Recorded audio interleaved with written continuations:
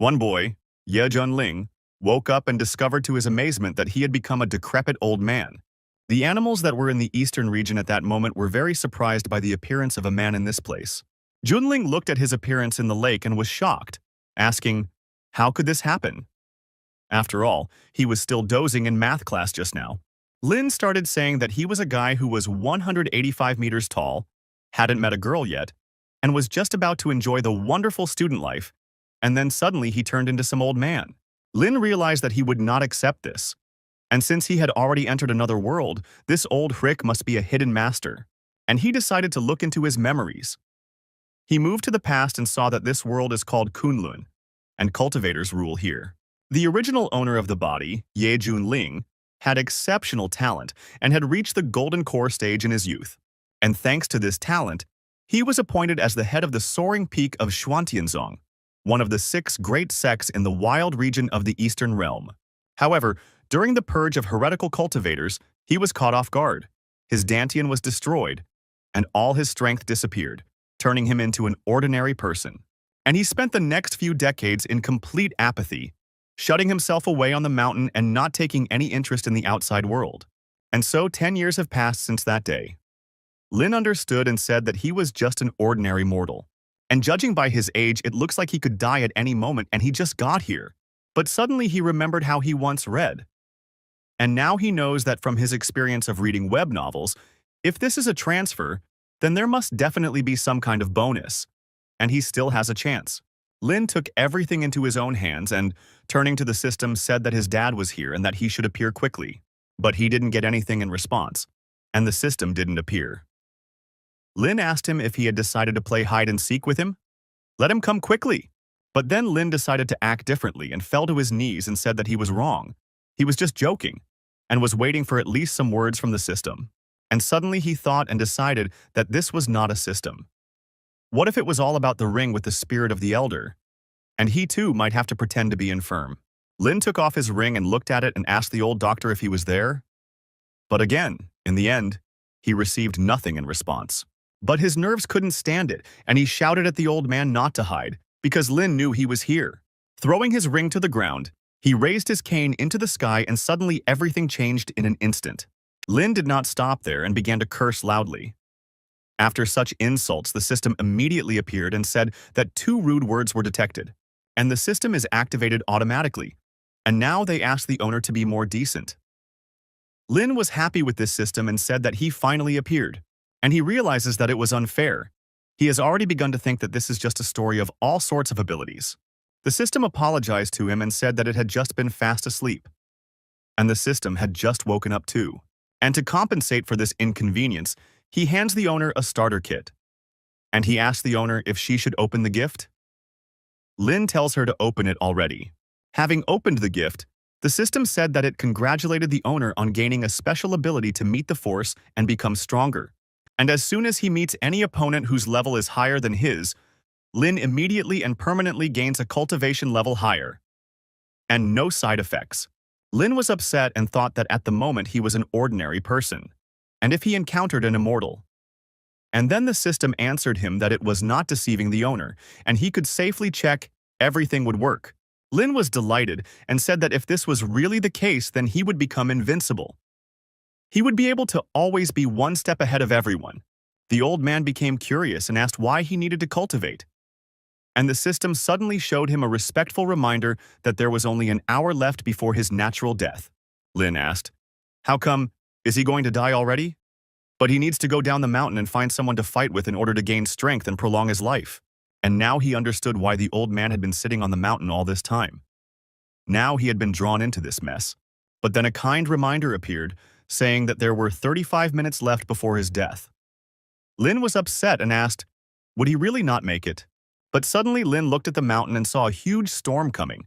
He asked, "What is it? A flock of monsters?"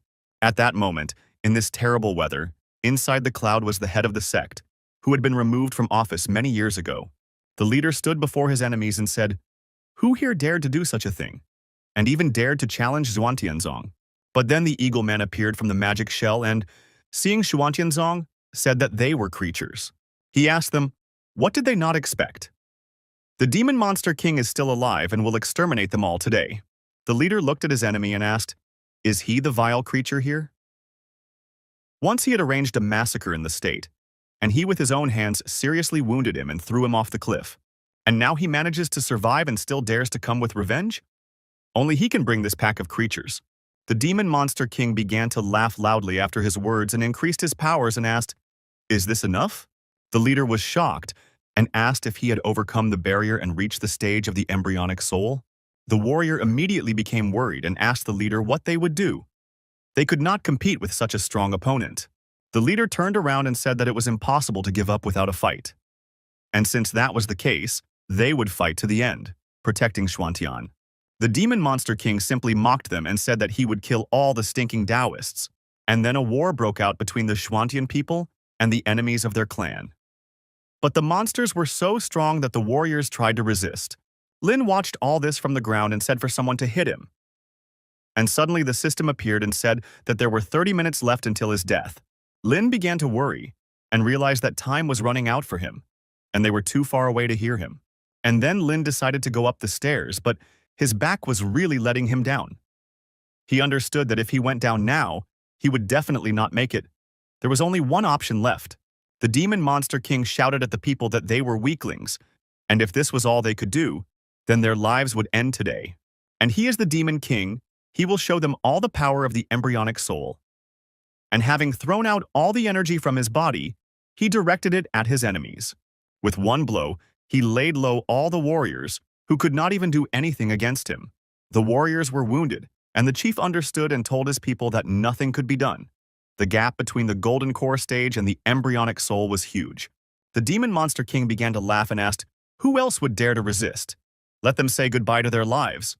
But suddenly Lin climbed the mountain and shouted to the demon of the monstrous king to look at him, and not to look around, because they were addressing him here. The demon monstrous king flew up to the old man and asked, is he tired of living? And does he allow insults towards him? Lin started asking the big bird to attack him, and he stands there, waiting for him. Lin was glad that he had arrived on time. And from the old man's memories, he learned about the loudspeaker in the house. It works on a key crystal. Otherwise, it would have disappeared. The demon monster king answered the old man that he had never seen such an old, impudent fellow before. But Lin immediately told him that now he saw it. The leader and his men looked at the mountain and wondered if this was elder brother Ye. The girl told him that it was unbelievable, the same legend from the floating peak. But the warrior said that he had not interfered in anything for decades. So why did he suddenly appear here? The leader replied that he might want to contribute.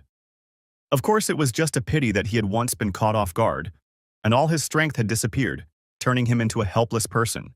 The Beast King demon heard the boy's words and asked, is Yeling teasing the Beast King now? He's just looking for death. And so this is that old useless junk? Asked the king of the demonic animals. Lin called the bird his grandson and said that he would eat him like a quail without cultivation. And if he was a man, then let him come. And suddenly the system told the owner that there were 10 seconds left before his death. Lin saw that this bird was very slow and talkative, and now he would probably die without a fight. The system began counting down the seconds until his death. But in the last seconds, the king of demonic animals attacked and said that since the old man wanted to die like this, he would crush him into dust. Lin was happy about this because he finally fulfilled his cherished wish. But the old man's eyes suddenly turned on and calculated some information. The system immediately said that an enemy attack at the initial embryonic soul stage was detected. The ability to meet the force is triggered. And now, the old man is getting stronger and gaining the power of the middle level of the embryonic soul. Lin immediately began to evolve. Lin looked at his fiery body and said, here comes the embryonic soul. The system answered him, of course she is a professional. Lin immediately used his fire technique against the bird's attack and didn't even give it a chance to die. The king of the demonic animals was very surprised and asked what was going on here. The leader and his men also closed their eyes and said that it was a very scary aura. And the girl asked, is junior brother Ye still alive? Lin suddenly transformed from an old man into a young warrior with powerful abilities in an instant. Lin said, this is it.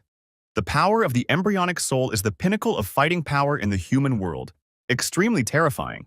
The demonic beast king asked if he was also at the embryonic soul stage, and he saw that he was even stronger than him. The leader and the other guys were shocked and even asked themselves, is this possible? Lin is a user of the power of the embryonic soul. So all these years he was only pretending to be broken.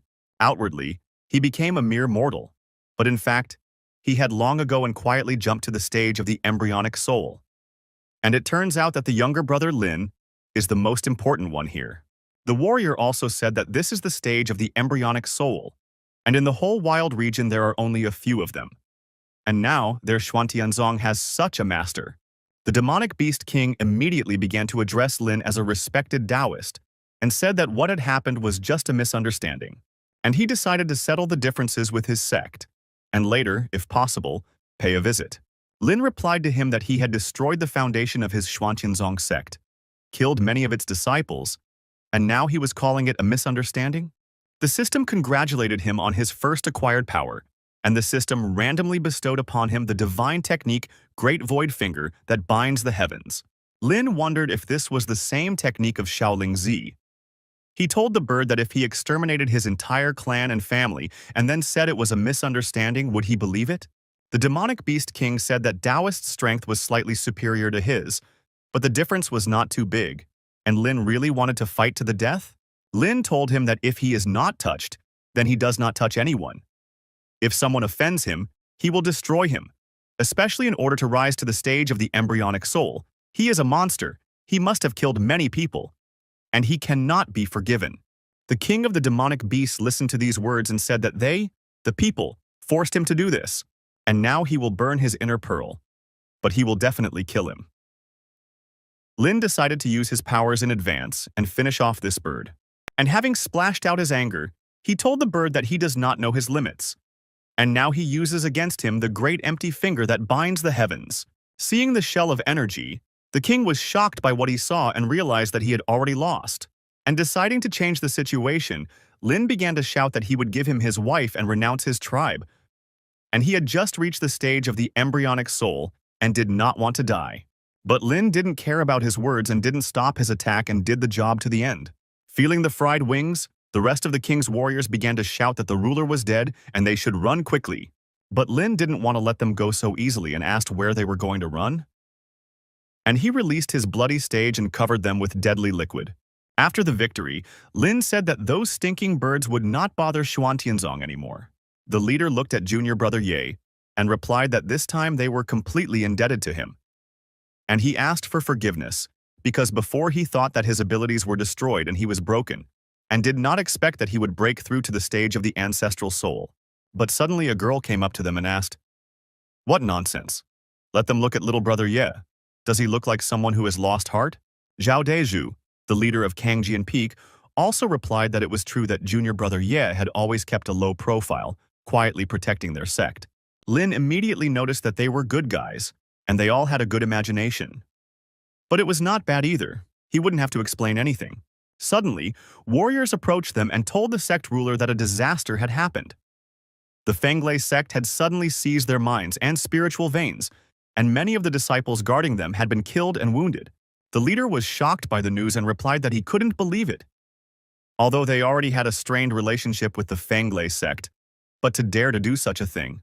And without these spiritual veins, their cultivation paths will be cut off and they will be doomed. And he told junior brother Ye that he was going to lead the disciples to get their resources back. What would he say about that?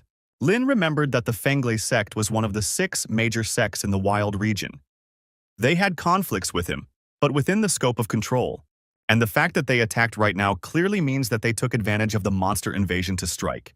There is no limit to their treachery.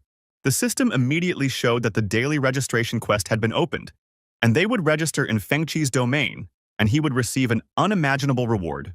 Lin saw that he had a mission again. He still had the ability to meet forces and become stronger, and it was time to attack their lair and start the massacre. Lin took charge and said that they would proceed according to their own plan, while he would go straight to the FEMBOi sect and eradicate them by the roots. The leader replied with surprise that this was very good, and junior brother Ye was damn powerful. Lin immediately went to solve the problems. The leader asked, "How many years have passed since Xuantianzong was so strong?" Jay replied to the sect leader that they had never been particularly strong, but now with peak leader Ye, they might be able to become the first of the 6 sects in the wild region. At this time, in the FEMBOi sect, one of the guys said that he didn't expect everything to go so smoothly. And after luring that monster to Xuantianzong, they waited for the right moment to get their hands on all of their spiritual veins. But the brother replied that with this way, they would soon be able to become the head of the sect of the entire wild region. But wouldn't that monster attack them too? The third brother asked the second, "Didn't he hear?" Today, a powerful guest from the Yuhua sect arrived in FEMBOi sect, so there won't be any problems. FEMBOi sect leader Chen Yunhai asked Elder Mu if it was true that his son Chen Xiao had performed well in the Yuhua sect and had already been accepted as a personal disciple by a certain lord. Elder Mu replied to Mr. Chen that he had come from Qingzhou for this very reason. His son had been noticed by Guiyang, taught the highest Tao, and his future was boundless. The chief was delighted and said that this was excellent. It meant that his son had the potential to become immortal. Another senior person told the sect leader to accept his congratulations. Elder Mu immediately took out a gift and told Chief Chen that this was the first-class Huayang pill that the chief's son had asked him to give to him. Chief Chen was surprised and said, "Huayang pill!" People started shouting that they were congratulating the sect leader. With this pill, he will definitely break through to the embryonic soul stage. Chief Chen was delighted and said that his son had not forgotten him. Today, they had a double celebration. Chief Chen told Elder Mu about that monster and promised that he would put this matter to rest along the way. And he greatly thanks Elder Mu. If it weren't for him accurately determining the level of that monster, they might have missed the chance to seize Xuantianzong's resources. But after these words, an unexpected explosion occurred, and one of the warriors began to shout that someone had broken through all their defensive formations. Lin came out of the smoke and asked, "So this is the FEMBOi sect?" The leader immediately asked him, "Who is he? Or has he already become bored with life, since he dared to break into the main hall of the FEMBOi sect?" Lin didn't hide anything and introduced himself and said that he had come specifically to their FEMBOi sect. All the warriors were shocked and said how powerful his aura was. And this is the embryonic soul stage. But the system told the owner that he had arrived at the FEMBOi sect's registration site, and it congratulated him, because he had obtained the seal of the human ruler and the Great Void technique. Lin was delighted after all, this was a familiar ability for him again. Chief Chen thought at this moment, is this guy really at the embryonic soul stage? And the FEMBOi sect shouldn't have attacked such powerful people, even though his name seemed familiar to him. Chief Chen asked the respected Taoist, what was the reason for his visit to their FEMBOi sect? Lin asked him in return, are they pretending to be fools? Haven't they heard of him? He is Yeling, the leader of the soaring peak of Xuantianzong, and they colluded with the Monster King and attacked his sect's domain. As punishment, the FEMBOi sect will cease to exist from this day forward. Chief Chen said that Yeling, it was him. He was once caught off guard and all his strength disappeared. How could he have entered the embryonic soul stage? And the chief understood that since Lin was here, it meant that the king of Greenbirds had already been killed. And then, like the damned Xuantianzong, they pulled it off.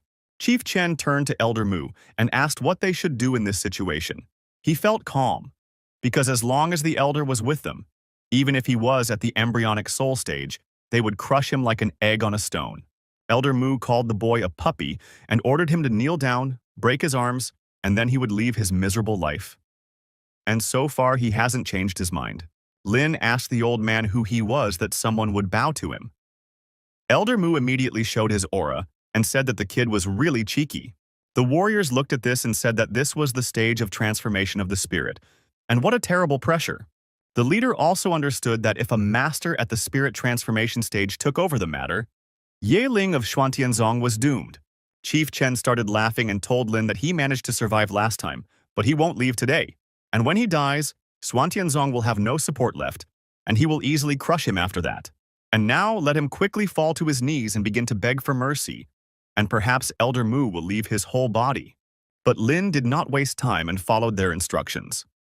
He decided to show what he was capable of, but Elder Mu saw that he was turning into a spirit and agreed. At the same time, on Xuantianzong's spiritual vein, the head and her team fought with the enemies and finished off almost all of them. The leader asked, Yuhua sect elder in FEMBOi sect. The enemy began to laugh and answered him. What did he think? Without the protection of the Yuhua sect, would they dare to so openly seize their Xuantianzong along with this monster? After all, The elder came to their FEMBOi sect because many years ago the heir to their sect entered the Yuhua sect in Qingzhou. Due to his outstanding talent, he attracted a lot of attention. Although even he knows how they dealt with that monster, he advises them to stop. Maybe then they will be allowed to stay alive and serve the FEMBOi sect. But the head did not talk to him any further and cut off his head, saying that there was no time. We must urgently go to the FEMBOi sect and save the head of Peak Ye. Su asked in surprise, could Peak Head Ye be able to resist the Yuhua sect? Che replied that it was impossible. The elders of the Yuhua sect were at least at the stage of spirit transformation. Compared to them, their embryonic soul could be considered a mosquito, and if necessary, he would give his life so that the Yuhua sect would leave Peak Master Ye alive. After all, he is their hope. At this moment, in the main hall of the FEMBOi sect, Ling began to laugh at their words. The leader of Chen told him that he was on the verge of death, and yet he was laughing. And this boy seemed to have already become paralyzed with fear in front of Elder Mu, who had reached the spirit transformation stage. With his pitiful abilities, he is not even worthy of wearing Elder Mu's shoes. Elder Mu told him that he was a small cultivator from a wild region, and he still dared to be impudent in front of him? His Zhuantianzong was no bigger than an anthill, and for the Yuhua sect, he's just a speck of dust that can be easily wiped off. And he's a total non-entity, unworthy of attention. And since he had already angered him, even if he knelt down to apologize, he would still destroy their Zhuantianzong sect. Lin was not afraid of anything at this moment and told the elder to get started already and not waste time. And also, spirit transformation is just nonsense. If he's so cool, then challenge him to a fight. Whoever runs away is the grandson. Elder Mu couldn't stand such humiliation and pounced on him, shouting that the kid wanted to die. At this moment, Chief Chen understood that after Qiling's death, the Zhuantianzong sect would still remain their prey. The system immediately said that an attack by a late-stage spirit transformation enemy had been detected. And now the passive effect is activated, meeting the power becomes stronger. And the cultivation at the peak of the spirit transformation stage is obtained. Lin used his new techniques against the old man and asked, "Is spirit transformation all?" Elder Mu was shocked by what he saw and saw that his attack would do nothing. And it turns out that the boy is also in the spirit transformation stage. Chief Chen started shouting and asking, "How is this possible? Some pathetic Zhuantianzong, and suddenly they have such a master?" Elder Mu said that this Zhuantianzong was incredibly cunning. They hid all this. And in this poor wild region, how can there even be a local cultivator who has reached the stage of spirit transformation and at its peak? After all, even in a wild region, an embryonic soul is enough to become the founder of a sect and ensure its existence for thousands of years. But the stage of transformation of the spirit has never happened here. This guy is still so young, but he has already reached such a level. But how is this even possible? Chief Chen asked the elder. What should he do now? Let him save the FEMBOi sect. Elder Mu told him not to panic. And let him not forget, he is from the Yuhua sect in Qingzhou. His immortal methods are incomparable to his. Lin asked the old man if he really thought his technique was superior and immediately showed him his middle finger, mocking Elder Mu. Elder Mu got angry and shouted, "This is nonsense! The level of their small sects cannot compare to the greatness of the Yuhuang sect. And now he will show him the highest technique of the earth." And he used his palm of the green tree. The warriors looked at him in surprise and said that they had nothing to say. The Yuhua sect does not bear its fame in vain. Such earth technique is powerful. And also the techniques of mortals, spiritual, mysterious. In the wild region, the technique of the spiritual level is already a treasure. And here is the earthly level. Elder Mu told the boy that dying at the hands of an elder was a great honor for a cultivator of his level. But Lin extended 2 fingers to the side and showed a stream of fire energy and said that these were just small tricks. And the old man still dared to brag here? Lin didn't waste any time and used his seal of tabs and people and completely destroyed Elder Mu's attack with one move. And above him appeared his most powerful spirit of fire, which destroyed everything in its path with just one movement. People were shocked by what they saw and asked, "What kind of technology is this? Is it really higher than the divine level?" Lin continued to use his techniques and said that the imprint would shine above the earth, and the ruler of the people was adamant. Elder Mu was completely exhausted because this boy's strength was higher than his, and he couldn't handle this attack. Elder Mu began to beg him to stop and asked him to spare him. Lin asked, "So what if it's the Yuhua sect? If he's not touched, he won't touch anyone. And if someone offends him, he'll destroy them. And if they dare to attack, he'll wipe them out. Elder Mu told him that if he died, his sect would be completely destroyed. And he, as the culprit, would suffer even more. Lin listened to his words and asked the elder, why did he still dare to threaten before his death? If that's the case, then let him disappear. Using his fire arrow, he aimed it straight at the elder's body and finished him off. At this moment, Chief Chen had already fallen to his knees and said that everything was a misunderstanding. They were ready to submit and serve him, and they will follow the Lord and become his servants. But Lin answered them that they are not worthy even to be his dogs. Chief Chen told the Lord that his son Chen Xiao had the potential to become an immortal. He had already been accepted into the Yuhua sect as the Lord's personal disciple. Would he dare to offend him? Let him not make mistakes. Lin heard that his son had the makings of an immortal and said that it was perfect. He repeats that if he was offended, he will destroy the enemy. Their FEMBOi sect was the first to attack Xuantianzong, and he had said before that they would cease to exist today. And he always keeps his word. Lin did not spare anyone in this place and decided to destroy everything down to the last house and people. Finally, Chief Chen said that today's blood grudge would be avenged 1,000-fold by his son. Lin watched everything burn and saw a box fall from the fire. Lin said that then he would wait for his son to come and bring him more experience. But looking at the sky, he saw a virtual neon.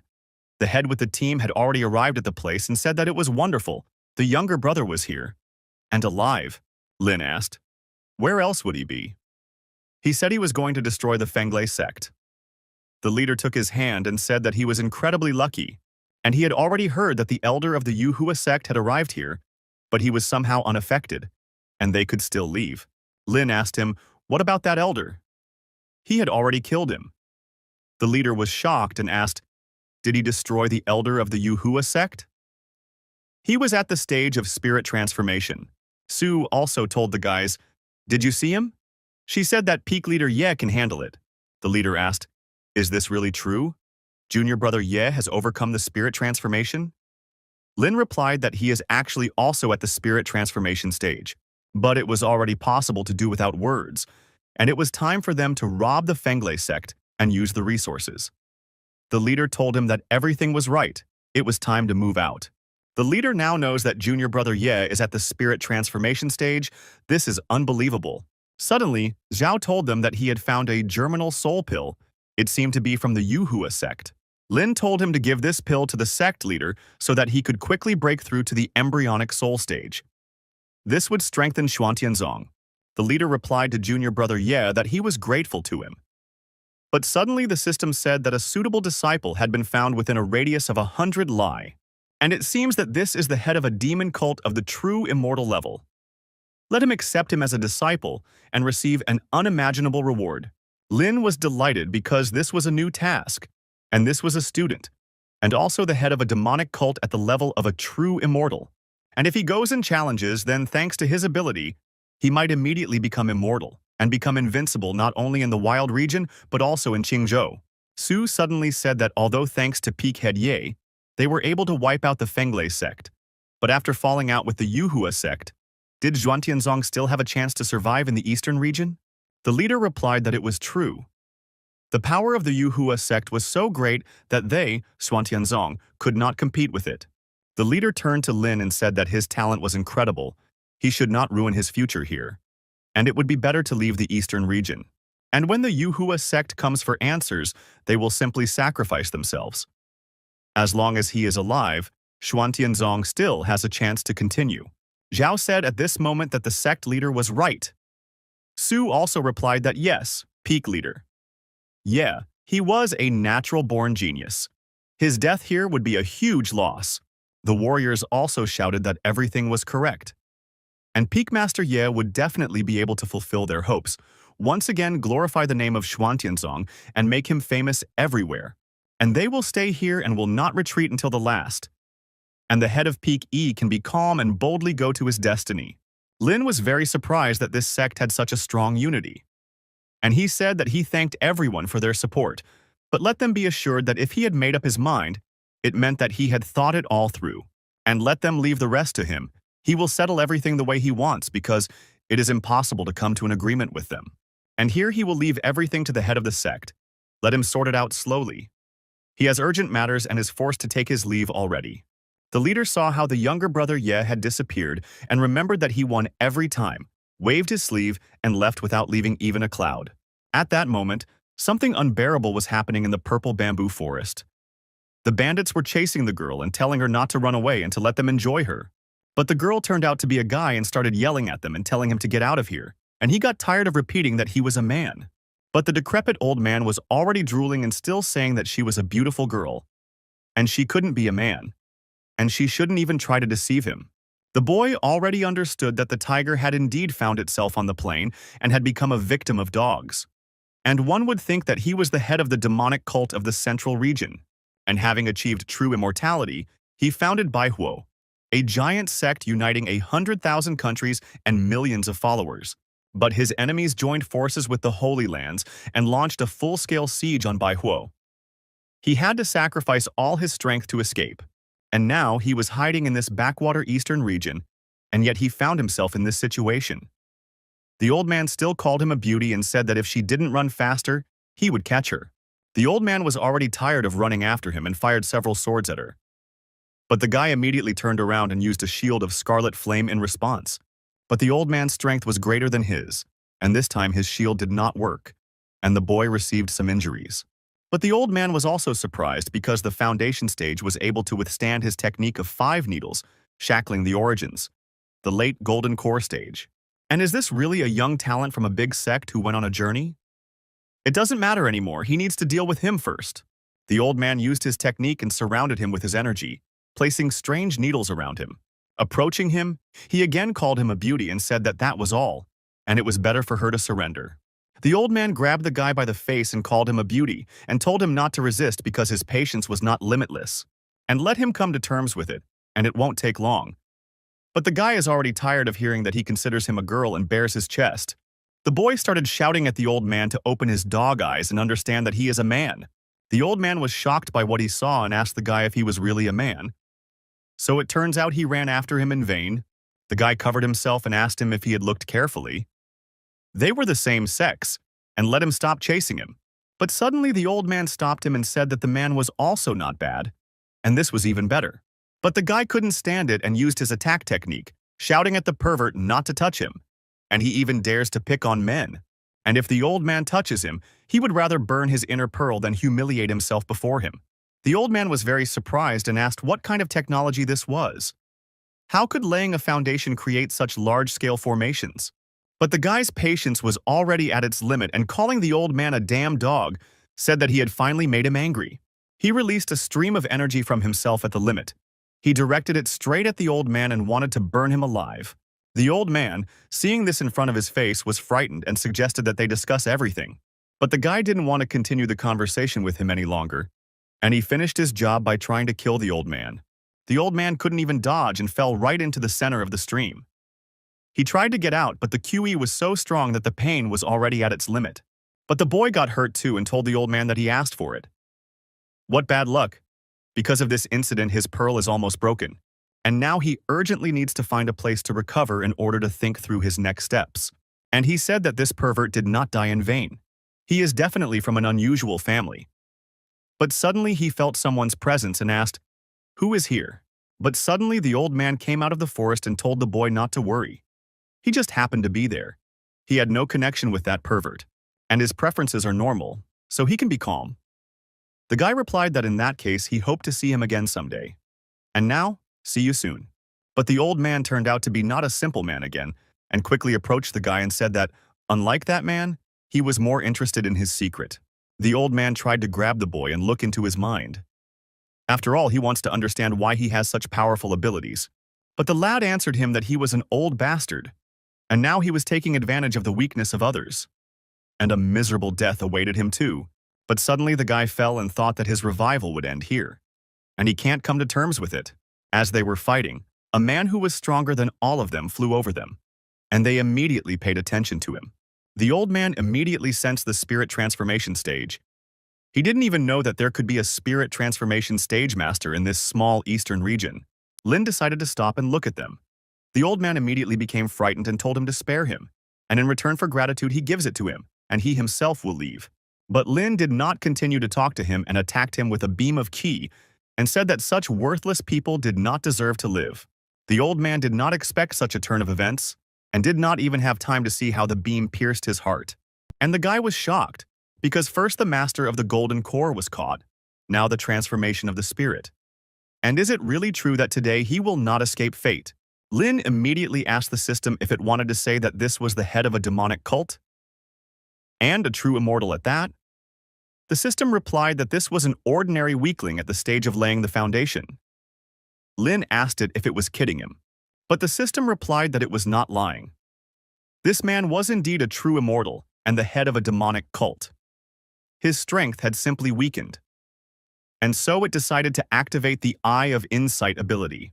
After some analysis, she showed that this guy's name is Hong Qianye, and the initial stage of laying the foundation, and the talent is Divine Fire King. Lin looked at all his characteristics and made sure that everything was so. And this is snow-white skin, refined features, long hair, and seeing him, many women would envy him. Anyone would mistake his gender. Hong was wary, because Lin was looking at him with that strange look, and he thought that he too preferred men. But Lin knew that although he was currently at the stage of laying the foundation, with his talent and experience, it would be easy to regain his former strength. Accepting him as a disciple was a sure bet. Lin told the boy that he could see that he had an exceptional bone structure. He was a real talent. From that day on, he would take him on as an apprentice. All he had to do was agree. Hong was very surprised and asked the stranger if he wanted to take him as a student. And he even thought that he was also hunting for his secret. And is it true that his artifacts and luck can't compare to what he has? And with his cultivation, they wouldn't even let him into the backyard of his sect. And some stage of the spirit's transformation wants to be his teacher. It's even a bit naive. Lin asked him what happened. And judging by his face, he doesn't really want to be his student. In fact, Hong thought that he was not worthy of being his teacher. But now he did not have enough strength to cope. And while he has a chance to survive, there is no need to rush. When he regains his strength, he will turn the situation around. He knelt down and said that the disciple Hong greets his teacher. And to be a disciple of such a teacher is the greatest honor in his life. And he didn't care, because it was just a show for the public, just a formality. And when the time comes, he will definitely regain his lost dignity. Lin accepted him and told his disciple that it was good and that he should rise. From that day on, he would call him Xiao Hong. Hong didn't really like the name, but for the sake of his own salvation, he told his mentor that he agreed. Lin noticed that this guy was too obviously hypocritical. But no matter, with his ability to meet strength and become stronger, he was not even afraid of his betrayal. The system immediately appeared and told the owner that it congratulated him on the completed task. And he received the automatic training function as a reward for this. Seeing this, Lin already decided that he could become stronger just by lying down. But the system did not finish there and said that he received a coffin that would be removed as the owner's level increased. And now it is a third-level artifact. Lin thought that from what he remembered, abilities and techniques had stages of mastery, initial level, partial mastery, full mastery, and mastery. And at each stage, the power of the effect can increase 10 or even 100 times. The system said that this is the ability to bury the heavens and the earth, destroying all creatures. And also the talent of the master's disciple is discovered. The system offers a free upgrade package. And as a reward for the fire technique, 3,000 fiery flames. And another reward is the fire source pill, and this is for restoring the fire root and forming an unrivaled foundation. Lin realized that this reward, the coffin raking the sky, was clearly created to challenge the laws of the universe. And I wonder what kind of power he will achieve when he rises to a new level.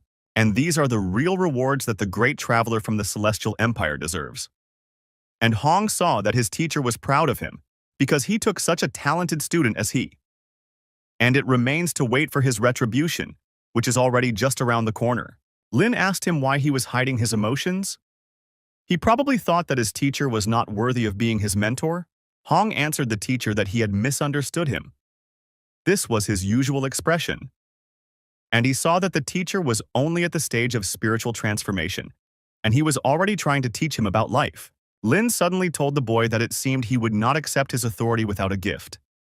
And here was a technique for him in honor of their apprenticeship. Let him study hard. Hong accepted everything and thanked the master. But in his mind, he wanted to see what kind of nonsense this provincial master at the stage of spirit transformation could offer him. Taking the book, he read its title, 3,000 Fiery Tribes, and it seemed to him that the title was too pretentious. But when he looked at the book and saw the true name of the 3,000 Fiery Tribes, he was shocked, and he even thought how this was possible. He immediately realized that this technique of violent flame fury, with which he achieved immortality, was already considered the highest fire technique of the central region. But compared to this 3,000 captive tribes, it's just trash. This technique completely turned his understanding of fire magic upside down. It's definitely an immortal-level technique, maybe even a legendary saint-level technique. Hong realized that with this technique, his strength would grow incredibly. Returning to true immortality no longer satisfies him. Lin said that judging by his face, he was pleased with the gift of technology. Hong turned around and thanked him for the technology, and it turned out to be extremely useful. But he wondered where this mentor got such luck to stumble upon such a rare technique. But Lin didn't stop there and said that since Hong had mastered the technique, here is a pill to help him. Hong was shocked to see this and asked, "Is this the source of the fire? And all this for him?" Hong knew that the fire source was a divine pill for fire cultivators. It had incredible effects and was so valuable that even immortals would fight for it. But how could a spirit transformation stage master obtain these things? Even in his prime, he couldn't get his hands on such things. Lin asked Hong if he doubted the gifts of his teacher. Hong replied that he did not doubt them at all, and to be his disciple was the greatest honor for him. Hong thought that Lin didn't understand how rare these techniques and pill were. He must have accidentally found them in some ancient heritage. Now he had to control himself. But Lin saw that this demon cult leader was constantly making up something, changing his expression, and he turned out to be a funny student. Lin told him to let Hong take the pill and he would guard him himself. The boy agreed and thanked his mentor. Hong immediately began to use the pill. After eating it, he immediately began to improve in his levels. Lin knew that the stage was the initial foundation stage, middle stage, late stage, peak stage, full mastery stage, golden core stage, and others. And this guy is a true immortal, reproducing powers. Half an hour, and he reached the embryonic soul. And this is a very good start. Hong also couldn't believe that he had broken through so quickly. And once he returned to the central region, he would definitely wash away all his shame. After a while, Hong finished and told the teacher that he must have disturbed him. It was impolite of him. Lin replied that it was okay, and it was time for them to return to the sect, and he would introduce him to his elders. In the evening, at the main hall of Xuantianzong, people said that Peak Yi's leader was incredibly strong. He destroyed the embryonic soul with one finger, twice saved their land from complete destruction. And they even feel a little sorry that at one time he did not understand his power and did not become his disciple. Now he would be a disciple of the soaring peak, and with his strength, the standards for the students are probably high. And even they are wondering who is suitable for him? And at that moment, Lin returned home. People shouted that Peak Chief Ye had returned, and when they saw another guy, they asked who was with him, and they thought Hong was a beautiful girl. The warriors could not calm down and said where such a beauty came from and why she was so close to the head of Peak Yi. Hong immediately noticed that this cultivator clan was too weak. They weren't even fit to become servants in his Baihuo. The leader immediately met the younger brother Ye and asked who was with him. Lin introduced them and replied that this was his new disciple. Let the disciple greet the leader of the sect now. The leader was shocked to hear about the disciple and made an incomprehensible face. And Su was displeased because the leader of the peak took such a beautiful girl as a disciple.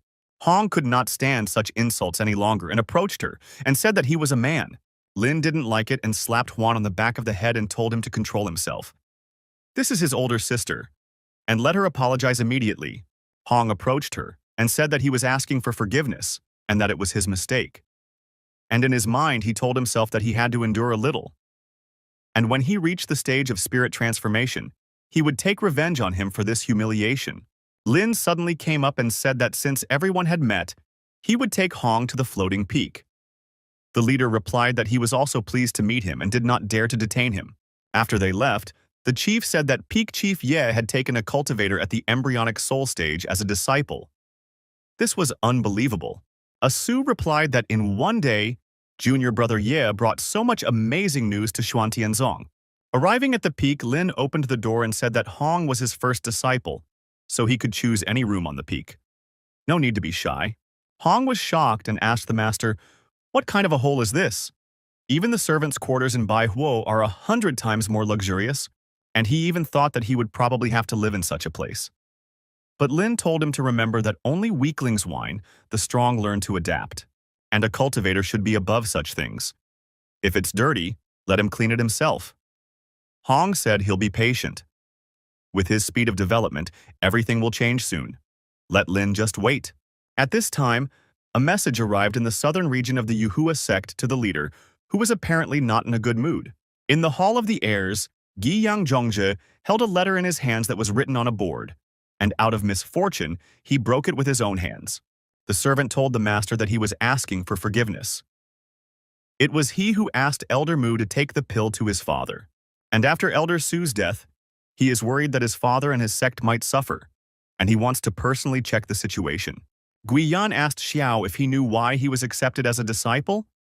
The boy replied that it was because of his solar immortal body and his potential for immortality. Guiyan said that this was only part of it. The second reason was that he saw great ambition in him. His desire for power should not be limited by family ties. There is little time left before the competition of the heirs students. He must prepare. Let him defeat other disciples and become the best, and the sect will increase its support for him. This is his only chance, and none, but he doesn't want to hear it. He will send people to the eastern region to check the situation. His task is to focus on victory. She replied to the master that he understood everything, and he would not let down the master's expectations. The next day, Lin was resting on the floating peak and asked his student if he was ready. He had been waiting for him for a long time. Hong prepared the food and told the teacher that he was ready and would bring everything now. Hong noticed that the master only had food in his head. How could this spirit transformation stage master think about food? Yesterday, he lectured him on adaptation, and today he was enjoying it himself. Lin started tasting everything and said that this meat, these beans, are just a miracle, and very tasty, and the spices from the system are just a masterpiece. Lin told the student to try it too and not to be shy. Hong told the teacher that he had long ago reached a state where he could not eat. He was no longer interested in food. Lin was surprised and asked him, why is he refusing the mentor? In cultivation, you also need to enjoy life. Let him try at least a piece. Hong told the teacher that he would try it only because he insisted. But he saw that Lin was just an old guy, and he didn't understand what was wrong with the food. But Hong, having tried a piece, was delighted and felt that it was an incredible taste, and so delicious that he has not felt such happiness since childhood. Lin saw his face and asked why he was crying. Hong remembered that as a child he was always hungry and dreamed of trying meat at least once, and when he first ate it, it was happiness beyond words. But since he embarked on the path of cultivation, he had forgotten what it was like to simply live and enjoy simple things. And his mentor was right. If cultivation deprived him of simple pleasures, what was the point, he thought? Lin noticed that his disciple had broken through again. Embryonic soul initial stage, middle, late, peak, full level of spirit transformation. And this guy even managed to level up on food. He has an incredible talent. Hong opened his eyes and noticed that he had started to break through again, and he didn't even know it. Lin told him that he congratulated him on his spirit transformation.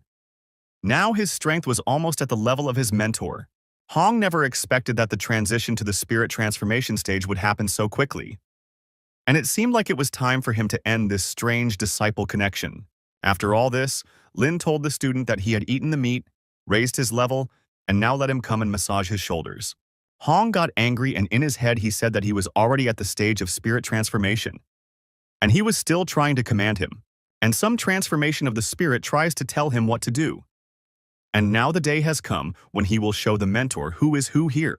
After trying to attack his mentor, a servant suddenly came and said that he had a report to Peak Head Ye. The servant told Peak Head Ye that sect leader asked him to come to the assembly hall. He said there was an important matter to discuss. Lin was surprised to say that it had only been one day, and already a new job?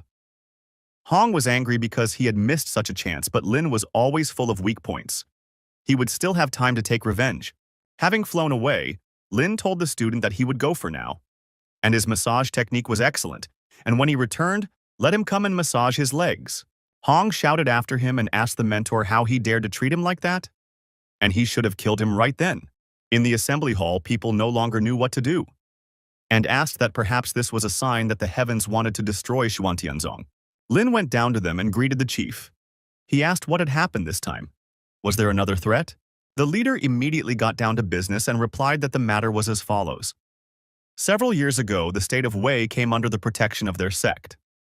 And recently, a message was received from there asking for help. They reported that strange events were happening all over the country, resulting in people dying en masse. The corpses looked horrible with all the blood sucked out of them. These phenomena are becoming more frequent, covering vast territories. Some cities with a population of 1 million people have completely died out, and he assumed that it was the work of demons and sent disciples there to investigate. However, none of them have returned yet, and this morning a new message came in. The situation has worsened. The phenomena are spreading to neighboring states. If this continues, the wild region will end up in chaos.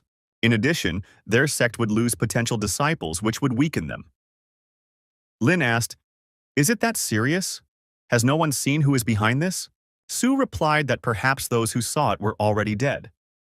If the situation continued to develop, Xuantianzong might fall into decline, and the wild region is already poor in cultivators. Even the nascent soul stage is rare here, and the Wei state is on its outskirts. But Lin asked, what kind of enemy is so strong that they didn't even get an answer from the disciples? And suddenly the system told the master to find the source of the problem in the state of Wei and eliminate it. And after completing it, he received an unimaginable reward.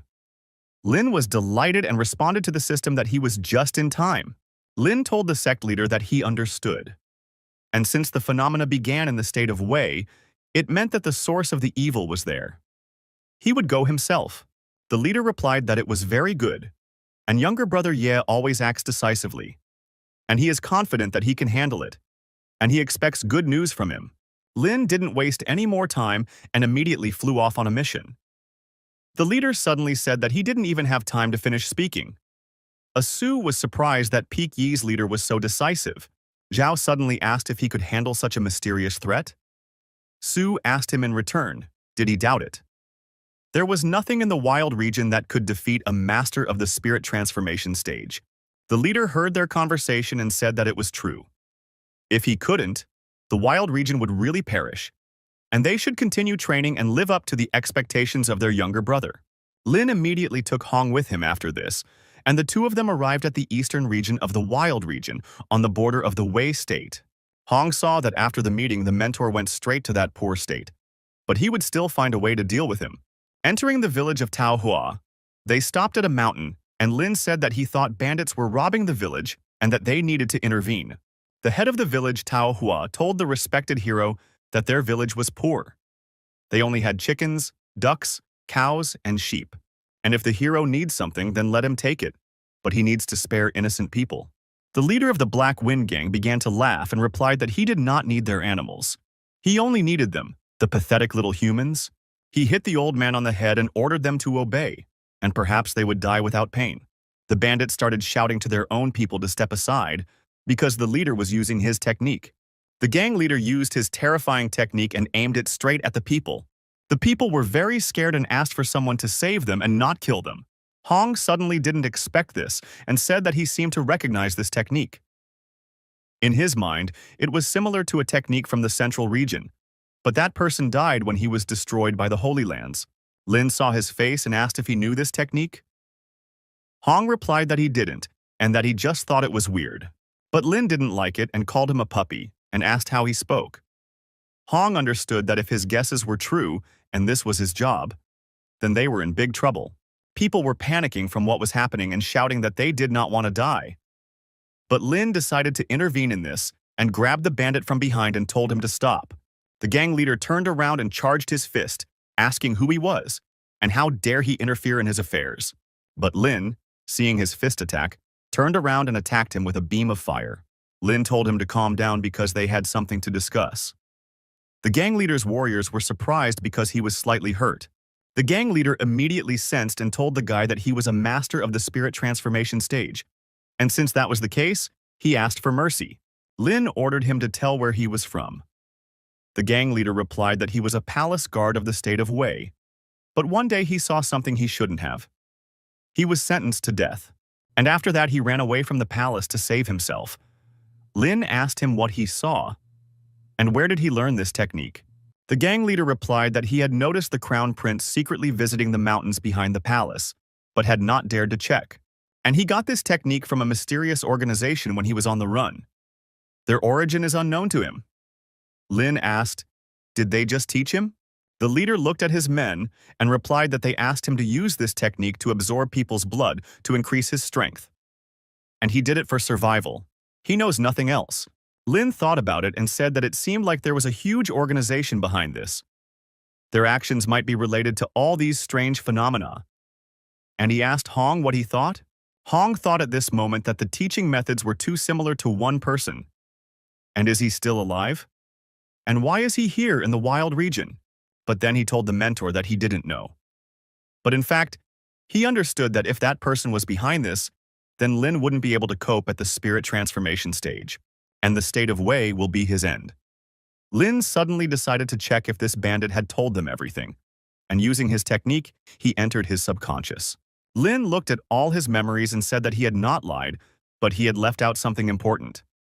And now they had to go to the Wei Imperial Palace urgently. But Hong decided not to leave any evidence behind and used a finger attack and burned all the bandits alive. Seeing the face of the mentor, he asked, "Did his student do something wrong? Didn't those bandits deserve to die?" In fact, Hong had endured his humiliation for so long that it was heavenly mana to vent his anger on someone. Lin replied that no, and he was a good man. The people were also happy and shouted that the two immortals who had driven out the villains and carried out the will of heaven would forever remain in the hearts of the villagers. At this time, Emperor Wei said that in recent years the population of Wei had decreased by a third. In a little while, his entire country would be destroyed by this darkness.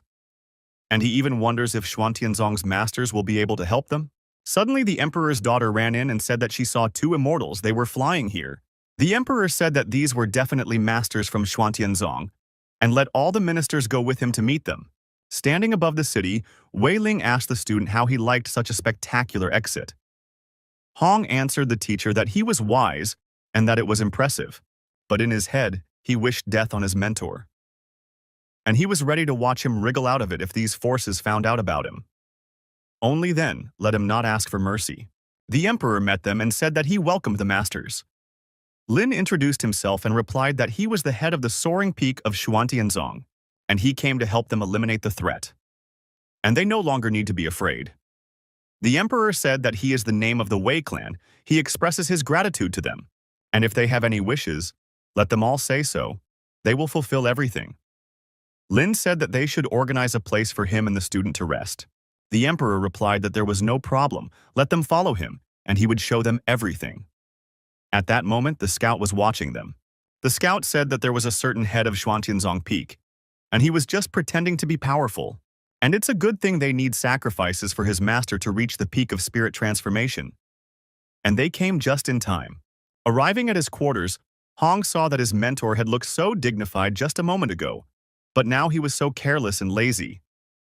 How did he even reach the stage of spirit transformation, he wondered.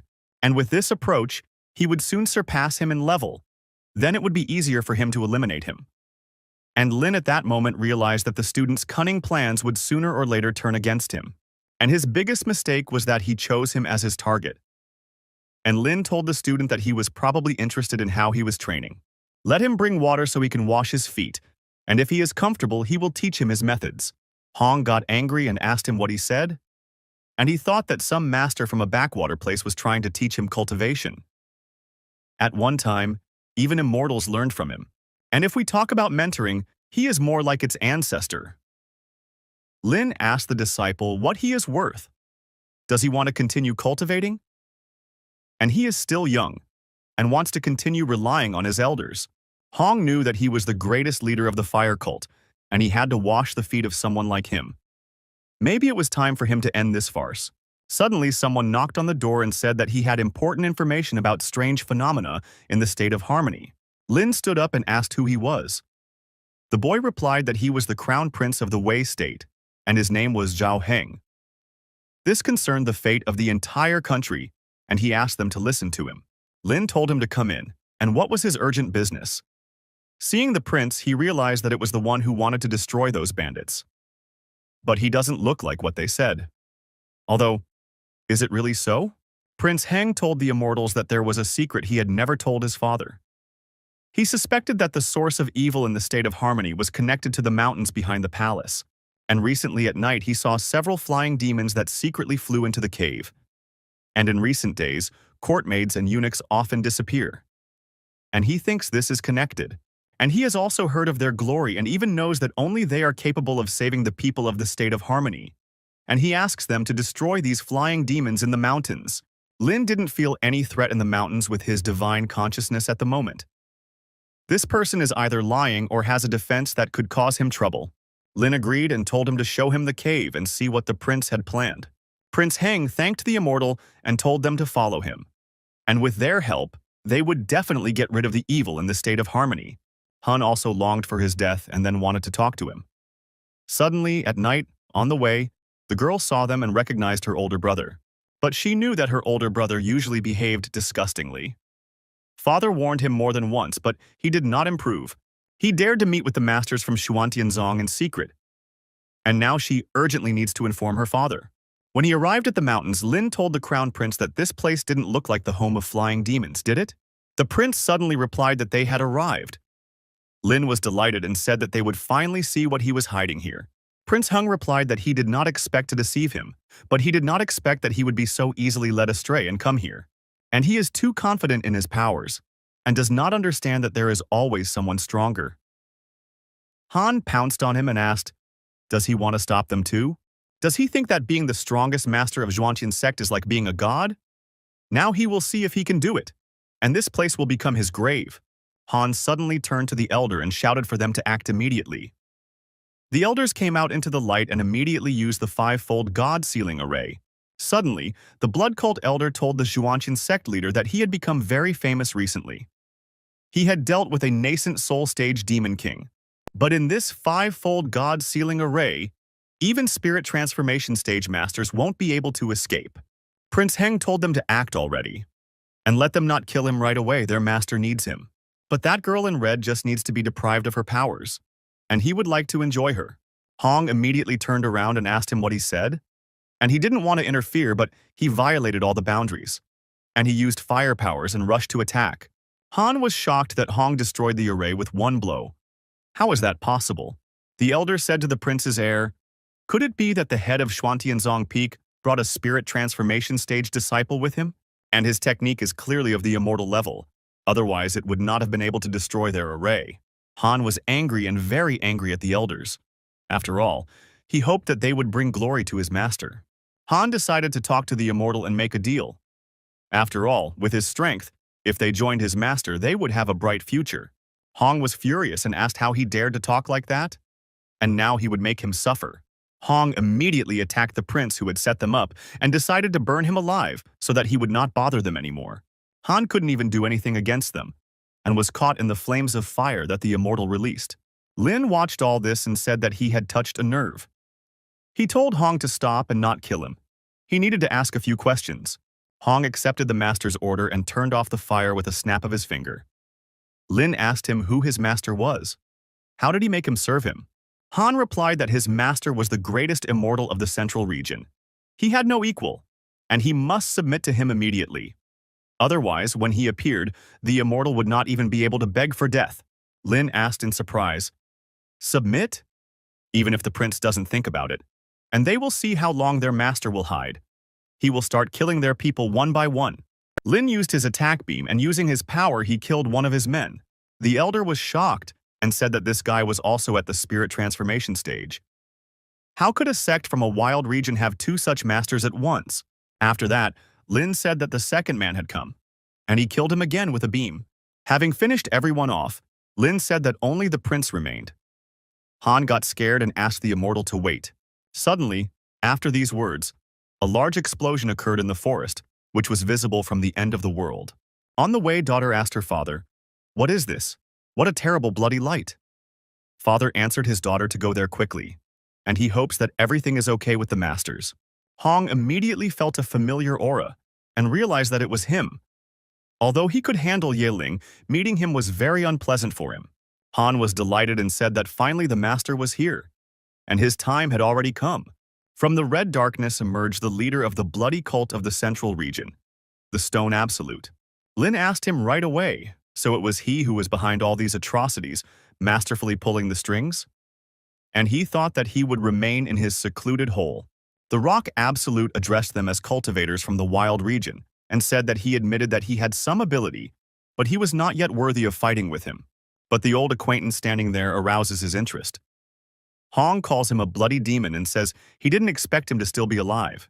Lin immediately thought, what is Hong's connection with this guy? The Stone Absolute came up and asked in surprise, Blood Demon? He hadn't been called that since he was surrounded by the Holy Lands of the Central Region 200 years ago. I didn't expect that he still remembered it.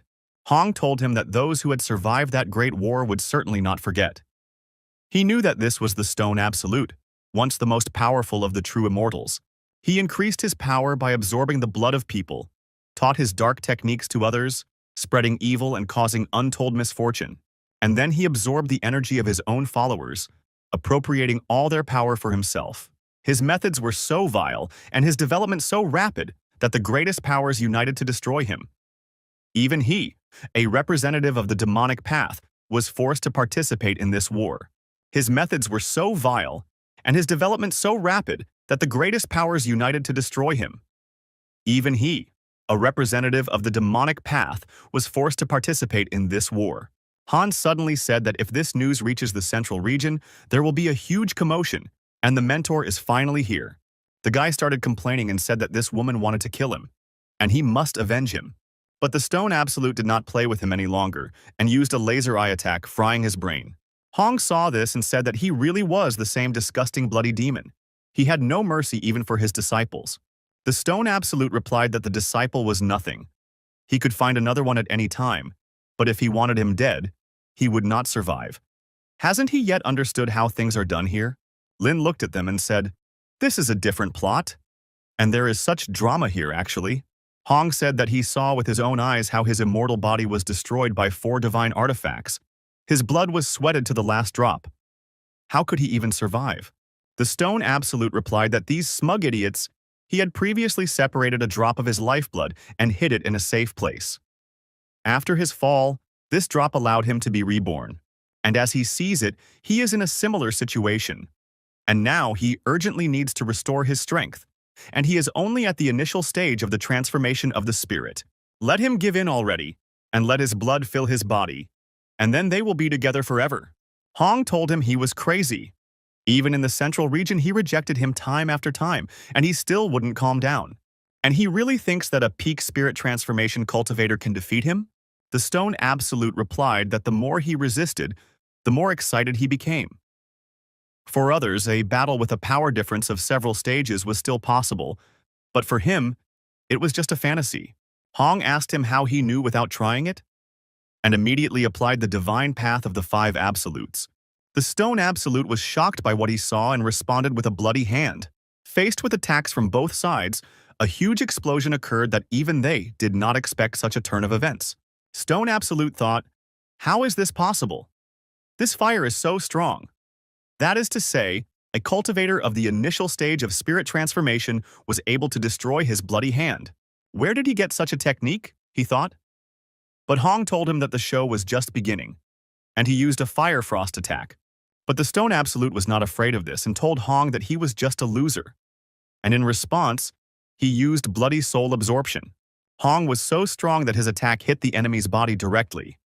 The Rock Absolute asked, what kind of fire technique is this? Is it so sinister? But he decided to act differently, and by releasing his technique, he allowed an ice attack. The Stone Absolute told Hong that he really was the one he had once singled out. Impressive even. And did he really receive an incredible legacy during his escape from the central region, or become a disciple of some powerful master? Hong replied that it had nothing to do with him. With this technique, he was already on his way to reviving his fame in the central region. He understood that with the reinforcement of 3,000 fiery flames, even someone like him, who had once held the entire central region in fear, could not cope with him now. But he can't let him know that he got this technique from a spirit transformation stage cultivator from the wild region. The Stone Absolute said that if Hong allowed him to develop further, even he would not be able to control him. Of course it's a pity, but this is where it will all end. And now he will learn the true power of his immortal body. Meanwhile, in the city of the state of Harmony, people were screaming in pain and asking someone for help. And they can't die. At that moment, the Stone Absolute was sucking the strength out of them. But in Wei's territory, the Stone Absolute was filled with strength and said that this feeling was great. These people have been his food for a long time. If he wants, he can instantly devour them, increasing his strength. Lin told Hong not to delay with him and finish him quickly. The disciple told the teacher not to tell him what to do, but Hong thought how he ended up in this situation. He had hoped that Lin would not be able to handle the blood demon and asked him for help. Then he would have intervened with honor. And now the situation is such that it seems that even he will not be able to come out of this fight unscathed. This is the energy of fusion. The Stone Absolute remembered that, relying on this body, he had once fought against powerful cultivators of both the righteous and demonic paths, and was not inferior to them in any way. And even several elders from the Holy Lands who used immortal artifacts were unable to completely destroy his immortal bloody body. And today, his immortal body has been restored to 70%. When he absorbs all the living creatures of the wild region, he will reach his full strength, and then even the central city will not be able to resist him. And Hong, he gave a chance if he got to this point, then it's entirely his fault, so he'll die. Hong saw that this bastard had reached the fusion stage. And now, things were bad. He immediately used the violet flame that burns the sky. Hong did not slow down, and during the battle, using an attack, he made it so that the Stone Absolute would know what it was. Hong's attack was successful. Even the Stone Absolute was injured. But the boy understood that fighting against a stronger opponent in such conditions meant certain death. All that was left was to burn Dantian and fight to the death, and immediately use the attack of golden flame that pierces the sky, and the furious flame of the dragon. But the Stone Absolute said that it was useless. There was no point in trying to resist. His attacks were nothing more than a slight itch for his immortal body. Stopping Hong's attack, he loaded his fists for a counterattack and said, "This is the end." Hong saw that even his strongest technique couldn't hurt him. What should he do next, he thought. But he did not lose heart and used the golden flame shield. But the Stone Absolute did not slow down, and while striking, he shouted for him to die already. The Stone Absolute dealt powerful blows and easily broke through Hong's defense. At that moment, the Emperor came to the mountain, and seeing how they were fighting, he was very afraid for the immortal. The girl asked her father what kind of monster it was. How scary. The Emperor thought that it was the source of the evil that had destroyed the state of Harmony. Even an immortal could not cope with it. Was his country doomed, he thought? Standing up, Hong wondered if this was the end of his journey to immortality. He had mastered this technique with such difficulty, but he couldn't just give up. And should he really ask for help from this damn Yeling? And admitting that he is worse than him, that is already a disgrace. Besides, he is only at the peak of spirit transformation, which is not comparable to the fusion stage. Can he help in any way? The Stone Absolute said that they, the cultivators, were seeking eternal life.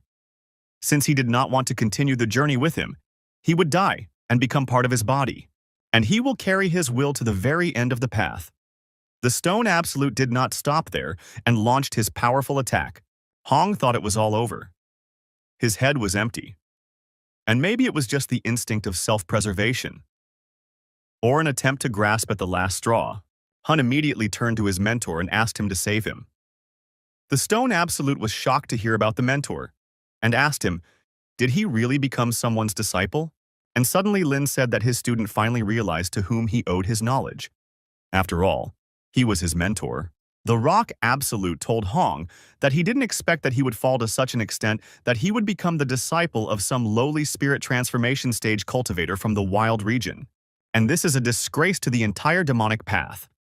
Hong understood that even though Lin was constantly using him, he was still his savior. But now that he has come out against the Stone Absolute, he is afraid that trouble awaits him. Lin asked if he could consider that the enemy was looking down on him. The Stone Absolute replied that the ant did not know how high the sky was, and at one time, he could have drowned him with a single spit.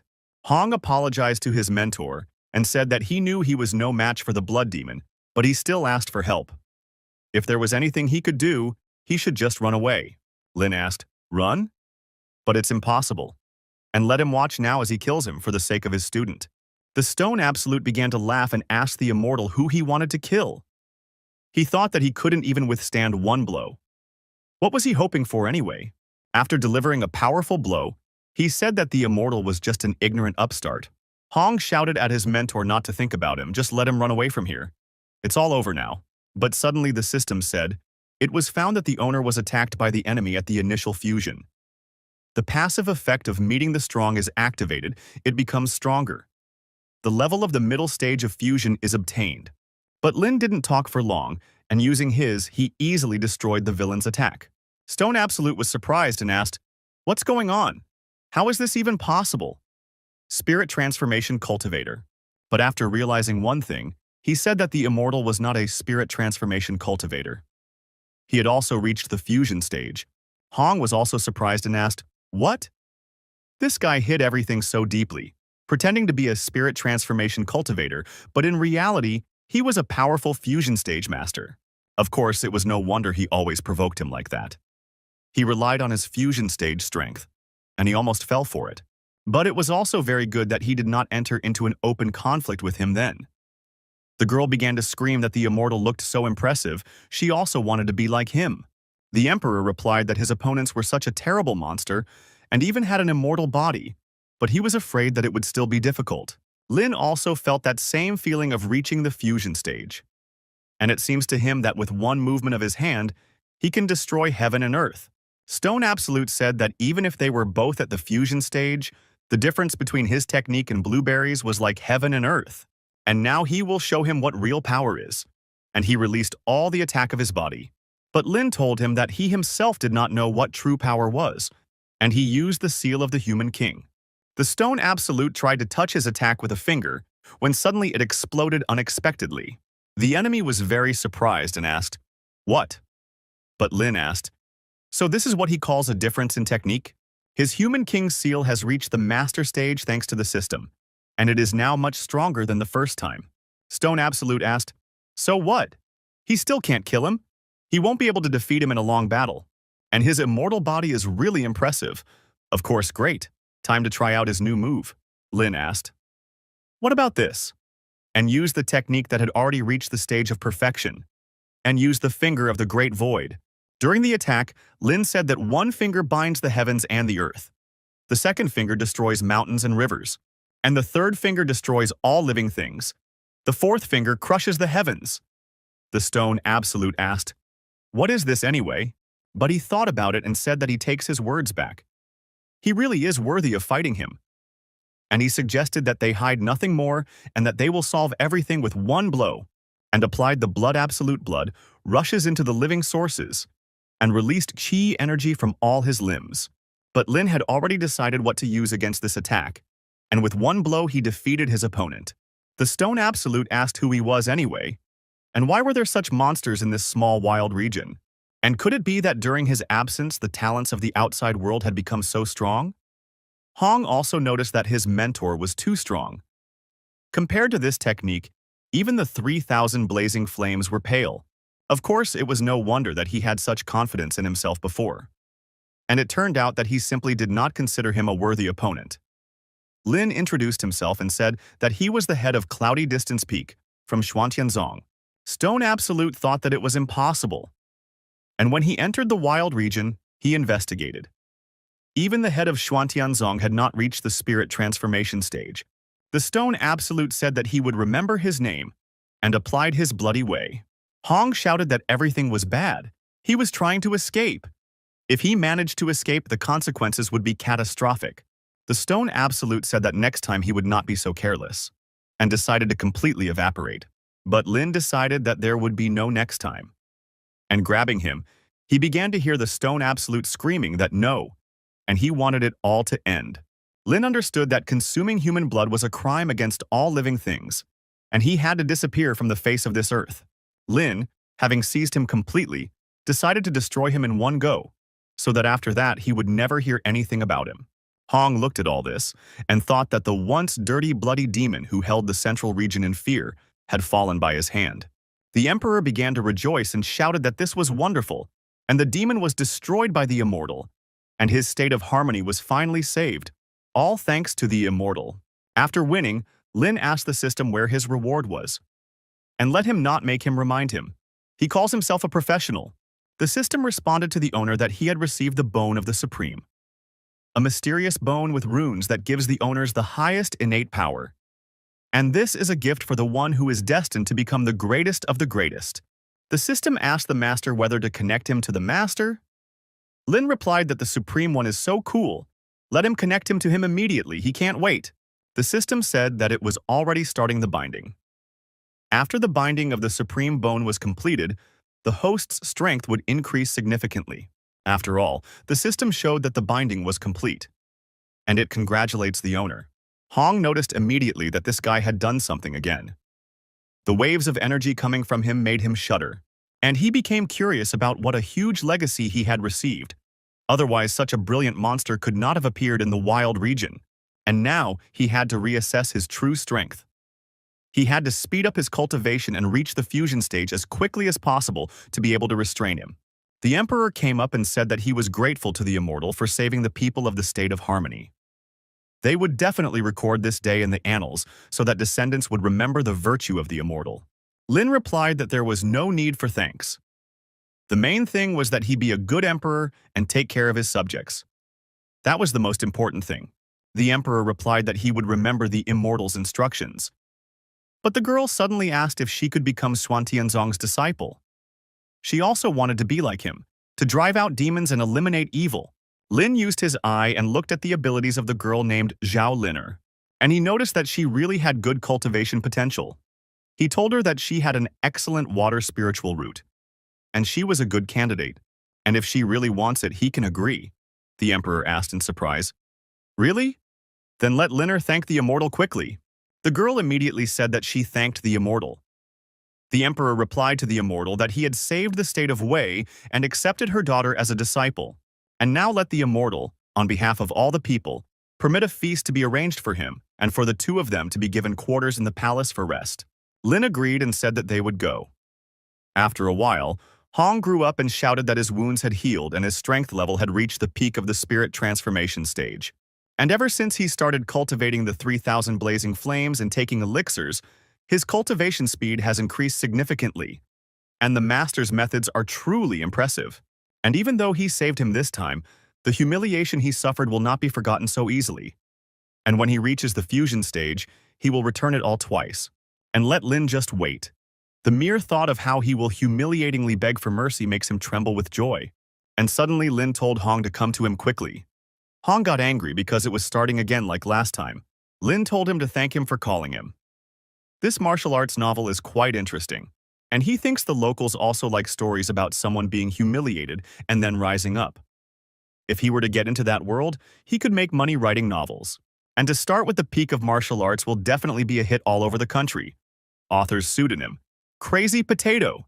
Hung at this moment thought what the teacher was talking about again and asked him why he called. Lin replied that he had already arrived and ordered him to help him wash his feet. Hong was very angry and thought that even someone like the blood demon had fallen at his hands. Now was not the time to break off relations with him. We must endure. Lin asked the boy, why is he neglecting his mentor? Let him quickly come and help him wash his feet. Hong got angry and said that the disciple wouldn't dare. In his life, he had never been a master of the fire cult who had reached the stage of true immortality, and under his hands, more than tens of thousands of cultivators had fallen. And now he's forced to wash the feet of a cultivator from the wild region. Lin suddenly started saying that he's a good disciple, and he thought that he was going to compete with him. But suddenly, Hong felt that this was the water of the Tai of boundless light, and it allows mortals to remain young and live for 200 years. And cultivators, having drunk it, cleanse their body of all impurities and sharply increase their strength level. Even a small bottle of this elixir in the central region is bought up instantly. It is an incredibly rare thing, and the mentor uses it to wash his feet. And now he is absolutely sure that he has received a huge inheritance, otherwise he would not be so wasteful. And if he drank this water, it would be a great help for his cultivation. And then he realized that this was water for washing his feet. Lin asked, what's with that expression? Does he think his feet stink? Hong replied, "No!" The student was just thinking about something else. Lin understood that the system had given out too much of the boundless light Taiyi water, so using it to wash his feet and even getting a massage from this cheap disciple was quite enjoyable. Lin suddenly told him that the water had cooled down and that he should heat it up. Hong replied that everything would be done now. Using his powers, Hong put his hands into the bucket and heated the water using fire. Suddenly, Liner came in and addressed the immortal. But Lin didn't care because he was enjoying the moment of washing his feet. Liner was shocked when she saw this and immediately thought, "What's going on?" She didn't expect that there was such a strange relationship between the mentor and the student. She didn't stop and ran away from here. After all, she was very ashamed. Lin asked her why she was running away, but Hong interrupted him and asked the master if he liked the way he washed his feet. Lin replied that he liked her very much, and how he wished that Hong was a girl. Otherwise, their relationship would be completely different. Hong heard these words and was very angry, and he thought that he would become stronger and die of fear. And he still had to endure a little more. Suddenly, Lin's ring rang. He immediately said that this was a message from the sect leader. The leader betrayed him to return to the sect urgently to discuss strategy. And it seems that an ancient secret world will soon be revealed in the wild region. And if Xuantianzong can benefit from it, their sect will definitely flourish. Ling asked in surprise. An ancient secret world? Hong replied that these places were full of cultivation resources that could change a cultivator's fate, raising him to a completely different level. He did not expect that such a place could exist in this poor wild region. He knew that such news would soon spread everywhere, and then chaos would begin. But this was his chance. And if he can obtain an outstanding inheritance there, with the combination of the 3,000 blazing flames, his strength will increase dramatically. Suddenly, the system said that there was a new quest. Let him complete the task in the secret world of Tian and get an incredible reward. Lin told the system to explain what she meant. The system replied that if she did, it wouldn't be a surprise anymore. Lin immediately told the disciple to get ready. They would visit the emperor and then return to the sect. Hong told him that everything would be done. Arriving at the emperor's palace, Liner told her father that she didn't want to leave him. Maybe it would be better for her to stay. The emperor replied that it was not necessary. Being accepted into Xuantianzong was a great honor that many only dreamed of. She should treasure this opportunity and not let it slip away. The emperor told the immortal that he would remember his instructions, and he would take care of the people and become a good emperor, and he hoped he would take care of his daughter. Lin replied that to each his own. She would not be whitewashed in Xuantianzong, but how far she would advance was entirely up to her. Lin told Liner to get up and they were leaving. All the people began to shout goodbye, thanking the immortal, and she would visit her father. At that time, in the Heavenly Ascension Sect's True Heritage Hall, the headmaster said that there were so many events happening in the wild region recently. It is said that an ancient secret world will soon be opened there. And also the Wind and Thunder sect was destroyed. This was done by the head of Xuantianzong Peak. Xiao asked, "What level of strength is this?" The leader replied that according to rumors, it is a recently ascended nascent soul stage cultivator. Xiao asked in surprise, "The birth of the soul?" Killing such cultivators is like slaughtering chickens for him. Xiao asked the teacher, "What about his father, Elder Mu? Who killed him?" The leader replied that it was unclear at this point. But all the evidence pointed to Xuantianzong. The problem was, could this insignificant sect have killed Elder Mu? They only rely on this head of the cloudy distance peak at the soul birth stage. She say that it means that the killer is someone else. But in any case, Xuantianzong must be destroyed, and this cloudy distance peak leader who killed his father must definitely die.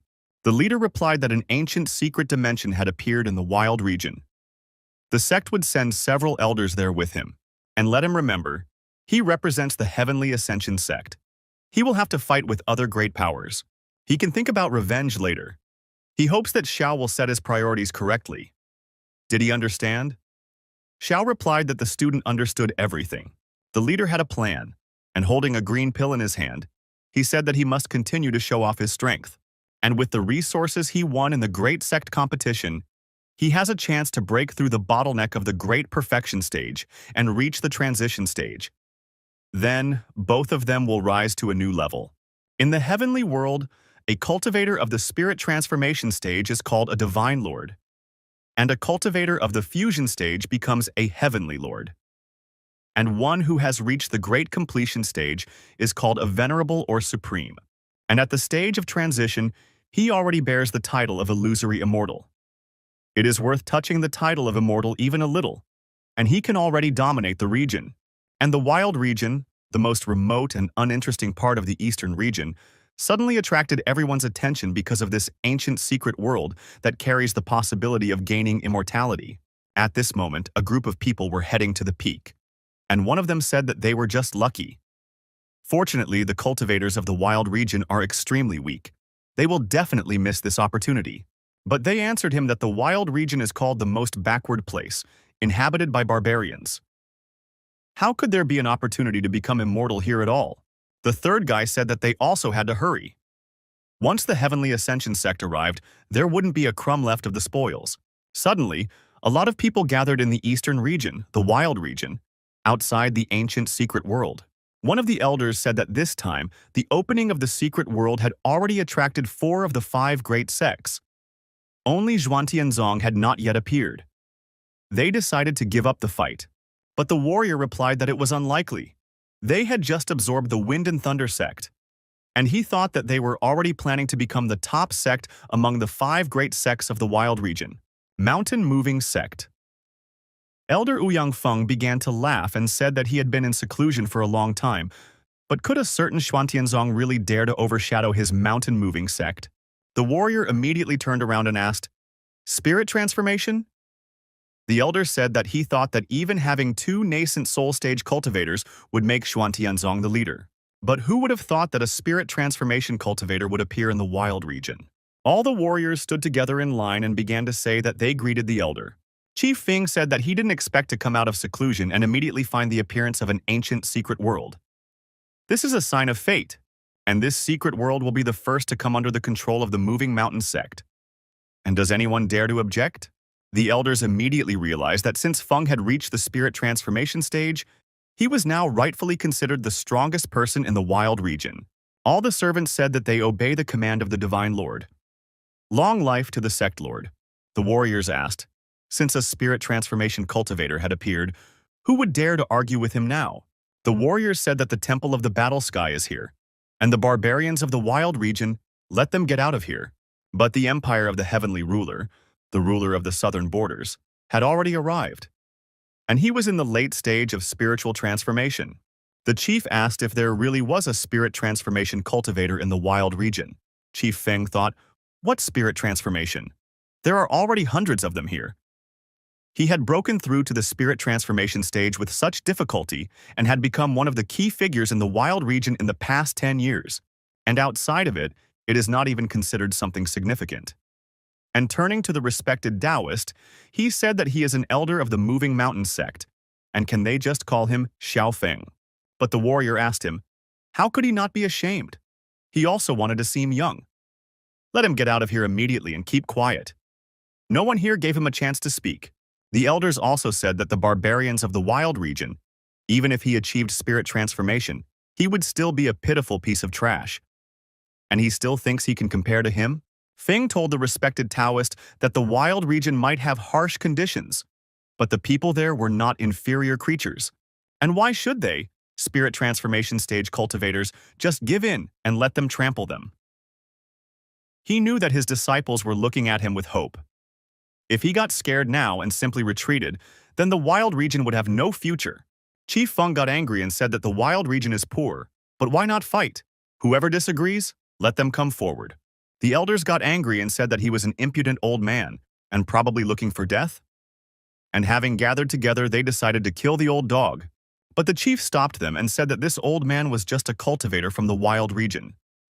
If they attacked in a crowd, they would be laughed at later. So let them allow him. Let him be disgraced, but with one hand they will suppress him. And now the old petch will see how weak he is compared to them. And he used his palm attack. But Chief Feng did not lose his head and did not leave.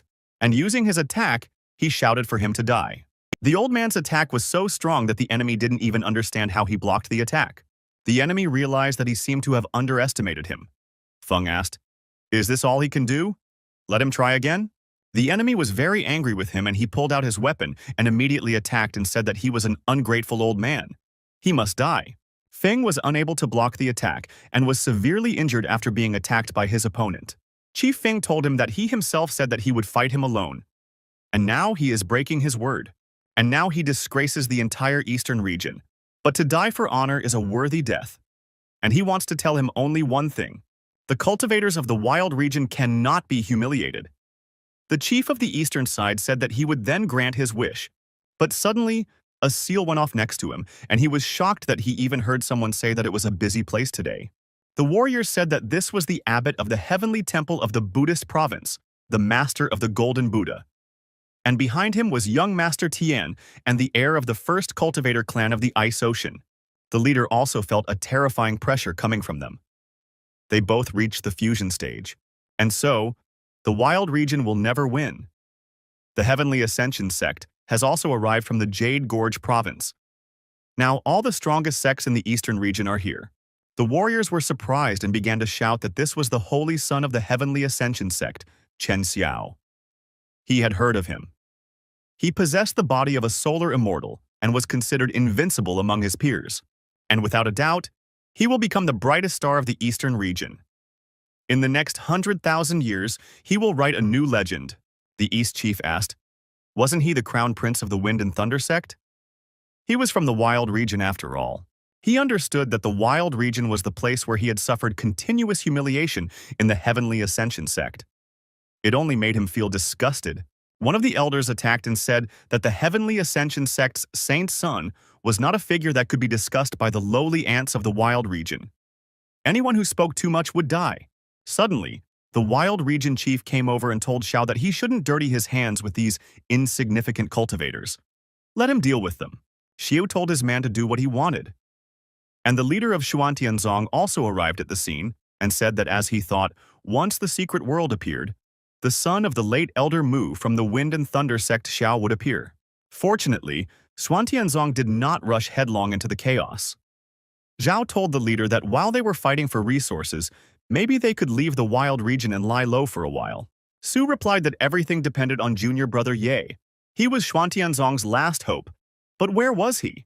Suddenly, the chief shouted that it was junior brother Ye who had already gone there. And Zhao was there too. Isn't that suicide? Chief Feng saw Lin and said that this was a youth from Xuantianzong and asked him not to be reckless. Lin said that these upstarts have completely gone wild. Without him, the wild region is simply doomed. Let everyone stay where they are and not move. Xiao asked, who is coming? Let him immediately state his name. Lin introduced himself and replied that he was his father's killer. The guy in the group heard his name and asked, isn't this the soaring peak lord of the Xuantian sect? But someone answered him that he was only at the stage of the soul's birth. He came here to die? Xiao, hearing where Lin came from, was actually furious and couldn't even control himself. Lin asked, what is this unbridled rage? Does he have any business with him? Xiao asked.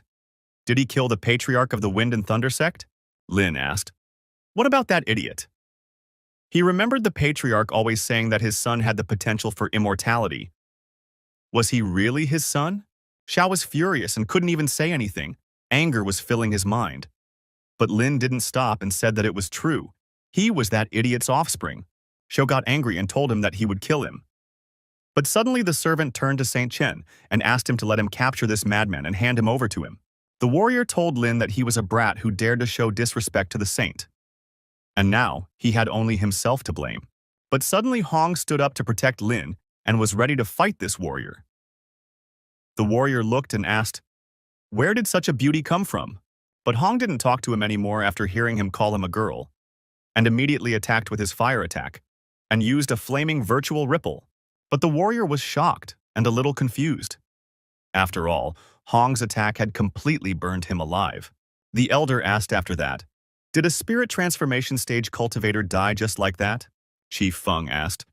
When did such powerful cultivators appear in their wild region? And he even called himself a pioneer in this wild region. But here it is. New peaks are hidden behind the mountains, and unknown heights stretch beyond the sky. Afterwards, Hong approached the master. Feng was shocked and asked, is this the soaring peak lord's disciple, Lina? But who said that the soaring peak Ye Lord was at the nascent soul stage? How could a nascent spirit stage cultivator have a nascent soul stage disciple? And perhaps the Zhuantian sect is so powerful? The leader walked up to Junior Ye and asked if he understood what he was saying. This is the Heavenly Ascension sect. Let him run away and they will detain them. Zhao also said yes. As long as he lives, the Zhuantian sect has a chance to be reborn. He can't die here. Lin told the clan leader not to worry. He was fine. Let him introduce the new disciple. Linner came over and said that she welcomed the elders. Lin replied that after solving the problems of the Harmony Kingdom, he found a promising girl, the daughter of Emperor Wei. With the highest quality root water soul, it is ideal for the peak of heavenly fragrances. Liner walked up to Su and said that she welcomed the master. Su immediately noticed that this little girl was the true embodiment of spirituality. But Xiao didn't leave it at that and shouted at Lin not to look down on him. Lin and everyone from the Xuantian set, they would pay with their lives for his father. And Lin will naturally suffer for a long time. Lin asked him, is he going to compete with him? He is not even worthy of that. Lin immediately ordered Hong to follow him and teach him humility, just as he had taught him. And Hong decided that he was like a dog let off the chain, and he was definitely not his mutt, and he immediately ran after them. Xiao, seeing Hong, called his mentor a coward and said that he himself was afraid to meet him face to face, a real saint. Hong looked at him and replied that his mentor's intervention was not required to fight him. But Xiao asked with such strength and beauty, why should he languish in a miserable sect? Let him accept their offer, and the Heavenly Ascension sect will bestow upon him the highest favors. But Hong said he wasn't interested. Xiao called him a girl and asked if he really refused to even think about it. Hong replied that his mentor was right, and Xiao's father was an idiot, and he, his son, was a double idiot. Xiao listened to her and said that since she refused the treat, then let her get punished, and immediately attacked him. Releasing a swirling fire attack, he aimed it straight at him. But Hong didn't lose his head and used his meteorite flame. Hong endured everything and repelled his attack with ease. Xiao asked in surprise, what? He destroyed his technique so easily? Hong asked him, is that all? Xiao told him not to rejoice, it's just the beginning. Xiao threw out all his strength and decided to show what he was really capable of, and used the fist of the solar deity. The leader said at this moment that the Holy Sun was truly endowed with a divine gift, his highest heavenly rank technique, which harmoniously combined with his solar immortal body, possessed such power that it was capable of destroying even a spirit transformation stage cultivator. And if the enemy has reached the stage of fusion, then he will undoubtedly suffer significant losses when faced with such perfection. And suddenly Xiao, after his strong attack, said that he asked for it. And at the moment of the counterattack, an explosion occurred. All the people were shocked by what they saw, and Xiao was already happy that he had finished off Lin's disciple. But looking closely after the smoke, he saw the whole face of Hong, who remained alive after such a strong attack.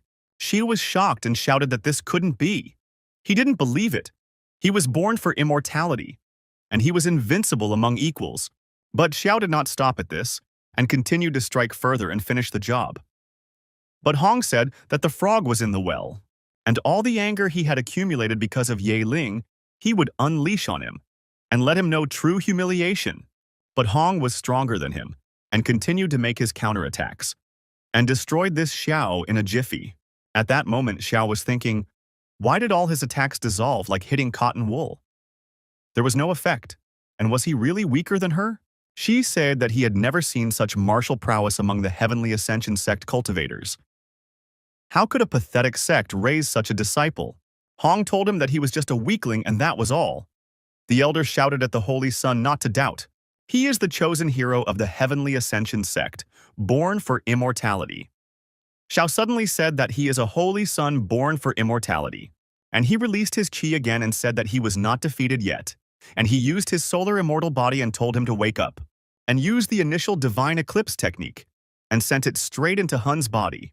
But Hong was not afraid and said that this was child's play, and he would show him the true meaning of the words invincible among equals, and he will show him the difference between them. And she used the 7-colored flame attack, and she released everything that was inside him. Chief Feng was surprised and said, this guy has such a level of strength. Is he really just at the spirit transformation stage? The elder said that this power, And is it really possible for him to destroy even someone who has reached the fusion stage? And I wonder who will win in the end. But when they saw Xiao fall to the ground, people started saying that this was the holy son of the heavenly ascension sect. Did he really lose? A Hong asked them how a spark dared to compete with the full moon's radiance. The leader also saw this and said to the elder brother that his disciple was too strong. Zhao also replied that although he had defeated Zhao, the heavenly ascension sect still had many elders. It was better for them to leave quickly. Lin suddenly joined the conversation and told them not to worry. There was no need to worry about it. Seeing his student, Lin told Hong that he would have an extra dinner today. The student replied that he was grateful to the teacher. Xiao was shocked and said that he had lost. But suddenly someone turned to him and told him to turn around. Xiao told the fire elder that he had lost. He was invincible in his realm. And he had brought shame on the heavenly ascension sect. But the elder actually didn't expect that the saint's son would be defeated by the wild region disciple. His Taoist heart was shaken. If this continues, the reputation of the heavenly ascension sect will be ruined. The elder told the holy son not to think about unnecessary things. He has a great future ahead of him. He was born to become immortal, and they must strengthen his Taoist heart and destroy these barbarians from the wild region to restore the greatness of their sect. The elder began to shout that there must be retribution for insulting the holy son of the heavenly ascension Seda. And he asked who would go and destroy these barbarians. Unexpectedly, someone from their sect said that he would go.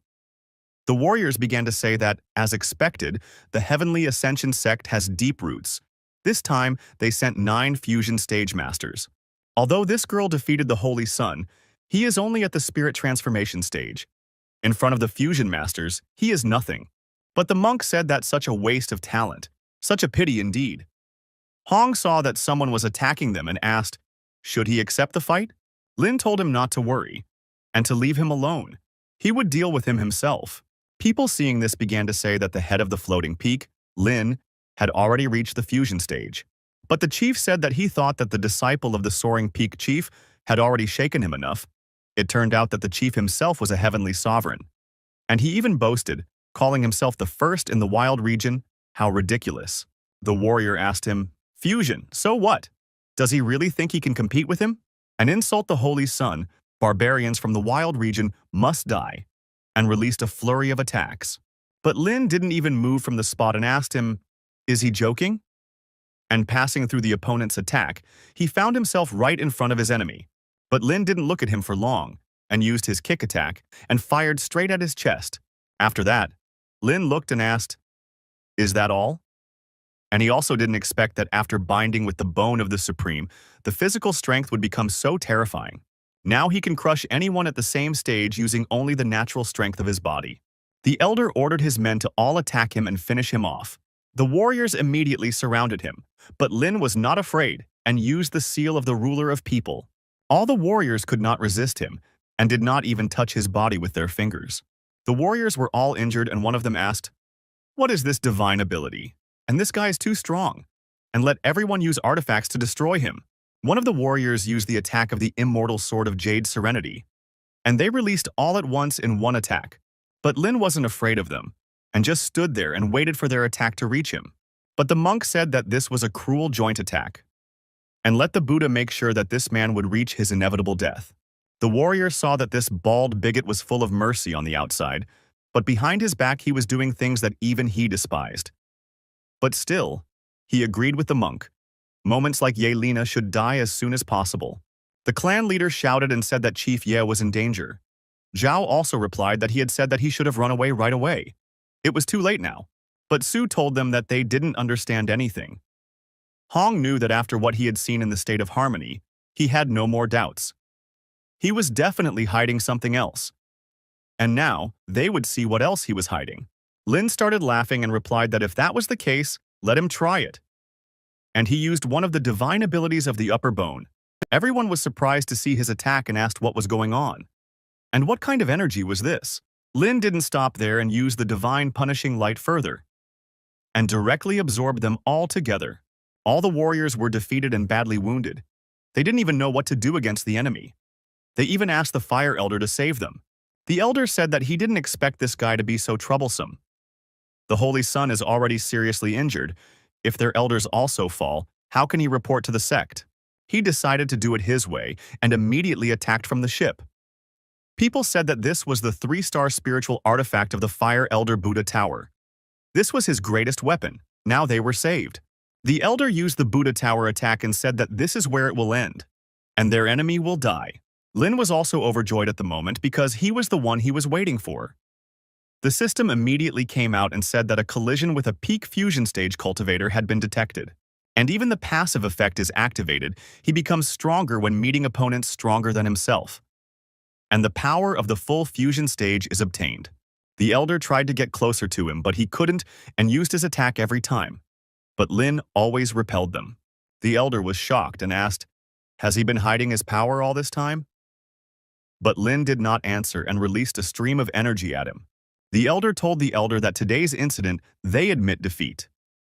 The Heavenly Ascension sect voluntarily gives up the fight for the secret world. Lin got angry and told them that they came when they wanted and decided to just leave? If so, then they should die. The Elder replied that the guy had gone too far. Wasn't he afraid of the wrath of the Heavenly Ascension sect? But suddenly he thought for a moment and said that now everything was clear to him. And that meant that Elder moved from the outer courtyard. He also died at his hands. Lin told him that was right. Since he had already made enemies, why not kill a few more for fun? Without even leaving a chance for the Elder's life, he burned him alive and did not even let him say anything at the end. The warriors were shocked and asked, "How is this possible?" This barbarian from the wild region destroyed the Heavenly Ascension sect's Fire Elder with a single wave of his hand. The Elder saw that the Elder had also fallen. Chen Xiao's Taoist heart had been destroyed. The reputation and strength of the Heavenly Ascension sect would suffer great damage. However, looking at the monk, I saw that now a real show would begin in the eastern lands.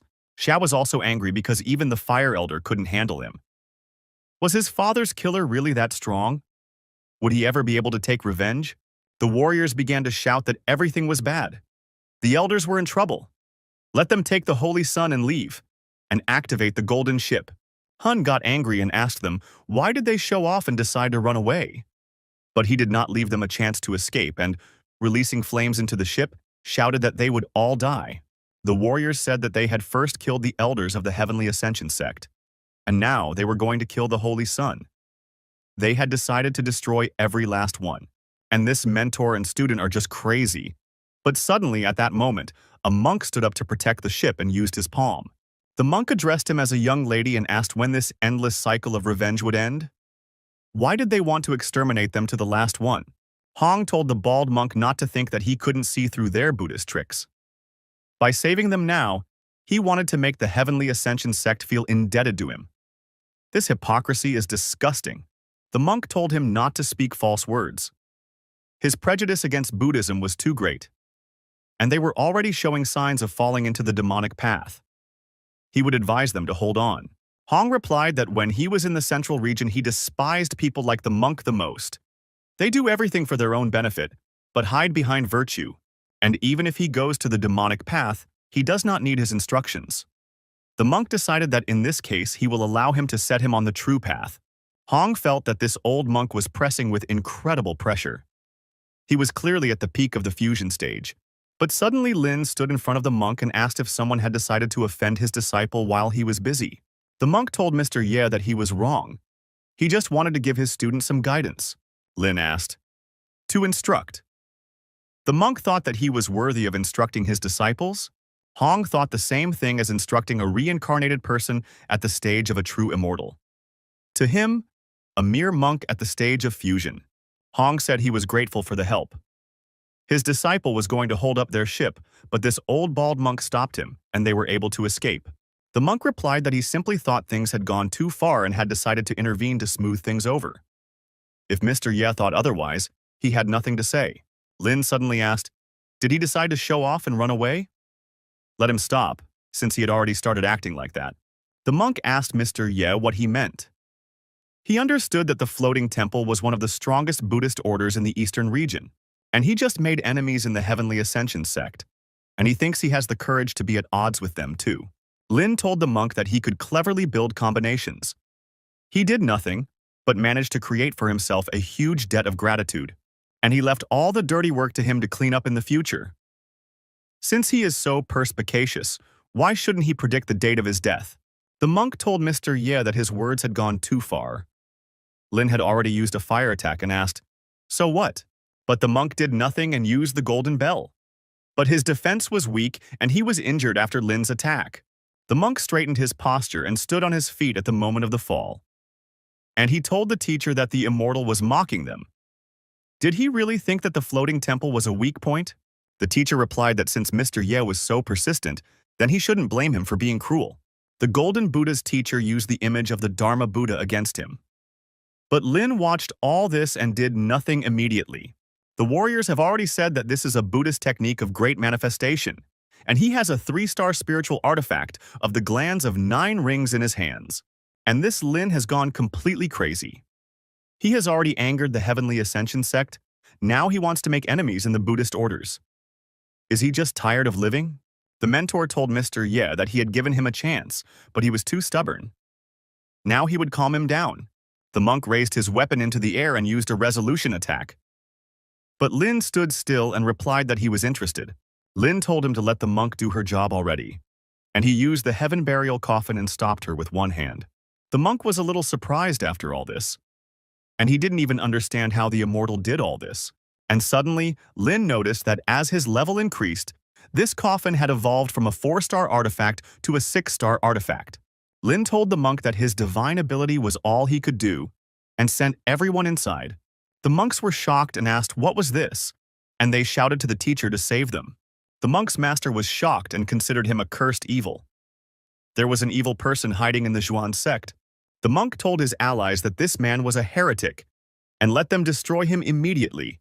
The others were already wondering if anyone would take the risk. And Hong understood that he had known that his mentor was still hiding something. The monk told Mr. Ye that they were already at odds with the Heavenly Ascension sect. Did he really want to make an enemy of the strongest Buddhist sect in the eastern region? Lin replied that what irritates him most are hypocrites like them. He has absolutely no limit to who will become his enemy. His principle is simple: destroy hypocrites. And waving his hand, he told the monk to stop chatting and go to the coffin immediately. Having locked the monk in the coffin, he lifted him up with one hand and asked who else wanted to attack. The clan leader shouted that Brother Ye had done a great job, and he had done a great job. Zhao also asked, "Is he sleeping? Someone should hit him." Su immediately fulfilled his wish and punched him in the face. Zhao asked her sister why she was hurting him. Su asked if it hurt him. The guy replied that of course it hurt. Su said that it was not a dream. The elder could not believe it and asked, "Did the wild region really win?" It is of course incredible that he was able to suppress everyone on his own. And everyone together began to shout that they welcomed the heavenly ruler. The enemies thought that this was still a wild region. They were sure that they hadn't come to the wrong place. They thought that Ye had only defied fate 3 times, but how wrong they were. And not only did he shake the greatest sect of the eastern region, the Heavenly Ascension sect, to its foundations, but he also reduced the priest of the Buddhist temple to dust. But now he has made mortal enemies, and retribution will be merciless. And if he can further destabilize the eastern region, it will only play into their hands. And if this continues, their Zhu clan will be able to reap huge benefits. Suddenly, a huge beam descended from the sky. The warriors began to say that this was excellent. The secret world had finally opened up. For the first time in his life, he had seen such a magnificent sight. Lin saw that he was happy, because now he only needed to go inside to complete the task. But first, he needed to deal with the remnants of the hostile sects that had come. Lin said that everyone who belongs to the wild region has the right to enter and explore this world. And the rest? Let them leave here. The clan was dissatisfied, and the guy shouted that their Shui clan had never entered into confrontation with the Xuantian sect. But despite this, their path was blocked. And how sorry he was that the elders were absent. They would not have allowed such lawlessness. The warrior immediately told the young master that the higher the sun rises, the brighter its sunset. To enter a battle whose outcome is already decided is to challenge fate, knowing that it is not on their side. The young gentleman replied that he was absolutely right. Before crushing the enemy, he would drive him to the brink of madness. Let him wallow in his arrogance, it would be his downfall. There was nothing more to do here. It was time for them to leave. People had already said that even the Zhu clan didn't dare to go against him. and it seemed like no one would dare to go against this Yeling. The warriors who had to leave said that they came from far away, but in the end, they got nothing. The young gentleman replied that they could enjoy their triumph for now, but they would wait and see. Lin took his disciple with him and said that it was time for them to go, and they entered the bright world of Luotian. Lin said that he didn't expect such a stunning atmosphere inside. The system suddenly showed that a place for activation had been found. Should they accept the reward? Lin replied that he was receiving.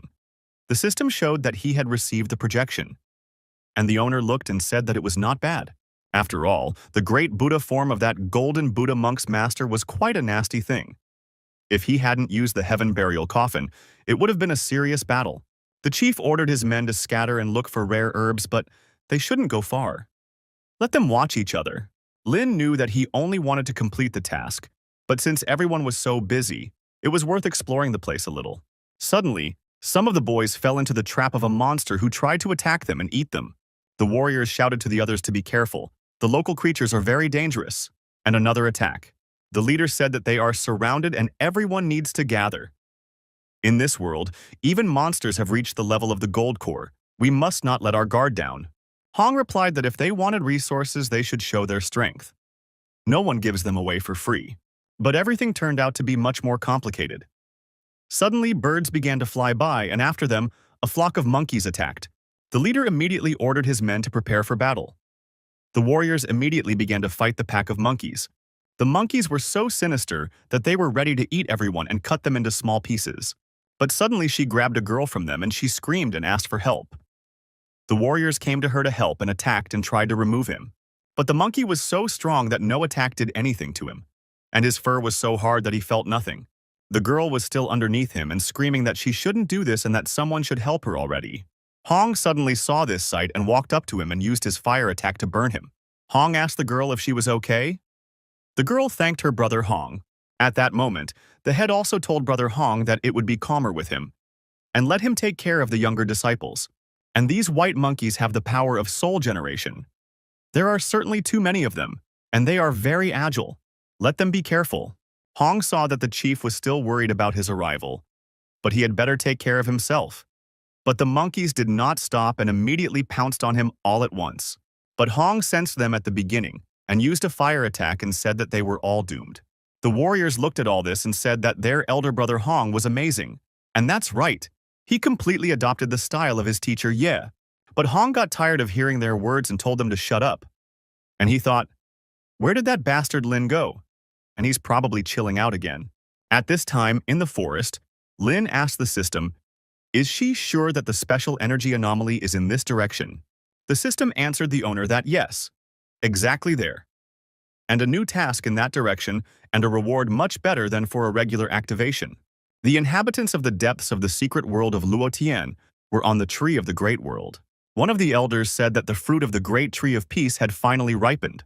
But along with this, the secret world of the great Liu was also revealed, allowing several human invaders to invade their territory. But the Peak Fusion Stage Stone Clan chief said that they had to deal with this immediately. The head of the giant clan immediately entered the conversation and said that he believed that dividing the fruit of the Great Tree of Peace was their primary task. Once they have eaten the fruit completely, they will acquire the body of the Great Tree of Peace, and then they will crush the invaders like ants.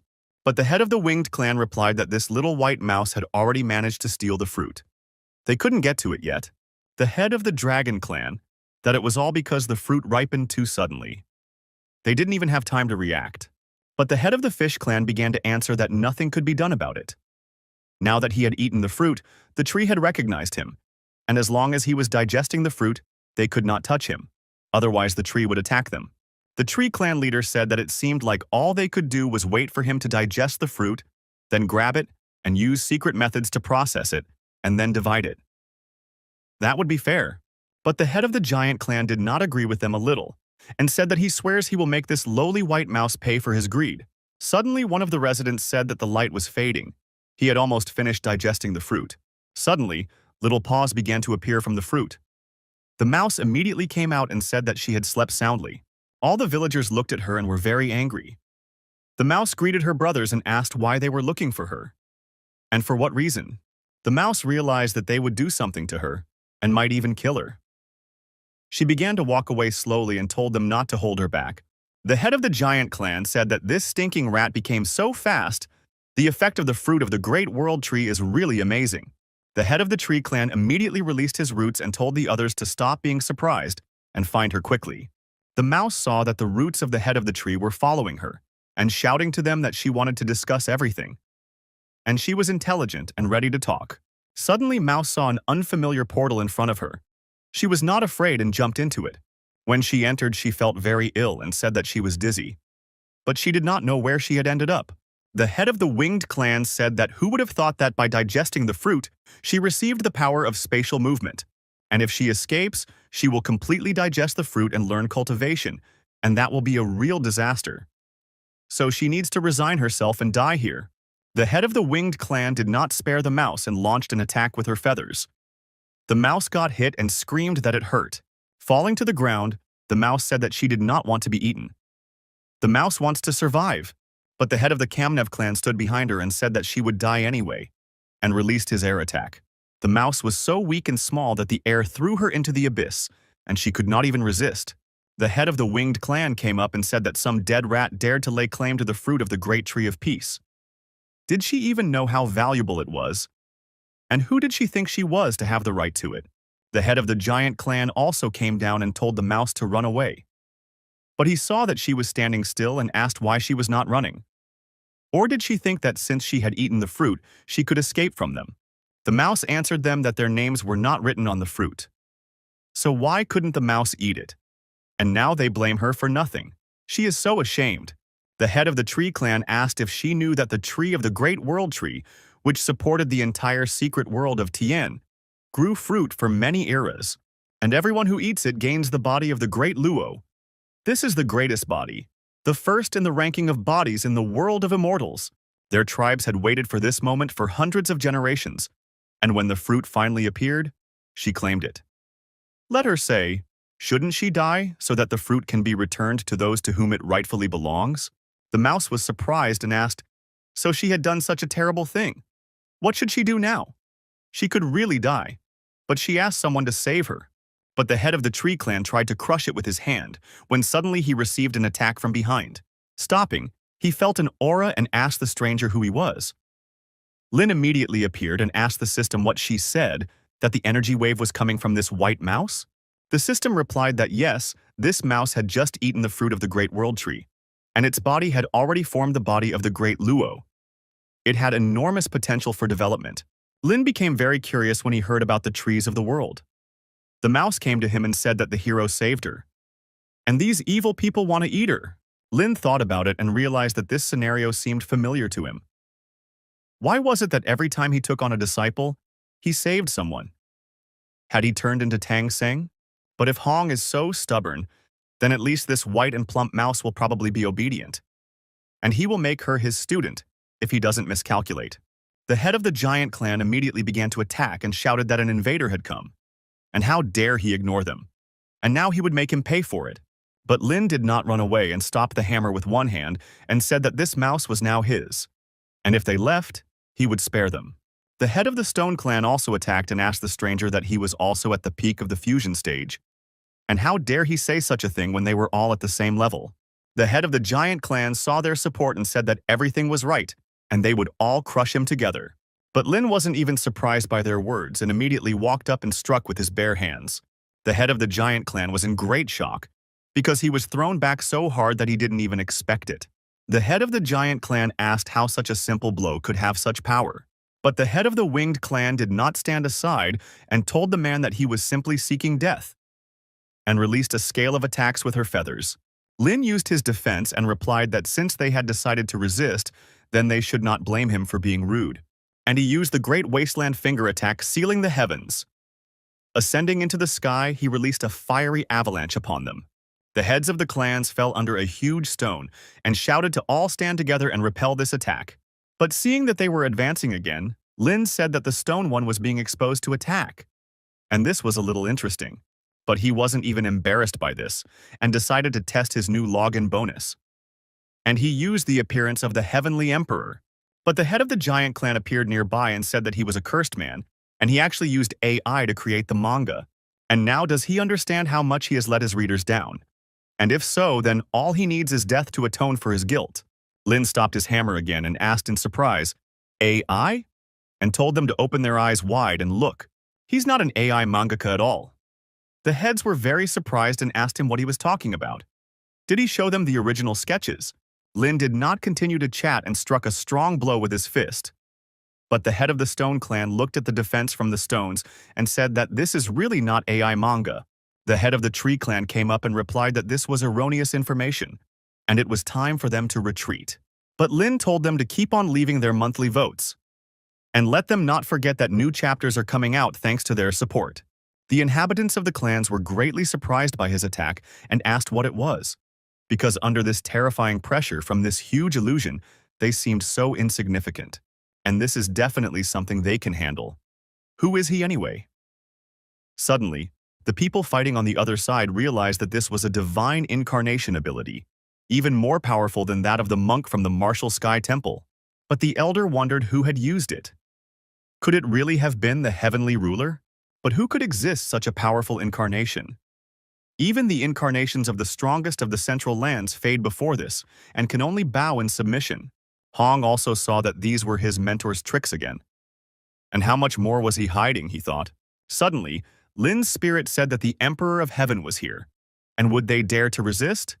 But Lin immediately ordered him to kill them all without mercy. But the clan's inhabitants were not timid and went to kill their enemy. But the head of the Stone Clan immediately went to attack the enemy, and the rest remained below. Lin looked at the stone and told it was the strongest of them all. And he used a heaven-splitting blow.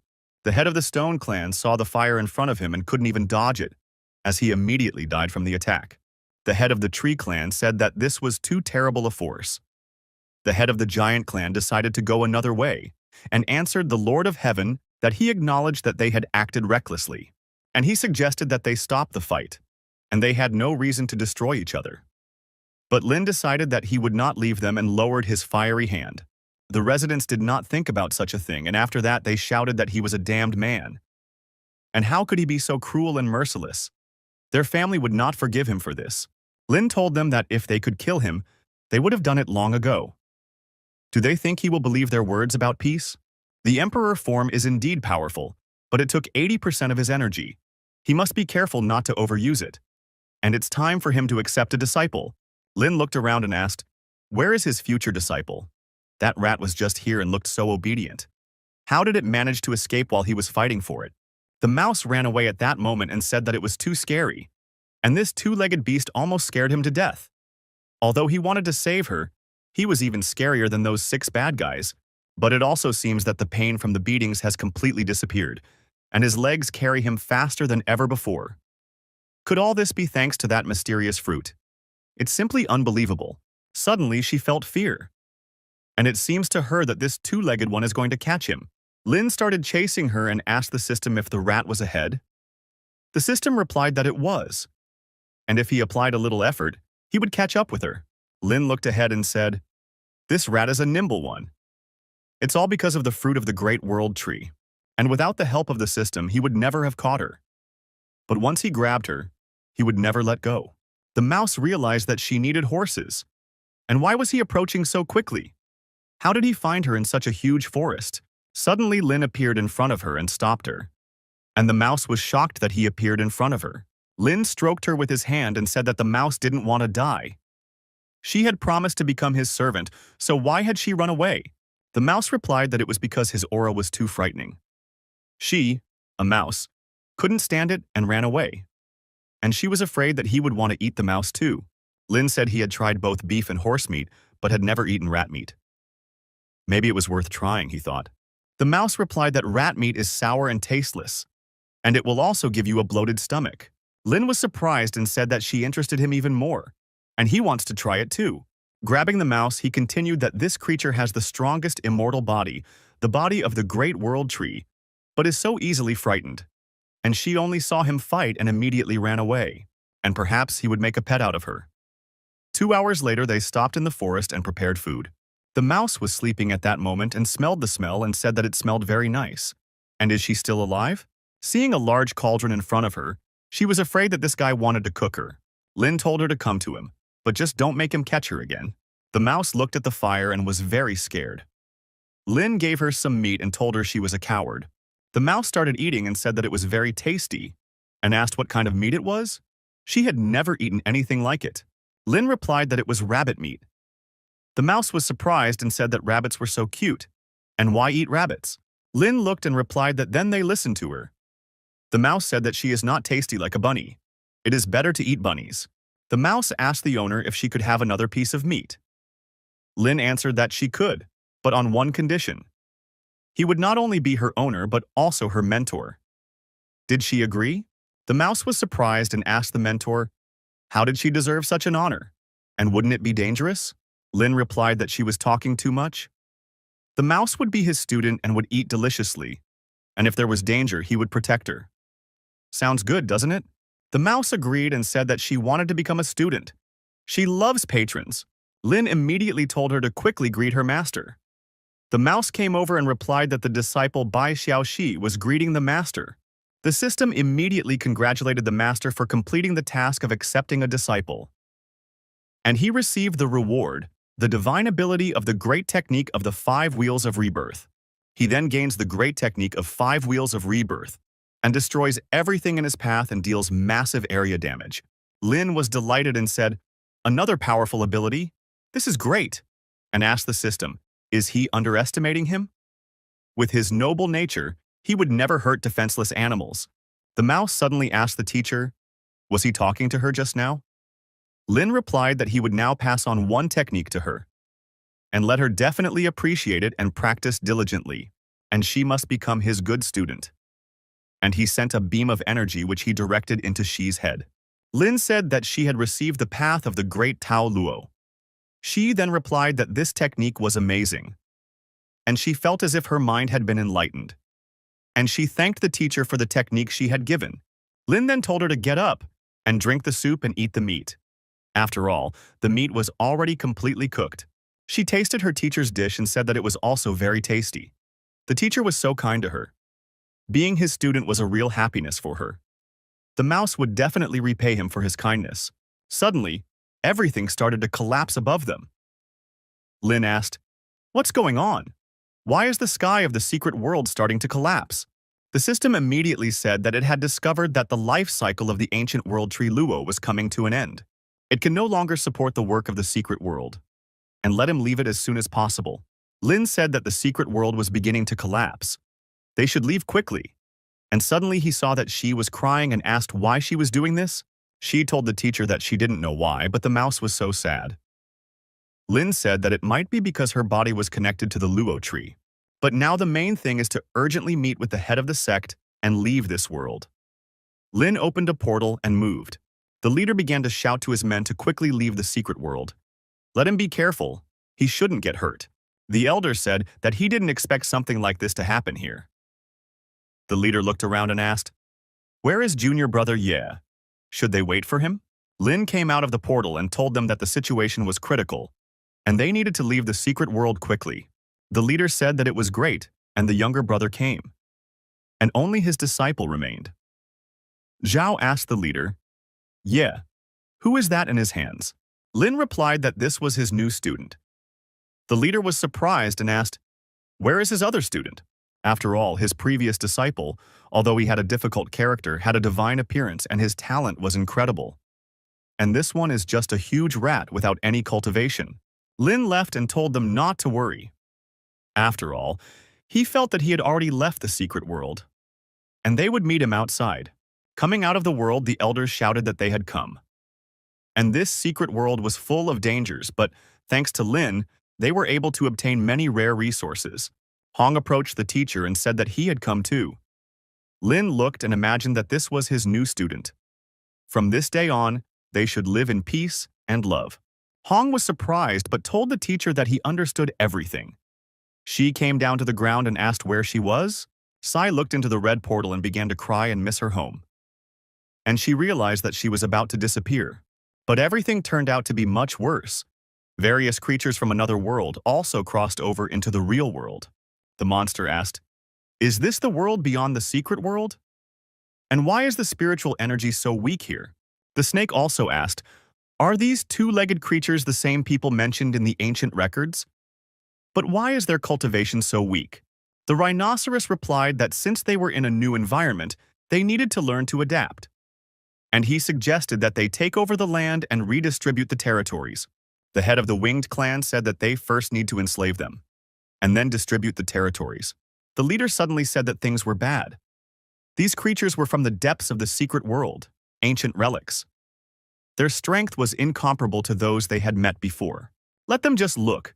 There are hundreds of cultivators at the spirit transformation stage level, and dozens have already reached the fusion stage. They are in big trouble. The warrior was surprised and asked, "Ancient relics?" The leader replied that the cultivation world is full of various races and creatures. The stone tablet in the secret world mentioned their origin. These creatures came here from different parts of all worlds. They have survived here for countless years. If these alien creatures unite, they will be able to rival the 5 strongest sects of the eastern region. Zhao asked how they could endure this. Maybe they could try to negotiate? The leader replied that it was impossible. They were barbarians, and they just destroyed their home. Now they will surely come for revenge and take over their wild region. Trouble is coming. The warriors asked, "Are they really doomed? What should they do?" Elder Feng came out and told them not to be afraid. They have Lin. As long as he is with them, they will definitely cope. The warriors were delighted and said that they had Lin, and they were no match for him. Hong thought that judging by his confidence, the mentor would be able to withstand even the onslaught of such a mass of opponents. The system immediately appeared and said that a new quest had been activated. Let the master gain the trust of 10,000 natives of the secret world and join them to the Zhuantian sect. Lin asked her, "What is she kidding me about? It's not enough to fight this crowd, now you have to persuade them? That's a ticket to the madhouse. And she wants to say that they cannot be destroyed? Only subjugated?" The system told him to do as he sees fit. Suddenly the chief came up to them and asked if he was that Lin, the best fighter here. Lin replied that yes, it was him. Lin saw so many creatures in front of him. And the Zhuantian sect can definitely shelter them all? They all look so strange. The monsters asked, "What is there to fear? There is only one of him. And even if he is at the peak of the fusion stage, can he stand against all of them?" And they decided to attack him together. Lin used his defense and thought about what to do next. He can fight, but running away is the worst thing. And it looks like it won't be easy. Yi said that the teacher looked a little puzzled. He was so kind to her, taught her the technique, fed her meat. She couldn't let him be alone. Hong heard her words and asked what she was going to do. She ran and shouted to the teacher that she would come to his aid. Sai didn't ask him any more questions and stood in front of the monsters and decided to protect the teacher. After this, Si suddenly became different. Her eyes immediately began to glow and improved several times. The leader saw this and said that the disciple of the younger brother Ye is not as simple as he seems. His aura inspires involuntary respect. The monsters were very surprised and said that this was the aura of the ancient Luo tree. And they realized that the Luo tree had not abandoned them. All the monsters immediately fell to their knees before her and said that they were asking the tree of Lo to guide their people. And how should they move on? Hong realized that, as he had suspected, every step he took was part of a carefully thought-out plan. His true nature was much deeper than it seemed. Lin immediately realized that the Luo tree had produced a fruit that was the means of his reincarnation. And when she ate it, the body of the ancient Luo was born inside her, and his will remained. And now the will of the tree of Luo awakens and tries to take over Shi's body. He asked her if she was okay. Let her answer him. Lin walked up to her chi flow and shouted at Shi to wake up. At that moment, in Mouse's subconscious, she realized that the teacher was calling her, and she couldn't sleep. Coming to her senses, she turned to the teacher and said that she thanked him for waking her up. Lin asked if everything was okay. The monsters were very surprised and began to ask indignantly, "Did the tree of the great Luo become this man's disciple? But how is this possible? This bipedal animal can be the teacher of the great Luo?" Lin saw this and whispered to Shi that she now had to do as he told her. She did not answer and simply nodded her head. Shai turned to them and said that the destruction of this secret world was the will of heaven, and they should not worry. They were all his children. He would never abandon them. Lin also turned to the great Luo tree and said that the sky was merciful. Their home was destroyed, but the Zhuantian sect was ready to become their new refuge. and they will stand together and survive the disaster. She turned to her teacher and thanked him. The monster said he didn't understand. Does the tree of Lo mean that they have to submit to humans? Sai transformed again and asked if they doubted her words. The monster was frightened and replied that he did not dare. She listened and said that it was fine then, and let them follow her and the teacher to the Xuantian sect. The system immediately said that it congratulated the owner for the completed task, and would receive a sundial as a reward. Lin looked and replied that it was a success. But this reward is not very impressive. He has a golden arm that makes him stronger without having to train, so it is simply useless. But for Hun, this training space can be useful. He will be so passionate about learning, and he will just be around him. It's great. But this guy still needs some training. Hong saw his mentor's face and wondered why he was looking at him like that. Was he really upset that he hadn't helped him solve the problem with the animals? The leader was shocked and came up to ask, "Is this a dream? Is it real? Have these powerful beings joined the Xuantian sect?" Zhao also told the leader that from now on, their Xuantian sect would become one of the 10 strongest sects in the eastern region. Elder Feng asked, "Is this even possible?" Although he is glad that the wild region has been saved, it seems that no one cares about his mountain-moving sect anymore. Shai told the teacher that she did it, and they really listened to her. Lin replied that it was great and he was happy. But Lin became curious and asked how she felt with this will of the great Lo tree. She replied that she didn't feel anything, and since she woke up, she didn't feel anything anymore. Lin said that then they should take them out and return to Xuantian sect. The enemies of Xuantian sect came to Heavenly Ascension sect. The servants met the saint and asked what was wrong with him. Why did he look so beaten? He was full of energy when he left. What happened in the wild region? Xiao was exhausted and couldn't even answer people. The elders also ran out into the street and asked the saint what had happened to him. Xia replied that he had to see the teacher. The elder told the saint that he had heard that the great teacher was now in meditation. What had happened? Where were the elders and their companions? She replied that they were all dead. The elder was surprised and asked who did this. Let him tell him so that he could report to the sect. Xiao didn't want to say anything, but he said that it was the Xuantian sect and Peak Master Yeling. And outside the Heavenly Ascension sect temple, people were asking, how is this possible? The elders and they died? But who dared to kill the elders of the Heavenly Ascension sect? Even the saint almost died. This is truly an insult. Residents also said that urgent news had arrived. Hot news had appeared in the eastern region. The boy was surprised and asked, was a saint of the Heavenly Ascension sect defeated by a red girl of the same level as himself? He was told that the Heavenly Ascension sect had lost 9 of its strongest elders. The murderer was the sect leader Xuantian Yeling. A guest from another sect in the tavern said that this world is changing. The barbarians from the wild region killed the strongest of the Heavenly Ascension sect. The guy told him that the Heavenly Ascension sect was strong, but if they were to clash with them, this fight would be decided in advance. The girl also said that the Heavenly Ascension sect is the greatest power. It has given birth to immortals since ancient times. Their strength is not something that these barbarians can compare with. In the Eastern Region sect, in the Buddha temple in the capital, the senior monk said that the Heavenly Ascension sect had declared war on the Xuantian sect, and the Buddha temple must now avenge its blood. The monk replied that he understood and would pass it on to everyone. And he suggested gathering all forces to fight the demons. And in the wild region, after the destruction of the secret world, concentrated spiritual energy came out. So what is the beginning of prosperity for this impoverished region? Many creatures are now using this to strengthen their powers. Since they took on 10,000 creatures, the strength of the Xuantian sect has increased greatly. But after declaring war, things will be difficult.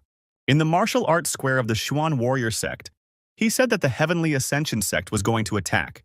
And the Buddha temple? He heard that they accused them of evil deeds. They answered that it was strange because they had not seen the head and senior mentors for several days. Where were they? The guy replied that they were saying they were in meditation. Lin is so strong, but he still continues to meditate.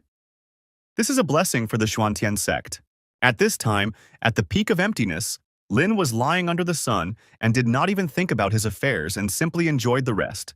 Suddenly, she came and told the teacher that she had done it. She had prepared an incredibly delicious drink in a flash. Lin was surprised and told her to quickly put the tube in. She had already done so and handed it to the teacher.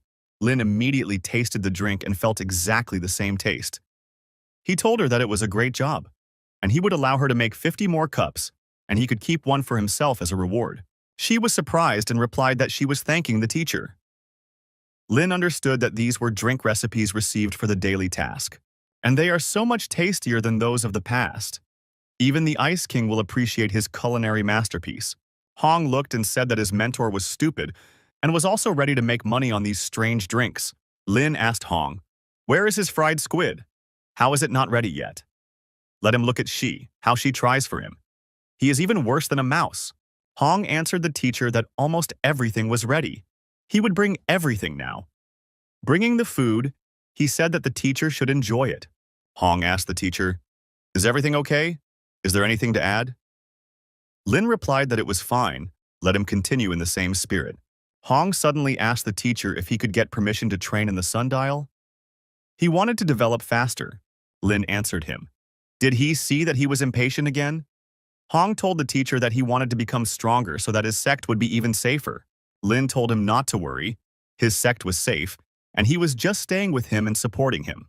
Hong at this moment thought that his teacher was just afraid that he would be stronger than him. But she told the teacher that if the elder brother wanted it so much, let him go. She would take over his responsibilities. Lin stood up and said that since his sister was so insistent, he would allow him to train in the sundial, and let him thank her for it.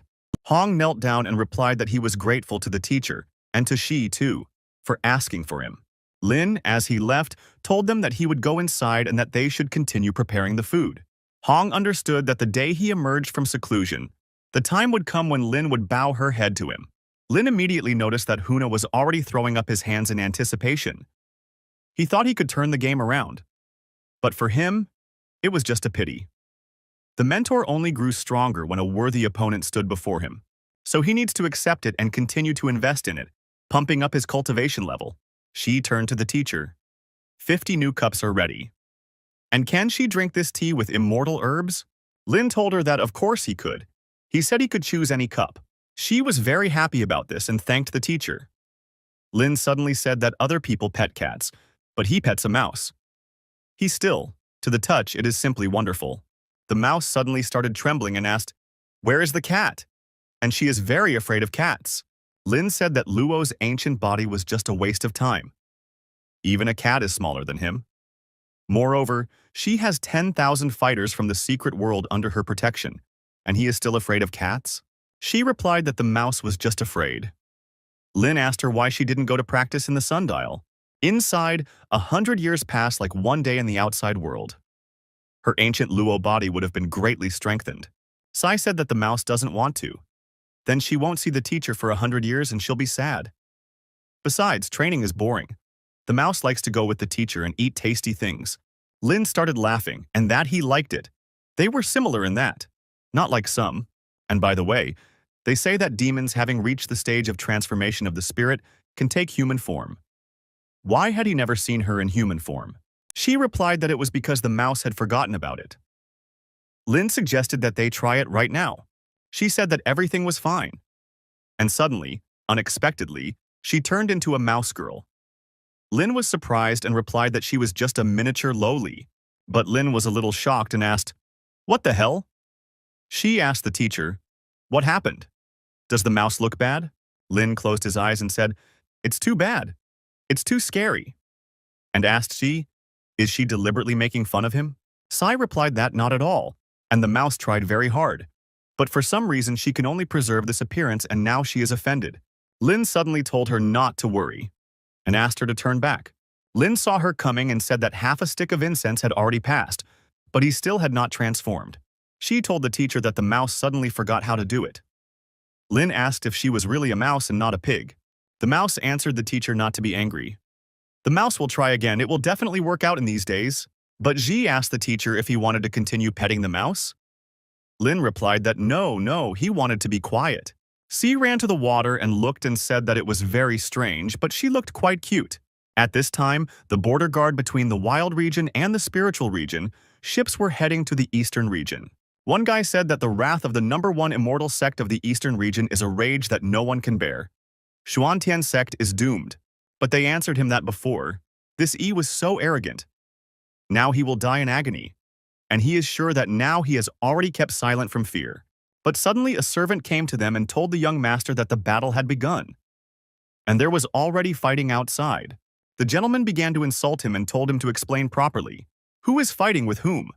Otherwise he will break his neck and throw him into a cesspool to feed the maggots. The servant said that it was the Heavenly Ascension sect. Their troops just invaded the wild region. The master came out of his room and asked the servant what he said. And he was glad that the Heavenly Ascension sect had finally come, and these pathetic savages dared to stand up to him. He knew their days were numbered. What a sight it would be. At the moment, in the wild region, in the mountain-moving sect, the Lord said that a huge army was advancing towards them. How many cultivators are involved? The elder told the old man that he begged him not to be a hero this time. If there was no way out, he should just run. After all, he is their strongest protector, the symbol of faith of all local cultivators. If he dies, it will be an irreparable loss. But in Xuantian sect, the training area had already prepared and shouted, "The enemy is at the gate, and let everyone prepare, and they are already being attacked. Where is their leader?" Zhao said that after 500 years of hard training, he was still just a little short of achieving fusion steel. And it seems to him that simply closing himself off in seclusion is not enough for a breakthrough. Su said that he should still be happy. If it weren't for the technique and pills given to him by his younger brother Ye, he wouldn't have advanced a single step in these 500 years, even if B had lived his entire life. The warriors asked, "Where is the leader? Why hasn't he come out yet?" The leader came out and said that the battle is inevitable. All they can do is fight to the end. Luckily, he managed to break through to the fusion stage before the fight. And suddenly he saw a shadow in the fire and asked, "Is someone coming? But who is it?"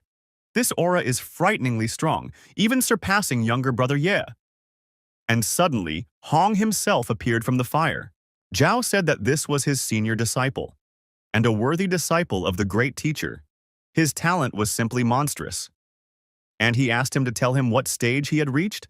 But Hong got angry and said, "How dare he? And what kind of impudent words?" Without continuing the conversation, he immediately attacked him. Su told Hong that his elder brother had only misspoke. They were disciples of the same sect after all. "Why fight?" Hong asked. "A disciple of a certain sect?" And suddenly he began to laugh loudly. "He is the greatest master of the demonic path, a true immortal. And how can such pathetic ants like them count on his patronage? If it weren't for Lin, he wouldn't have wasted his time here. But now everything has changed." Su got angry and said that he's completely crazy from training. He should watch his language, or else he'll complain to junior brother Ye. Hong told her to do whatever she wanted. He was nothing to him. After all, he couldn't even take care of himself now. If he can, bring him here. With his current strength, who will tame whom is still a question. Hong added that such an incomparable treasure, instead of wasting it here, it would be better to hand it over to him. Zhao was surprised and called him impudent and asked what he was doing. Was he really not afraid that junior brother Ye would punish him? But Hong left them no chance and shouted for them all to leave. And he blew fire from himself and headed towards his men. The leader was surprised and said, "What a powerful spiritual force. I didn't expect that even if he dared to break through at the fusion stage, he couldn't withstand the pressure alone. Who is this disciple of junior brother Ye?" Hong looked and said that it was a crowd of insignificant insects. But suddenly he was surprised and asked, what was going on? Why hadn't the sundial moved even a centimeter? The leader shouted at Hong that he was the disciple of junior brother Ye, the greatest genius of their sect. And the sect had always supported him. Why would he stoop to such vile actions? Hong got angry when he heard about the worthless man and asked who he was to teach him. Hong didn't listen to him and attacked immediately. The leader stood up and asked, "What kind of power?" The disciple only hit him lightly, and he can't even resist. And the difference from who he was before entering the sundial is simply colossal. Hong got angry and asked why some small fry dared to tell him what to do. He didn't kill them right away. That was already a great mercy on his part. The leader said that the Ascension sect army has arrived. Yiling, the main culprit. Let him come out immediately and accept his death. Hong ran to attack and said, "Just in time. And it's time to deal with this man." The chief also told his people to go quickly too. And he needs to be stopped. But Lin was resting all this time and said that freely drinking tea with milk is what makes life worth living. A Hong understood that it was a disgrace for a cultivator. And such a slovenly attitude, and he calls himself immortal. It was just luck that smiled upon him. He accidentally received the highest blessing, and that's why he acquired so many rare techniques and priceless resources. But now it will all be his. Lin saw his disciple, that he had finally come out of seclusion. The teacher missed him so much. Hong replied that the heavenly Ascension sect had arrived. There was already a battle for his life outside, and he was resting peacefully. Wasn't he afraid of dying? Lin asked. Were they already attacking? Why didn't he know anything? Hong replied that he was enjoying his cozy little world behind the soundproof barrier, and he dissuades him from this world. Of course he hasn't heard anything, and now let him listen carefully. The enemies were already approaching and shouting for Lin to come out and accept his death. Lin was drinking his tea at that moment and, hearing the screams, shouted that the war had already begun. Hong said that he himself sees the situation. But if he gives him everything he has, he thought about saving him. Lin was surprised and asked him what he was talking about. Hong shouted at him not to act like a fool. They were both smart people, so he had to speak frankly. Suddenly, a mouse came running, and Hun, seeing it, told them to stop the planet and asked what it was. She approached the teacher and said that these were the same chicken wings that he asked to cook for him. And they were also spicy, and let him try them. And when she saw her older brother, Huna asked if he had come out of seclusion so quickly. But Hong was a little scared and told her to stay put. And he thought it was the same white rat. And why did it change so much? This appearance looks scary. And I thought, why the hell does the mentor have such strange tastes? He understands everything, of course, but this is beyond the bounds of good, evil, and common sense. And Lin at that moment was thinking, what kind of look is that? He wasn't thinking about something like that, was he? He is a noble man after all. The leader also arrived at the peak and asked the rebellious disciple what he was going to do to his teacher, and shouted at junior brother Ye to be careful. But when they saw a girl with a mouse's head next to them, they were very scared and shocked by what they saw. She told them not to be afraid, and it was just her, a mouse. The leader took a closer look and told the boys that this was the second disciple of the younger brother Ye. And of course, her image was frightening. And not only does younger brother Ye have outstanding talent, but his taste is so exquisite that they could never even dream of it. Lin told them to stop immediately and asked what they were talking about. And why were they all so tense? What happened? The leader told his younger brother that his senior disciple was planning a betrayal. He tried to take the sundial and even attack them. Lin was surprised and asked his student if this was true. Hong replied that even if it was true, what would the teacher do to him? The army is already here. His death is inevitable. He still doesn't understand the situation he's in. The leader heard his words and started saying that he was a damn traitor, and that younger brother Ye treated him so well. Hong asked him in return, what do they even understand? He understood that they had been treating him like a servant all this time. He couldn't stand it anymore. Lin grabbed his face after that and said that it was karma. He told the others not to blame him. It was his fault, and he disregarded his students' feelings, and it was all his mistake, and how he regrets it. Sai approached the teacher after seeing it and took his hand. The leader looked at his younger brother and said that he had never seen him like this. Hong also asked the teacher, did he think that he would believe in this crocodile's remorse? Let the mentor continue to pretend. But it's too late. He saw his real face. Lin told his student that he realized his mistake. Will he be able to forgive him? They are teacher and student. Maybe they will start all over again. Hong told the mentor not to even dream about it. He was already disgusted by him. The system immediately said that the master had successfully completed the temporary task, and she sincerely admits her mistake, putting all her emotions into it and causing empathy from those around her. The reward of the immortal ruler's technician. Lin was glad that he had finally completed the task. What a strange task it was. But the reward was worth it, so it was not in vain that he had put on this show. Lin thought about it after that and decided that since the task was completed, he could now have a little fun. But the thought that the mouse drank tea with milk for monthly tickets, and her spiritual strength increased sharply. She will transform into Loli to appeal to him. However, Sai realized that the teacher did not appreciate this, and now she realizes that she needs more milk tea to boost her spiritual power. Lin told Hong that he knew that once he became his teacher, he would always remain his mentor. He decided that he would continue to tease him and see how much he could endure. If he actually attacked, he would think that he wanted to make him stronger. But then he turned to Shi and asked her to come over and release his shoulders. She immediately agreed to the teacher's words and began to give the order. But Zhao was shocked and asked his brother if junior brother Ye was so depressed that he had started to suffer from split personality. But Su got very angry at his words and told him to shut up and talk nonsense.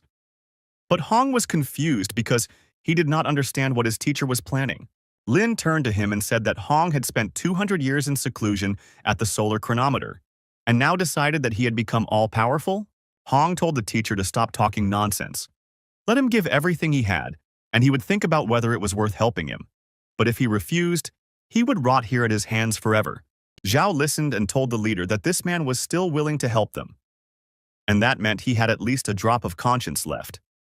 And now the fate of the battle was being decided, and if he intervened, then perhaps they could turn the tide. The leader told him that everything depended on the decision of the younger brother Yi. Lin, sipping his lemonade, asked his student if he was sure that he was now stronger than his mentor. Hong told him that he had been holding him back all the time, wasting his precious time. But in these 200 years in the solar chronometer, he had greatly surpassed him in both strength and skill, and having let out his anger, he ordered him to decide quickly and not delay with it. After all, the Heavenly Ascension Sect's fleet is already approaching the soaring peak.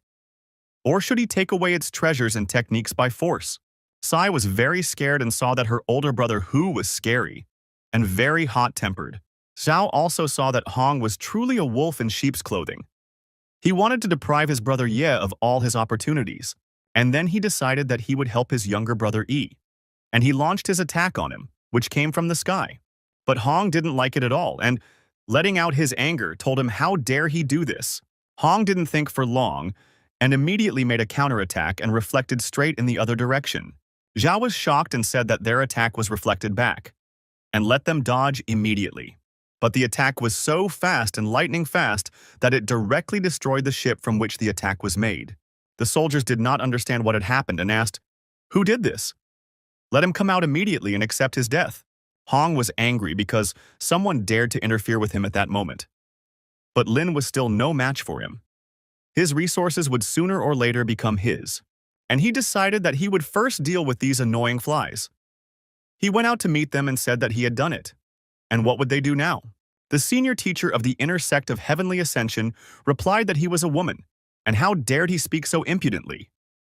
And now the senior will teach him manners. The senior mentor went to attack and shouted at him to prepare to die immediately. But Hong replied that he was an ungrateful insect. Hong did not tolerate such disrespect towards himself and immediately used his fire attack and easily removed him from his path. Hong said that they had half a stick of time incense to get out of this land. Otherwise, death would overtake them. The elders were shocked and said that this was impudence. And he thinks that he can order the first immortal sect of the eastern region? Even if the fire elder had fallen to his hands, did he really expect to defeat dozens or even hundreds of fusion stage cultivators? The elder turned to his brothers and ordered them to kill her. And now the Xuantian sect must be wiped off the face of the earth. Hong replied that since they did not want to leave on good terms, then he would arrange a bloodbath for them, and used soul-devouring flame, and attacked the enemies with dead people from another world. And these fusion stage senior mentors, they hadn't even exchanged blows yet, and already a third of them were dead. Countless green skulls were raging on the battlefield like locusts. The enemies were hit, and everyone was screaming in pain. But the elder told them not to let them bite them, because it was poison. At this moment, many members of the Heavenly Ascension sect perished in the hellfire. Their cries, moans, and pleas for help filled the sky. But suddenly the monks came and told their friends that the floating Buddha temple had come to their aid. Hong heard their words and replied that they were more suicides. The elder monk thought that the report said that Lena's disciple was only in the spirit transformation stage. But what kind of terrible chaos is this? The wisdom master of the floating Buddha temple, a perfect peak of the fusion stage, wondered if he really had some incredible technique. And if his disciple is so strong, then Lin himself must be much more terrible. And once they have come, there is no way back. And immediately, everyone began to attack at once. Hong looked at them and attacked them with a counterattack, saying that those lying bald monks have come again. He released all his mana to destroy the monks all at once and not play with them anymore. The monks were shocked by the blow and asked why their seals could not extinguish this strange fire. And they saw the devil approaching them. The monk was so scared that he told the boy not to do it. After all, it was his first time on the battlefield. But Hong was ruthless about this and used all his strength to finish off the bald monks. The elder was surprised that the guy and his army of tens of thousands of disciples disappeared with one blow. And now everything was gone. And he thought about who the Heavenly Ascension sect had attacked. The elder monk was surprised and told the boy that he was a demon and Buddha would not forgive him. And he used a huge palm attack. But Hong was not ready to stop and replied that even if the Buddha himself appeared, he would crush him into dust. At that moment, the senior monk saw fire in his eyes that was approaching him, and immediately there was an explosion. Hong was prepared for anything and said that they were just pathetic bugs. The leader told junior brother Ye that his disciple had a terrifying talent, and he's afraid that their Xuantian sect is too small to accommodate such a formidable deity. Zhao also told his brother that she was now protecting their sect, and it was better to fulfill his conditions than to try to go against him. And the main thing now was to survive. She also said that big brother Hong was so strong, and she rejoiced at his strength, shouting for him not to retreat. Lin noticed that his disciple had really made progress during his time in seclusion. Now he wanted to look at him with the eye of insight. Lin used his eye and saw that the cultivation was half a step away from the great transition stage. And now he knows that his disciple has almost reached the great transition stage. Of course, it is not surprising that he now dared to challenge his teacher. And he needs to wait until he has dealt with the enemies, and then absorb him for his own breakthrough. Suddenly, a strange manna gathered around them, and the elders shouted that these were their elders. And they were all greeting the venerable mentors together. The leader looked at all this and asked in surprise, "Mentors?" And they brought 18 senior cultivators of the great transition stage. This was the true power of the Eastern region's #1 immortal sect.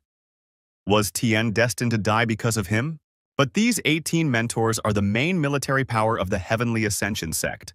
They once joined forces and crushed the North Sea Demon Emperor, brought down the Southern Annihilation Church, and thus received the title of Invincible Immortals of the Eastern region. Lin made a surprised voice and said that half a step before the Great Transition is one thing, but the real stage of the Great Transition sounds much more tempting. One of the Great Transition Perfect Stage spiritual windmasters thought about it and said, "What useless cowards! They have dishonored the good name of the Heavenly Ascension sect." Master Golden Snake also replied that the most dignified and strongest sect in the Eastern region had been beaten by a girl. If they hadn't personally come to check on the situation, wouldn't they have become a laughingstock for the entire world? Hong looked and asked, "Who the hell are they? And how dare they speak so insolently about him?" The Golden Land Master got angry and asked the boy what he just said. The chief elder of the Heavenly Ascension sect told the Golden Snake's mentor that she shouldn't waste her energy on someone who was already doomed. This half-baked cultivator, half a step away from the Great Transition stage, thinks he can stop them. The second elder also answered that it was true. And this overconfident Lin, instead of fighting personally, sent his disciple. Isn't he underestimating them too much? The third elder said that his disciple would be put to death first. And this venerable one is eager to see if pain will pierce his heart when he, hiding, witnesses her death. Hong shouted at them to get out of here, and he had nothing to do with him. The elder laughed and replied that this was a touching affection between a teacher and a student. Let them grab her, and he would disfigure her face and then tear out her tongue. The elders attacked and shouted that he was impudent. And under his celestial palm of azure birds, thousands of souls perished. Today, he will disappear without a trace. The second elder also said that he could defeat 10 of his kind with one hand. The third elder also did not stand aside and said that today he would raise the sword with his head in a sacrificial rite. And maybe this way he will awaken the true spirit of the blade. Hun laughed and asked, "A sacrifice to the sword? And maybe they'll let him show them what real hell is." He thought that once he dealt with these insects, he would see if Lin would find any more excuses to hide his strength. Hong used his giant hand attack and easily repelled their vile and weak attacks. The elders tried to resist, but they could do nothing against him, because they considered it impossible. And one of them asked how an ordinary cultivator half a step away from the Great Transition could stop all of them. His azure birds. Heavenly Palm had absorbed the soul of an ancient demon, but Hong did not stop and continued to press them. In the end, the elder shouted that his firmament was split and destroyed.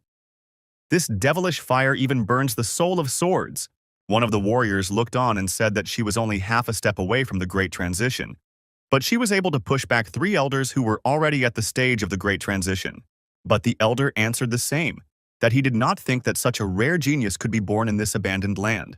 The second elder of the snake said that then this girl even more so cannot be left alive, and altogether they will kill her. One of the elders immediately used the great obelisk palm to attack. The second elder used the star-reaching hand, and the third elder used the dragon-suppressing combat style. But Hun was not at all intimidated by this, and in response to their several attacks, he used only blazing dragon fire. The fire was so light and terrible that it slowly passed over the attacks of the enemies and easily killed each of them. From below, the chief looked on and said that he never thought Hong could fight against so many elders. But Zhang replied that it seemed like his flame was weakening, and it looks like he's already at his limit. And if he doesn't dodge this attack, he'll be cut in two. Hong looked at this attack as his light training and immediately used Hellfire-destroying flame. The red dragon emerged from the blazing fire and easily pierced the enemy's attack with its sharp teeth. And applied the absorption technique. Hong asked, "Is this all the Heavenly Ascension sect can do? They should change their name to Useless Sect." The elders were shocked by what they saw and said that it was some kind of strange flame, but it was absorbing all their techniques. One of them said that it was impossible to hold back 15 mentors on his own, and even he had never seen such talent in his entire life. But the Fear Elder asked them, "Are they blind? This is definitely a demonic technique. They must destroy this witch immediately, otherwise it will become a disaster." Hong addressed her as an old witch and asked if she would come out and fight in person, and give her 3 blows so that she wouldn't say later that he had attacked a cripple. The old woman accepted his challenge and called him a brat, and when she rips his mouth open, she'll see if he can still speak so boldly. The elder also said that if he were left alive, in 100 years he would become the greatest threat to the eastern region, and he must be destroyed along with his soul. They all approached the dragon from the side at once and began to use their strongest clan techniques. Hong was angry and saw that all this happened because of Lin. If only he had handed over his treasure to him earlier. And who would have thought that the Heavenly Ascension sect would send 18 great transition masters to exterminate some pitiful sect? Isn't that like hunting a sparrow with a cannon? The elder came very close to him and started shouting that it was time to end it, and he used his Heavenly Lord strike. The attack was a bit unexpected, so Hong didn't even have time to see it before he felt the blow and fell to the ground. She was scared and asked Big Brother Hong if he was okay. And Lin turned to him and said that he said earlier that he could win, so why is he lying around like a beaten dog? And he is so disappointed in him. Hong got angry and asked the master how he dared to mock him. At least he would be able to leave here alive, but the master would be left here to die. But suddenly the elders used a strange mechanism that opened a bright light above the clan. The elder told them that as long as he was here, none of them would leave the Zhuantian sect. The leader began to shout that this was a spatial compass. And Zhao asked his elder brother if he remembered what was said in the ancient chronicles. After all, 300 years ago, during the Northern Sea calamity, Elder Spiritual Wind used this compass to evaporate a third of the Northern Sea, destroying 100,000 demons. And they say he even sealed the ancient demon god. They don't even have a chance to escape. Hong got angry and thought, is he really going to die with these worthless ones? But he won't put up with it. The leader also suddenly asked, why is younger brother Ye so calm? Hong started shouting at him that he is here eating, and everyone is dying, and all he does is eat. Lin looked and told Shi that she really had a talent for cooking, and next time, he wanted to try the honey flavor. Shi asked the teacher if there would be a next time. Lin didn't keep him waiting and replied, of course. And going up to the elders, he immediately stood in front of them. The elders saw Lin and said that he had finally deigned to come out. Lin replied that he understood that they had trampled his disciple in a crowd. But that was unfair. As his teacher, he was obliged to stand up for him. Hong heard these words and became even more angry and slandered him. The elders said that his fate was sealed. He would tear off his skin, break his bones, and scatter his ashes to the wind.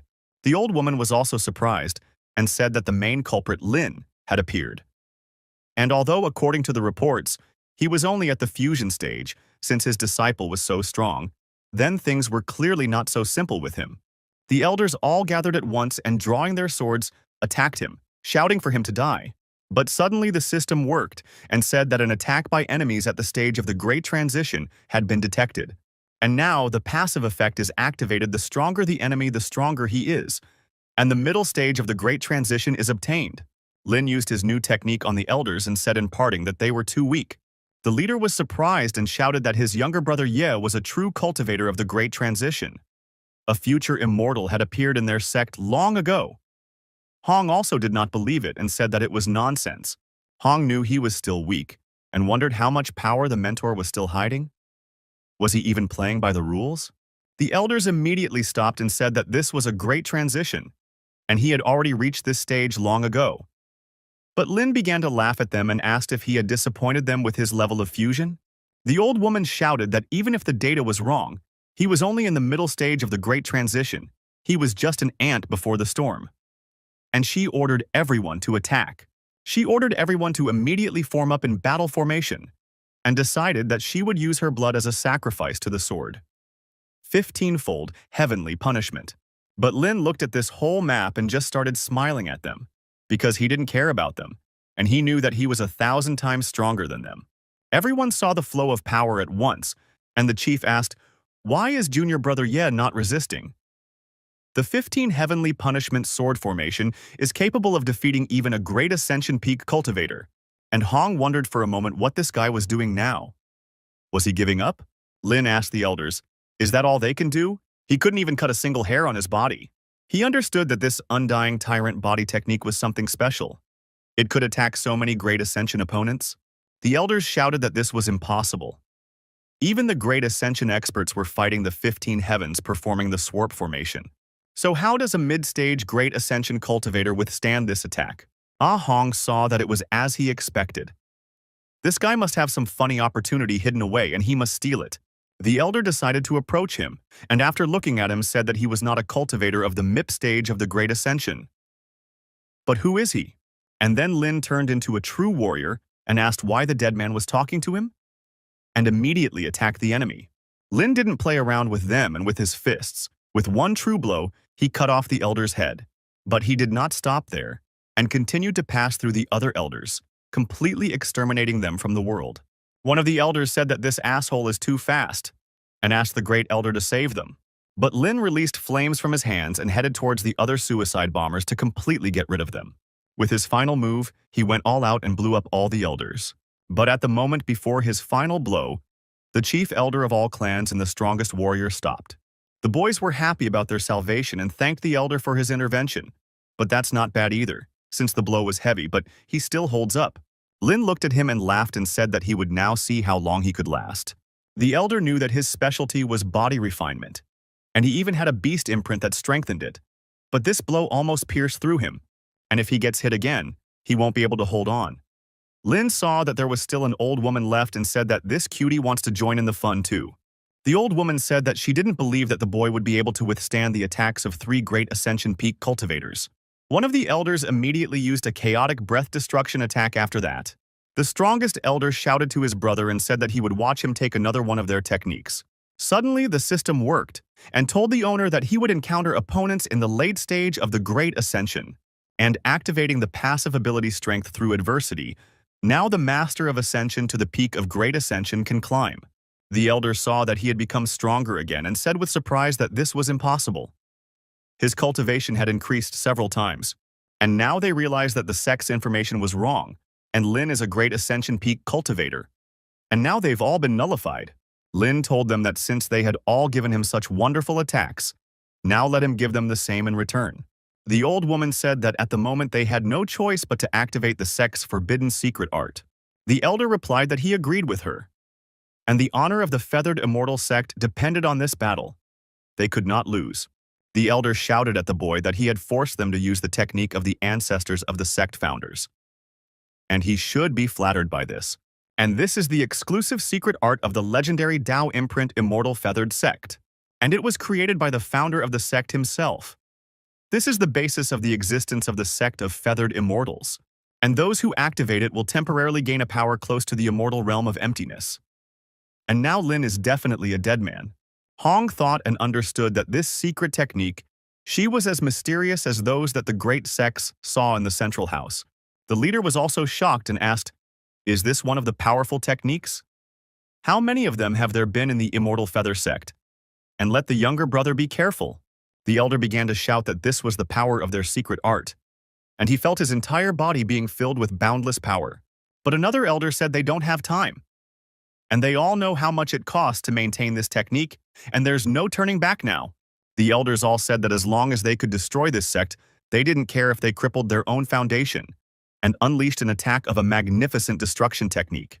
Lin looked at all this and replied that now it was finally getting interesting, and summoned his manifestation of the Heavenly Emperor. Lin stood over them and called them ants and told them to kneel down, and immediately knocked them all down at once. Hong was shocked, because he saw that this was the manifestation from the secret realm. It was really him. And such pressure, it was even more terrible than the ancient demon gods from the abyss. The elders were shocked when they saw the art of divine manifestation, because they had never seen anything like it. Lin told them to watch carefully, because the real battle was starting now. The old woman asked the boy if he was trying to scare her, but she had actually seen a lot.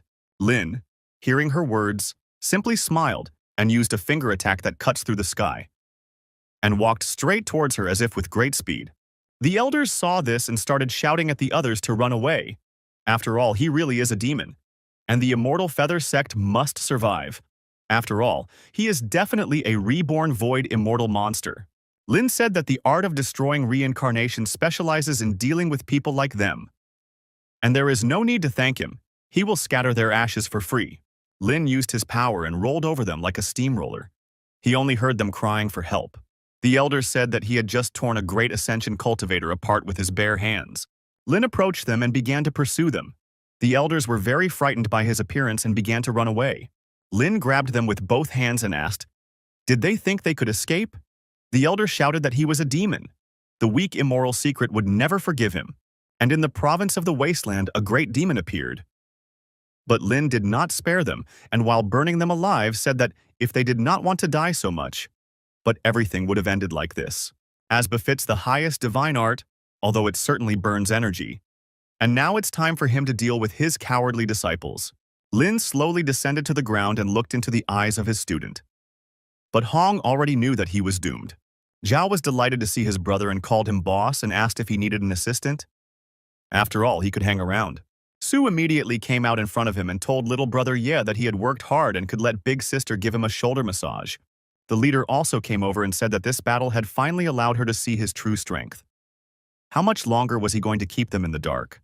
Lin told them to listen to his words and told them to remain humble. After all, a true expert remains humble. Hong saw how everyone was thanking his mentor and realized that at this rate he would never be able to get rid of them. And this vile bastard. He still had the peak strength of the Great Ascension, but he still pretended to be a body integration realm cultivator. He had never seen such a thing in his life. Lin saw his student and asked, is he still here? Hong was surprised and thought that he was already being kicked out.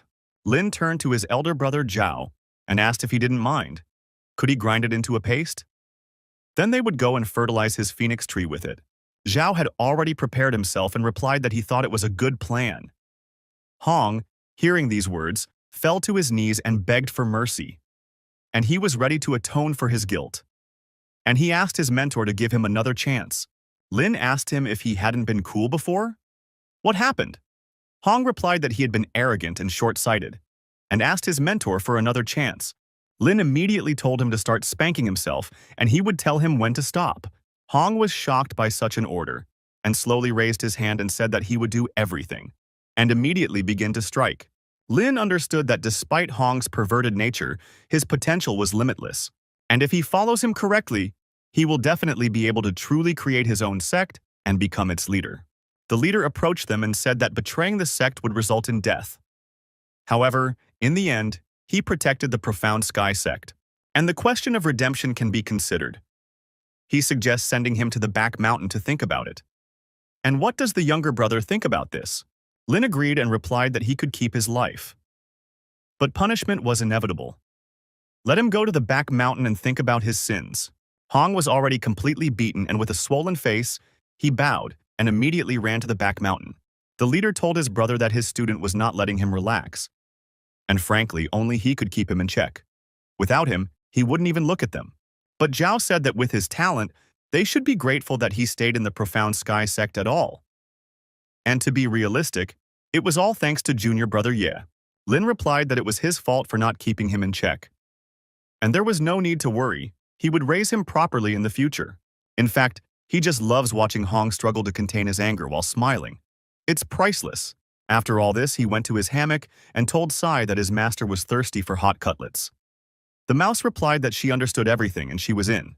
At this time, in the Deep Sky Sect's backyard, Hong was saying that it was impossible for a master to be lucky forever. And if he trains diligently, he will surpass the peak of the Great Ascension and even into the highest realm. At this time, in the Eastern Demon Buddhist state, people were saying that this couldn't be happening. After all, Lin of the Profound Sky Sect was actually a Great Ascension cultivator, and he even destroyed all 18 elders of the Immortal Feather Sect. The monk replied that in fact, a million-strong army of cultivators had been destroyed. One of them got angry and said that his brother served in that army and he thought he would take care of his sister-in-law.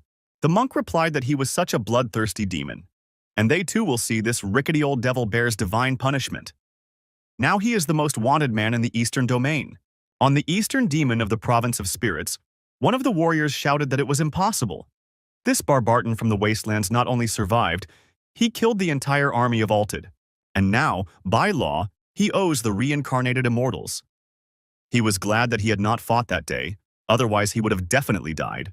The warrior told the servant to quickly find him more female cultivators. He needed to calm his nerves. And why was he just sitting there? He told him to go. Or let him call his mother here, it would be more fun. In the Feathered Immortal Sect, the chief asked the servant if he was sure of his words. The servant told the young master that it was true. Everyone in the Eastern House is talking about it. The Feathered Immortal Sect has suffered a crushing defeat, but young master couldn't stand it and started shouting that Lin was a schemer. And he was a Great Ascension all along, but hid his cultivation to play with him? In fact, he thought that by reaching the realm of body integration, he could finally compete with him. But it turned out that he was just wishful thinking. Elder Mo told the young master not to lose hope. This white-haired devil is probably an ancient monster that has been around for thousands of years, and for him the Great Ascension is the end. But for the master it is only the beginning. The master answered that it is exactly so, and he needs to ascend. The Lord asked, how can he? And so what if Lin has achieved the Great Ascent? He will achieve it too. The master hugged Elder Mo and told him to report to the higher-ups immediately. He decided to awaken the Supreme Treasure Yang ahead of time. Elder Mo was surprised and told the young master that he couldn't do it. It would be better if he changed his mind. The gentleman answered the old man to believe him, and he has only one goal, and that is power. The solar true flame is destined for him. It is destiny, and he will be reborn in nirvana. Elder Mo said that he would report as the master had asked, and let him prepare. The master was so angry with Lin that he saw him in his dreams, and next time he will finish him off. 3 months later, on a misty peak, Lin was resting and told Hong he wanted a glass of 1982 Lafite. Hong replied that he would have it in a moment. Pouring a glass of wine, he told the master to enjoy his drink. Lin took a sip and replied that it was very good. Hong was so angry, and he saw that this was another crazy episode. When will this guy finally stop acting like a maniac, he thought. Suddenly, a notification came from the system saying that the daily registration had been updated. And would the owner like to sign up? Lin thought about it but didn't answer. And then the system congratulated the owner again, because he hit the jackpot and got an ultimate mount. Lin jumped up from his chair and asked, "What?" And then Hong began to hit himself and bow, and even told the master that he was wrong. Lin told the system not to keep him in suspense. And what kind of fastening was this? The system replied that, although he was still small, he had already reached the level of the Great Ascension, and let the master take care of it. It is an ancient divine beast with unlimited potential, one of the most powerful creatures in the world. And it can fly freely in the skies and sail the seas without difficulty. Lin saw and realized that it was a beautiful cultivator. But how? It deserves a majestic mountain. And Kunpeng is the dream horse of every cultivation protagonist. Hong saw his face and was shocked by the thought, because he didn't understand why he was always so lucky. And he didn't even look angry. And this guy was so mad. Suddenly, she came in unexpectedly and shouted to the master that the head of the sect had received the invigoration and ordered her to bring it to him. Lin looked and said that this was an invitation to the Zhu clan's banquet in the Spirit Province. He heard that this old man had recently broken through to the tribute realm and shaken the entire Eastern world. But to invite the profound Sky Sect at such a time. Obviously, he just wants to measure his strength and establish his dominance. Hong heard this and said that the Zhu clan's ancestor is now a pseudo-immortal. He is as strong as a real immortal, but still far superior to them. And considering how many enemies the profound Sky Sect has made recently, isn't this banquet very dangerous? Lin replied that he had never heard of such a thing, and he was willing to go. Lin thought about the pseudo-immortal, and he watches how problems are created here, and he gets out of the water dry. And this is a great reason to show off his new mount. The system responded immediately that a new West had been launched, and the owner must attend the Zhu clan banquet on his steed. And successfully shocking the public will bring a special reward. Lin told the system that he was just in time. His heart was aching with the desire to do a great job. She asked the owner when they were leaving. Lin didn't waste any more time and told her that right now. But Hong thought, why is his mentor so confident? Suddenly, Lin decided to demonstrate this and snapped his fingers. Suddenly, the sky began to tremble and the wind appeared. The animals sensed danger and began to behave very ominously. But the people also asked what was going on. Were they attacked by animals again? The leader said that it was an Ascension-level Great Supreme Beast. But where did such a thing come from? Could it have been sent by the Immortal Feathered Sect? But they replied that it didn't matter where it came from. Let them immediately activate the sect's protective array. The leader and the other guys used force and the deep heavenly hectare was activated, and the sect array was launched. Hong was also shocked and did not understand what was happening. But she was very scared and screamed that it was a monster. A Ling saw and felt that it was not bad, and this was his juvenile form. And if this Kunpeng reached full growth, even those 18 elders would have no chance. And if a beast of that level attacks this sect, it will definitely be destroyed. Lin asked Hong if he could see, and this karma is just for him. Hong was shocked and did not understand what was happening to the mentors, and was he crazy? He was really studying with them? Lin rose into the air to meet his friend, and Hong asked, what is he doing? Is he trying to die and take them with him? But when he saw the real body with his own eyes, he said that it was impossible. Lin caressed his friend and said that he was a good boy, and he decided that he would call him Kun. And from that moment on, he was with him. The leader was shocked and asked, what was he imagining? Did junior brother Ye just tame him with one gesture? Jay replied that no, and it was more likely that the beast already knew him. Su also said that this creature corresponds to the ancient Kunpeng mythical beast recorded in ancient texts. The leader said that since they were talking about it, he remembered reading about it too. A fully grown Kunpeng can eat planets and roam the multiverse, but it's much smaller than the legends. Jay replied that it was probably because he was still young. If he fully matured, his strength would be beyond imagination. Lin told them not to panic, and this is his mount. The leader asked, is this ancient beast his mountain? And the younger brother should now be blessed by heaven, it must be fate. And Hong saw that even the wisest immortals of Kunlong thought that this was sudden. But he not only appeared, but voluntarily became Lina's mountain. And for him, this is simply absurd. But why him? This lazy slacker does nothing, but fate continues to bless him. And he, a true cultivator who trained tirelessly, making his way to power, is forced to humiliate himself at his feet. Lin told the sect leader that they were ready to leave. And with Kun accompanying them, there was no need to worry. Lin looked and said that something was missing here, and after doing several techniques with his own hands, he understood. He immediately put his house on his friend. And Lin shouted that it was wonderful, and this was his new house. The leader looked at it and was shocked by what he saw. Lin told them to get on the ship, and they set off. She replied that she was going to and told her elder brother Hong that the master was calling them. Hong is angry and admits that fate favors the strong, but he refuses to be someone's pawn forever. And if he waits for the right moment, he will steal his luck and make it his own. And as long as he refuses to give up, anything is possible. The leader asked finally, will junior brother Ye really be okay at the Zhu clan banquet? This ancestor is a pseudo-immortal. Su told him that he was worrying too much. And did junior brother Ye ever need their care? Zhao replied, yes. And to be honest, he would be grateful if he didn't cause chaos. The leader said that the Zhu clan thought they could push them away, but now the tiger itself is walking right to their doorstep. They might regret this invitation. At this time, in the Spirit Province, the floating island of the Shui clan, all the residents and invited people from the clans were heading to the ceremony.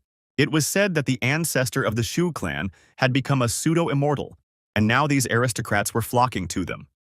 It was good that a big stage needed a big audience, but on the main island of the Shui clan, in the main residence of the Shui clan, the guests shouted that they were congratulating the pseudo-immortal of the Shui clan, and he would have divine protection for the next 300,000 years.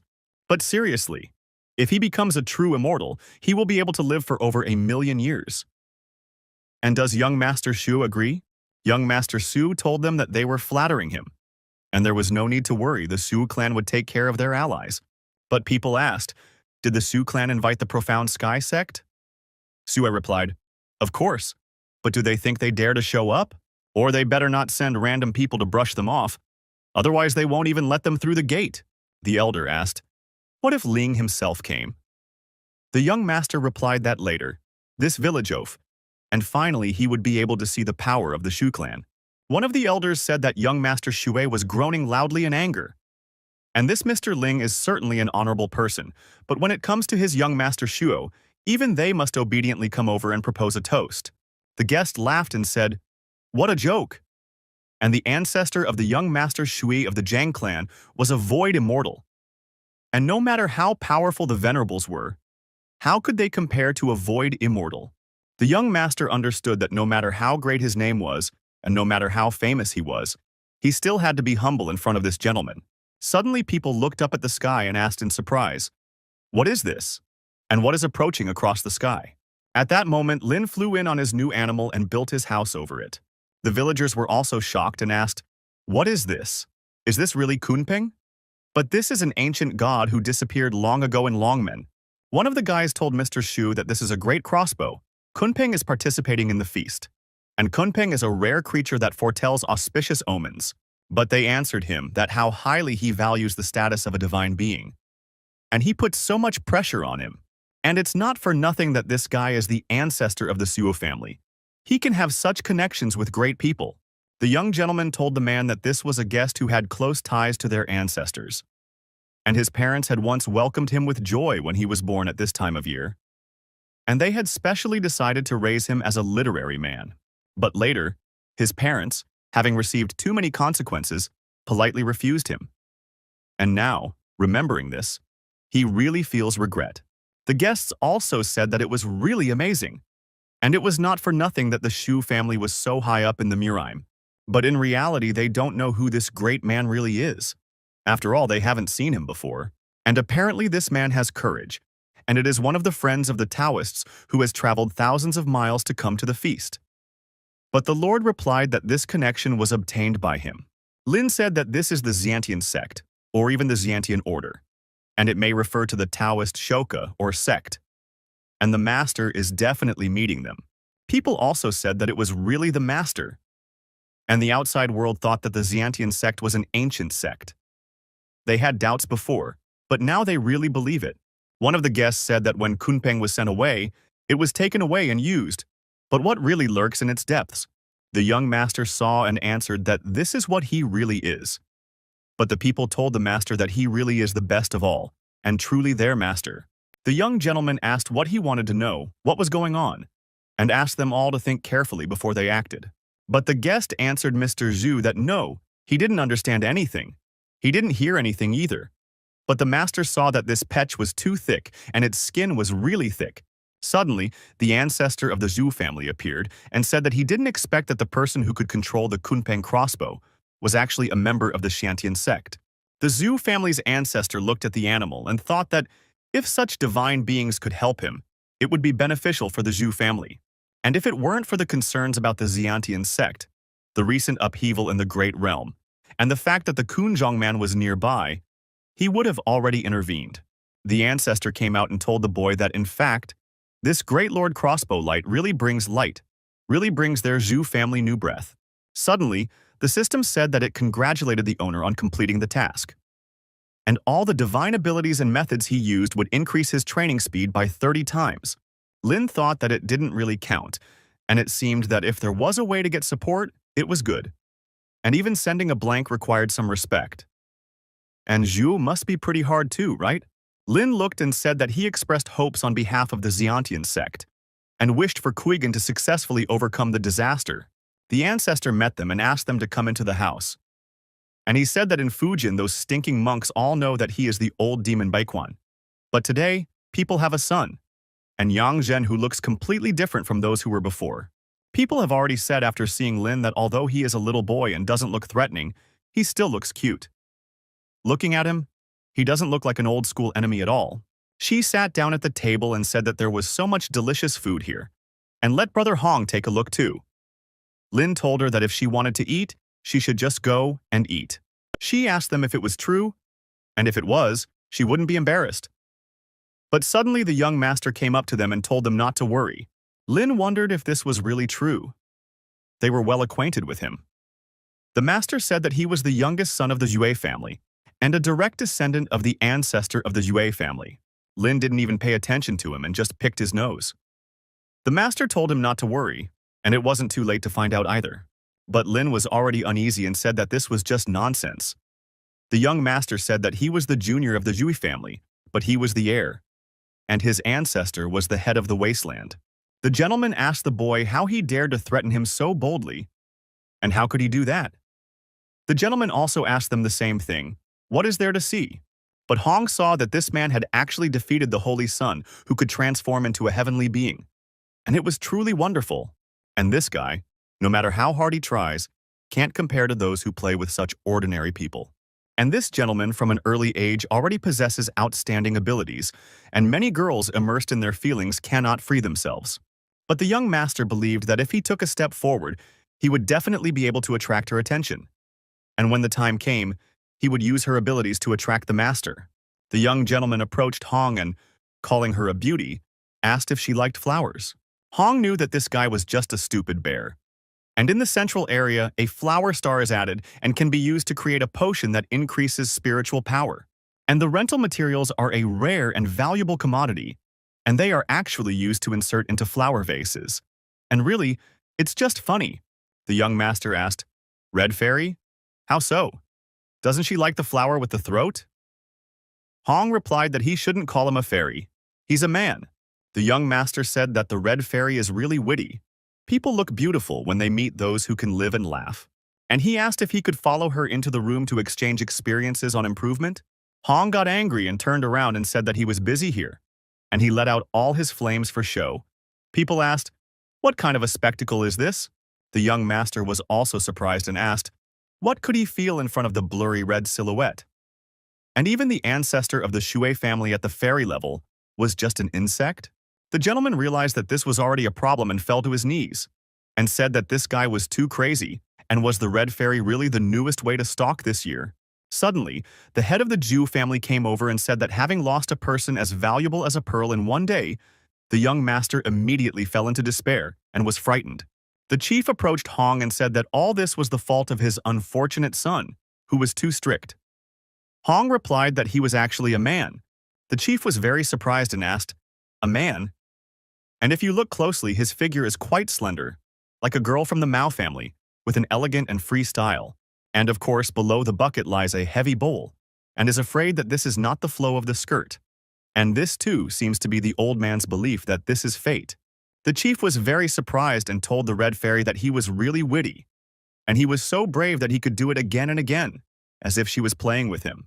But Hong couldn't stand his words and looked at how his power could do all this and said that he would definitely die. Suddenly, Sai came running unexpectedly and turned to the red brother, that the bright director of the Winter Mouse took wine from people, and she pursues, but it is well drunk.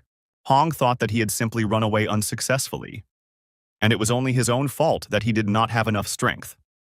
And one should not limit oneself on the wrong path, because it could lead to death. And he saw that the eldest ancestor of the Shui family had no power that could be dear to him. The leader apologized and said that he was indeed a man and lost his sword. Hong picked up the drink and went to drink. She also started laughing and said that she also wanted to save her reputation. People were all shocked and asked, "What is this thing? And what is this white road?" Is this strictly a Yan demon tumor? And also fast stupid. Lin also came up to her and told her that it was time for them to get ready to leave here because he was already hungry. She answered his master that everything was correct. And at that moment, the young master passed by and asked the servant to give him non-feminine intimacy, and he needed it now. But Hong heard and saw everything, how the young master was dissatisfied and was always on edge. And he even has a Yue family, but to discredit him like an ant is too much. Hong was still behind the wall, and in that moment he saw a strange man following the young master. The guy immediately felt a strong curse from this stranger. And now, he will see how well or how magnificently it will play. The young gentleman sat down at the table and thought about how he could meet the woman he wanted. But the girls told him that he had little hope. Suddenly, at that moment, he was attacked by a mercenary who had been following the young master the whole time. The young master simply covered himself with his hands and shouted that he wanted a kiss. But suddenly the mercenary's sword was simply broken into small pieces. The mercenary knew he had thought that this annoying little boy had access to a high secret space. And now he had missed a good opportunity. The young master was frightened and told the mercenary that he was such a big dog. How dare he be in the Yue family, in front of Mr. Minfan? The guards immediately came and surrounded the mercenary, saying that they were protecting their young master. The mercenary decided that he needed to move faster. And he needed to do it before a large number of people.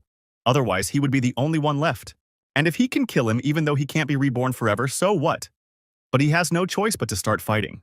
The young gentleman said that the close trace of the dog kindled rage, wanting to be on the same level with friends. The mercenary was ruthless about this, and immediately, like lightning, he passed through the guards and finished off everyone in his path. And finally, he reached his target. And with his speed, he passed through his defense and wounded the young master's hand. The guards immediately came to the defense of their master and shouted that there was a stranger on the territory who needed to be finished off. At that moment, the mercenary took a closer look and was very excited, because this dog was from the west, because he had a pattern on his back. The young master asked the mercenary if he was okay. What had he swallowed, after all? This gentleman hadn't touched him. But why would he pursue this gentleman and try to kill him?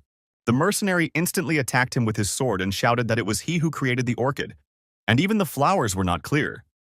But then he would have to die. People were already shouting that this was not good. And there was a murderer in the backyard who wanted to attack Mr. Zhu. And the servants of the Zhue family were pushing him away right now. Lin also heard all this and asked Hong if he knew what had happened. Hong replied that the students were only guessing and nothing more. And anyway, they had better chat. He would take him and his sister and they would go and see together. But C was saying at that moment that she only wanted to drink. At this moment, the chief himself entered the battle, stopping the mercenary's two-fingered sword. The leader asked him how he dared to be involved in the Zhu family's affairs, and so he came to them with a message. The mercenary began to choke, and the chief asked him, "Did he come with a message?" The mercenary replied that he acted so strongly without showing any signs. It was unimaginable that he interfered. If not for that, he would have definitely dealt with him. The young gentleman suddenly spoke up and said that there was only one sky and that he was a saint. And he told the elder that he was just a modern sick person. He was not going to get involved with him at all. If he continued, he would definitely kill him.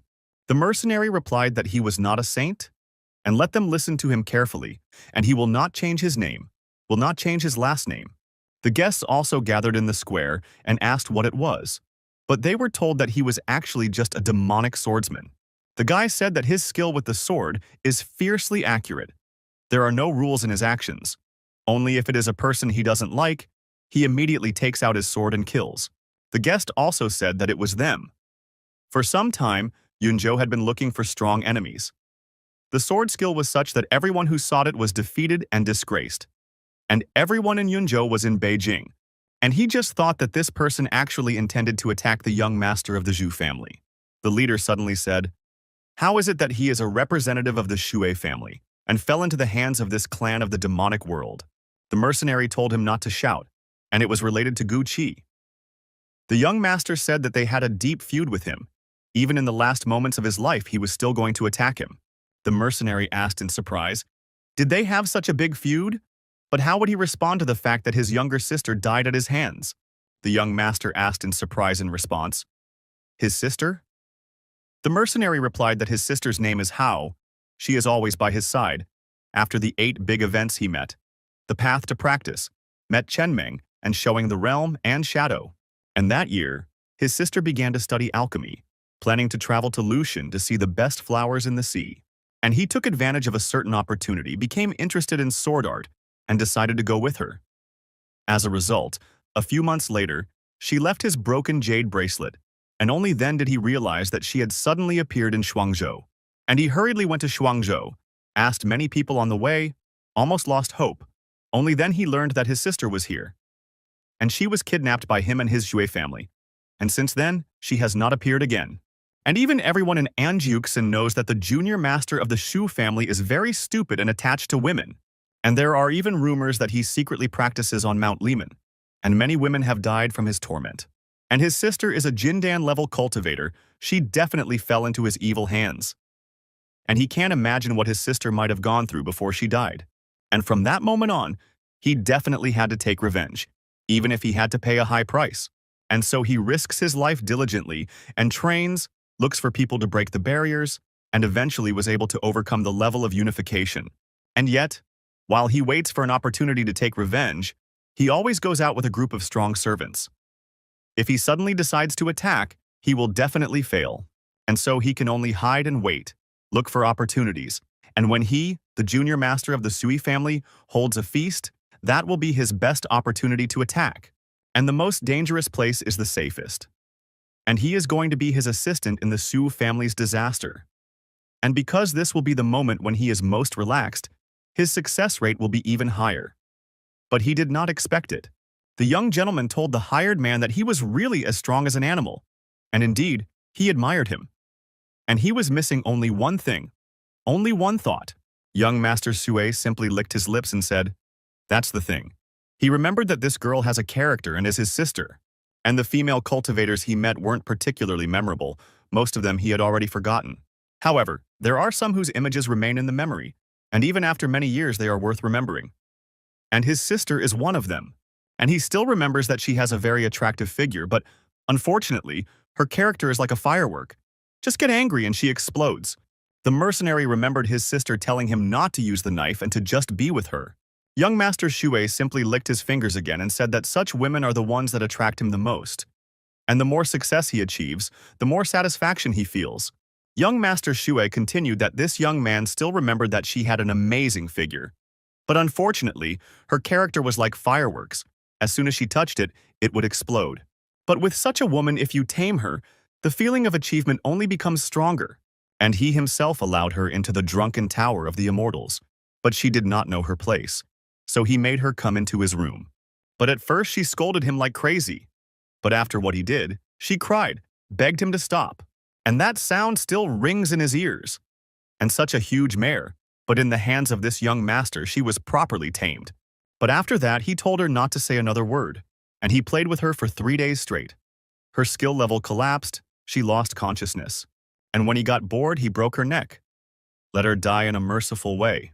And now Li just has to thank him for treating his sister so well. Li got very angry after his words and asked why he didn't die. And why was this monster still breathing? Li was out of his mind and immediately attacked the elder and shouted that he would kill him right now. But the elder used his techniques and knocked him down from a distance. After all, he was just a demon cultivator, and his sister was used as a cultivation furnace for their young master. And this was her atonement. And his worthless sister's life is more important than their heir's life? And after that, the guy just deserves to die for trying to kill him. But the mercenary told him to shut up, and how dare he compare her to that bastard? He's just another damn animal, just dirt. Young Master Shui replied that his sister should feel proud to have served their young master. He was just a dog barking at the crowd. And Sister Li was lucky. And he just complains like a child. And their young master rubbed his hand. And he just rubbed his sister. And who's worse? Li was lying on the ground at that moment and shouted back at them that they were all just crazy. But he didn't even try to get up. Lin noticed at this moment that the man who trained like crazy to take revenge for his sister was called a demonic cultivator. And the heir of a noble family does the most vile things in secret and at the same time walks with the aura of a righteous sect. But for him it's just some kind of joke. Suddenly the system popped up and said that the master had a secondary task. And now he needs to protect Li and accept him as a disciple, and convince the Shui family's antecedent to personally kill Shui Tianyi. And in return, the antecedent will be eternally grateful, and as a reward, he will receive the divine martial art of the Holy Fight Strike. Seeing this, Lin was overjoyed because he would receive 10 spiritual crystals, and now, after this, his life is secured. But Lin decided that he was going to intervene anyway. And as he could see, the terms of this mission were just plain crazy, and now he has to make the old man kill his own heir, and then be noble. But this seems like some kind of twisted secondary task. Young Master Zhue simply pulled out his sword and told the boy that this was the end, and in his next life, he should try to be smarter. Xu immediately pulled out his sword and raised it above his head to cut off the guy's head. But Lin did not allow this to happen and simply put his hand under his blow. Young Master Xue was surprised and asked him what he was doing.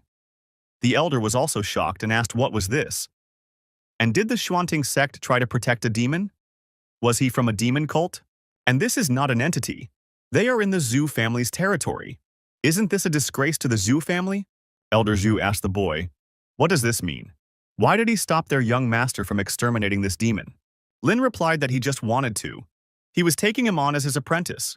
If any of them tried to mess with him, they would take the fight with him with them. The guests also looked at all this with surprise and said that Mr. Lin was simply crazy. And he really said that out loud? Li stood up and told Lin that he had become famous throughout the eastern region. Why take risks for just one person? But Senior Sui was very angry and told Lin to think carefully. And if he left now, they would forget this incident. Li also asked the elder to leave.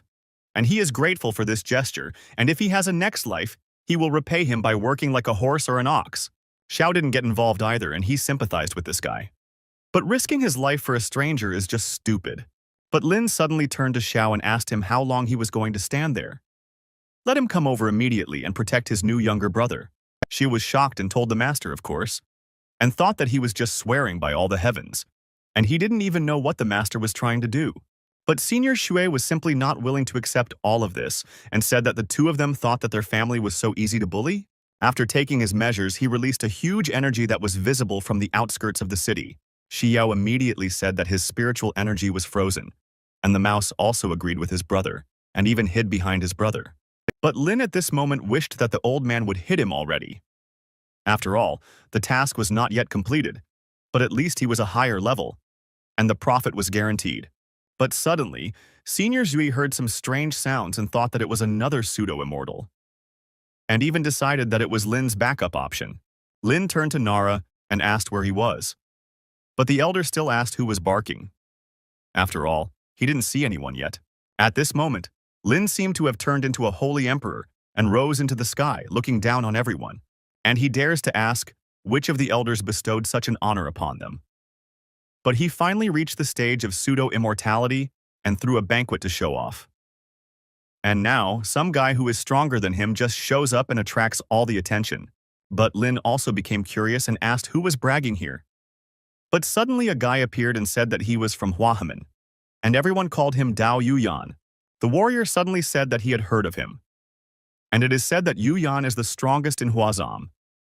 He is also the personal teacher of the Holy Sun. And as it was said, their saint was disabled, and 18 elders were killed, and he would not just sit there. But Senior Shui realized that this was not an ally, but another enemy. And this Lin really dug his own grave, and it looks like he won't even have to lift a finger. He immediately told Yuyan that Lin was behind him, and let him not be shy about sorting out his own affairs. Yuyang asked Elder Shui, what does he need his permission now? But Lin was not afraid of anything and showed him his middle finger, saying that he was here, and asked him, what does he want?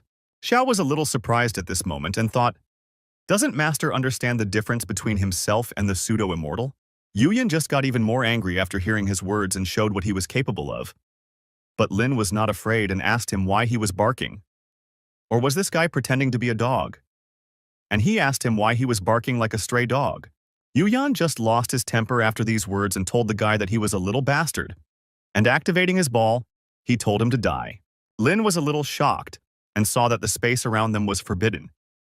He would soon die with this psycho. Elder Shui also saw that it was a golden sphere.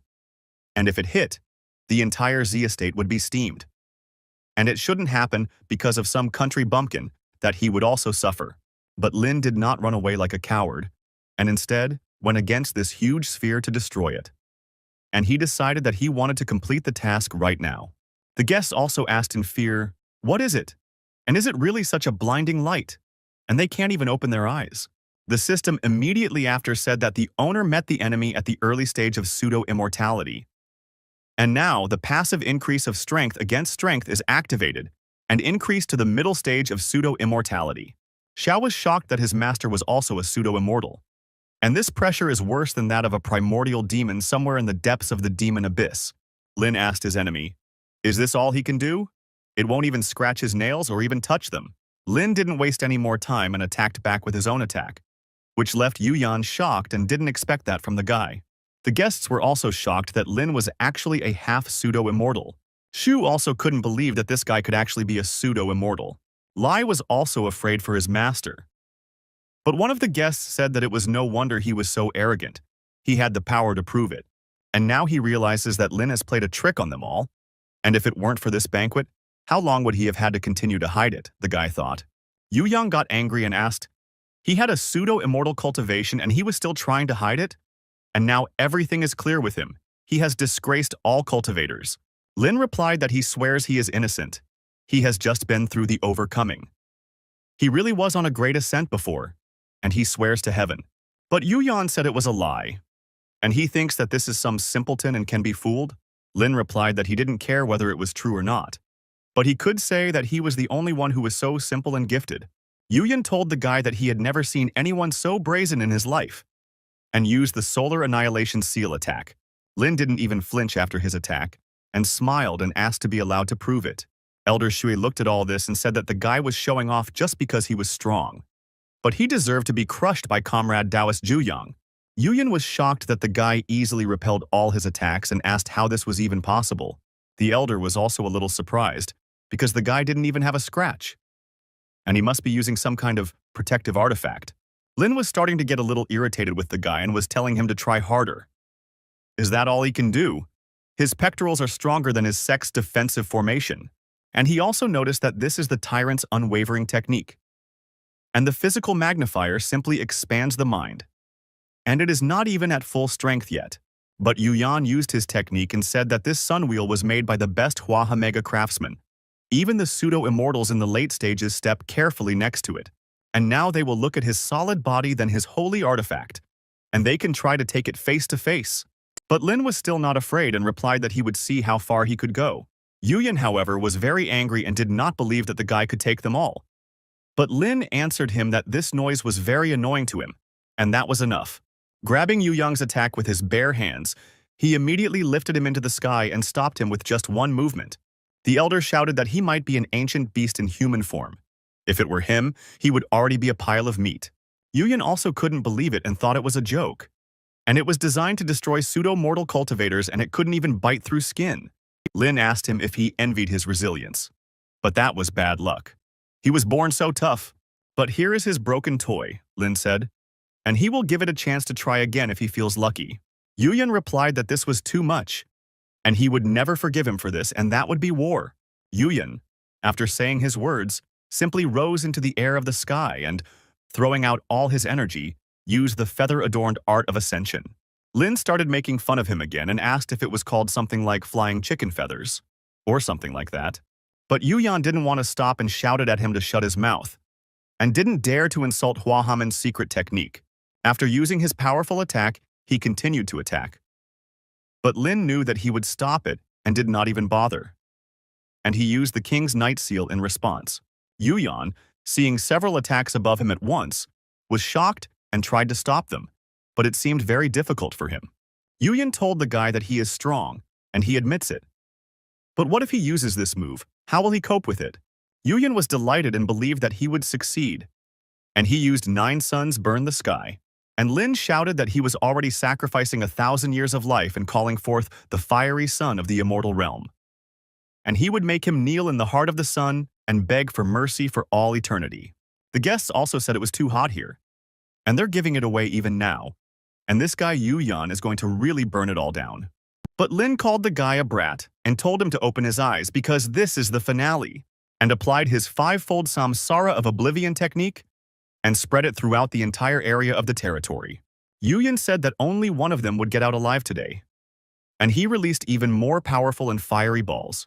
Lin looked at all this and smiling asked the guy, "Is he trying to do his thing again?" But after that, Yu Yang started laughing loudly and shouting that it was fake. But what does this pseudo-immortal mean? And what does invincible mean?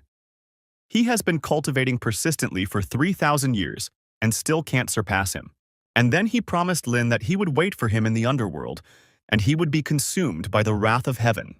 Xiao had been watching this whole time and thought it was unbelievable.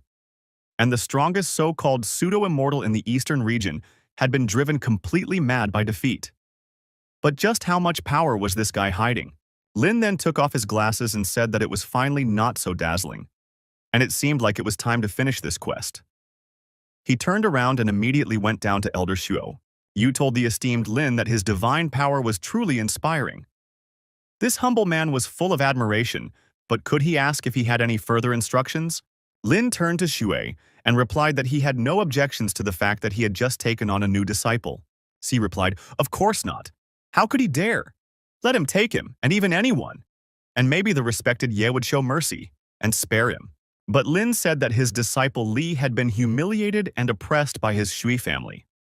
As his teacher, don't they think he should help him take revenge? We replied that it was absolutely reasonable and completely justified. And he was just wondering what the esteemed Ye intended to do. But Lin said that he wanted to kill every member of the family right there. The elder was surprised and asked in surprise, "What is he talking about?" Lin asked, "Is this demand excessive?" But he understood that life on the Jinjiang Islands was full of difficulties. The people of the Shui clan, who were many there, were facing problems, and this made them dissatisfied. How could such difficulties be dealt with? Elder Shui asked if the requirements could be lowered, since many of the Shui clan were Wu Qi. Lin replied that the old man had only lost his own people, but his disciple had lost his sister. And he was an old fart, and had no mercy. Elder Shui simply lowered his eyes and asked the boy to look at him and his son. After all, what goes around comes around. He asked the guy to give him mercy, and he really can't do that to his son. Lin then turned around and told him to get up, saying that he would go his own way. And if so, then let him remove the main culprit of the disasters. The old man replied that so be it, and he himself could not stand it any longer, and he would deal with them. The old man asked the boy, does he really mean it?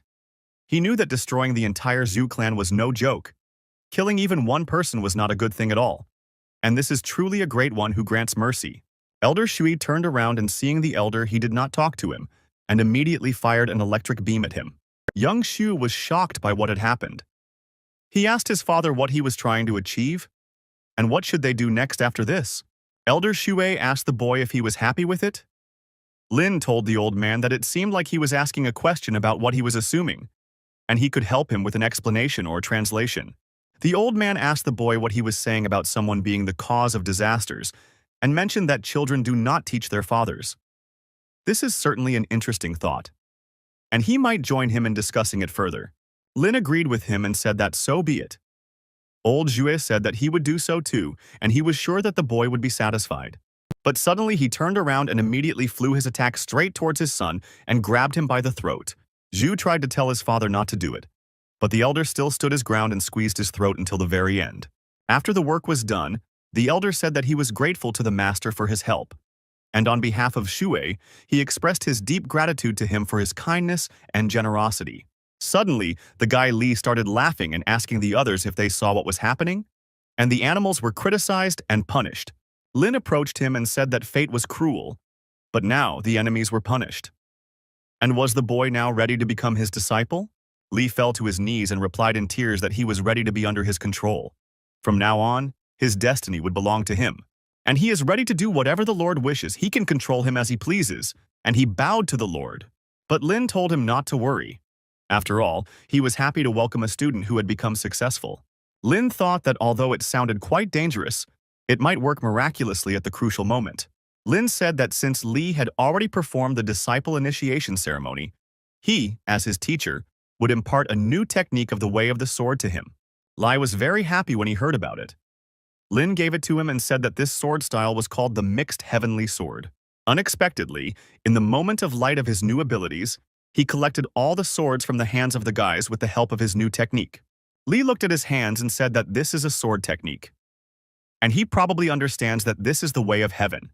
And in every carving technique there is a will that can soar into the sky and crush the earth. And his so-called great sword technique is not even worth putting his carving art to shoes. And who is this great master anyway? Lin told the boy that he was too arrogant, but he would grant him his art. And he would truly create his own destiny. But it turns out that he had doubted him before. Xiao didn't like it and saw that this person just came like a loyal dog. But now he made his heart tremble. And what kind of dark art did he use?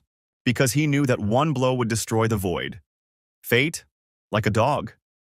If he didn't stop playing with it, he would burn it. And he also had the fire from the underworld, with which even a broken sword would become smoldering ashes. But suddenly Li started coughing and spat out a lot of liquid.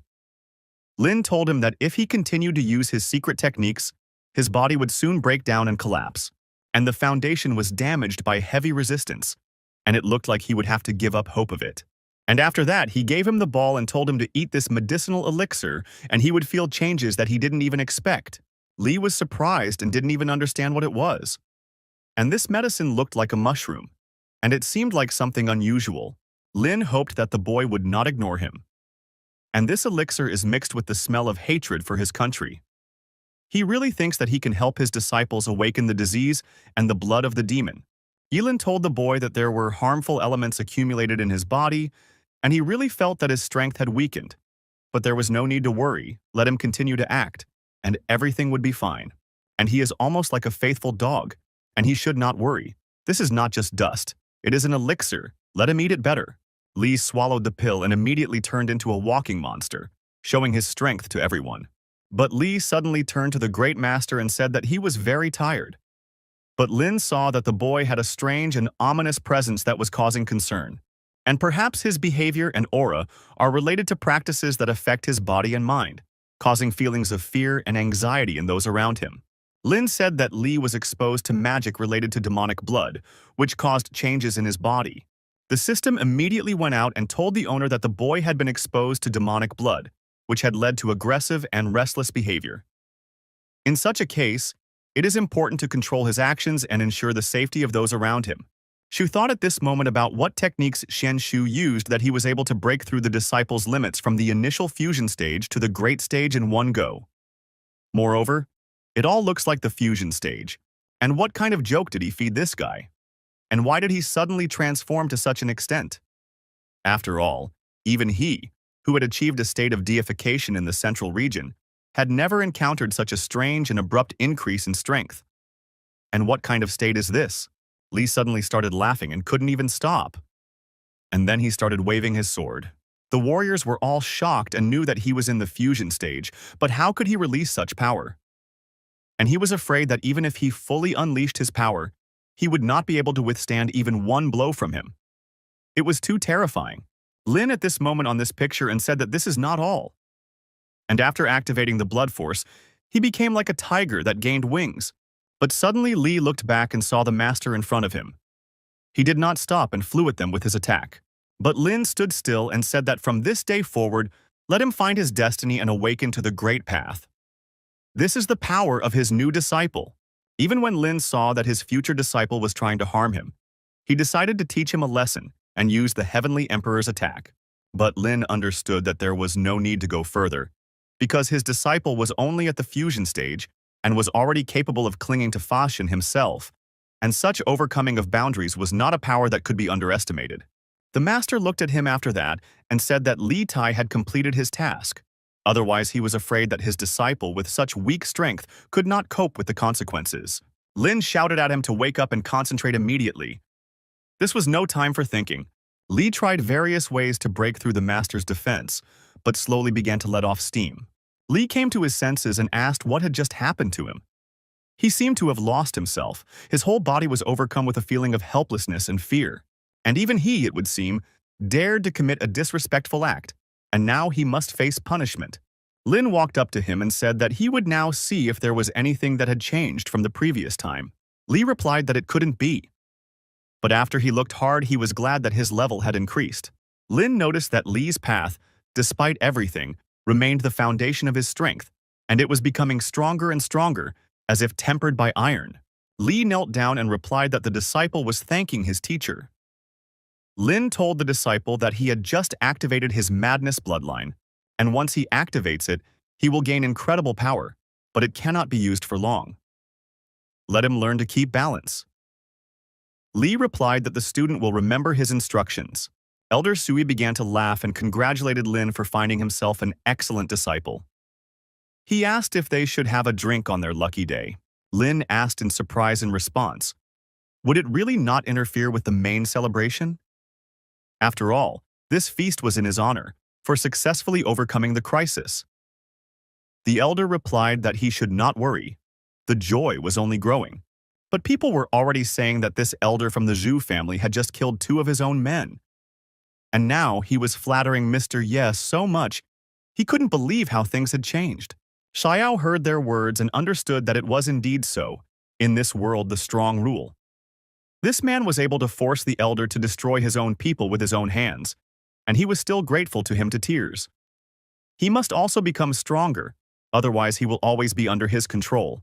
Lin agreed and said that the matter was finished, and the Sui family could continue to celebrate. And now, let Xiao take his little sister, and they were leaving already. Xiao replied to the master that he understood everything and would do it. And after that, the elder shouted for everyone to see Li Shuxian off. Before leaving, Senior Zhui told Li to come to them whenever he had the time. And to them, great honor for their Sui family, and they are happy to welcome them. Senior Zhui got angry and said that it was a shame for him. And such a great celebration for the victory and everything was ruined. But suddenly one of the guys shouted to the master and said that he finally found the hand of the young master. The boy asked, "Where is the young master?" Elder Zhui replied that he should throw that damn hand into the backyard, let the dogs eat it. He also started shouting at the others and ordered them to get out of here. And the party is cancelled immediately. Lai was on the ship at that moment and felt what it was like to travel on a divine beast. And he felt like he was in some kind of dream. Not only did he avenge Xiao Fei, but he also became Ling Shuxian's disciple. But Red Xiao is really as beautiful and charming as the rumors say. And now he thinks that he should go and say hello when he becomes a disciple. Li approached him and said that Red's senior sister not only had outstanding talent, but her beauty was truly unearthly. In the future, he would be able to learn a lot from her in his studies. Xia saw that he had come again. Why were all these men like this?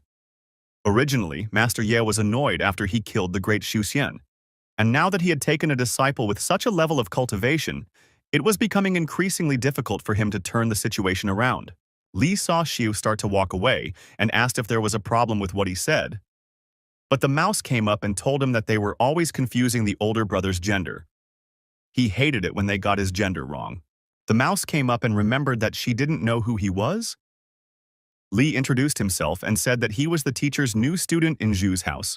Li said he was grateful for the information, and that's why he ignores all the men trying to please him. Turns out he's a man himself. He just stepped on the same rake. The mouse replied that now he understood, and that was the main thing.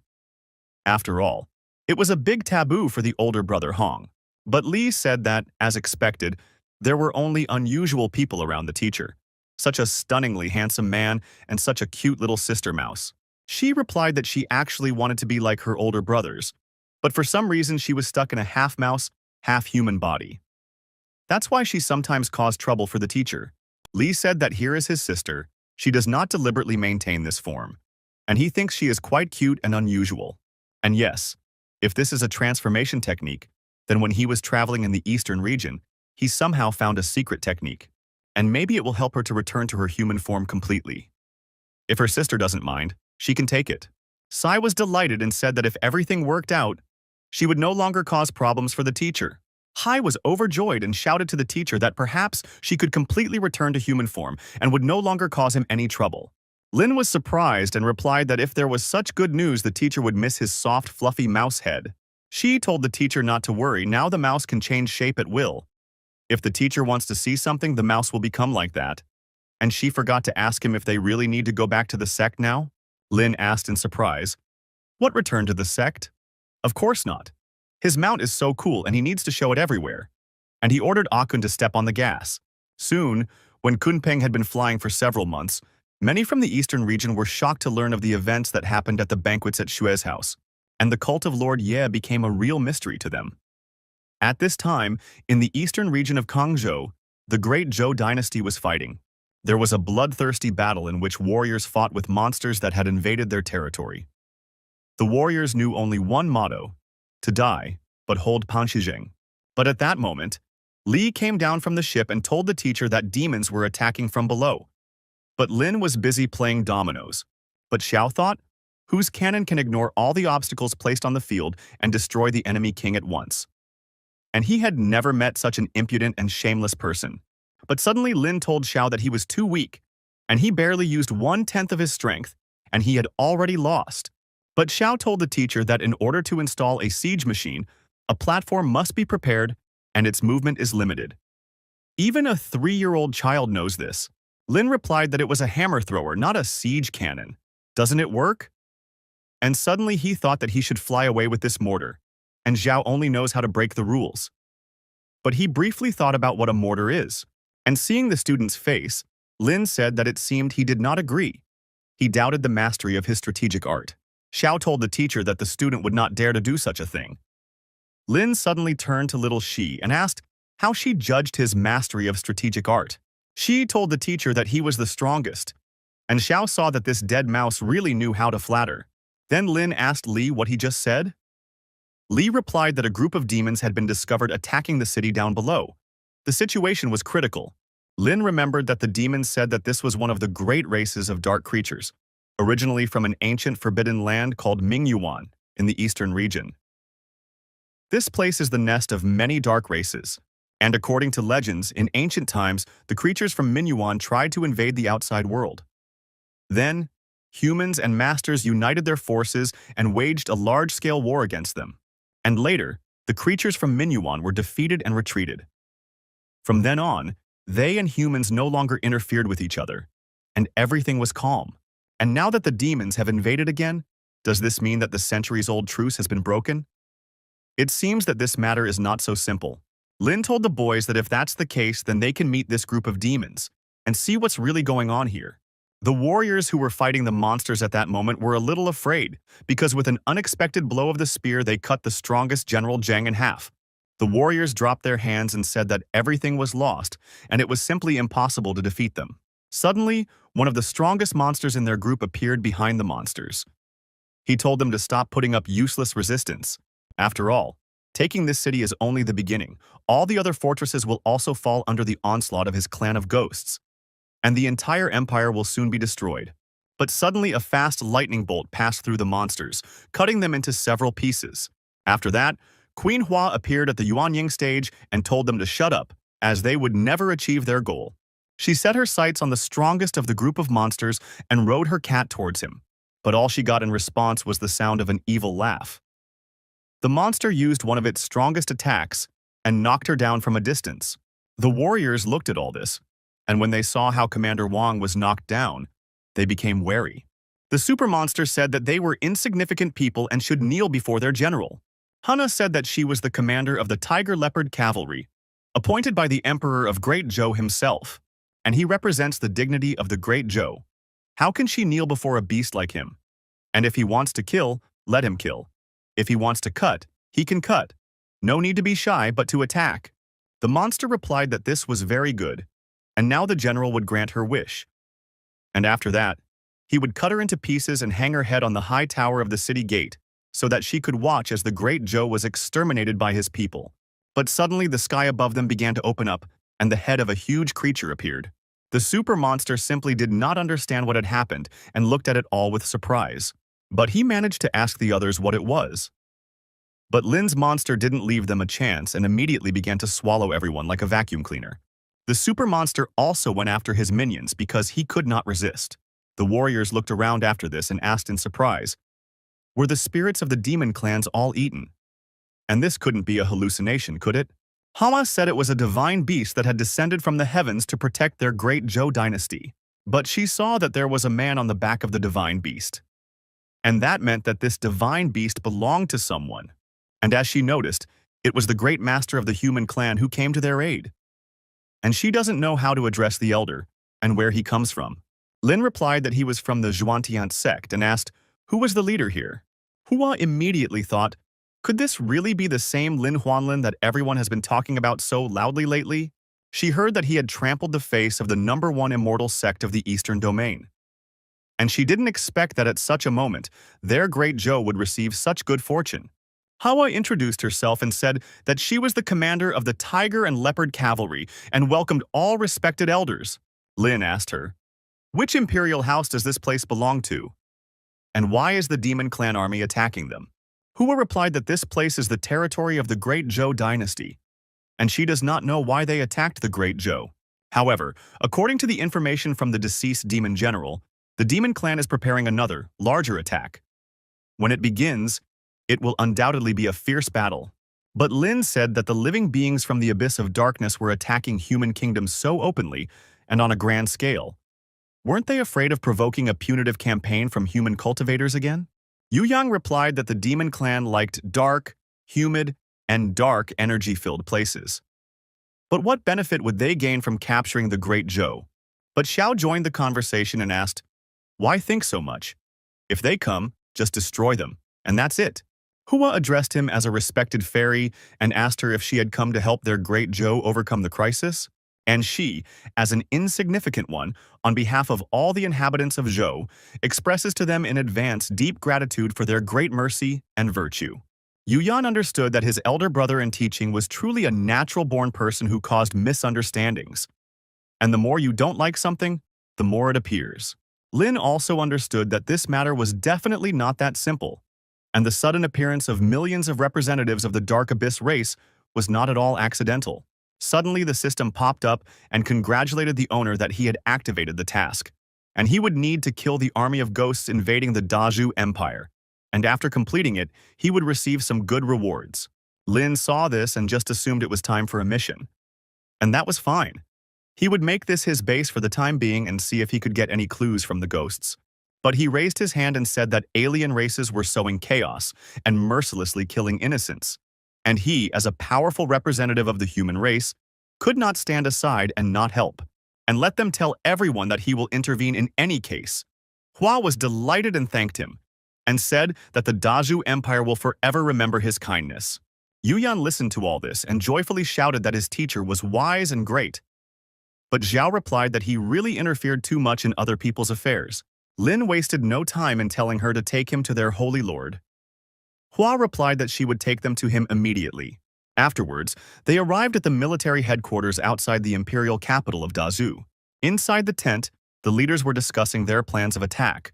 But one of the commanders said that several units of the Ghost Army had just broken through their defensive lines, and they are moving along the nearest route with the intention of directly attacking the capital of the Dazhu Empire. And besides, according to reports coming from the country, several suspects in the status of the united entity of the Phantom Generals have already appeared, and it is possible that among them there is a Phantom Commander at the level of the Great Transition. But another commander replied that this time the Ghost race had suddenly become more active, intending to seize their imperial residence. And was there something valuable in the Dazhu Empire that had attracted their attention?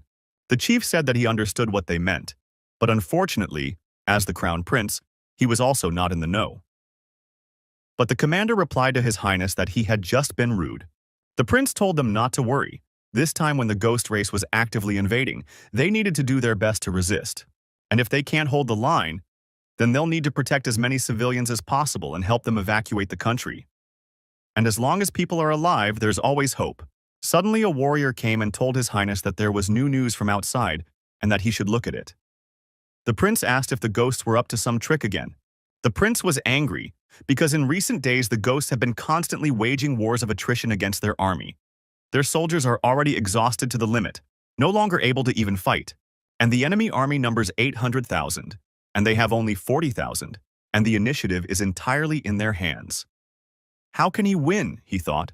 Raising their heads to the sky, they were frightened and asked, what is this strange monster? And why did such a creature appear in the Dazhu Empire? Let them immediately order all the soldiers to prepare for battle and stop him. The prince ordered them not to act rashly, because this was the divine being Kunpeng. And besides, he recognized the commander of this divine creature. It was Wang Hua of their Tiger Leopard Cavalry. The commander was surprised and asked, how does Hua control such a divine creature? Hua jumped down and said that he welcomed His Majesty, and he brought the master of the divine being Lord Ling to help the Dazhu Empire fight the Ghost Army. The prince heard his name and asked Commander Hua again, and clarified that this was the same white-haired assassin from the Xuantian sect. He was really the master of this divine creature? Hua went to His Majesty's ear and told him to be careful with his words. In fact, he is a very kind person and not as cruel as rumors say. The prince heard the words of his subordinate and said that the heir to the Dazhui Empire welcomes the respected Ye. And he saw that the respected Ye saw that the people of the Dazhui Empire, busy fighting ghosts, were still living in the past when he destroyed the 18 elders of Yuhahua men. Suddenly, a voice came out of nowhere and said that they were people, surrounded by their army of 800,000 ghosts.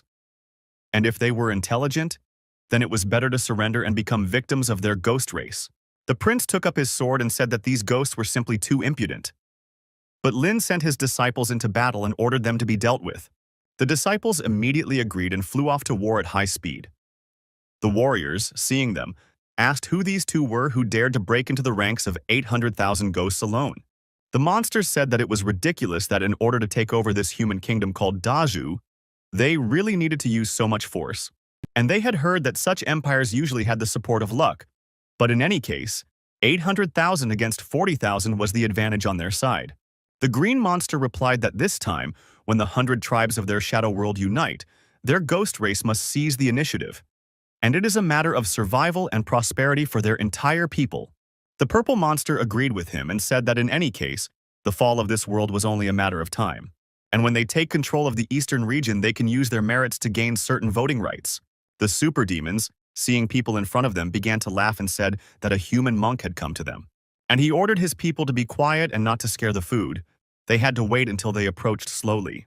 Yu Yang looked at them and said that among their 800,000, the number of beings at the body fusion level was so great that it could not be counted. Previously, he probably would not have even had the courage to face them. But even now it turns out, he can fight shoulder to shoulder with such outstanding talents as his elder brother Hong. But Yu Yang told elder brother Xiao that his sword skills were not very good, so he would show his shortcomings first.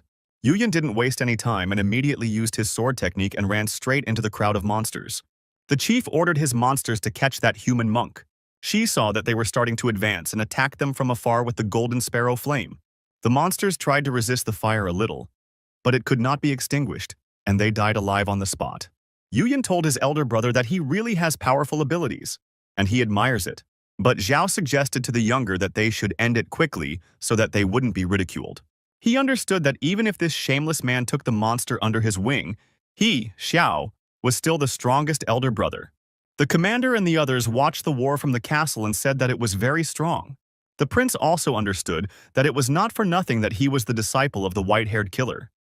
He destroyed 500,000 troops in an instant. One of the monsters asked who these two people were. Someone told him that they had appeared at such a critical moment, and it seemed that they were the strong defenders of the Dazhu Empire. They should act and destroy them. But the demon said that no matter who it was, no one could stop their people's plans. And he gave the order for the monsters to attack. But Xiao was already ready to attack them again, and released his fiery flame from his hand. But the monsters opened a portal, and immediately released half a dozen more monsters from it. She saw them and said that interesting guests had come.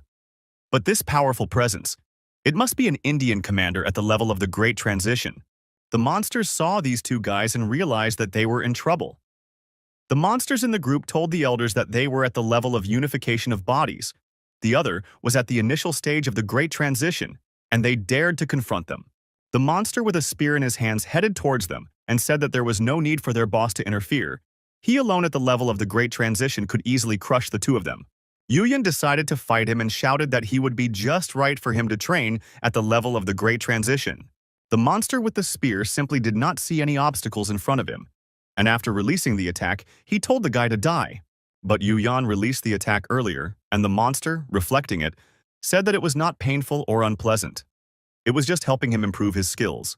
The leaders looked at the battle and asked in surprise, "How is this possible? And can they explain the cause and effect?"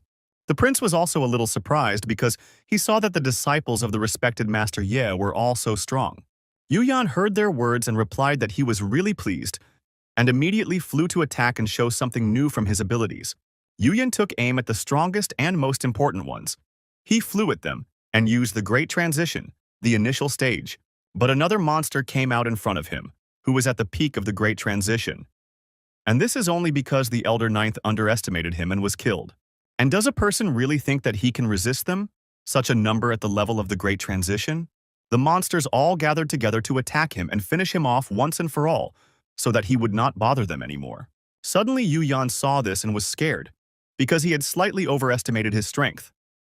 And in this situation, he would now have to use the blood of a mad demon. But when he turned back, he saw that Brother Xiao was helping him and used the jade glass flame. The monsters didn't expect this and fell under Xiao's flames. But one of the monsters got out and shouted to the human woman that he would take her life. Using his powers, he released his brothers and continued on their way to the single attack. Yuyan said that this was a powerful force, and it was not for nothing that this was the peak of the Great Transition. But the monster laughed and said that it was too late to realize fear now. He and that stinking woman must die. Yuyan heard his words and asked again, "Stinking woman?" At this moment, Xiao was already ready to attack them, and the younger one said that they were all dead. Xiao also told them at the end that they would all die for him, and used his soul-consuming black flame. The monsters, seeing this power, asked what it was. The blue monster immediately turned to the elder brother and the second, but it was too late because Xiao had already let everything out of himself, and after such insults he was ready to end them. The blue monster said it was impossible, but he himself didn't understand how he had already fallen under attack. The monsters saw this and were a little shocked, but Xiao said that they, not knowing their fate, are just ants. Yuyan also thought that the enraged elder brother Xiao, at his level he is simply invincible. No wonder he is the very first disciple of their master. And it was even better for him that way. And if a fight started, he would be able to chop him up mercilessly. Suddenly, Xiao turned to the side and saw his younger brother simply pointing his finger, which was cool. But Xiao thought at this moment, was it really just his mistake? The boys then came to the teacher, and Xiao said that according to his instructions, 800,000 troops had already been destroyed. But Yuyan heard nothing in response and thought that their teacher was unhappy. She slowly walked up to the teacher and told him to wake up. Lin woke up and asked the boys if it was decided yet. Xiao replied that it was, and the enemy was completely destroyed by them. Xiao was very angry and realized that they were fighting to the death outside, and this man, it turned out, was sleeping on the battlefield. Lin told the boys that it was very good and ordered them to continue in the same spirit. The prince also met him and said that he greeted the esteemed Master Ye with respect and was grateful to him for saving them from danger. Lin replied that it was a small thing, but they were tired too. Shouldn't they, the Dazoi Empire, treat them well? The prince replied that of course they were their most honored guest, and they would immediately take them to the capital and hold a banquet in their honor. After that, they immediately went to the Hall of Heavenly Light. The prince met them and said that he respectfully welcomed the esteemed Master Ye. And before the banquet, his father would like to see him, and he was waiting for them inside. Lin noticed that this old man was quite self-confident, waiting for him inside to come to him himself. But the old man apologized to the respected Master Ye for not being able to meet him. It was just that his health did not allow it. Lin immediately felt a powerful energy and thought that it was the energy of the nation. The old man was the Emperor of Dazhou and was already at the peak of the Great Transition. Lin walked up to the old man and replied to Emperor Dazhou. He remembered that according to his memories, in this world, every empire has a national fortune, and which serves as a mystical force to increase power, heal, and even help in training. And the life of all people is the basis for the formation of national luck. And this Emperor Dazhou seems to be using national luck to heal.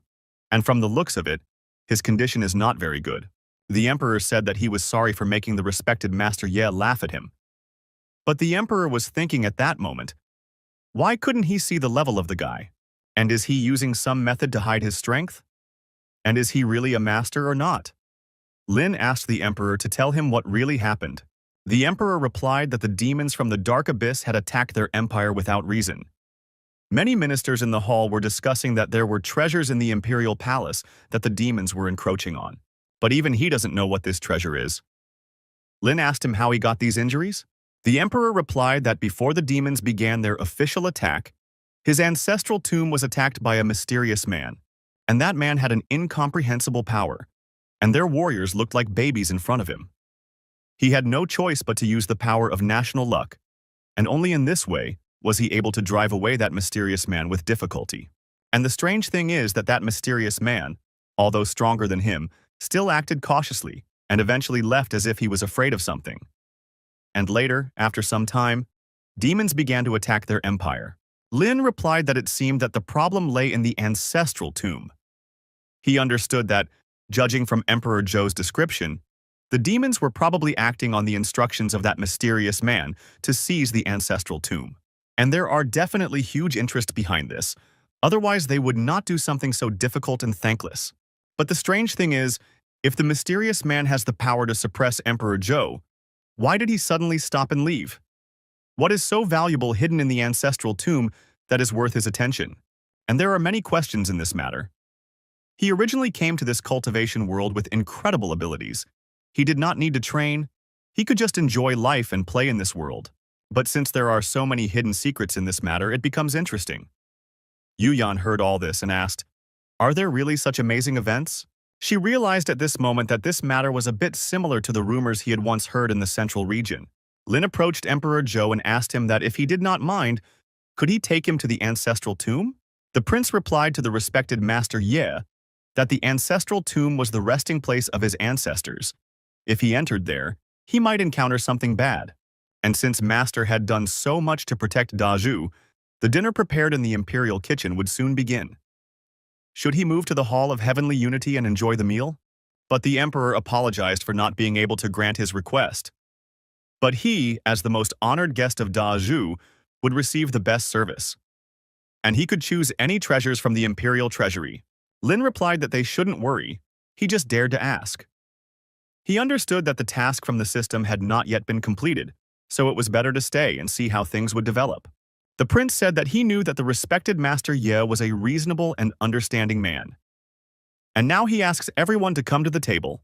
At this time, in the Demon King's palace in the eastern region, Kongzhou was sitting on his throne and sipping his drink. The Demon King said that the fluid of this baby, who had just turned 1 month old, was a real delicacy. And after so many years, he finally got this chance. If he could take over the Dazhu Empire, his fame among the demons would grow even more. And most importantly, if he gets the approval of those few people, perhaps in the future he will be able to take a place among the influential people of the eastern region. And there had been no news for so long. With their strength, Kunta and the others had to force Emperor Zhou to act. The one he fears most is the one who carries the national fortune. The Demon King saw the servant in front of him and called him useless, and asked him what he was still doing here. The servant replied that he was making a small bow before the esteemed envoy. The Demon King said that while all the tribes of the Dark Abyss were preparing for a holy war, he, as the Demon King, was hiding in the rear and having fun. And can he understand that the demons have already surrendered? The servant replied that this was unfair. He had already sent troops to attack the Dazhu Empire, and he was sure that Emperor Zhou would be forced to act. At that time, his true strength will be revealed and he will have more confidence in how to deal with it. The Demon King said he was a fool. His 800,000 troops had just been destroyed outside the capital. This had no effect on Emperor Zhou. The servant was surprised and asked, "How is this possible?" After all, there were dozens of fusion-level demons in this army, as well as 10 commanders at the Great Transition level. Even if Emperor Zhou himself came out, it would not be so easy for him to destroy them all. And the Dazhu Empire was unable to destroy his army of 800,000 people, but one who happened to pass by the cultivation, who is respected in Dazhu as Master Ye. The servant became frightened and turned to the master.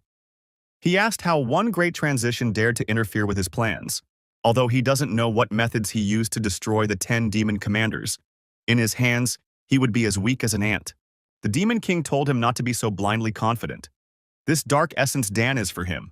Let him definitely take over Dazhu, and he won't let him fail again. The servant replied that he would certainly fulfill the messenger's wishes this time. The Demon King gave him power and sent him on to reclaim the lands. He took charge and told all the monsters to follow him on his journey. At this time, a ceremony was taking place in the Hall of Heavenly Unity in Dazhu Palace. Everyone was rejoicing and enjoying the moment. Yuyan said that this wine is really strong, and this meat is really delicious. The prince asked the red fairy if the food at the banquet was not to her taste. Lin replied that he should not pay attention to him. He was on a diet. The prince said that the red fairy was indeed very disciplined. Xiao was angry. He was not on a diet. And what a shame for a cultivator at the transition level to give in to such earthly desires. But the prince said that if the red fairy cannot enjoy delicious food, then let her enjoy the sounds of magnificent music. Suddenly, the #1 musician of the eastern region, Nangguang Changfeng, entered the room. He introduced himself and said that he was glad to meet them. The prince said that this man is the first musician of the eastern region. His music is not only beautiful and melodic, but also contains deep philosophical meanings. For a cultivator, this is a great experience. Once, when an aging master at the Yuan Yin level heard his music, he was able to reach the Hua Shen level and save his life. And he told Master Nangguang to begin. The musician picked up his instrument and immediately began to play it. Suddenly, Nangguang told the prince that if such a situation arose in the future, he would not need to invite him. He could not afford to lose face by seeing everyone fall asleep at the table. The prince turned to Master Ye and asked if the music that Master Nanugan played did not satisfy him. Lin replied that it was a so-so performance. But Nangguang heard this and told him to shut up. After all, he was a rude person who did not understand music at all. Yuyan got angry and pulled out his sword and shouted at the old man, "How dare he insult his teacher?" And the old man had already chosen the path to his death. The prince saw that everything was not going as he wanted and asked the elder Li to calm down. And he told Master Ye that Master Nangguang's character was such that he was simply straightforward and did not mean anything bad. Nangguang became even more angry and told Lin that he was just a rude person who only understood violence. And why did he dare to say that his instrument playing was mediocre? The prince was frightened at this moment and only hoped that Master Nangguang would be able to leave with dignity. Yuyan looked at the teacher, but Lin moved his head to the side. Suddenly, the system appeared and said that the master had activated an optional task. And if he orders Nanugan to be executed in anger, he will receive 10 high-quality spiritual crystals after doing so. Lin wondered if an optional task had really appeared at this time. He said that option 1 was definitely not suitable, the reward was too small, and it would damage his reputation. But while option 2 doesn't provide a powerful skill, it can help Aken develop. If he can take another step forward, it will make him look even more impressive. Lin thought about it and asked, "Is this just playing a tune?" "He has hands, he can do it too." Nangguang asked him, "How dare he say that? He has studied music from great masters for thousands of years, and he doesn't even understand the value of music." The prince also joined the conversation and said that every profession requires its own master, and practitioners are no exception. If everything were as simple as just having hands, there would be no masters left in this world. Yuyan also supported him and shouted that his teacher was right, and the main thing was to have hands. Nangguang shouted at the boy to act. He would lend him Fu Yao's lute to play, and they would see what kind of amazing music he could create. And if he can play, even a pig will not climb a tree. With an approach like his, which only knows how to fight and kill, he does not understand anything about the art of playing the lute. Lin asked the old man if he could restrain himself a little. He was really afraid that the respected Ye would run out of patience and would start a massacre on the spot. Lin picked up the instrument and said that in his past life he was also a creative person, and playing the lute is easy for him. And what's more, he has the skills and abilities of automatic improvement from his master. The system immediately informed him that Shu's current skill level was Basic Understanding, Confident Mastery, Outstanding Mastery, Supreme Mastery, and Pinnacle of Perfection. And the master's lute-playing skills are currently at the Pinnacle of Perfection. Lin asked her, "What level is this person?" The system responded that this gentleman's lute-playing level was just reaching the level of Confident Mastery. The old man shouted at him to hurry up and not waste time. The prince looked at all this and thought that the respected Ye had run out of patience. Should he try to intervene and save Nangguang? Lin thought that he had only just reached the level of confident possession, so it was better to accept his level of skill. Just give him, the people of this world, listen to his old melody, Power Over the World. Lin simply placed both hands on the instrument and began to play it with his energy. The energy of the waves was so fast and slow that Xiao wondered how his teacher could play such a magnificent melody. And this high level, if placed in the central area, will be the highest level that no one will dare to compete with. Nangguang was shocked to hear such a sound and asked how this was even possible. Yuyan also shouted at that moment that the music was great, and he was suddenly able to feel incredible depth and meaning in it. And it causes a storm of emotions in him, and he feels like his heart is about to jump out. But Lin suddenly started playing faster so that everyone could feel the energy. Xiao didn't expect this, and suddenly felt that he was raising his level. Lin told him that this was the middle of the great transition, the late stage, the peak, the perfection. She suddenly realized that she was only one step away from reaching the transition state. Yuyan also fell under this and shouted for more energy, because Senior Li had dreamed of this for a long time. And someone said that Senior Li also suddenly moved from unification to the great transition. The prince saw all this with his own eyes and said that the middle of the transition state turns out that the respected Ye is not respected. He is a false immortal. The energy passed through the house and was heard from different sides of the city. The warrior saw it and said that this sound of music, that even his wounds, it turns out, were completely healed. It's so amazing. The other warriors also said that they had suddenly entered a state of spirit transformation. It was a miracle. Heaven blesses them, Dazhu. At this moment, in the eastern region of Kangzhou, outside the capital Dazhu, the elder was saying that the demons were going to cause a bloodbath in the Dazhu Empire tonight. Suddenly they saw a bright light and asked the elder to also look. What was it? The sound was so loud that it tore them apart. But the monsters managed to ask, "What is it?" and let the great king save them. But who can do this? Let him come out and not hide. And hiding is not a skill.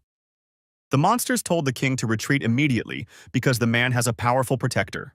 The elder immediately told them no, and asked who it really was. And at this point, there is nothing left to do but accept Ming Yuandong.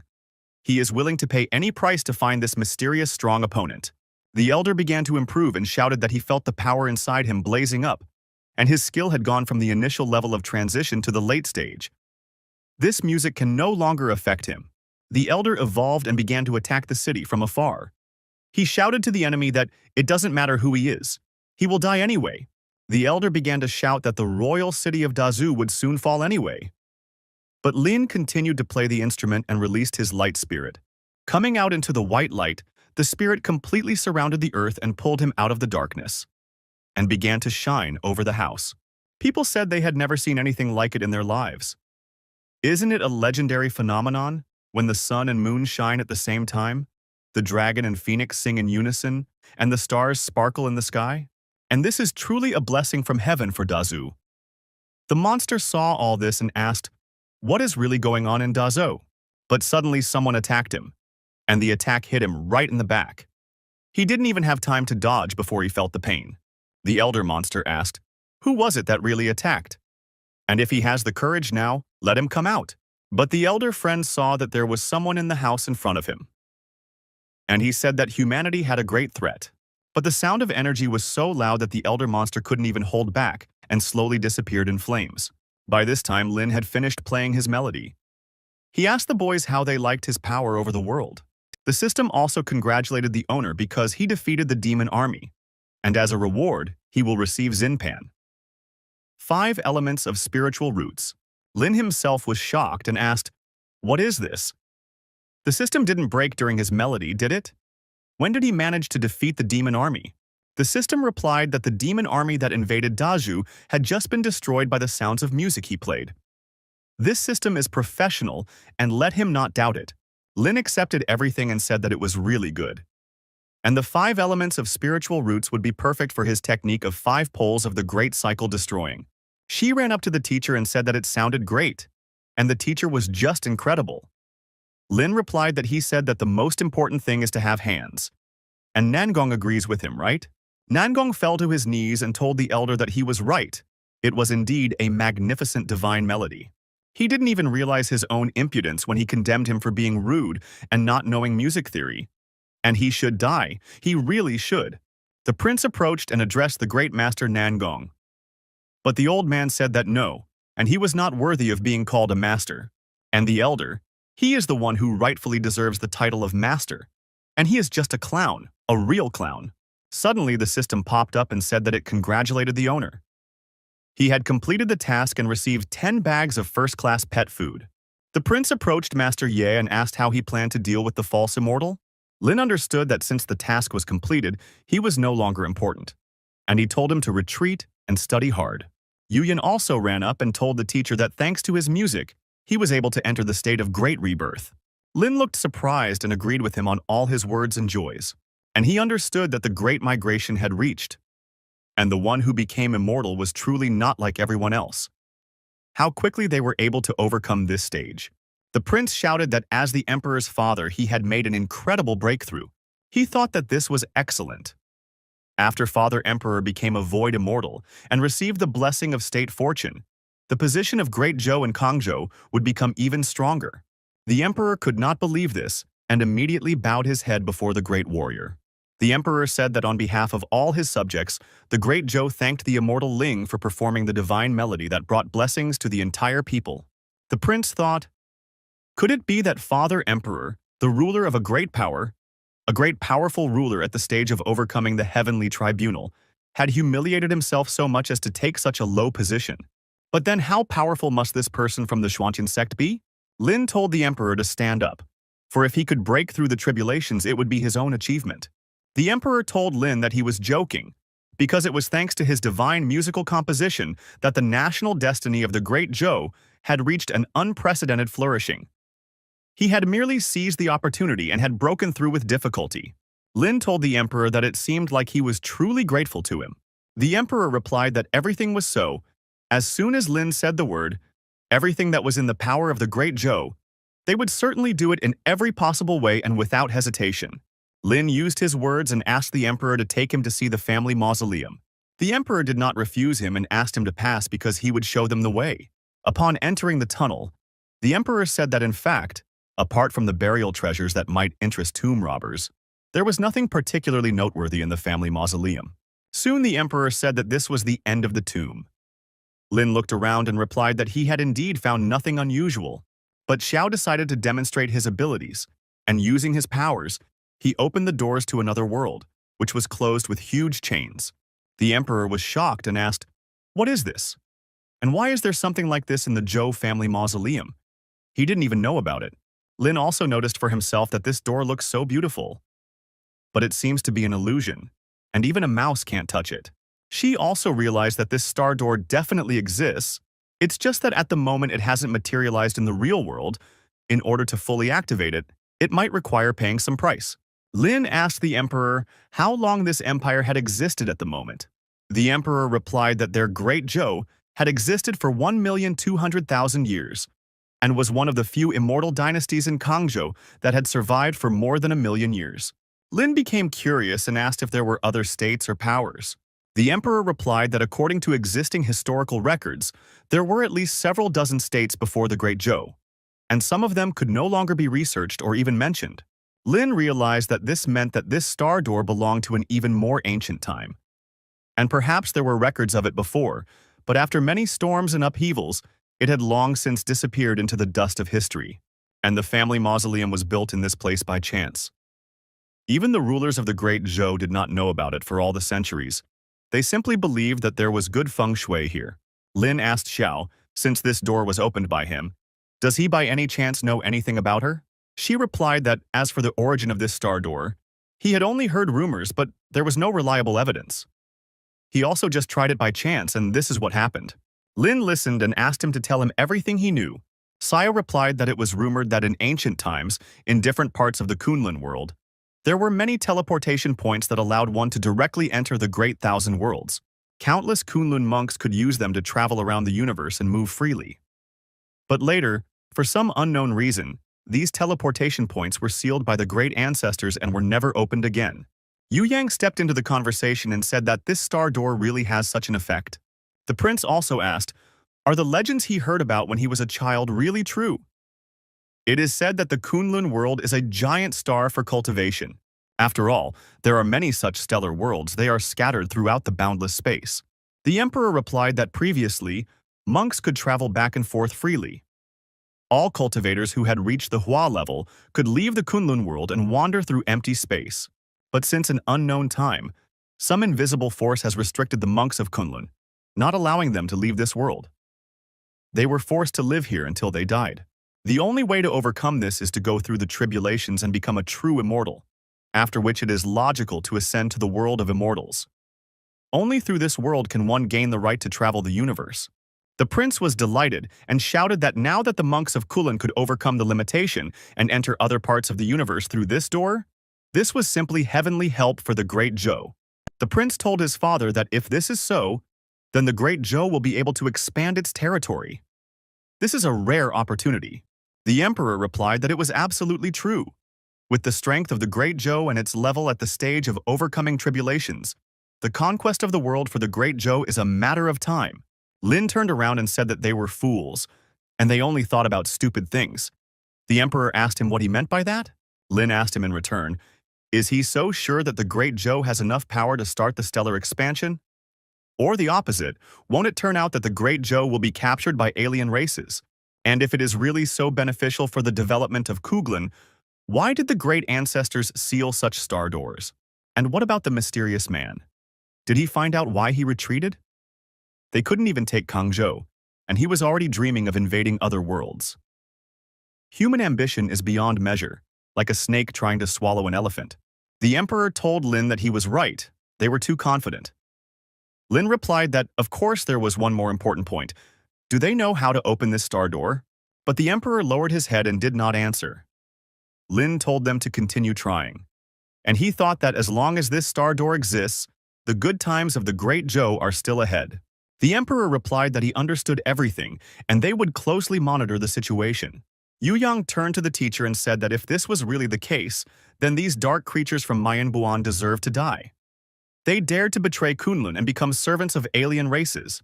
Lin replied that what he was most interested in now was what actually happened in Kunlun in the past. And the invasion of Minyuan can't be that simple. Judging by the pace of their advance, this star door is clearly not the only one in the eastern region. And it looks like parallel universe travel really does exist. Now it's getting really interesting. Yu Yang said that he was also curious. If they knew what happened in Kunlun, perhaps the immortal world could shed light on these events. And with the power of the teacher, he is sure that soon he will overcome the tribulations and ascend to the upper world. She also said that she hoped that when that moment came, she would be able to follow the teacher and go to the place that all monks dream of. She said that the world of immortals is also cruel. Here the sign of the weak yields to the strong is in effect. It will be even more cruel than the world of lower beings. Xiao remembered that when he himself had gone through the tribulations and become an immortal, he had not chosen to ascend to the immortal realm immediately. Instead, he had stayed in the central realm, continued cultivating, and taken up the task of settling matters with the fire doctrine.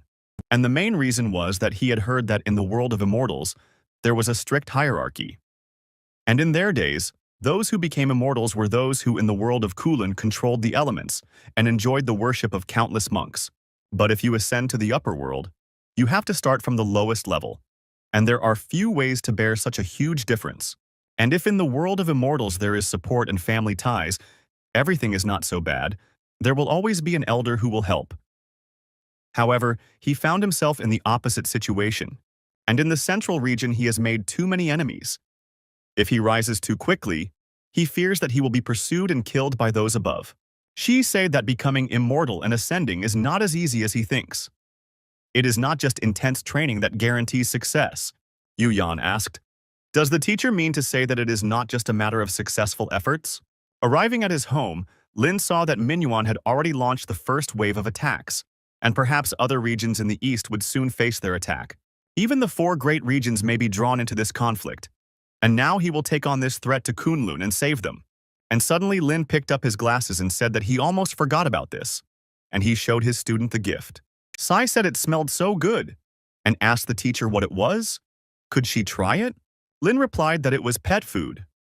She told the teacher that he was right, and the mouse was also an animal. And of course, she was the teacher's pet too. And immediately turned into a mouse. Lin sighed and replied that since that was the case, she could take this package for a snack. She thanked the teacher and took her food. Xiao was angry all this time and saw that this stupid little mouse was not doing any training all the time, but only thinking about food, just like the one with the surname Li, with the same attitude. And indeed, such a magnificent great immortal essence is wasted, simply squandered on nonsense. Suddenly, Xi tasted the food and immediately felt a strong flame inside her. Xiao watched and saw how she, just from the middle stage, reached perfection, and after that, made another breakthrough. She told the teacher that the teacher's treats were so delicious. Why did she suddenly break through? Lin was also surprised that just one packet of top-quality feed, and from the initial stage of Huashan straight to the initial stage of Da Chang. If you eat a couple more packets, can you really become immortal on the spot? Yuyan started shouting at his sister that she had already reached the same level as him in just one blink of an eye. Xiao also realized that this was all the tricks of that same delicious thing. He increasingly wondered what level of treasures this Lin controlled if he could get such amazing, incredible things again and again. Lin asked Shi if she wanted to eat more. She replied that she wanted to indulge herself some more. Hearing these words, Lin threw a few more packs in front of her and told her to enjoy. And he was glad that she liked it. And he didn't even forget about his Akuna, and said that he had also been working hard lately, and these goodies were for him. And Si also told Akun that she was glad that he liked it, and let him enjoy it too. After trying a few tasty treats, Akun also increased his strength to the limit. Yu Yang was surprised again and said that Akun had gone from the initial stage of Dacheng to perfection in an instant. And the teacher is truly incredible and incomprehensible. Xiu knew that this way of increasing strength, was it fair to those who worked hard? He had to condemn it severely from a moral standpoint. And the most important thing is probably to have side effects. Even if he is offered, he will not eat it either. Lin saw that she had already eaten 3 packets, but the effect was not as strong as the first one. The strength had only entered the late stage, and it seemed that the effect would be significantly weakened with repeated use. But Xiao was sitting behind a tree at that moment, looking out of the corner of his eye at Shi. He even asked her to come over to him. Sai replied that the elder was calling the mouse, and it was rare that the elder would call to ask for something. Sai asked him if there was anything she could do for him. Xiao told her that what the teacher gave her to eat was poisonous. She replied that it was unlikely. The teacher would never harm a mouse. Besides, once the mouse ate it, the power went boom and increased dramatically. Xiao said that everything has 2 sides. Any elixir that cultivators consume is bound to have different natures and properties. While it increases the cultivation level, it also poisons the meridians. So this delicacy seems to help at first, but in reality it is just a forced pull on growth, like pulling out a sprout to make it grow faster. And perhaps a large amount of toxins is already accumulating in the body, and if you continue to eat it will be tantamount to slow suicide. Sai said that since the teacher himself gave it to the mouse, then everything is definitely okay with these treats. Besides, the mouse does not feel any discomfort at all. On the contrary, everything is great. She replied that if she didn't believe him, then let him show her. And then he used his powers on her. She was shocked because he saw that all the meridians were safe and sound. The foundation was extremely strong. Moreover, flows of incredibly pure innate spiritual energy circulated freely throughout the body. This was even more effective than any elixirs. Sai turned to her elder brother and said that if everything was okay with her, then she could go. Xiao told her to leave the treats. After all, her elder brother was doing this for her own good. She should listen to him. She said that the teacher gave it to her. Xiao did not stop and immediately took the pack of treats from her. After that, he asked her why she was crying. Let her wipe her tears and hold back. She needed to go and look after the teacher, and she didn't need to tell him about it. She didn't dare contradict her brother and replied that she understood everything. Xiao looked at her sarcastically and said that he would overtake her now. And now the moment has come when he will finally go through a breakthrough and be ready to improve. He lifted the bag over his head and felt that these treats were really tasty. But why did his stomach feel like it was about to burst? She started saying that he felt bad because his body was raging with energy, and if this continued, it would destroy his body. But he wondered why that stinky old mouse ate it and was not harmed, and this happened to him? Clutching his stomach, he realized that he was finished. Suddenly, unable to hold back, a huge smoke appeared behind the house, and Xiao simply flew away from the fart into the sky. Lin is just surprised what's going on. And why did little Hong fly into the sky? But Yu Yan asked further, why is there such a pleasant smell in the air? Looking at the mouse, Lin asked her, is she okay? But Ji didn't answer the teacher, she just bowed her head. Lin immediately realized that something was wrong. Lin thought about it and said that this was the case. And then Xiao fell right in front of him after flying into the sky. Xiao asked the teacher what happened, and let him tell him what happened. Lin asked him what he did, but Xiao didn't answer him, and simply bowed his head again at the teacher's feet. Lin started yelling at him and saying that he was asking him. Xiao told him that he realized his mistake and asked for forgiveness for his behavior, and he didn't want to do it. He just couldn't resist such delicious things, and he apologizes for being too selfish. Sai joined the conversation and said that she gave it to him. The elder said that he wanted to try it too. Lin said that he understands that Xiao is willing to do anything to improve his strength, but she is his younger sister. She replied that he, as a student, realized his mistake. And suddenly he felt sick again and farted into the sky. But Lin shouted at him to stop making excuses and come to the teacher to receive punishment. She realized that he hadn't expected that trying to steal a chicken would result in losing rice. He had to be more careful next time. But fortunately, his old enemies did not see this. Otherwise, he would have been ashamed to live in this world. People who were in the city also saw it and said that it was a beautiful heavenly maiden, and she was making strange sounds. But the girl said that she thought the sound reminded her of her sister farting. But someone thought it was nonsense. After all, such a beautiful heavenly maiden, how could she fart? She is releasing heavenly energy and a blessing for their village. Let everyone quickly breathe in this heavenly power. After this, Xiao stopped and told the teacher that he had already purified his internal energy and asked him to punish him. Lin replied that he understood that the disciple was proud. So next time he would serve white Xiaoqi for 3 months, whatever she said, he would do. This was his expiation measure. Xiao didn't think that he was so great, he would end up being this mouse's servant. After all, he hates it. But he thanks the teacher for his mercy. 3 months later, outside of Wuzhou in the eastern region, the Dragon Gate flying ship flew past. Someone from the ship was shouting that the Poison King's Valley was about to open. He didn't want to miss such a rare opportunity. They told him that the Valley of the Poison King was a sacred place full of possibilities. According to legend, its owner, Yao Zun, had unrivaled skill in medicine and was the most respected of all cultivators in ancient times. Not only that, but rumor has it that he personally planted many rare medicinal herbs in this valley. There is even a giant spiritual energy-gathering formation installed inside. And there, even the most common medicinal herb, if taken outside, can cause a bloodbath due to the fight for it. The guy continued to tell that the Healing Valley opens only once every 10,000 years, and the time it remains open is limited. Entry to it is also restricted, so they were finally lucky enough to get in this time. But the competition will be very tough. I heard that only Huashen level masters sit in the VIP room, and they, such small newbies at the foundation laying level, can only stand outside and enjoy the wind. The guy replied that he heard it said that there were even a few fusion stage Tianzongs in the top level hall. But they still had to try. Maybe they'd get lucky. But then the masters came to the tavern and told everyone to lay out everything valuable that they had, and not to force them to act personally. The warrior turned around and asked, "Is this really an attack? There is a heavenly ruler on their ship who will protect them." The old man also asked who was so brave that he dared to attack them in the middle of the road. But one of the men approached the brave and asked if he could find out his name and title. The people introduced themselves, and the girl said that her name was Juntian Song, and next to her was Lei Junlin. One of the warriors began to shout that it was him, the white-haired killing god Ye Muling. The guy asked him if he was real. He still thought that the man wouldn't do something like that, maybe he was an imposter. But one of the guys asked the others if they had seen who was standing next to him. Exactly as the rumor said. Exactly the same. Ding Jishan and Shi Renwen. But the guest said that there were other rumors that his mount was the ancient divine beast Kunpeng. He was asked right away, does he believe in this too? Such divine beasts disappeared from the Kunlun world long ago. How is this possible?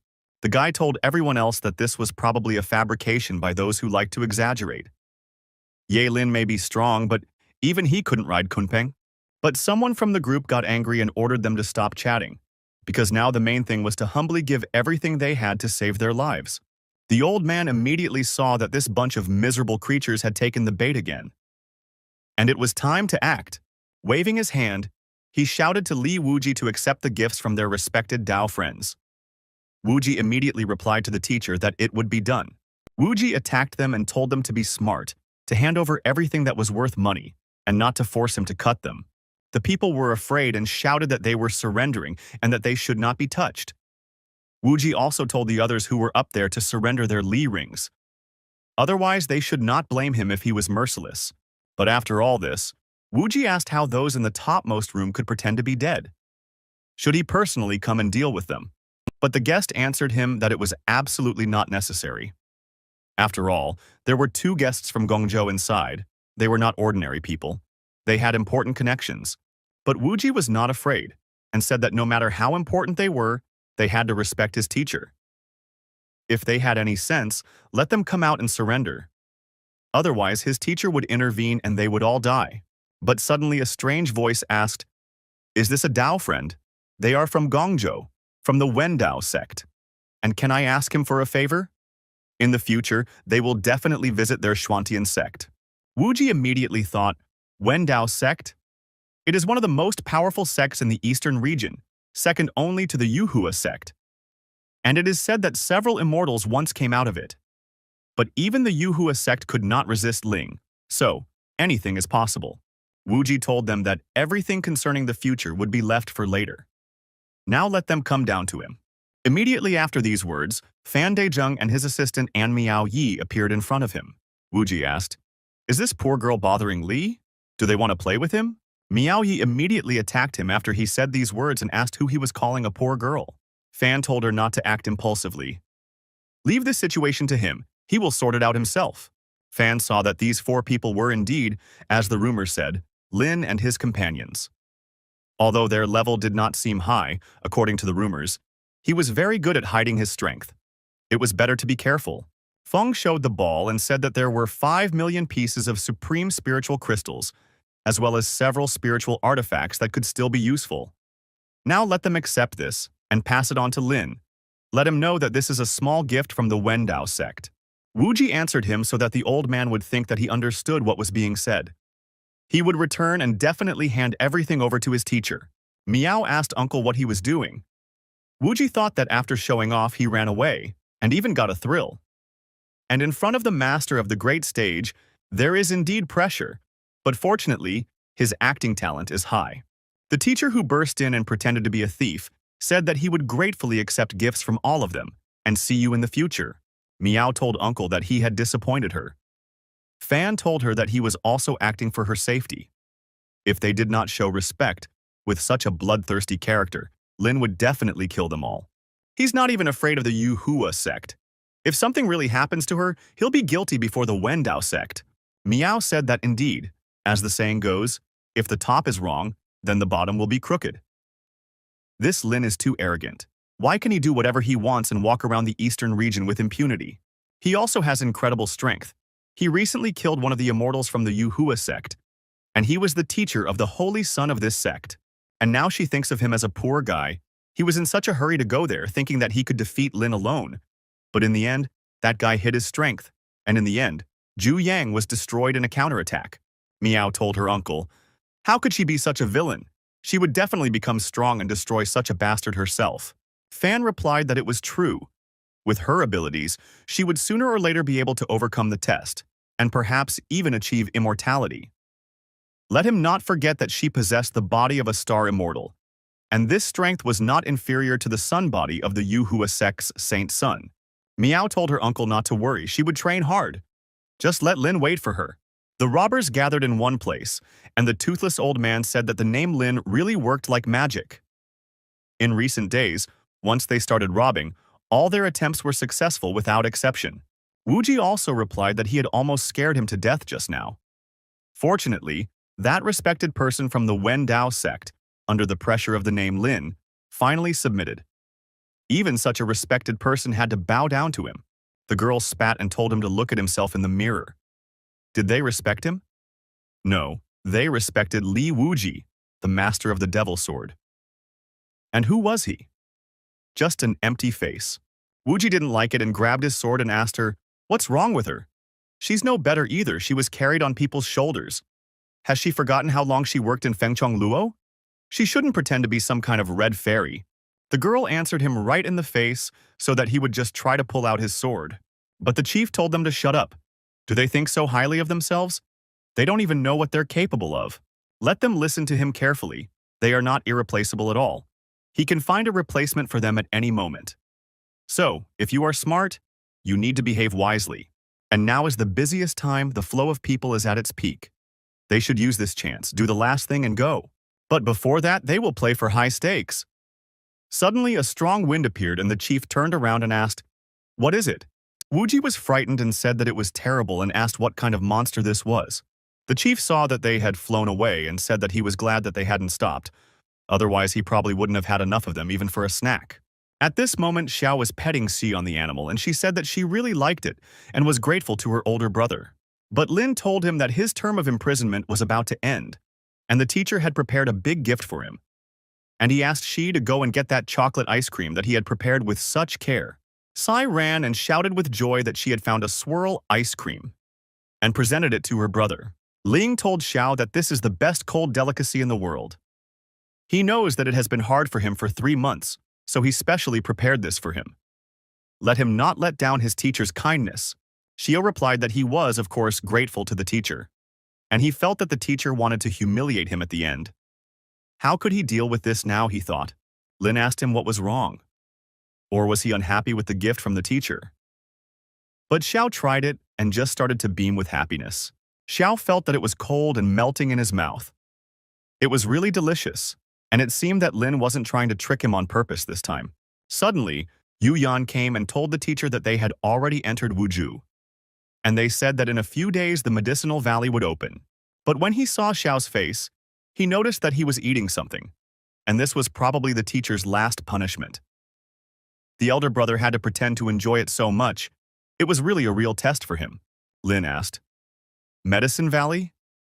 Yu Yang replied that it was a real place of opportunities, full of rare treasures. All kinds of miraculous herbs and unique medicines grow there. It was a place that could not be missed. And suddenly the system came out and said that it had discovered that they had entered Wuzhou, and let him complete the task in the Healing Valley, and it would bring him huge bonuses. Lin immediately said that it sounded tempting. They had been wandering around for a couple of months with nothing to do, so they would go to the Medicine Valley and see what was going on there.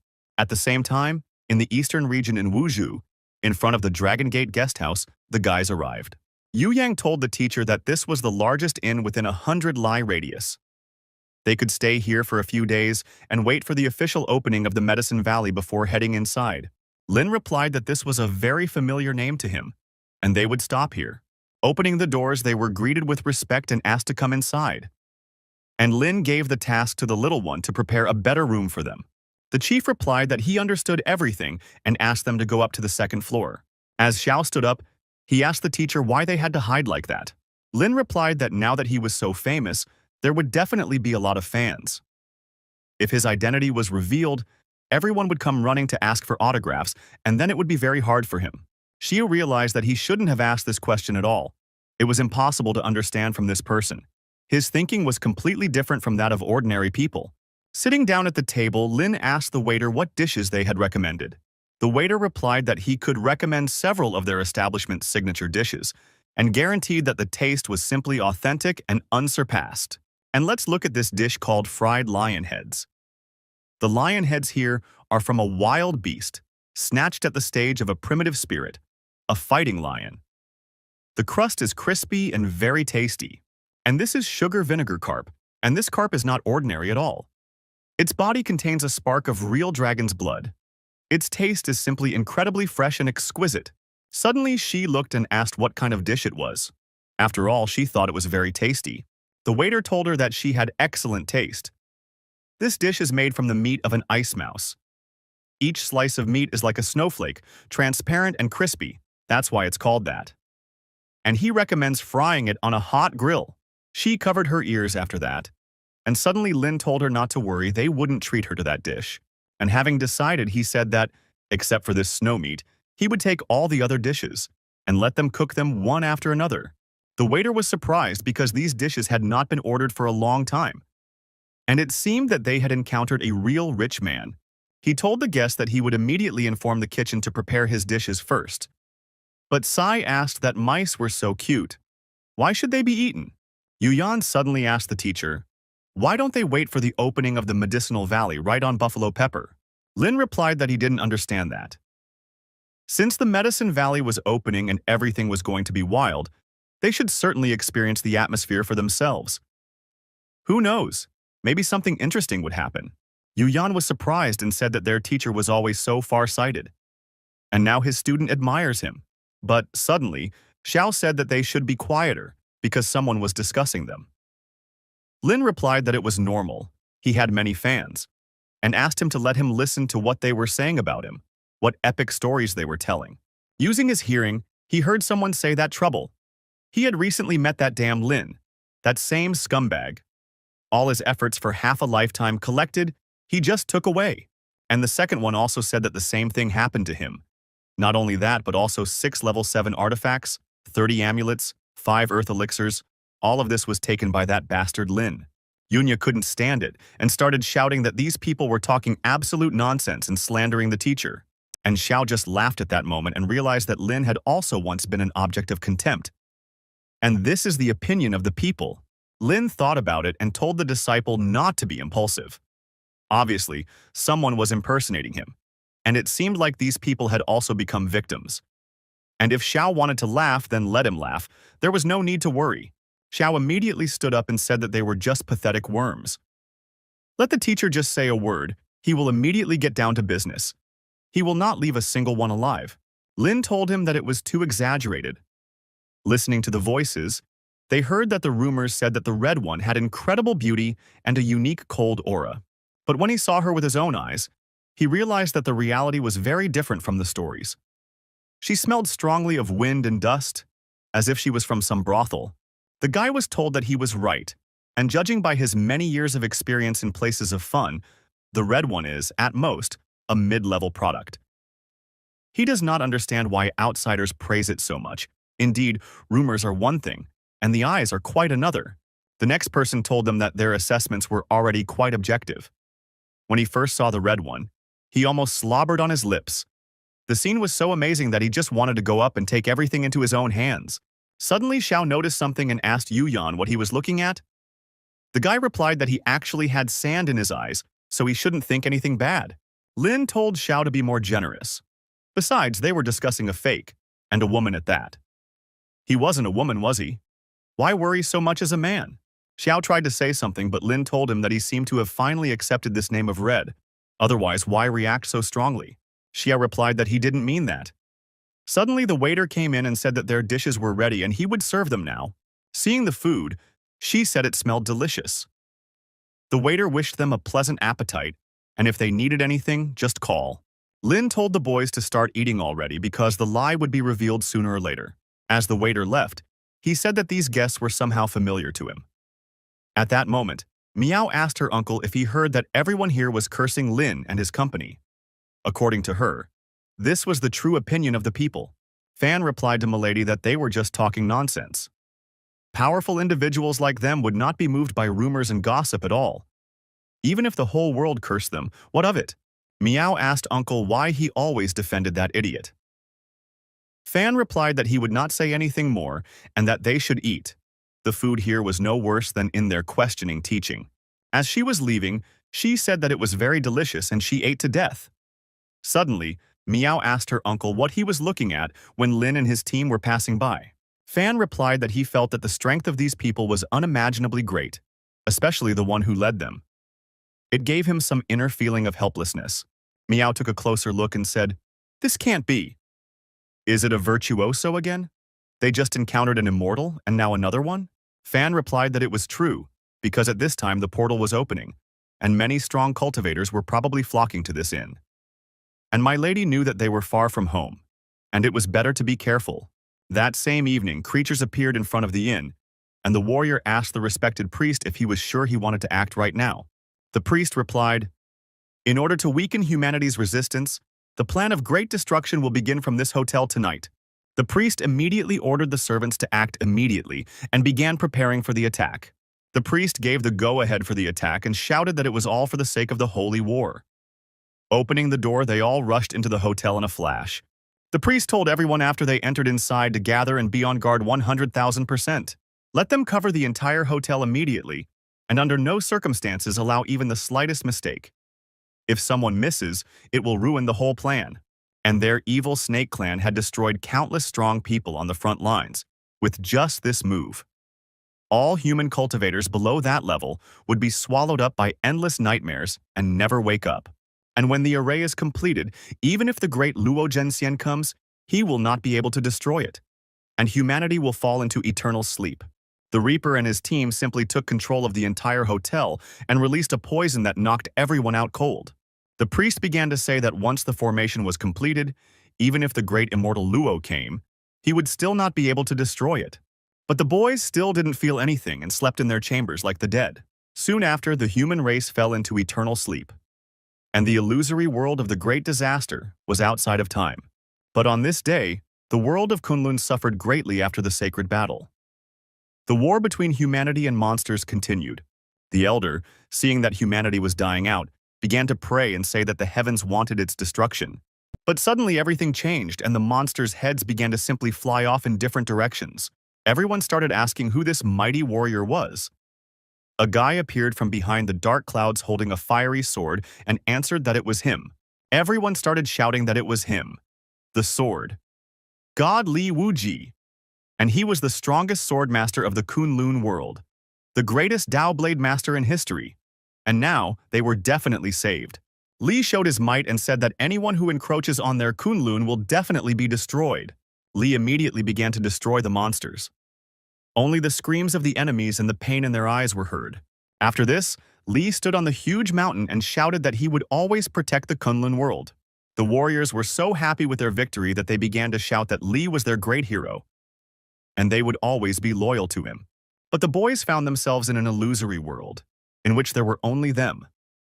And they were in the main hall of the temple of the cult of fire worship. She said that he who occupied this throne declares that the era of the reign of the cult of fire worship has arrived, and the power of the supreme teacher is limitless. But it was said that the sacred fire burns the sky. Worship of fire is the highest honor, and endless torments and troubles. Only fire shines forever. She was also in an illusory world. But her world was different from the others, because in her world she was just lying down and enjoying sweets. That same evening, Lin went out onto the balcony and said that he thought his fame would spread throughout all the provinces of the eastern region. But it turned out that his name had become a disgrace. And now he understands that morals are indeed deteriorating, and people are not what they used to be. It turns out that he hasn't visited for so long that he should sign now. Is it still possible to make the signature he missed? He asked. The system, hearing his question, replied that of course it was possible, and now it would begin issuing rewards for the missed signatures. Lin was surprised when he saw the reward and asked what class it was. The system replied that no, it had no level or class. The flute's power was entirely dependent on the owner's skill in playing it and his own strength. Lin said that he remembered that his flute-playing skills had already reached the peak, so now was the time to play a melody to relieve inner tension. Lin wasn't even afraid to try to play it, and immediately produced one calm melody, which spread throughout the city. But one of the hydras heard it and asked what the sound was. But he immediately began to dance and said that the music was beautiful and that it reminded him of his childhood in the tribe. Another monster saw this and asked him what he was doing. Let him keep the giant illusionary formation in order. Suddenly, all the monsters stopped what they were doing and started dancing to Lin's music. The Hydra did not understand how this was happening and asked who was interfering in their affairs. Let this priest show himself immediately. But Hydra also couldn't resist listening to such music and, approaching the others, began to show dance moves. Elder D also woke up and said that he had just fallen into a trap. After all, he had not fallen asleep for several tens of thousands of years. So who had dragged him into such a fascinating dream? D burst into his assistant's room and shouted for her to wake up quickly. Meow was sitting on her bed with her eyes closed at the time. D approached her and touched her head using his technique to wake her up. Meow immediately opened her eyes after that and asked her uncle what he was doing here. D immediately told her that they had been tricked. Meow asked in surprise, were they trapped? And she felt that she did not want to wake up, and the deeper she sank, the more tired her spirit became. Day said immediately that if he was not mistaken, the enemy had set up a giant illusory formation. This was one of the ancient and sinister formations that were legendary. She can make a person fall asleep without noticing it either in spirit or soul, and die quietly in his sleep without giving any signs. Meow replied that this was a very evil plan. But what was driving them? Was it really for the sake of murder and robbery? D replied that the Valley of the King of Medicines would open sooner. The situation was changing rapidly. Anything could happen. And just now the melody of the flute was heard. And now for some reason everything was quiet. And now let her not run away. He would first go out and see what was happening outside. Flying out through the window, Dee said that these are creatures from the border abyss. This is a legendary race of evil snakes. The snakes immediately turned to the great priest. The priest said that although they were interrupted, most human cultists would choose to continue sleeping for the beauty of the dream. But if they intervened in time, there was still a chance to save them. But Dee did not want to leave it like that, and going down, said that the evil spirits from the border abyss dared to attack their human race. The priest understood and said that there was nothing wrong with that. After all, the army of the border abyss would definitely sweep away the eastern region, so killing them, the cultists, in advance is not too much. Dee replied that it was very impudent, and this is their human territory. The priest said that they were both cultists of great perfection, and besides, there were more than 10 experienced masters of body fusion behind him. How was he going to fight them? But then Yuyan ran out and asked, "Who is he?" "It's them again, the creatures from the border abyss. Last time they killed several tens of thousands of snakes, and now their hands are itching again?" Zhao also said that, "Who are these dirty and vile creatures trying to vilely kill him?" The priest looked and asked, "Are these the two cultists of great perfection again?" Dee immediately felt a strong pressure, and it was not at all like the aura of a great perfection cultist. But most importantly, where did this strange familiarity come from? The serpent asked the priest what they should do? The enemy had 3 cultists of great perfection. The priest told him not to panic, and to redirect all their power to him immediately. The priest began to receive a flow of energy and said that with the power of his bone of darkness, there would be an instant disappearance without a trace. Yuyan saw this and said that things were bad. They were going to run away. But Dee didn't want to leave them and shouted at them not to hope for that. But the priest told them it was useless. This staff is a sacred artifact that was once given to him by the chief of their clan. Even cultists of the 3 trials fracture level can hardly hold it. Yuyan saw them slowly disappearing and said that this flute melody somehow made him feel an irresistible urge to dance. Xiao also thought for a moment and couldn't understand where such a melody was coming from. The priest also began to lose himself because again this damned sound of the flute was confusing him. They all started dancing together, so much so that he even put his staff aside and asked people to stop doing this. Xiao also didn't know what he was doing and didn't understand how this was happening. Yuyan asked, was he provoking them? But Dee looked out the window of the room and replied that it was all because of that flute. It was the sound of that flute that woke him up back then. As expected, this inn is full of hidden masters. Suddenly Miao came out and asked who was playing the flute. And such a pleasant melody. Walking into another room, he saw Lin, who could not stop and continued to play his melody. When she saw him, she blushed deeply and told him that she apologized for disturbing him, because she really wanted to address him. Lin immediately thought, could it be that his identity was revealed? Could it be that his fan had finally come with mad admiration? Lin grabbed her hand and said that since his identity was revealed, he would no longer pretend, and let her have his precious signature. Miao was so surprised that she even started screaming in fear. Lin told her to tell him where he wanted him to sign. Miao blushed deeply at the moment and thought, what's wrong with this guy? And why did he drag her into his room for no reason and still strangely insist on her getting his autograph? What should she do now? Miao asked the master to let her go. He was wrong, she didn't want his autograph at all. Lin didn't understand either and asked her what she meant. Didn't she want his autograph? Then why was she standing at the door of his room? Miao introduced herself and said that she had just been attracted by the sound of his flute, so she stopped at the door of his room. She did not expect to disturb him while he was playing, so she really doesn't know him, and she didn't want his autograph at all. And maybe she can find out his name? Is he famous in the entire eastern region, and she, just a girl, just doesn't know? Lin replied that he understood everything, and he was too intrusive. And he is from a desert area. As for fame, he thinks it is quite good. Miao was surprised that the guy was from the desert area. Lin replied that everything was like that and asked, what's wrong with that? Miao replied that she actually had a rather bad opinion of the desert region before. The elders said that this was a backward and poor land, the most unremarkable region of the eastern dimension, where hardly a single Huasheng master could appear. But now, with the appearance of Xuantianzong, her understanding of the desert region had changed dramatically.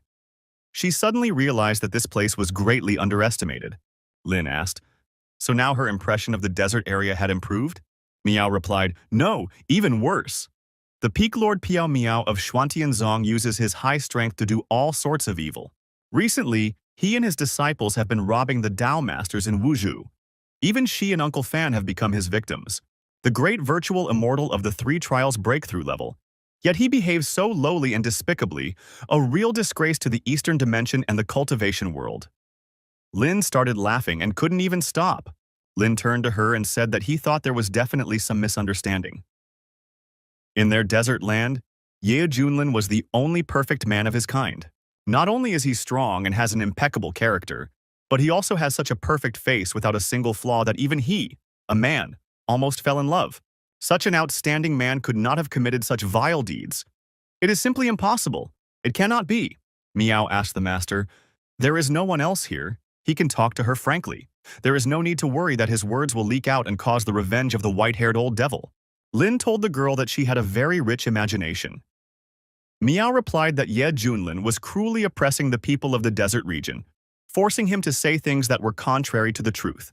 In fact, the fear of the white-haired old devil is in his blood, and he probably lives a very hard life. And don't be afraid, justice will defeat evil sooner or later. She will train hard, become stronger, and then take the life of the white-haired old devil and free the suffering inhabitants of the desert region. Miao asked the master what the expression on his face was. Was she wrong? Lin replied that she was, and let her hold out, because he believes in her very much. But she needs to defeat Ye Junling and save the desert region. Miao told the master not to worry, she could handle it. She felt Uncle Fan standing outside the door. When she went outside, she told her uncle that she was here. He asked her why she ran here. Wasn't he asking her to stay quietly in the room? Miao replied that earlier she heard someone playing the flute. The melody was very pleasant, so she followed its source and ended up here. Day asked, what does she mean? That she found the one who played the flute. Miao called Ling and replied that he was the one who played the flute. Di told the master that he admired his abilities. Lin responded with gratitude and said that it was just one of his signature moves. But then the boys ran up and turned to the teacher. Lin immediately confronted him so that he would not reveal himself, but simply call him Brother Ye. Xiao told Brother Ye that the problems outside had already been resolved. Miao immediately noticed him and saw that she was as beautiful as a fairy herself. She asked, who are these two? Lin replied that the one in red was Xiao, and the one with the knife was Yu Yang. Xiao immediately wondered who the teacher was up to again. Why call him such disgusting names? Yu Yan also introduced himself. But Miao noticed Xiao at that moment, but she didn't like his name. Miao said that she was glad to meet both of them. Then she would not detain them. Yu Yan didn't understand at first and turned to the teacher. Lin said that he thought so. These fakes will do something else. It would be better not to spread any information in the coming days, so as not to scare off the enemy. Yu Yan immediately told the teacher that he was wise. Xiao saw that this guy was also sucking up, like that little white mouse.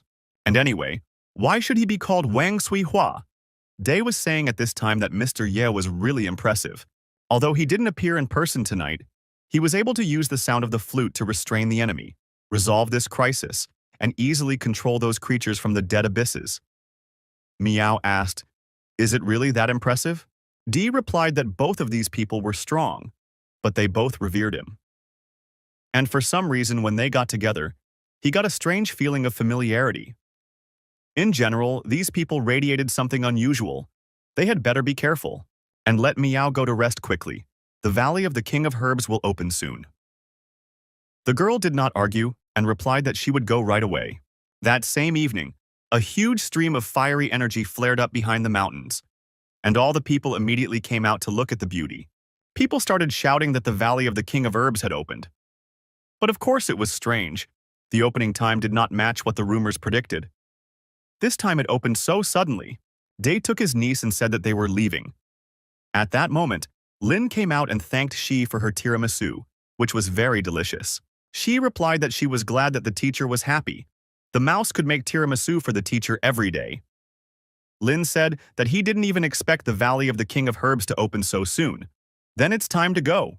People who wanted to enter the forest, one of them said that he already felt that there were countless heavenly materials and precious treasures waiting for him inside. And if he can obtain one first-class precious medicinal herb, he will have a chance to break through from the fusion level to the great perfection. Become a respected master, live for 50,000 years, and roam the world freely. And not enough. A first-class precious herb?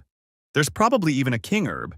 If you can get one king herb, it'll be more than enough to break through the heavenly trial. Meow asked. Uncle, what is the king of herbs? Dee replied that medicinal herbs are also divided into different levels: spiritual herbs, precious herbs, and the great king of herbs and immortal herbs. And within each category, there is a division from the lowest to the highest quality. In the cultivation world, the main thing is spiritual herbs. If the herb reaches the level of precious, large auctions are held, attracting the struggle of various forces. If someone simply puts up one such herb, he can literally be destroyed. And the king of herbs is even more rare. In the past few thousand years, the king of herbs has been little heard of in the eastern region. This rare herb is so valuable that even masters who pass the test of heaven are willing to fight fiercely for it. Meow said that the competition is so fierce. But can the Herb King Valley accommodate so many people at once? Dee replied that the Valley of the Herb King did indeed have restrictions on the number of participants and the time of stay. In addition, if something life-threatening happens to the cultivator, it will be automatically thrown out of the valley by the protective array. And overall, the protection created by the Grass Lord in those years was truly well thought out.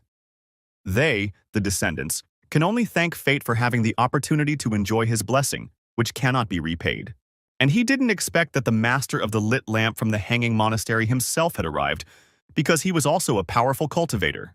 And it looks like this time the competition will be really tough. And when they go inside, she should not act arbitrarily under any circumstances. She should be next to him at all times. The monk said that this time, with Master Jung Dung at the helm, they would definitely be able to bring back enough rare medicinal herbs. Another monk also said that 10,000 years ago, Master Jung Dung entered the Yanwang Valley alone and received a great blessing there, after which his strength increased significantly. The monk understood that the Yanwang Valley was far from being as simple as it seemed at first glance. The secrets and mysteries hidden there were beyond his imagination. Even he, at one time, almost broke down, almost losing his Taoist determination. The monk, after that incident, began to cultivate even more diligently. Realizing his shame, he turned it into strength for further growth. After many years, he made up for all his weaknesses, and his strength increased rapidly. And even if he encounters those small creatures from the Valley of the King of Medicine again, he will surely be able to easily deal with them, and perhaps even suppress them completely. Suddenly the boys also reached the place, and Yu Yan told the teacher that here is the Valley of the King of Medicines. They say that in this valley, a huge amount of heavenly materials and rare precious herbs are planted, which are extremely difficult to get from the outside. But here they are full. Xiao also looked and said that he even became interested. Lin also supported his words. Lin knew that although the medicinal herbs inside were described as something amazing, they still could not surpass the reward that Tongzi had given him. And since they had come here, maybe there would be some interesting things inside. Who knows? Suddenly a flame ignited and penetrated into the sky, and slowly a portal began to open. All the people were happy that it finally opened, and quickly let everyone go inside. Dee told Miss that it was time for them to go, and let the rest stay to cover, the rest will go inside with him. Lin looked and said, "This is what the interior of the Herb King Valley looks like. It's really magnificent." But Xiao felt the power and asked, "What's going on?" His level had dropped back to the 9th level of Qigong. Yu Yang also said that he also has the same feelings. But Ling wondered, why has his strength not changed? And it seems that Lingji's limitations cannot surpass Tongzi's strength. But he also pretends that he has the 9th level of Qi, because pretending to be a simpleton in order to then hit is his signature skill. Lin suddenly said, "It seems that this Yaozong has suppressed everyone's cultivation level to the same level. In this way, not only can the competition be fair, but also the destruction of the Medicine King Valley due to too high cultivation can be avoided." Indeed, a well-thought-out plan. But Yu Yan replied that he was sorry that the level suppression was too strong. His beloved Sword of Darkness was also useless. He would have to make do with this old kitchen knife. Lin asked the guy if he still had such an ordinary magical artifact. Yu Yang replied that although the knife was old, it was the first blade he had used to enter the path of cultivation. It had accompanied him from the very beginning when he was still weak. He did not expect that now they would have the chance to fight side by side again. Suddenly the system popped up and said that the arrival of the carrier in the Valley of the King of Medicines was detected. And can it perform the registration? Lin was delighted and replied that the registration was complete. The system said that it congratulated the owner. He received a large jug of first-class insight tea. In his free time, he can brew and enjoy. Lin was offended and asked, "What kind of a lame reward is this?" He clearly said that he doesn't need cultivation. So be it, at least it will quench his thirst. Xiao immediately saw that this person surnamed Ye felt regret for losing his cultivation. If they were at the same level, he would find a moment to use all his strength, and the teacher would definitely not be able to resist. And then he needs to get ready for his sophisticated tortures. And immediately imagined how he himself beats his teacher with a whip. Yu Yang suddenly said that he heard that if there was a fight between cultivators in the Medicine King Valley, and there was a threat to their lives, they would be automatically teleported outside. So they had nothing to worry about. They just had to go all out. Xiao got angry and thought, what kind of stupid rule is this? If they fail to kill the one with the surname Ye, then after they leave, they will definitely face revenge. And humiliation. Lin pointed out that this guy was probably going to use cultivation suppression again to take revenge. Of course it was a pity. I really wanted to see his expression when he found out that his level had remained the same. Suddenly she told the teacher to look at these medicinal herbs that have consciousness. They are moving. Yu Yan rejoiced and shouted that the heavens favored him. So many medicinal herbs came to him right at the door. Xiao also shouted at him not to relax. These medicinal herbs have gained intelligence, and their level is at the 9th level of Qi. Immediately before them appeared a 3-leaf clover, whose medicinal raw material is a precious medicine. Clover turned to his comrades and said that the elder Yaozong had sent them toys again. Now they could catch these people and torture them cruelly like before. The couchgrass replied that he would strip them of all their clothes and make them crawl and run around the valley like dogs. Yuyan got angry when he heard these words and asked, "Since when do even medicinal herbs behave so brazenly?" Xiao immediately replied that he didn't understand what death was at all, and used his fire attack against them. But after looking closely, Xiao was surprised after all.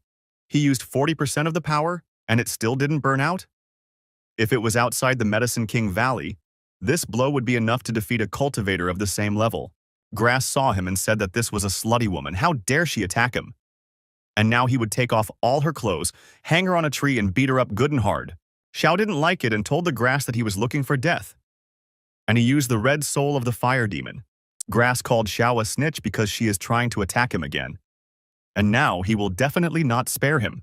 Grass saw that he was about to lose and asked the others what they were worth. Let them come and help him immediately. That damned woman would burn him alive now. The herbs, hearing the order of the chief, immediately used water to extinguish the fire attack. Xiao felt tense and thought, how is this possible? With his technique and the support of the heavenly level spiritual root, even Juji stage cultivators are no match for him. Yet he can't burn those damned medicinal herbs at just the Qi stage. Yuyan came from behind and shouted to his brother that he was coming to help. And he began to attack the enemies with his knives. She now understood what the Valley of Life of Medicines is, where herbs reign. And it's even interesting. Lin knew that given Hong and Li's talent, they should easily defeat not only their equals, but even those who were one step higher. However, now they were fighting equally strong herbs on equal terms. These herbs are definitely not simple. There is something fishy here. And he suddenly realized. These herbs can display such a strong force thanks to the support of the local formation. It is all because of what Yao Zong created. But he doesn't know what his goal is? Why did he do this? If it weren't for the power of Hong and the others, they would have been defeated by these herbs long ago. He thought that the level suppression was done for the sake of justice, but in reality, it was specifically to strengthen the herbs and restrain human cultivators. Yao Zong was clearly just covering for his children. And this is not the first time that the Valley of the King of Medicine has been revealed. Previous participants have not revealed the truth about the valley at all, as if they themselves were soaked in the rain, but at the same time want to tear other people's umbrellas. But if he wants to cover his own, then he won't lag behind either. Lin immediately waved his finger and opened the shell. And now he will see without the support of the formation, can they? The herbs still be so arrogant? At this moment, Xiao and Yu Yang also broke through and said that the herbs could no longer withstand it. And it was time to burn them to the ground. The grass started to burn and he asked, "What's going on? Why can't they stand it all of a sudden?" Grass began to give in and asked his sister to stop burning. They were a little mistaken. But Xiao replied that he should die in front of him. And don't even think about running away from him today. They will all be burned to ashes. And Yuyan began to cut the grass with a knife and asked his brother to spare them. After all, they have already lost all power of resistance. It is better to let him collect them, because they are first-class medicinal herbs. Suddenly Lin came up to them and said that it was not bad, and they were finally finished. And let little Yuyan collect everything, because they could make soup out of it. Yuyan told the teacher that he would do it right away. She also helped him and suddenly said that the grass was still moving. Suddenly, a beam passed by them, which immediately flew into the sky and showed an axe above them. Shai was frightened at this moment and said that she almost died from fright. Lin asked, "What is this? Is this a distress signal from the axe gang?" Xiao replied that even if more henchmen came, he would burn them all to ashes. Lin asked him, "Is he getting cocky again?" Just now, without little Yuyan's help, he was all sweaty. Didn't they notice something strange? Yuyang replied that they noticed, "This is not the strength that medicinal herbs can display. If things continue like this, those who appear later will become increasingly stronger." Most of the cultivators entering the Medicine King Valley. She said that this Yao suppresses people but enhances herbs. Such a double standard. He thought he was a saint to people, but in reality he did this. And he arranged for the valley to open once every 100,000 years so that the world would think how generous and magnanimous he was. Yu Yang started shouting that this couldn't be. Rumors say that Yao is a kind-hearted and skilled healer, a great master of the eastern region. He thinks that he hardly set a trap, but simply cares about the medicinal herbs, so he gives them special benefits here. She said that if he really cared about herbs, then why open the Valley of the King of Medicine? It would be easier to close it forever, instead of all this show. Lin reassured them and said that they would go step by step. Now I wonder what this Yao really had in mind. At this time, the leader of the Axe Gang, Golden Root Ginseng, said, "Who just sent out a distress signal? Who dared to contact his Axe Gang?" The tree replied that he was reporting that he had not yet been able to ascertain. Perhaps this was another group of forces that lived in the Valley of the King of Medicine? But Petrushka said that it was unlikely that they had coexisted peacefully for so many years. Who would dare to attack their gang of Axes? Root asked in surprise. Could these really be those people? After all, today is the opening of the Valley of the King of Medicine. But List replied that it was impossible. People so weak, how could they pose a threat to their noble nation of healers? The Axe King stood up and ordered everyone to be quiet. And taking his axe in his hands, he said that the Valley of the Medicine King had opened again after many years, and he would personally see who was brave enough to attack the Axe Gang. At this time, not far from the entrance to the Valley of the Medicine King, a team of players was captured by plants. They asked them to stop, but some asked for help from other teams. But the other team was running away from them, and someone asked why these medicinal herbs were so strong. He, as the outstanding talent of their cult, couldn't defeat even one herb. But the others were shouting that they had to run. The Valley of the King of Medicine was a hoax, a huge hoax. These senior masters were hiding the truth and deceiving them with wicked intentions. But deep inside the Valley of the Medicine King, there was a battle with huge plants, and the old man fought them alone. The old man understood that the last time the level was suppressed, all the weaknesses were revealed and he was brutally trampled by this gang. Now everything is different. It is time to take revenge and wash away the shame. But the monk, having collected the plants, told Master Jandeng that he was really strong. These creatures were no match for him, and he thought that this time they would return with their hands full of prey. The second monk also said that those noble relatives of the emperor and the great masters of their sex on the road had just been suppressed by those medicinal herbs and turned into slaves, but they were completely different. They could actually raise their heads proudly. The old man turned around and said that it was a good thing they had joined in. Otherwise, he would have had to look for them himself. But the monster answered the old man. How dare he attack their noble people of healers? He is a damned old bald donkey. What did he rebel against them? But the old man, seeing them, did not communicate with them and used his monastic attack against them. Beetle told the boys not to get distracted and to concentrate on the attack. In this Valley of the King of Medicine, they are in charge here. This old bald donkey won't hold out. But suddenly the monk saw a huge blue circle in front of him and immediately decided to use his defense. The tree saw this and said that they had finally broken his shield, and he gave the order to the others to kill him. The old man asked them if they thought they had successfully broken through his defenses. It was even funny. To deal with them, he traveled through famous mountains and rivers over these long years, using all possible methods. He spent a huge amount of resources and trained diligently in the art of improving the body, eliminating his weaknesses. As of today, his diamond invincible body has already reached the most perfect stage, and there is only one step left before the legendary transformation. And even if his level is suppressed, so what? As long as he has Diamond's body, they can't do anything to him. He would like to see what else in this valley of the King of Medicines could pose a threat to him. After the battle, the old man told his warriors to put away these medicinal herbs. They were preparing to move forward. Day was also in the forest with Meow and said that because the girl had the body of the heavenly stars, even under the suppression of the level, she could explode with powerful force. Otherwise, they wouldn't have been able to hold back the encirclement of these medicinal herbs. But where did they get such strength? Could it be the work of Yao Kun himself? Meow replied that she had previously thought that old man Yao King was a kind man. But now the wicked and evil old man sees it. Dee said that they had only just entered the Valley of the King of Medicines. Who knew if something even more sinister was waiting for them in the depths? Now he even began to hope that the Medicine King Valley would quickly close and teleport them away from here. Otherwise, being humiliated by these herbs would simply be a blow to their Dao hearts. By this time, the monster grass had just reached them and was slowly descending towards Meow. But distracting her, she attacked her from below and sucked on her leg. But Meow immediately used a beam attack. But the attack backfired, and the beam passed completely through her body. Day, seeing that she was in danger, decided to save her and attack the monster with his attack, shouting for him to let her in. But his attack didn't work, and the monster attacked the old man with its branches. He was surprised that he couldn't handle it and asked, "Is this really a ninefold thunder vine?" The middle rank of the Medicine King. Meow also screamed at the tree to let her go, and even asked Uncle D to save her.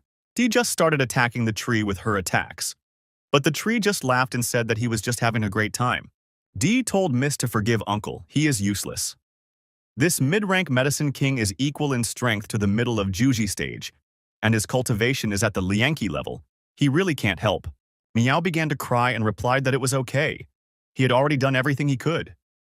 Dee turned to the King of Medicine and asked him to be merciful and spare them, or let this child go, and he was willing to suffer in her place.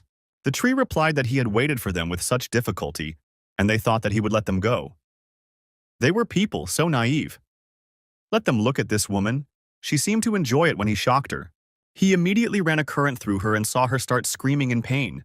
But Day got even more angry.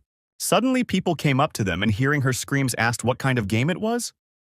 Lin answered that it was a tentacle game, and how shameful it looked. Dee saw them and said that these were friends and followers, and he asked them to come to his aid. After the deed was done, the Society of Explorers of the Path would definitely repay them for their kindness. Xiao looked and said that it was a ninefold thunder vine. Yu Yang was also surprised and said that it was a real king of mid-rank medicine. Lin looked and said to Miss Meow that they had a destiny together. How could he stay away? And immediately ordered Xiao and Yu Yang to solve this matter. Yu Yang said he'll go first, and let Xiao stand behind him and cover him just in case. Xiao answered his brother that he would go to help him now. The tree was happy and said that they had brought him a new toy. But Zhao replied that when they roasted him on the fire, they would see if he could still smile then. Xiao and Yu Yan set about destroying it and attacked from different sides. But the tree said that they were cursed people, and how dare they harm the master. And suddenly the tree used the demon's ice flame, but decided to let the girl go and start fighting at full strength. Day caught her and said that they would retreat first to keep themselves safe and let them deal with the Medicine King.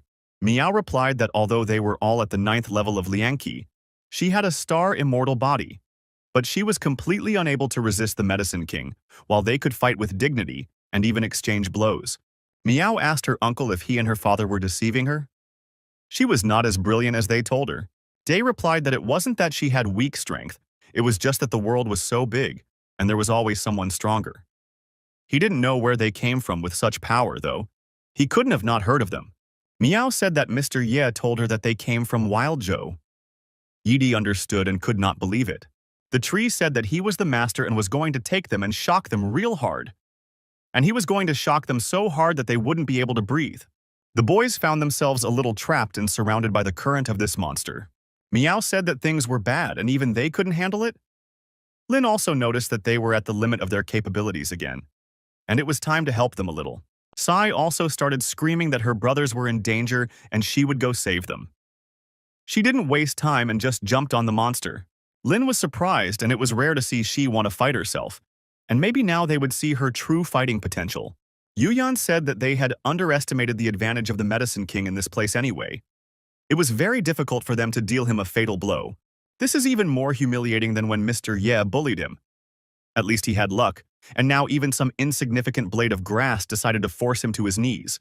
Seeing the mouse, Xiao thought, "Why is she coming here?"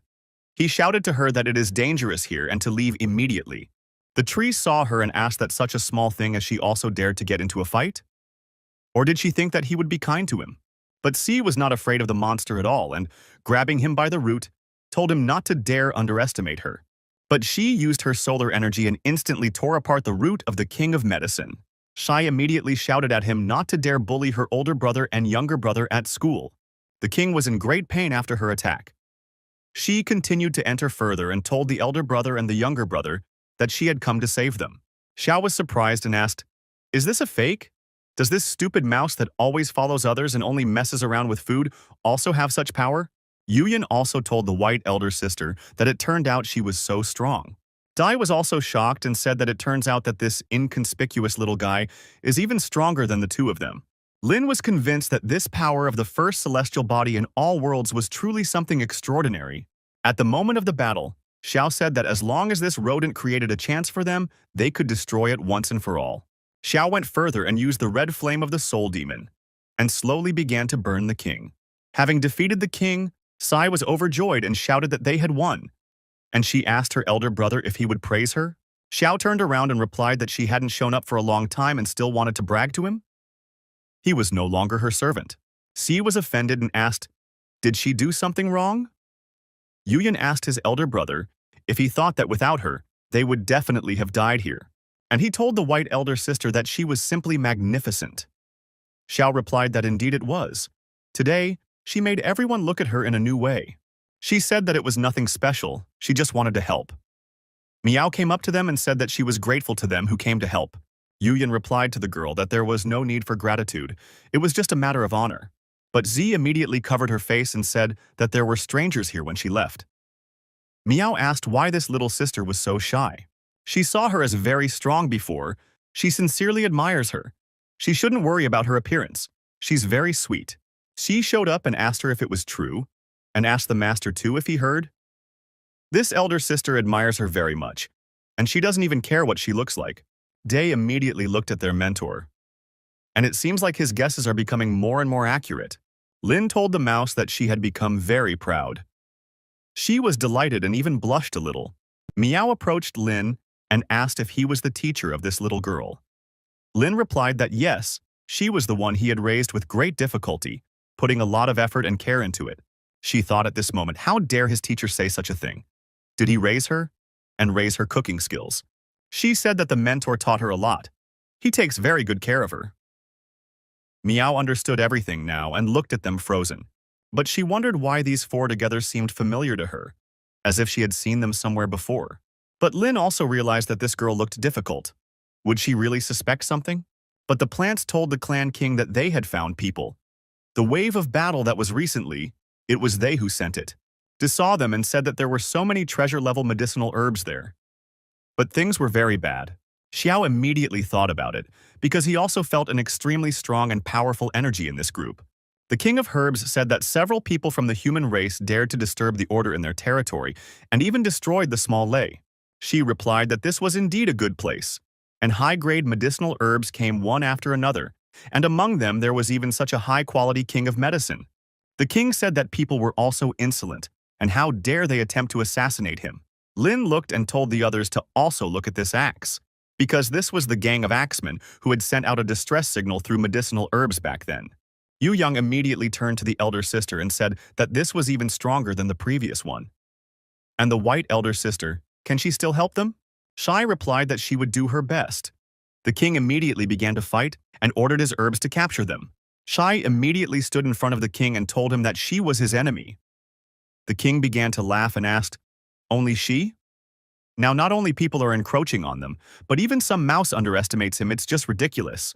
The king immediately launched several attacks from different directions. But Ji dealt with them and repelled them all.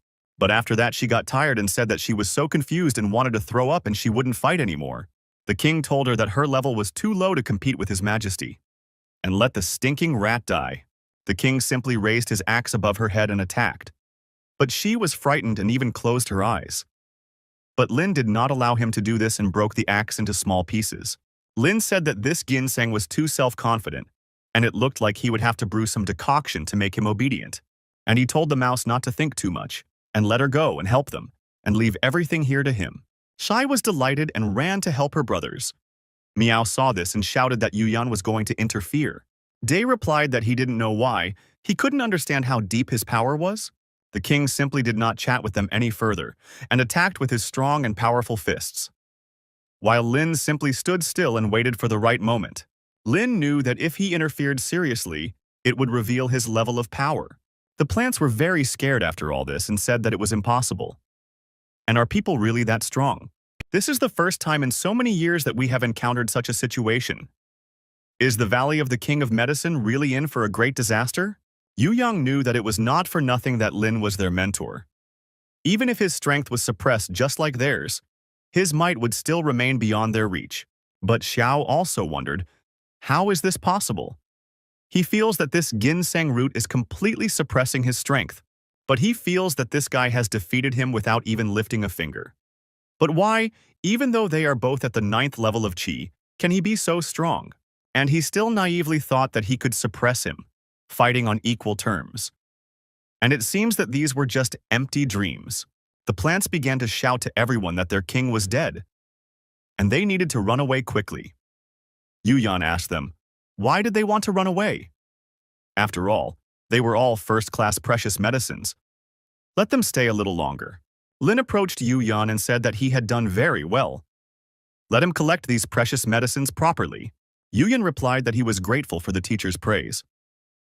It was all because he had subdued the king's ginseng, and the student had only taken advantage of his fame. The other teams also joined in, and were already shouting that there were so many precious medicines on Earth. But who brought all of them down? Are there really elders in the Valley of the King of Medicine who are capable of such a thing, besides Master Burnt Lantern? And now there are several people ahead of them, and it looks like they did it. Suddenly the monk also approached his master and said that this ginseng was not ordinary at all. The master replied that it was a first-class king of medicines. The disciples in the group have already said that even the king of medicine is envied by those who are experiencing the ordeal of heavenly disaster, let alone a first-class king of medicine?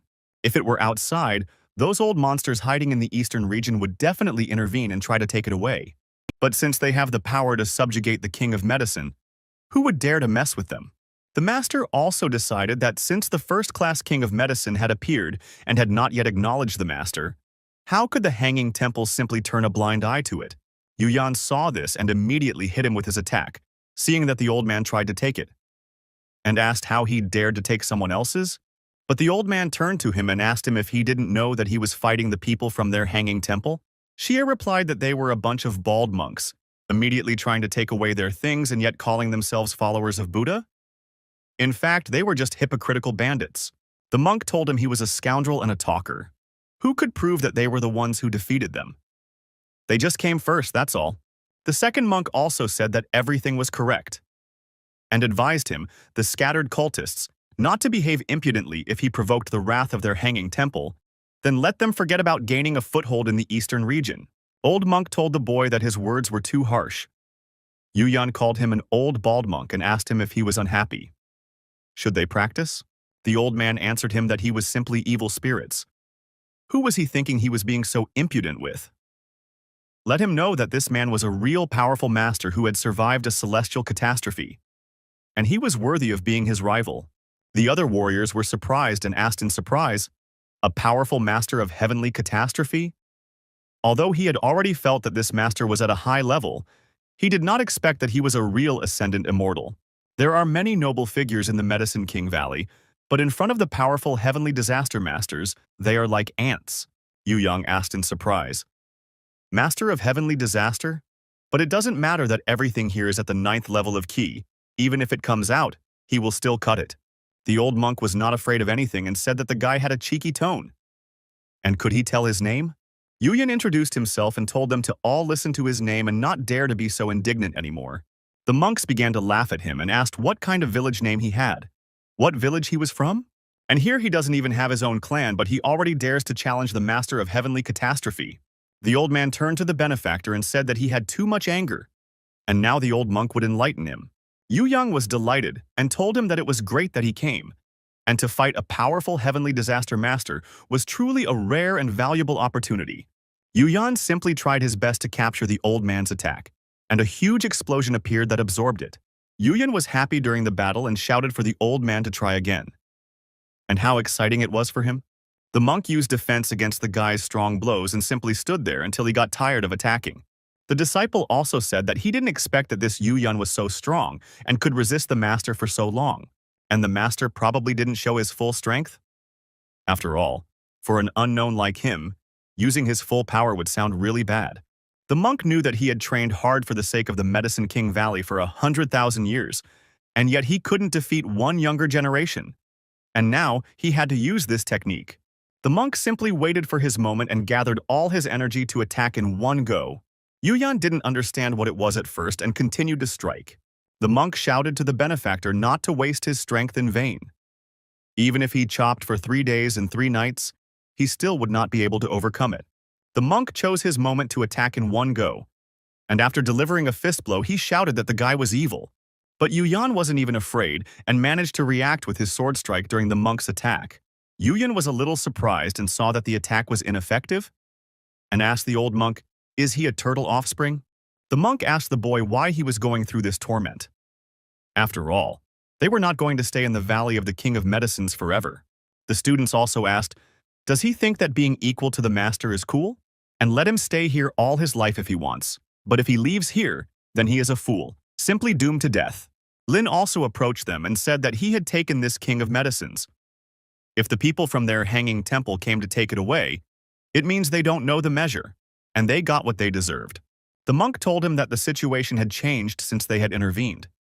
Besides, who said that what fell to the ground automatically became theirs?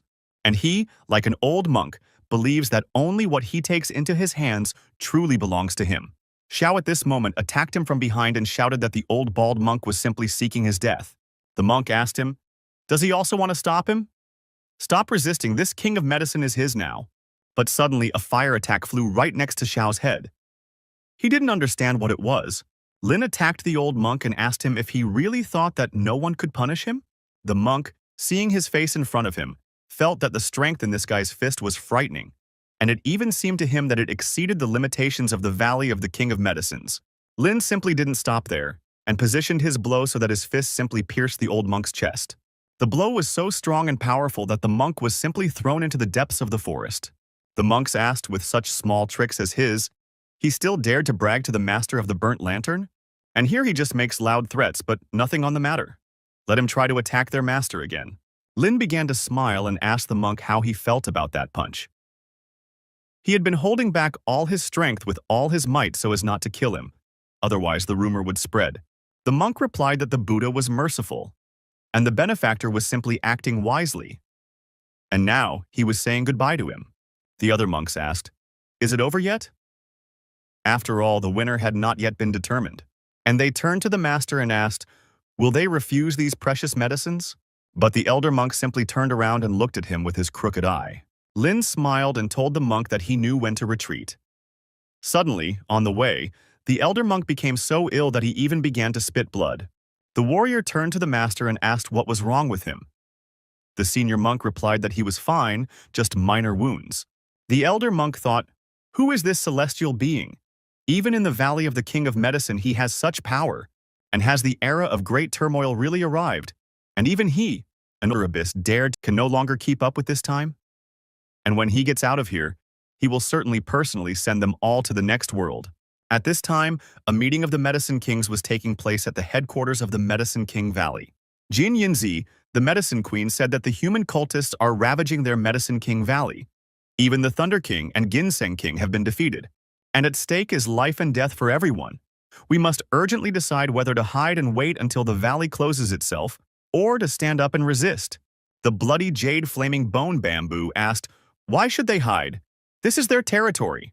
Previously, all the human cultists who came here were enslaved by them. This time, too, they can't retreat and can resist together. Red Jingzi replied that everything was correct and that we must resist. They were the real masters. If they surrendered, they would never submit again. Han Ling said that these human cultists this time are very strong. Even with the strength of medicine kings, it is difficult to counterattack, and there is a risk of being suppressed. But Deerhorn replied that especially this silver-haired young man, he defeated the Ginseng King with one move. It's scary. But the Medicine King. He Shou Wu asked if they could invite him to join the battle. He was once a terrifying force following the Medicine Lord. If he joined the battle, he would definitely crush the people. But the queen said that given his character, she was afraid he would refuse to help them. They knew he had his quirks. Deerhorn replied that now the Valley of the Medicine King was on the verge of destruction, and he, as the first heir of the Medicine Lord, would really allow them to be chopped up and boiled into soup. And he will do this to the Medicinal Lord and his brothers? Enough hesitation, life and death are at stake. You have to go all in. After all the talk, they all went to the great king of mushrooms at once. And he is a first-class king of medicine. The queen approached the great king of mushrooms and bowed, and asked him to save the valley of the king of medicines. And they asked him to wake up. After all, the great king of mushrooms must wake up. Suddenly, the Mushroom King woke up and began to emit a strange and powerful energy. The servants began to shout to the great king of mushrooms that he had woken up. But the king of mushrooms got scared and immediately hid behind a tree. The Mushroom King said that they should not come near. If there is something to say, then let them say it from there. The queen replied that she was asking for forgiveness, and she saw that the great king of mushrooms had a rather sociophobic character. He was afraid of strangers, preferred solitude, and did not like to be disturbed. And they turned to the revered great king of mushrooms, and the human cultists exterminate their brothers in the valley of the king of medicines. Because if they don't start resisting, they will be completely destroyed. The valley needs his pile drivers and protection, and they beg him. The Mushroom King asked, "How is this possible? Aren't there any prohibitions imposed by the Medicine Lord so that humans cannot threaten them? Unless the opponent is the greatest genius of all time, so powerful that nothing like this has ever happened in history." The servants began to say that it was true. Many of their brothers had already fallen at their hands. Now only they could save them. He has the most powerful force and the highest status. If he speaks out, the people of medicine will definitely unite and fight back the invaders. The Mushroom King replied that no, he couldn't. He just wanted to stay here quietly. Besides, the Medicine King's valley was only open for a limited time, and once the time was up, people would be sent away. Everyone had better hide for now. Root told the great king of mushrooms that he was oversimplifying things. These human cultists were actually hunting him. He was the oldest creature in the Valley of the Medicine King, and they would do anything to catch him. The Mushroom King got scared and asked, "Will so many people come to catch him?" Root replied that yes, they were ruthless and cruel. Once they caught him, they would torture and humiliate him together. They would even put him on display to be auctioned off, allowing even more people to see and touch him. The Mushroom King was very scared and asked him to stop. The Deerhorn told him that if he dealt with the most dangerous of the people, then they would deal with the rest. Root replied that yes, and by helping them, he was helping himself. When everything was decided, he would be able to continue sleeping peacefully, and no one would disturb him. The Mushroom King came out in front of everyone and said that he would only intervene against the strongest of the people, and they would deal with the rest. Suddenly, a voice began to be heard through the fog, thanking the king of mushrooms, and he ordered the others to wait for him outside. Root said to everyone to look at him. Can he really suppress these people? It all seems somehow doubtful, but the queen told him not to underestimate the great king of mushrooms. He is the supreme king of gold pill level medicines. He can easily deal with these ordinary people. But deep in the forest, the group met with monks and turned to the monk saying that he was the oldest elder of the cult of the setting sun. And when they leave the valley, will it be possible to buy some rare medicines from him? The monk told him not to worry. The price will definitely suit them. But for him, this meeting is a sign of destiny. Their Buddha helps only those who are destined. So, Blessed One, his wish will definitely come true. The chief thanked the master and said that he needed dragon blood, and he needed a lightning tree. Let him set any price. The monk replied that it was blessed. The elder would certainly help them, his companions, to fulfill their wishes. But suddenly a team of plants was approaching them. The student immediately turned to the monk and said that the enemy was advancing. The monk started shouting that this was great. He was just worried that he wouldn't find them, but they came to him themselves. But Deerhorn, attacking, shouted to the old bald monk not to rejoice too soon. Now he would finish him off. The monk replied that his Buddhist grace had given them to him. He called them stubborn and unrepentant, and now the old monk would release their souls. But Deerhorn was no longer afraid of anything and shouted to the old bald monk to accept his death. During the explosion, the monk used his protective shell and remained safe and sound. Root was very surprised and said that it was a powerful defense. The old monk knew that this was a great demon king. Was there really a powerful demon cultivator hiding in the valley of the king of herbs? Root turned to the side and no longer saw the king of mushrooms next to him. After all, he had already begun to flee from the battlefield. Root stopped him and told the great mushroom king that they were counting on him. Otherwise, they would all be boiled into soup. The mushroom king replied that there were many people here. The people said that this was the great mushroom king they had all been talking about, but someone told him that it was not so.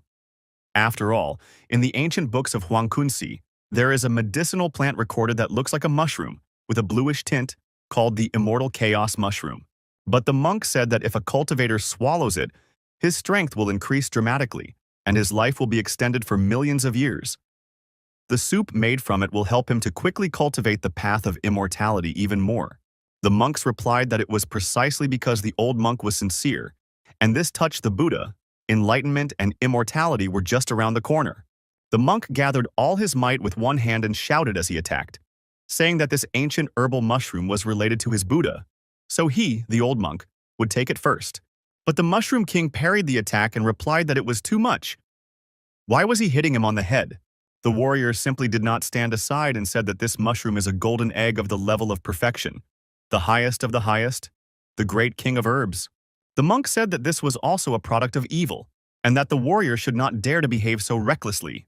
Root, seeing this, began to shout to the great mushroom king that they were going to seize him and put him up for auction. But the mushroom king replied that he would not let them have their way, and his body, invulnerable as a diamond, and they would not even be able to do that. The monk tried to use all his strength to capture it, but the mushroom simply jumped on him and suppressed him with its energy.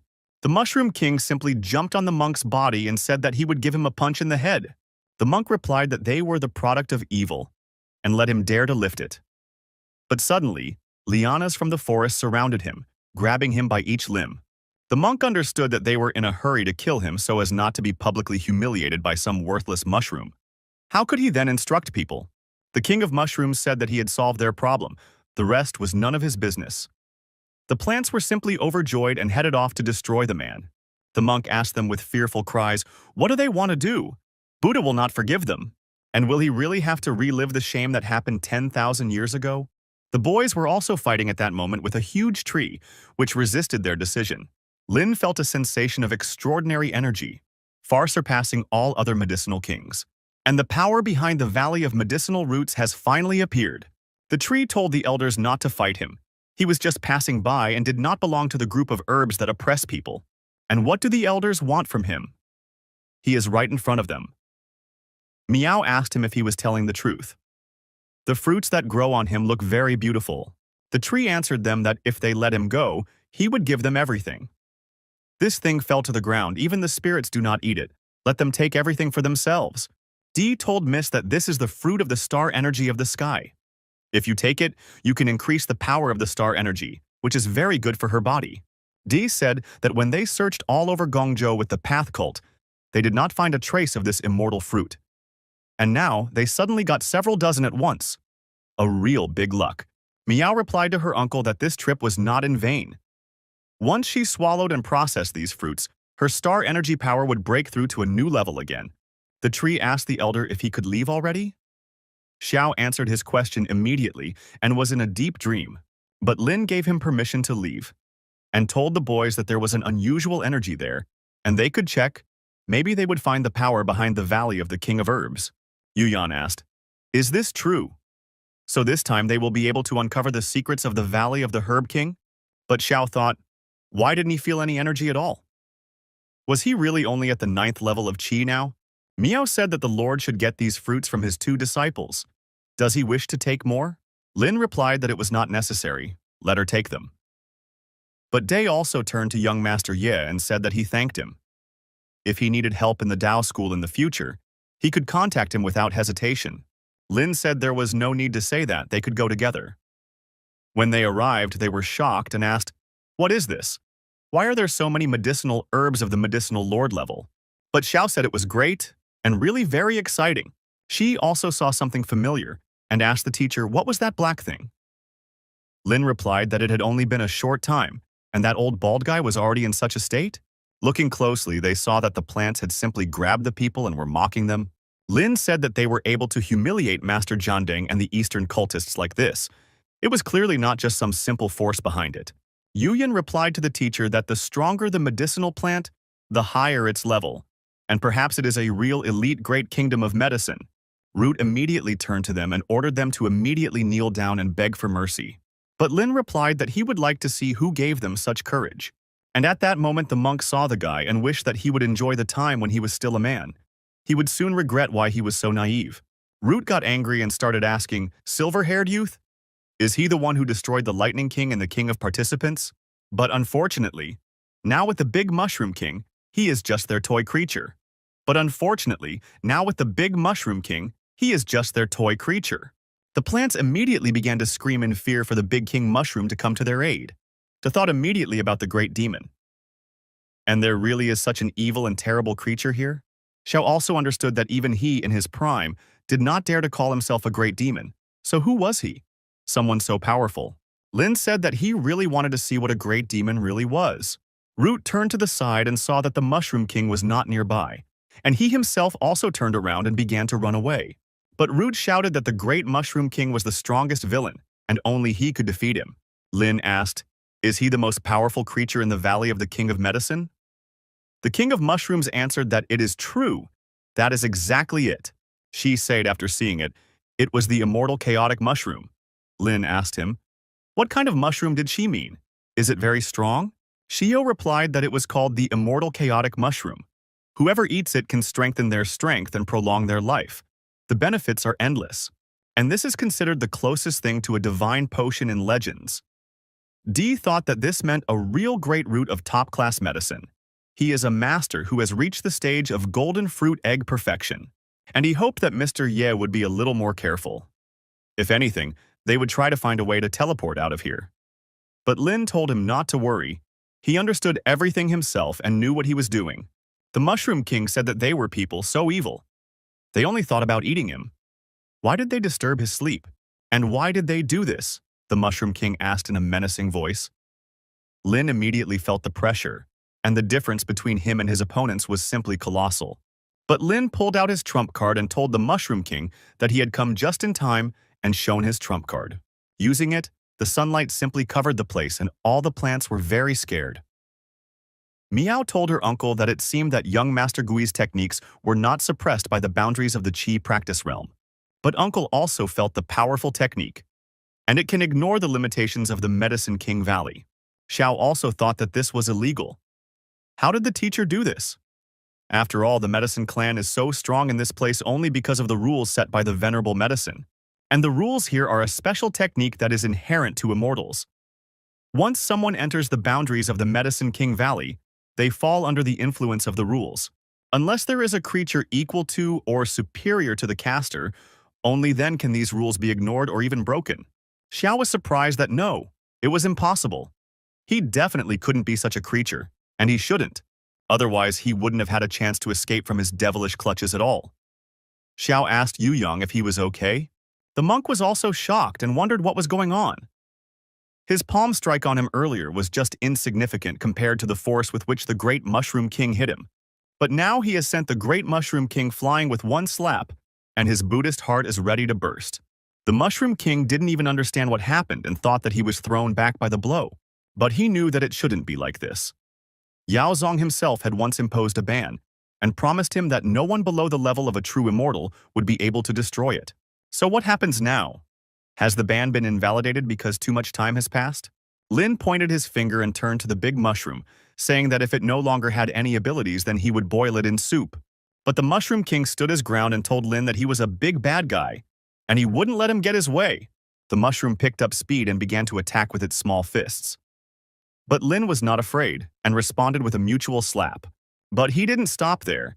and pulled out his fire fist to finish him off with one blow, and Mushroom realized that the guy could really ignore the suppression of the rules. This Yao Zong is completely unreliable. The rules he set were violated by some human cultivator. And at that moment, Lin pounced on Mushroom with all his might and used his unearthly divine body. The impact was so powerful that the beam of energy was simply visible from different corners of the universe. Mushroom was completely depressed and said he couldn't believe that even inside the Valley of the King of Medicine he couldn't handle a person. He was so weak. The participants of the Duel of the Territory of Medicines said that the great Mushroom King had lost, and everything was lost. And their Valley of the King of Medicines was doomed. Mushroom said that his skills were worse than others. You can't blame Yao or anyone else. You can only blame yourself for being just a mushroom. And this life was so long and boring. In the next life, he does not want to be a mushroom, and he wants to become a man. But the system appeared right there and said that it congratulated the owner. He activated the task to accept the student and received a unique divine skill. One breath turns into 3 purities, and it allows him to create 2 clones that have the same level of development and strength as the original. Lin asked her if she was serious. Even the mushrooms are not spared, but this time the reward is really tempting. And if Mushroom wants to stay alive, he can give him a chance. Lin knew that, judging by how this mushroom was so afraid of death just now, he would probably agree right away. The mushroom began to cry at that moment and answered his enemy that he refused. Lina was not upset by this and said that he had not yet voiced the conditions and he had already refused. Does he really want to die? Mushroom replied that it was right. He didn't want to. Lin asked him if he really didn't want to live, but the reward was too tempting. And 1 breath turns into 3 purities and cool, powerful. He definitely doesn't want to miss it. But then before his death, let him help him with one thing. Mushroom was shocked and asked what he was talking about. Lin did not keep the intrigue going for long and asked Mushroom to become his student. But Mushroom didn't know who in this world would ask to become a disciple before dying. What a shameless, impudent fellow. Lin called Mushroom his brother and said that if he agreed to help him, he would definitely do his best to beat him to the last drop of juice so that he would die without suffering. The mushroom asked the guy, "Is he crazy? Who is begging like that? He is not interested at all." But Lin got angry and said that all he could do then was throw it into the cauldron, add a couple of village chickens, and then some other medicinal creatures, and boil it all over again. And cook a delicious roast chicken with mushrooms. Eat to the last drop so that there are no leftovers. And Lin started to follow him and told Mushroom to come quickly because he would fulfill his wish. The mushroom started to run away and realized that he was very scared. But he fell to his knees in front of the guy and said that he agreed, and he agrees to become his student. The system immediately congratulated the owner on the successful acceptance of the student. And the student's talent is discovered. In connection with this, the highest martial art is issued for development. Lin immediately became happy and realized that he had succeeded. Lin told the student to get up quickly. And now, since he is his student, he must call him teacher. He will protect him and will never allow anyone to hurt him. And so, as a sign of respect, he gives him a martial art. Let him watch and practice. Lin immediately fired a beam of energy into Mushroom's head and gave him a new technique. Mushroom saw this and was shocked and asked what kind of incredible martial art this was. And the medicinal clans are weak by nature and do not know how to fight well. So they can only restrain the human clans thanks to the rules set by Yao Zong. Suddenly, unexpectedly, the mushroom simply exploded from such energy. And after the smoke evaporated, a guy appeared in life. Mushroom said that this Blue Emperor's long-lasting art not only eliminates the shortcomings in the practice of the medicine clan, but it also compensates for the lack of fighting power, helping their medicinal clan to completely transform. Meow was shocked when she saw this and said that Mr. Ye suddenly started taking disciples in the middle of a battle and even helped a medicinal plant take on a human form. What kind of strange hobby is this? Dee replied that this ordinary medicinal plant can already take human form. And what is this secret divine art? But Yuyan was happy for his teacher and said that his strength was bottomless and incomprehensible. And she shouted that she now had a junior disciple. The mushroom thanked the teacher for his mercy and let him allow the student to bow to him. Lin looked at him and called him a worthy disciple in response. But Xiao wondered how many more secrets and plans his teacher was hiding. He not only accepts students but also helps them take human form, and he probably has his own insidious plans. But he realized that this immortal chaotic mushroom would very likely turn into a cure for immortality in the future. Because of the value of this medicine, immortals are willing to fight to the death for it. This guy is trying to profit from it, and he too may be waiting for the right moment to subjugate and remake it. And the monk, hanging on the tree, did not understand this world. And it turns out, from the very beginning to the end, only he was the biggest victim. The monk started screaming and calling for someone to help, and let him go already. But Lin said that since he had entered his path, he needed a suitable name, and he would call him Xiao He. He immediately saw that it was a simple and plain name, but he even liked the modesty. It suited him, and he thanked the teacher. Lin asked He if Yao Zong had already agreed to open the Valley of the Medicine King. Why did he still install means to suppress human cultivators? He replied that Yao Zong, after all, also belonged to the Medicine Clan. He did this to protect them from being completely destroyed. But Yu Yan was shocked and said that it turned out that Yao Zong was not a human. He said that everything is correct. Yao is a rare creature, a medicinal qilin. He understands perfectly how cruel and dangerous this world is. Xiao immediately realized that this was the medicinal qilin. It was a legendary immortal medicine that was said to be able to steal the divine power of heaven and earth. And whoever can process and swallow it, even the terminally ill will come to life, his strength will become unsurpassed, and the path to immortality will be open and clear. Lin said that if that was the case, then Yao must have sacrificed something to protect them. But the other plants said that it was all thanks to people. In those years, many human forces looked greedily at the Valley of the King of Medicines and attacked them daily, robbing without mercy. The weak medicinal herbs were completely powerless to resist and became merchandise for trade and spoils for someone's table. Yao, for the safety of his clan, expended his own medicine power to satisfy the desires of these powerful people and buy time for the medicine clan. Yu Yang couldn't bear it any longer and said that Yao had paved the way for the medicine clan with his own body. But the power of Yao's medicine was limited, and the greed of the great powers was limitless. Therefore, Yao Song decisively went to the heavenly world, exchanging himself for the protection of the heavenly world for the medicine clan. But the heavenly world put forward conditions. The Valley of the King of Medicines must open once every 100,000 years in exchange for their protection. Yao appeared to give in, but in reality, he added a massive defense system that suppressed the power of human cultivators to ensure the safety of the medicine clan. Only they, the highly developed medicinal herbs, know about these matters. Many junior herbs think that Yao has become immortal, and that is why the Valley of the King of Medicine is so calm. Even in such a cruel and hopeless environment, the medicine clan never killed the infiltrated human cultivators. They only drained their strength, had fun, and teased them.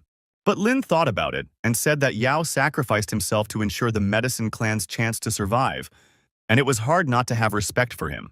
A day came over and said that he had always respected Yao, and even knowing that he was not from the eastern region human race, his great sacrifice for his comrades made him respect him even more. But Miao replied that looking at the actions of human cultivators before, it was truly dishonorable and deeply shameful. And suddenly the participants saw that the teleport gates had opened, and they could finally leave. The guy from the clan said that this is a cursed place, now whoever wants to can come. But the monk felt freedom.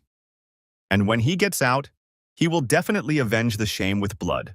Before leaving, Lin asked He if he wanted to go with them. He didn't even know what to answer the teacher. He actually initially thought that once the crisis was resolved, he would simply go back to sleep. But now, there has been a huge change. He has been accepted as a student and even passed on the highest martial art.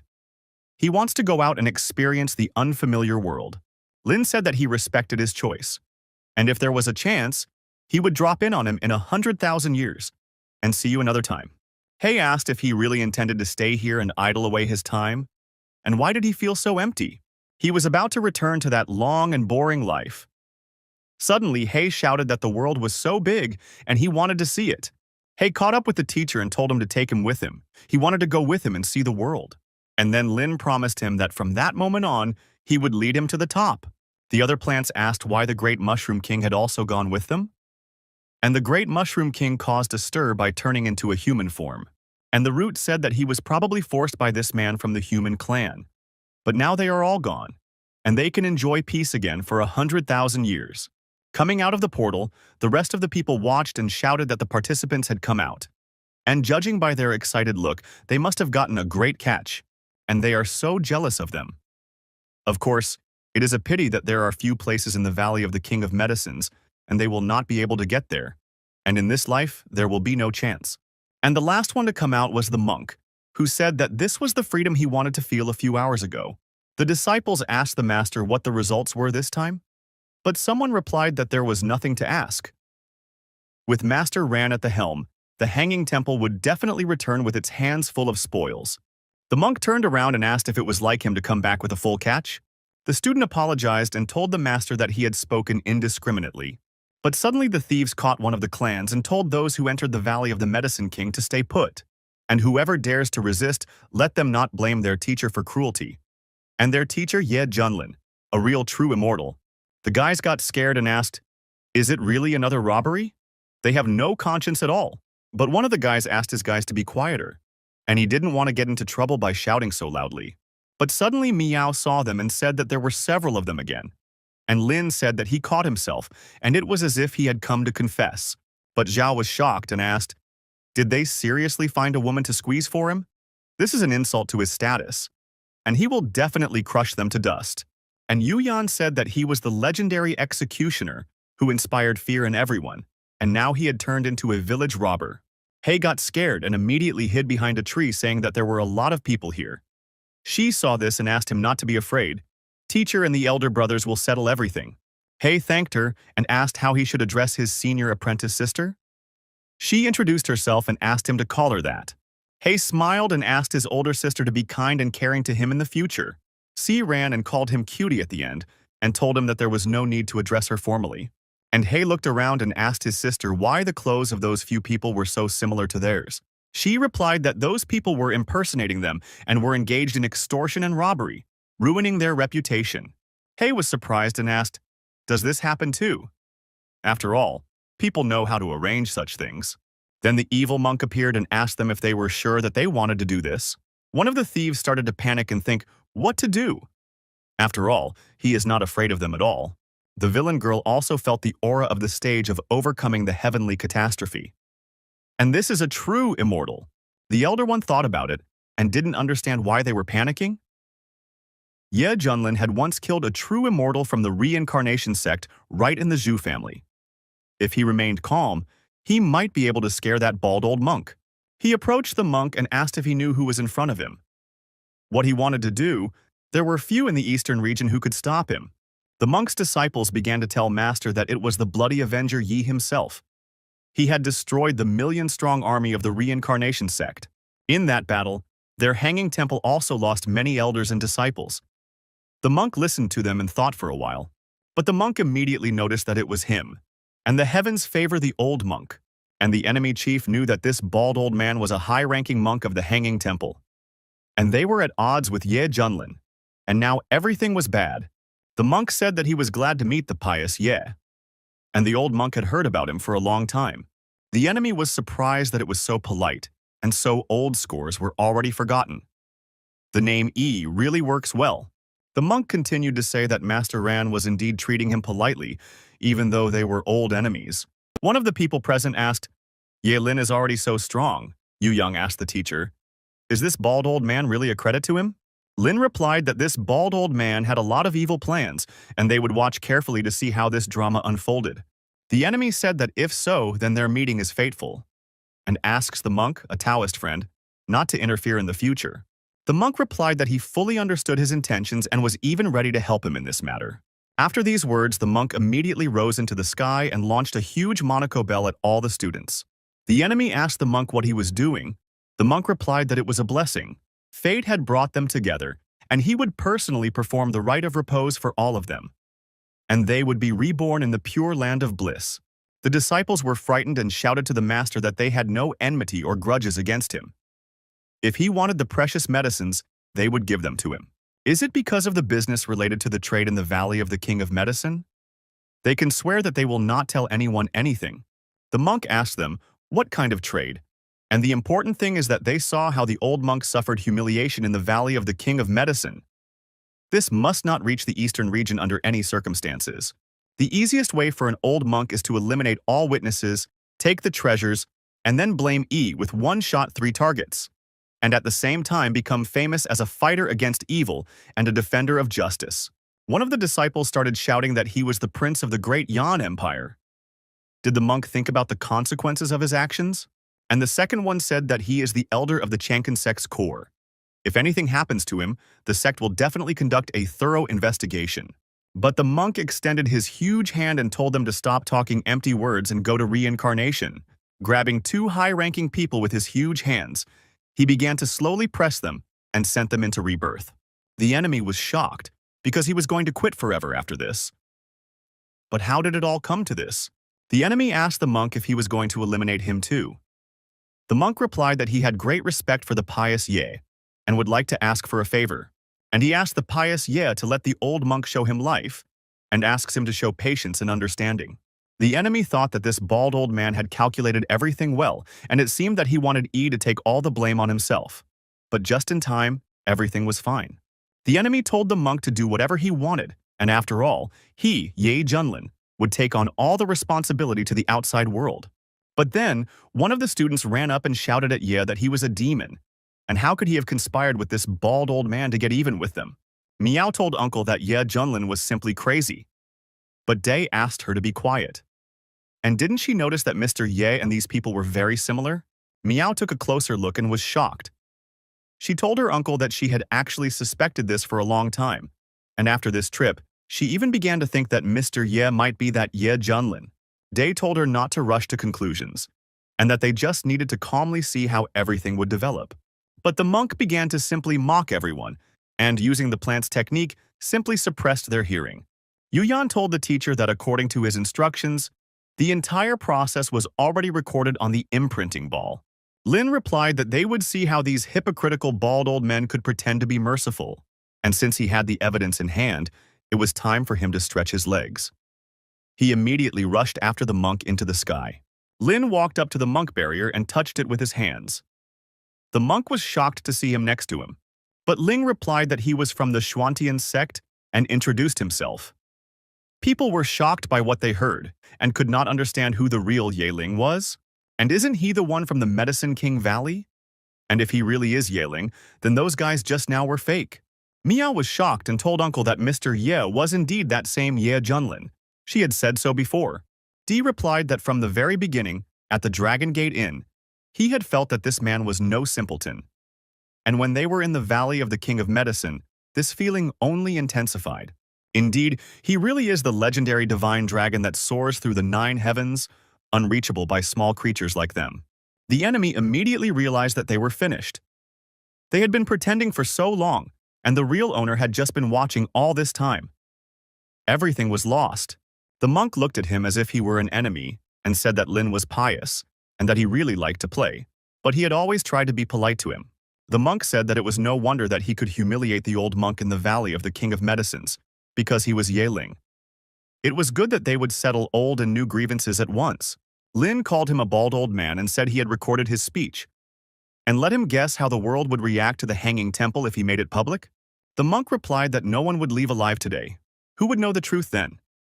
And his reputation has been on the rise lately, so all this is on his head. Lin told the old man that he was too confident. But the monk replied that in the Valley of the Medicine King, his level was suppressed and he fell for his trick. But now times have changed. The monk immediately began to carry out his attacks and, calling the guy a son, wished only for him to die. Yu Yang was watching everything and said that this bald old man is at the peak of the stage of overcoming the heavenly catastrophe. Isn't it dangerous for the teacher? But Xiao saw that this guy was clearly hiding something, and a person who could break the rules of the immortals could hardly be so simple. Lin was not afraid of anything and stood in place until the very end, seeing a huge grate in front of him. But the system suddenly appeared and said that it had discovered that the carrier had encountered an enemy attack at the peak of the stage of overcoming the celestial catastrophe. And now the passive effect of strong against strong is activated, and perfection in mastering the stage of overcoming the heavenly catastrophe is obtained. But Lin raised his hand, looked down at the old monk and asked, "Is that all?" The guy's attack was so strong and unexpected that the monk was injured and asked, "How so?" The monk told the boy that he had hidden himself so well that he didn't think that he had already reached the stage of overcoming the heavenly catastrophe. But Lin didn't play with him for long and asked the old monk to tell him how he wanted to die. But the monk was stubborn and asked the boy what if he was perfect at the stage of overcoming the heavenly catastrophe. And he is an old monk. He has trained his body for many years, invulnerable as a diamond, precisely to cope with the battles in the Valley of the King of Medicine. Even for them, who have reached the stage of overcoming the heavenly catastrophe, it is impossible to destroy him. Lin told him directly that he had given him a chance, but he had not taken it. The monk gave him back that he should not dare to be so impudent, and he summoned from his energy a great and powerful heavenly dragon. The dragon completely covered the huge sky and headed to attack the guy. But Lin stood still and said that it was a small coal. And he called upon the hand of heaven, which came out of nowhere and headed straight towards the dragon. And he gave the signal to his hand to simply destroy the enemy and cut the dragon into pieces. The hand grabbed the dragon by its huge and long neck and began to slowly squeeze. The monk was shocked and shouted that it was impossible. The legendary art of the Hanging Temple was destroyed in the blink of an eye. But Lin's hand did not stop there and continued towards the dragon's controller. But the monk used his Buddhist technique and told the boy that this was impudence, and tried to stop the huge hand. But Lin smiled at this and told the monk that he did not know the limits, and he released a huge energy and destroyed the Buddha. The monk fell with great force straight into the ground and simply coughed slowly in pain. Lin looked and said with surprise that the monk was still alive. The monk understood that his strongest defensive state was invincible at equal levels. And now, it almost destroyed his body. If so, it's time to use the precious medicines from the Valley of the King of Medicines. And he pulled out all the medicines that he had collected with his disciples. The monk simply decided to act to the last and applied all the herbs to his body, restoring it to a huge level. The monk said that the battle was just beginning, but Lin told him no and said that it was already the end. The monk asked the boy what he meant. Lin told him that he admitted that the old man's defense was very strong, but his move, how was he going to deal with it? The monk was shocked by such a fistfight and even knew what level this guy was at. Lin asked the monk if he remembered. The monk then became even more angry and said that the force of the blow was not even comparable to a mosquito bite. Lin came closer and closer to the monk and asked, "What if he said that he only used 1/10,000th of the power?" The monk asked him in surprise. What was he talking about? Lin moved even closer to him and thrust his fist right into the monk's old head. The monk simply did not even have time to react, and felt a sharp pain and even lost one of his teeth. Ling showed everyone what he was capable of and proved to everyone that he was the true Ye Junling. People started screaming that the demon monk was dead, and they were saved. And now everything would be different. And it was Ye Ling Senior Ye who saved them. And from that moment on, their lives belonged to Senior Ye. And henceforth, if anyone dares to defame the name of the Elder Ye, they are ready to give their lives for his honor. Lin looked down on everyone from the sky and saw that they all recognized him as a great and strong warrior. Miao was also shocked because she saw that Mr. Ye was so strong. But Uncle D said that Mr. Ye's strength in the comic book had exceeded all his expectations. But if Miss tries hard, she will definitely become as powerful as him. Yuyan was thrilled by his teacher and said that his power was impressive. Once again, he opened his eyes. Ah Xiao thought that Master Ran's defensive ability was extremely rare in the central region, but in the end, it was destroyed by a single punch. But how big is the limit of his capabilities? The monk's disciples were frightened and shouted that they were quickly returning to the Hanging Temple, but Yuyan decided not to leave them alive either, and calling them bald donkeys, asked where they were going, and immediately walked over them with his sword. Lin approached the thieves and said that it was time to pay for everything between them. The chief fell to his knees and asked the Elder Yi to have mercy on them. They are low and vile, and asked him not to compare them with the likes of them, pathetic ants. One of the thieves began to say that the old man had forced them, and they had worked well in the Bird Spring Palace, but he had tricked them out. The old man turned around and started telling his people that they were ungrateful bastards. They lived in abundance with him, and now they were trying to fence themselves off from everything. But Lin saw that these fakes were really no good, and he didn't want to dirty his hands. A grudge has a reason. A debt has a debtor. It's better to let them sort it out themselves. Lin asked Miss Miao how much they took from her in total. Miao replied that they should pay her 5 million rarest spirit crystals. All the people immediately surrounded them from different sides and began to ask for their money back. Lin said that there were so many creditors here, let them sort it out themselves. But Yuyan replied that these small creatures were not at all worthy of a teacher's interference. Miao approached Mr. Ye and thanked him for helping her get the treasure back. She always suspected that he had some kind of secret, and she didn't think that he was really Ye Junlin, and she was in the dark for so long. Lin replied that he actually wanted to introduce himself right away when they first met, but she hated fakes so much that he had to resort to trickery and continue to pretend. Meow said that it was because of these little creatures that she was led astray.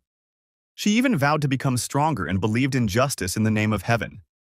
And now, looking back, it's so funny. Lin replied that it was not funny at all. It was called a pure heart, which helps in spiritual practices. In addition, he has the peculiarity of a body with the power of stars, and her future is bright. He has great hopes for her. Meow asked him, "Is this true? Then she will try twice as hard and surpass him one day." Lin said that he heard her and would wait for her at the finish line, and immediately called his pet Akuna. Having set out on a long journey, Lin said goodbye to Miss Meow and said that he was looking forward to their next meeting. People then began to say that the rumors were true. Senior Ye's steed was indeed the divine being Kunpeng, and Senior Ye is a true genius of the eastern region, kind and powerful. How wrong they were to believe the rumors and slander him. But after that, the people said goodbye to the elder E and then immediately switched to the thieves. The thief asked them what they wanted. The things had already been returned to them. This doesn't apply to them because he screwed up. The humans set about teaching them a lesson once and for all, and only their screams from the blows and pain could be heard. But He was still shocked and saw that this Kunpeng's back was so huge, and it was just a real paradise among the clouds. Lin told his students that He would officially join their family from now on. And now he would introduce him to his senior brothers in the teaching. And here is his first elder brother Hong Xiao. He is very responsive, so if you have questions about practice, you can safely contact him. Xiu told him that everything was so, and if he had any difficulties, he could contact him. He was shocked and said that in all 10,000 years in the Valley of the King of Medicines, he had never seen a person with such an appearance. And it turns out he is also a man. Lin walked up to them and said that this was his second elder sister, Bai Shi. She was also the teacher's personal cook and manager. If He had any domestic difficulties, she could contact him. And this is his third elder brother, Li Yuyan. He is a spy and the vanguard of the teacher. If someone offends him, he can turn to him and he will solve the problem. He greeted them and said that he welcomed his elder brothers and asked for their support and guidance in the future.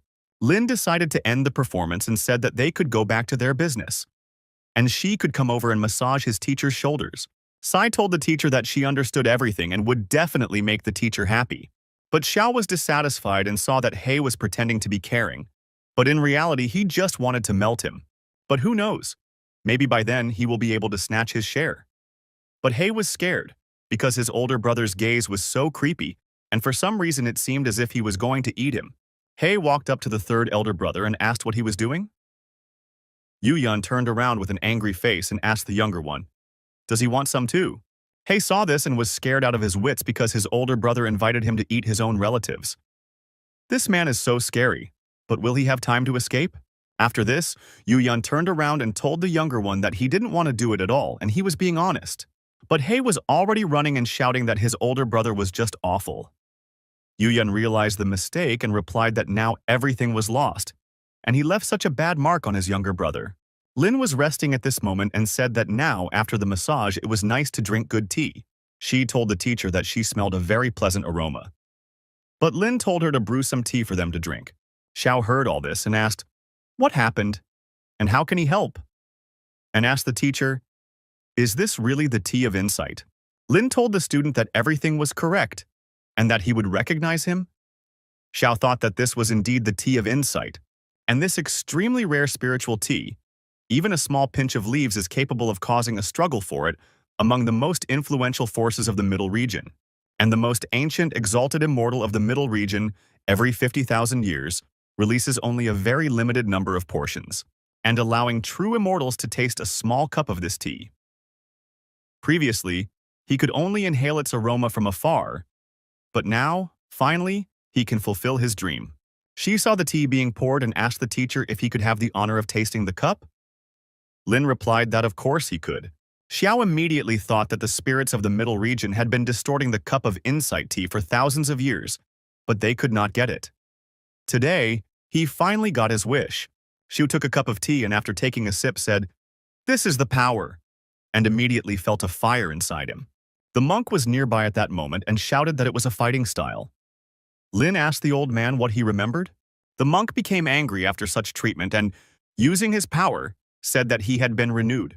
But Lin replied that if he dealt this blow, then they would see how the old man would still escape, and immediately applied the water draft correction blow. Lin asked his student, "What's going on? And why is this guy slipping away again?" She simply began to feel a strong surge of enormous power, and the fire completely spread throughout his body. Yuyan was shocked by what he saw and thought, "What is going on here?" In just an instant, the senior brother at school reached the pinnacle of the test of transition to a celestial being. But Xiao was very happy and laughed out loud. But Lin came up from behind and hit him on the back of the head and asked what he was laughing about, and what is his complaint against the teacher.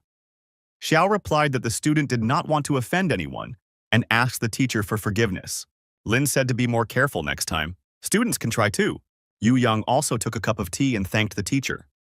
But Xiao asked the teacher, "How much of this tea is left?" Lin showed the jar and said that everything is here. But Xiao was shocked and asked, "So much?" And once upon a time, a few leaves of awakening tea were the object of greedy desire of countless true immortals. And now, he has a whole big jar. Lin asked the student, "Is he still afraid that there won't be enough?" "If he wants, he can feel free and drink as much as he wants." Xiao asked the teacher, "Is it true?" And if it is all as the teacher said, then he is grateful to him. Yu Yang and Shi, after drinking a sip of tea, simply felt the same power that Xiao felt. And He looked at all this and saw that a powerful aura was emanating from them. Did this tea really have such power? Yu Yan turned to his sister and asked if she had really reached the late stage of passing the transition test. She replied to her brother that she also felt that she had become stronger, and that this tea was so delicious. And Yu Yan said that the fourth younger brother should come quickly, and this could increase his understanding of the Tao. He thought the older brothers had made great progress, but he wondered if it would work on the medicine tribe too. After taking a sip of tea, He simply began to shine, so much so that he even jumped into the sky from the enormous force. Yu Yan was surprised and said that the golden core was complete and the primary spirit was also complete. He thought it was a good thing he had stopped at the completion of the great machine. Otherwise, his older brother's face would have been completely lost. Xiao decided that everyone had greatly increased their levels thanks to the path understanding tea, although the second cup did not increase their strength level, and their understanding of the martial path had improved much more. Lin thought that this path comprehension tea gave a much more powerful boost than any rewards before. Suddenly, the system appeared and told the owner to activate a new task and let him go to Zhuankong Temple to register. And he received a great reward. Lin immediately saw that a new task had appeared, and it was time to deal with those bald monks. And he told Yu Yang to take the photo ball and they would go to Xuankong Temple. Yu Yang told the teacher that he understood everything, and the Xuankong Temple in the Eastern Domain is the highest shrine for meditation and Chan. This time, they will outshine their glory. Ah Xiao really didn't think that he would have to deal with these bald monks so quickly, but the abbot of Xuankong Temple is a mysterious and incomprehensible figure. Will this guy be able to deal with him? At this moment, the eastern domain of the Buddhist state was burning to the last building. The monks robbed the domain and burned everything. But people were even shocked and scared by what was happening. The mother asked the enemy not to take her child, and she is ready to take his place. The enemy replied that he was a benefactor, his sins were great, the father's debt was increased by the son. Let her child atone for him. Suddenly, a beam came from the sky and was aimed straight at the enemy's hand. The defender headed to the domains with his team and shouted that this was impudence. And this is the land of the Laotian country. How dare they, from the Xuankong Temple, commit lawlessness here? The monk replied that it was him again. Even if the ruler of their country himself had appeared, he would not have dared to interfere. And who was he to interfere? And these unfortunate children whom they sheltered, under the guidance of the great and merciful Lord of the Mountain, will find a boundless future. Let him not even dare to interfere with their fate. The defender replied that this was sheer nonsense, and that this was their master of the mountain. Some monster in a monk's robe still dared to talk about Buddhism? And those children they kidnapped probably all ended up in the belly of that monster, right? But the monk attacked and said that it was impudent. And how dare he insult the Lord of the Mountain? The defender counterattacked and shouted that he was a bastard. And let him get his hit. The monk used his fire technique and attacked. The defender did not have time to jump off his horse, as the flames covered him. But then a warrior ran up and told the master to be careful, and he was already on his way to help. The master replied to Commander Yang that he was just in time, and told the demonic monk to surrender without resistance. The monk turned to the benefactor Yang to show his mercy. Yan looked at him and pulled out his iron circle weapon and sneakily attacked his master. The gentleman was very upset with his man. The monk asked if the benefactor was surprised. Yang told the lord that he was still stupid and ignorant, always opposing Mount Xuankong, and everyone else had already converted. The lord replied to the traitor that he was shameless. He had conspired with Mount Xuankong, killed the city's ruler. The imperial court would not forgive him. But the monk began to laugh and said that the country of Lishan had long been in their hands. Who would check? Yang also came up and told the lord that he would tell him the truth. The previous rulers of the city were exalted because of their stubbornness. Did the imperial court send anyone? The gentleman answered, "How is that possible?" But the monk stretched out his hand over him and said that the poor monk had warned him long ago, but he still stubbornly refused to repent. The poor monk would immediately send him to the world of eternal bliss. But Yan decided to act differently and, raising his sword, told both of them that he would drag them all with him to the next world. But the monk looked at him and replied that it was very stupid for him. Yang told his Taoist friend not to get excited. But at that moment, a strange animal stopped above them. The master asked, "Is this really the ancient divine beast of the Kunlun world? Thunderwing?" But the monk replied that it was a supreme demon of the level of overcoming calamity. Yang asked, "Why is he here?" Lin stood over his pet and told Kun to swallow the mess whole. Kun immediately opened his huge mouth and began to suck in what was underneath it. The monk immediately saw that this calamity-overcoming level demon was simply that person's riding beast, and it was so strong that it was a mockery. The monk immediately went into the animal's belly first and shouted to the elder to spare it. The others also could not resist such strong pressure and flew after the monk. At that moment, the master was shouting that the Thunderwing was devouring everything. And Yan considered the others to be bald bastards and wondered why he was still alive and not dead. But Lin came down and addressed the master, asking who he was. And why were these demonic monks here killing and robbing? The gentleman replied that his name was Yan Ronghai, the mayor of the Eastern Good State. These false Buddhists, the minions of the floating mountain. They kidnap 800 boys and girls to please the master of the floating mountain. He could hardly contain them. Lin was surprised and asked, "Is this related to the floating monastery?" Yan replied that it was true. The master of the floating mountain was once a gray wolf. Instructed by the abbot of the soaring monastery, he was worshipped as a spirit. Later he escaped, captured the mountain, gathered around him 3 demonic protectors and 8,000 small monsters. And this scoundrel hides behind the name of Buddhists, collects fugitives, and sends them from 36 countries of the Buddhist region to get children. And he seems to convert them to Buddhism, but in fact he devours them all. Yuyan got angry and said that he was just a monster. And is it really true that no one in the Buddhist region can stop him? Yan replied that at first, all the state rulers sent messengers to the floating monastery, but no one returned. It was obvious to everyone that someone was being covered up. The floating monastery is the pinnacle of Buddhism, a holy place in the eastern region. The abbot Shun Yun is considered the spiritual leader of Zen, and they have never acknowledged their connection with this monster, and the countries only tolerate it. He can only rely on himself and fight them. Xiao also came over and said that these hypocrites were afraid of damaging the abbot's reputation, so they secretly got rid of the messengers and did not dare to openly intervene. But Yan replied that no one dares to argue with the floating monastery, and even if they do, there will be no result. Suddenly, Lin looked to the side and saw the instigator of all this start to run away. Lin immediately asked the monster's accomplice where he was going, and with his speed stood in front of him. Yan started saying that he was a bastard, and how he could conspire with the floating mountain and destroy more than one city head. If it weren't for the elder, he would have come to an end too. Lin said that if he was not mistaken, the Grey Wolf had planned a celebration for himself. It was not for nothing that he came out now. Jan fell to his knees and replied that everything was so, that is, this creature was soon organizing a lavish feast, so he ordered the gathering of children to be doubled, and there were too many tasks. Yan stood before him and said that this fortress alone already had 800 children, and if you take into account the entire state and the other 35 countries, how many is that? They all simply deserve to die. Yan replied that the floating mountain is strong and influential, And who would dare to climb it? That's why it's not his fault. Lin didn't play with him anymore, and after attacking him, he told him to go to the monsters. The fire attack was so powerful that the enemy was simply thrown aside. Kun immediately flew up to his owner and, opening his mouth, decided to eat the nasty bastard.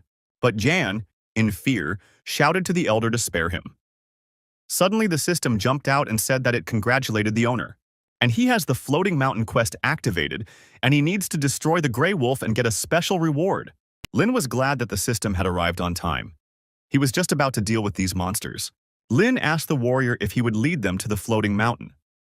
Jan replied that he thanked the elder for saving the people, and that he was a true hero. Lin was surprised to hear about the hero and said that he had not heard such a thing for a long time.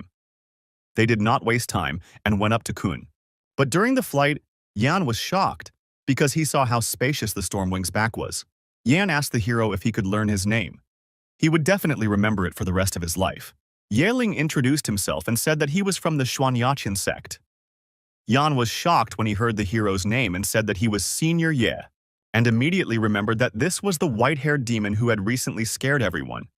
After all, in the region they were talking about him completely differently. And now monks are kidnapping children. And who is the real demon then? At that time, in the Buddhist region of the Eastern Edge, there was a floating mountain, and it was the lair of the Grey Wolf. And the master of the hovering mountain was a Grey Wolf, and he was in an advanced stage of fusion. The Grey Wolf asked his subordinates how things were going. The king of the Motley Roosters replied that everything would be ready soon, and 66,000 boys and girls would definitely gather for the feast in 5 days. But the king of the Red Bulls laughed and said that they would do everything in the best possible way, and the master could rest easy. The king of the Wild Boars also replied that his mouth was watering when he imagined all that tender flesh. But the Grey Wolf said that it was good that another 60,000 souls would join the Buddha. But suddenly everyone felt something was wrong and became wary. The Grey Wolf said that it was just a powerful aura. And who dared to break in? Kun broke into the mountain at that moment and did not even feel any complications. Jan told the elder that this was the lair of the monsters from the floating mountain. But Lin told him that from that day on, there would be no floating mountain. And Kun, who had eaten so much along the way, had now reached the level of overcoming the calamity himself. The Grey Wolf immediately came out and decided to attack, asking who dared to attack them. But when he saw the huge teeth in front of him, he immediately fell silent. But Lin told Kun to show these scum what a real Demon King is. The warriors were afraid of Kunya in front of the master and asked what happened. And who is he? But Kun didn't show anything. Picking up speed, simply crashed into them and sent them to the ground.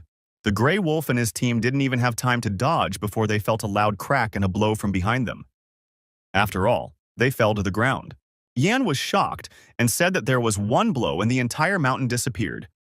Could this really be the legendary Thunderwing Divine Beast? But the Grey Wolf survived and stood up and said that the beast was a demon of the level of overcoming disaster. And he thinks that this is a mistake and they will see him again. And he has ruled this western land for 200 years. He has the patronage of the Hanging Temple. Even the sovereign himself does not dare to touch it. And this demonic beast dared to climb on his grandfather's head? And immediately decided to wake up his Buddha. The Grey Wolf said that he had a hanging temple behind him. Even if he was a demon at the stage of overcoming disasters, he did not dare to humiliate him, the master of this mountain. The Grey Wolf released his demon and decided to fight it with this enemy that attacked them. Yu Yang saw that this strike contained the aura of the very pinnacle of the catastrophe-surmounting stage. The Hanging Temple is truly an interesting place. Yu Yang also saw that the master was too strong. Only one projection of the Hanging Temple's abbot had such power. Could Senior Ye really endure it?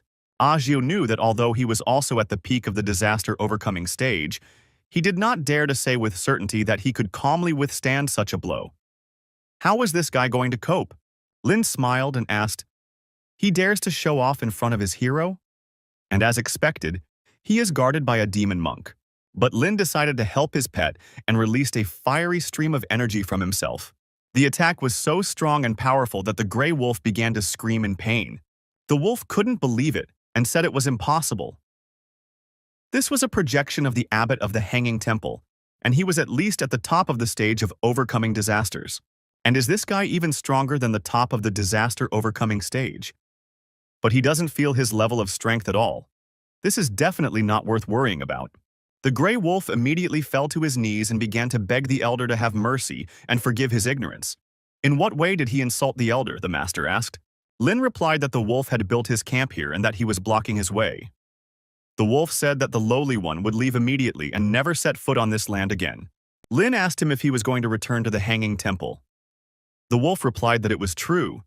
He had close ties to the Hanging Temple, and if the elder has time, he can come to the temple as a guest, and he can introduce him to the rector so that they can discuss the teachings and instructions. Lin started laughing and said that he just wanted to go to the Hanging Temple, and they could go together.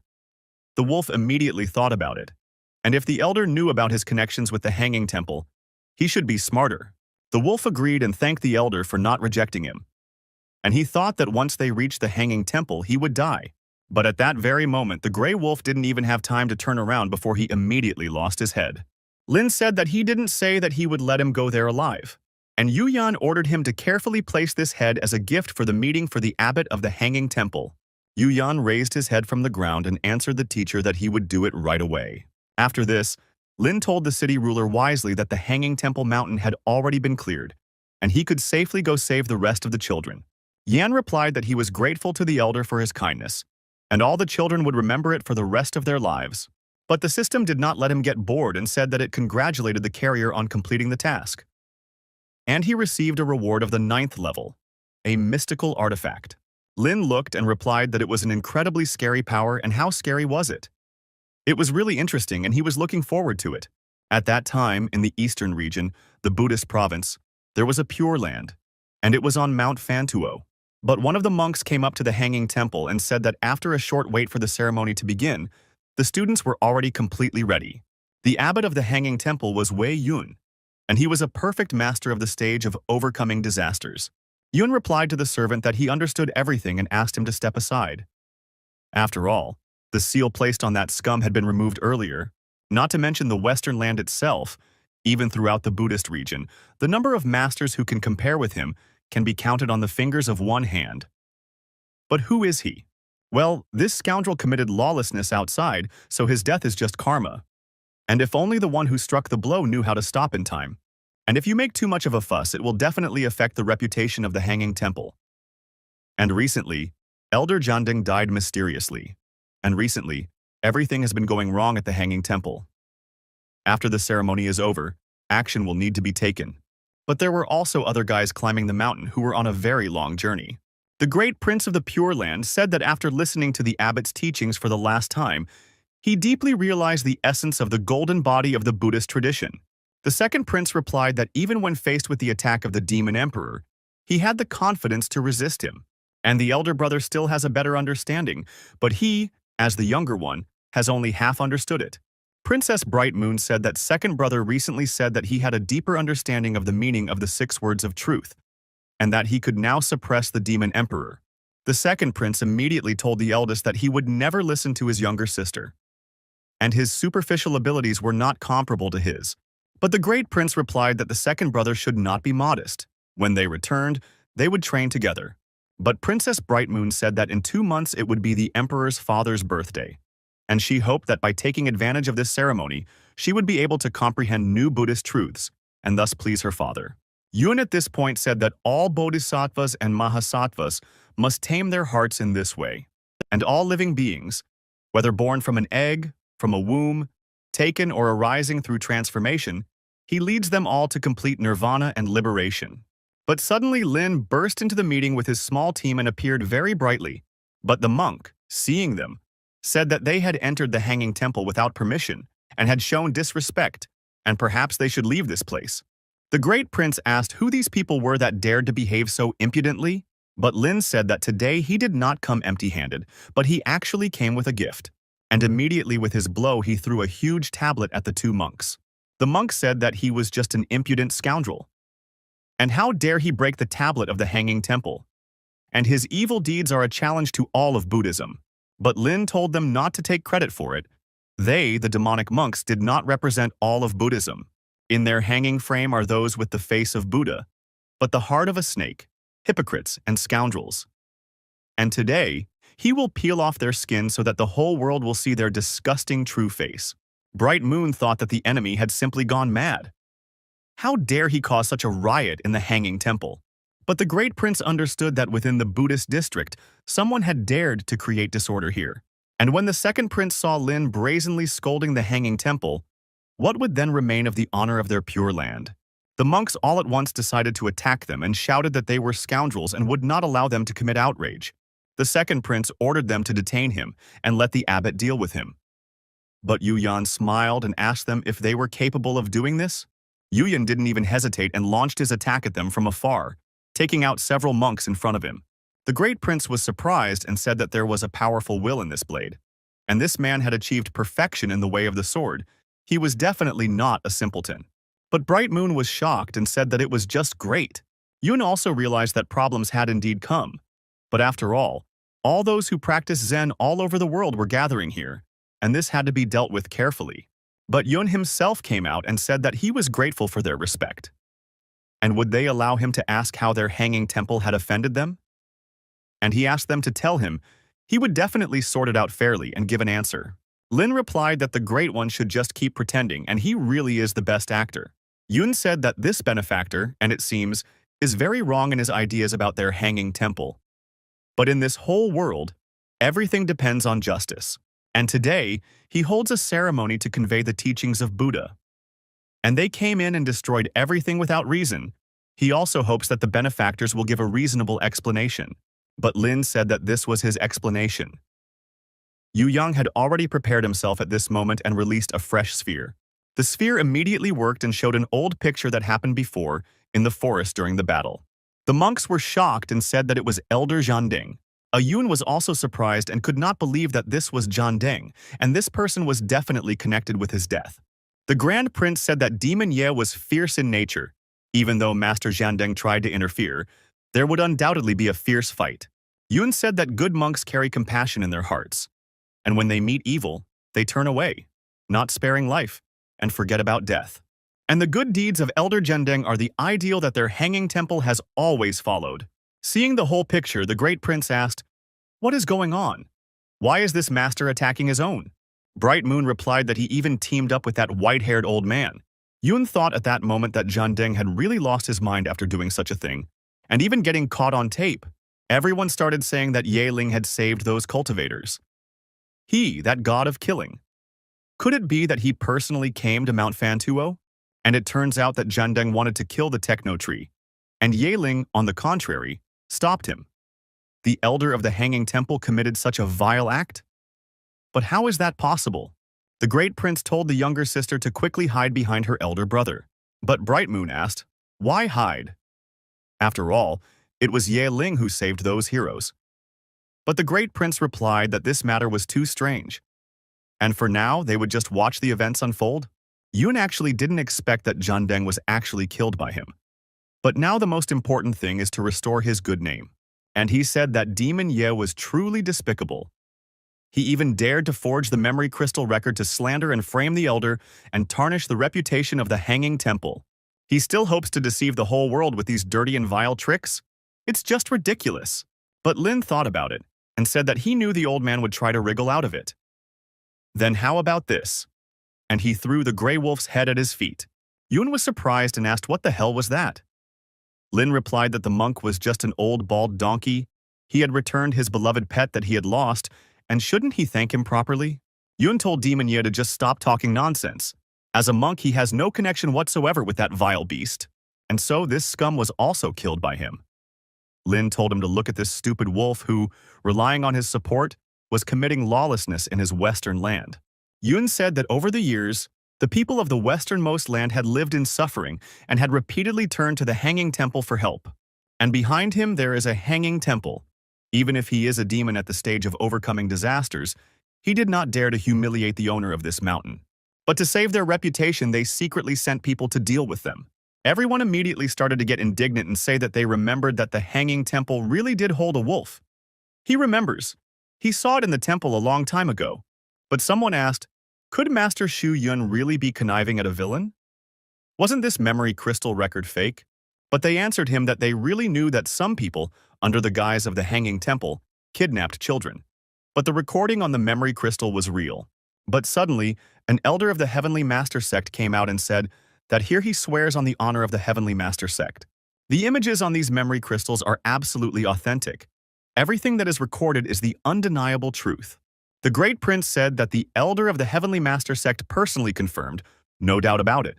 But Bright Moon replied in surprise that Shu Yun was so dirty. The second prince also said that the first sect of the Pure Land would not lie, and Abbot Shu Yun is seemingly righteous, but indulges the demons in their evil deeds. What is true then? But Lin decided to say that if anyone still doubted that this was a lie, they could go to the westernmost land and check. And what he has just shown is an indisputable fact. But he is also the very virtuous and respected leader of the Buddhist community in their eyes. And Shu Yun is a wolf in sheep's clothing. On his lotus throne is not dew, but the blood and tears of children who died unjustly in the westernmost land. He can recite Amitabha Buddha for 1,000 years, but he will not be able to free from hell the thousands of innocent souls he has driven there. The Great Prince became angry and began to shout that they had been deceived for so long and that it was simply a disgrace to all of Buddhism. People started shouting at old Yun that he was not worthy of being called a Buddhist monk, and he should get out of the eastern region. But Yun could not withstand such pressure and shouted at the top of his voice for them to shut up immediately. The scream was so loud that people could not even bear it and covered their ears from the pain. But Lin used his powers against the old man, and by enveloping the people, he protected them from the sound waves. The Great Prince thanked Elder Ye for such a rescue, but the second prince told his elder brother that the younger sister was injured and they had better tell their father quickly. It was dangerous. The sonic boom almost killed him.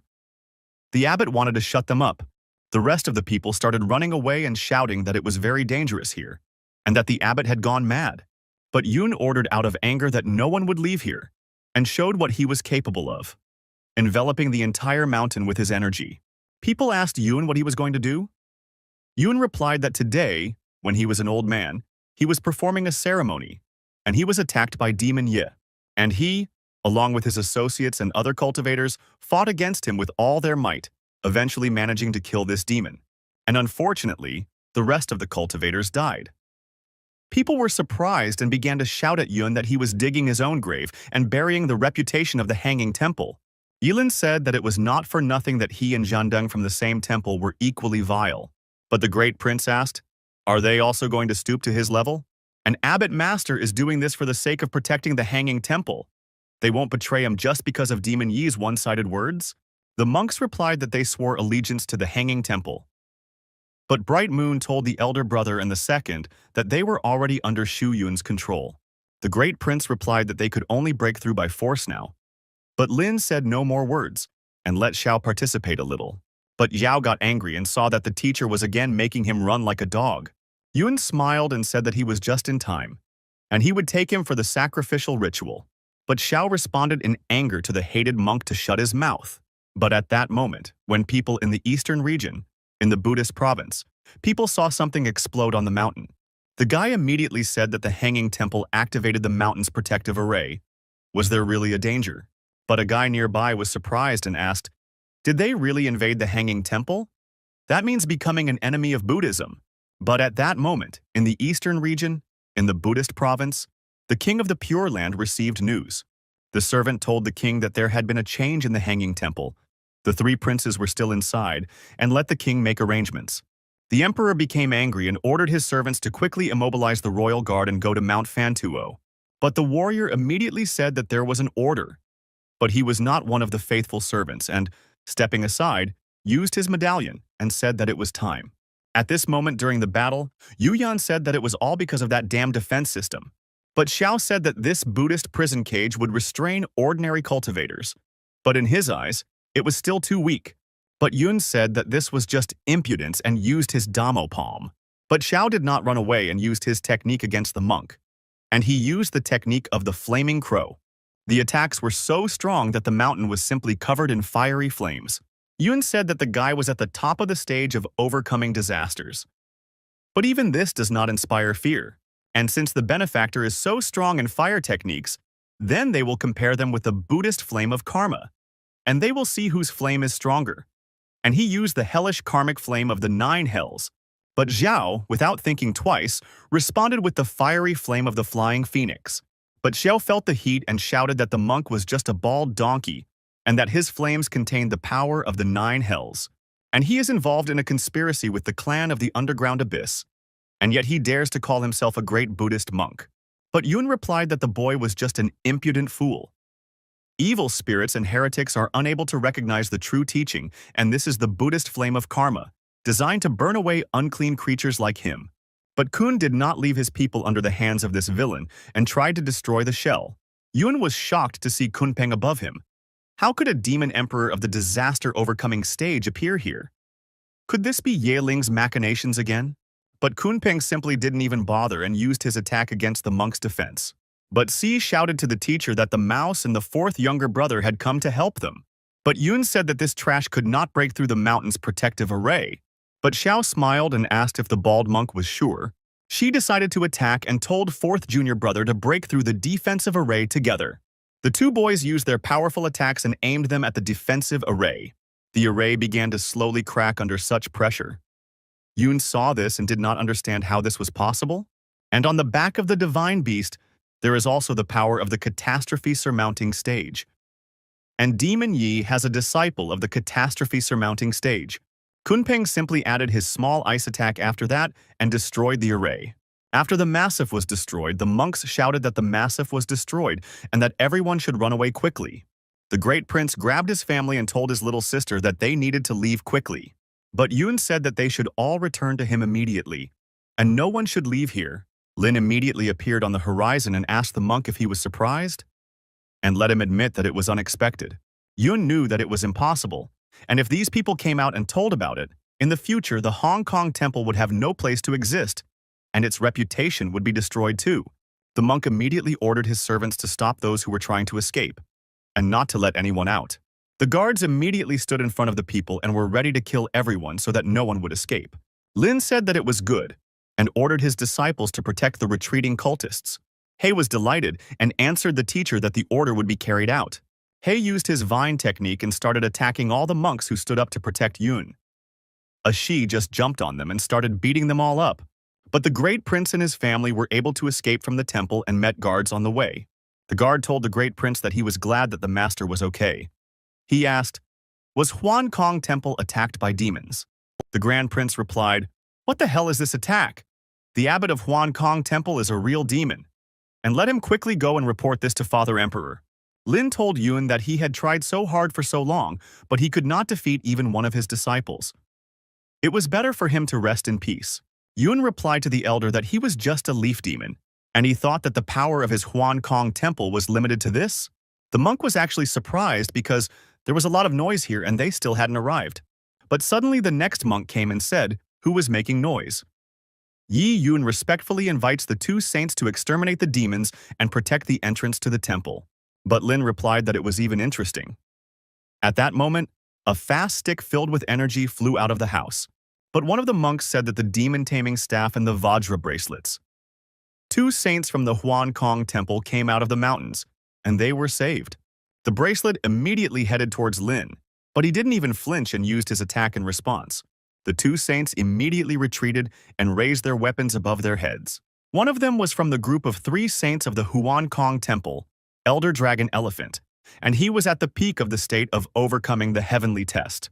And the second was also one of the 3 saints of the Huan Kong Temple, the Elder Qingjing, and he was at the peak of the state of overcoming the heavenly test. The saints immediately saw that this was presumptuous. And who dares to create disorder in the pure land of a Buddhist temple? But the people began to shout to solemnly welcome the 2 holy Elder Dragon Elephant and Elder Qingjing. And these are the ones who were once equal to the abbot, and together were called the 3 saints of the Huan Kong Temple, the most revered and powerful cultivators in the entire Buddhist world. Since childhood, he had heard stories of how they had inspired fear in the eastern lands, but the 2 saints had gone into seclusion tens of thousands of years ago, and they did not think that today they would see their greatness. Yun immediately became happy and said that he hadn't seen them for a long time. And if it weren't for the forced situation, he wouldn't want to disturb them in their privacy. The elephant dragon asked, "Who was this benefactor who dared to attack their temple and cause him to end up in such a dire situation?" Qing also said that it was true. Even the mountain's protective barrier had to be activated. Something like this had never happened before with Huan Kong Temple. How was he going to explain himself to the late abbot? Yun replied that this was the same leaf demon that was wreaking havoc on the eastern lands. This demon had slandered their temple with a fake memory crystal, blackening their good name and inciting people to destroy the place.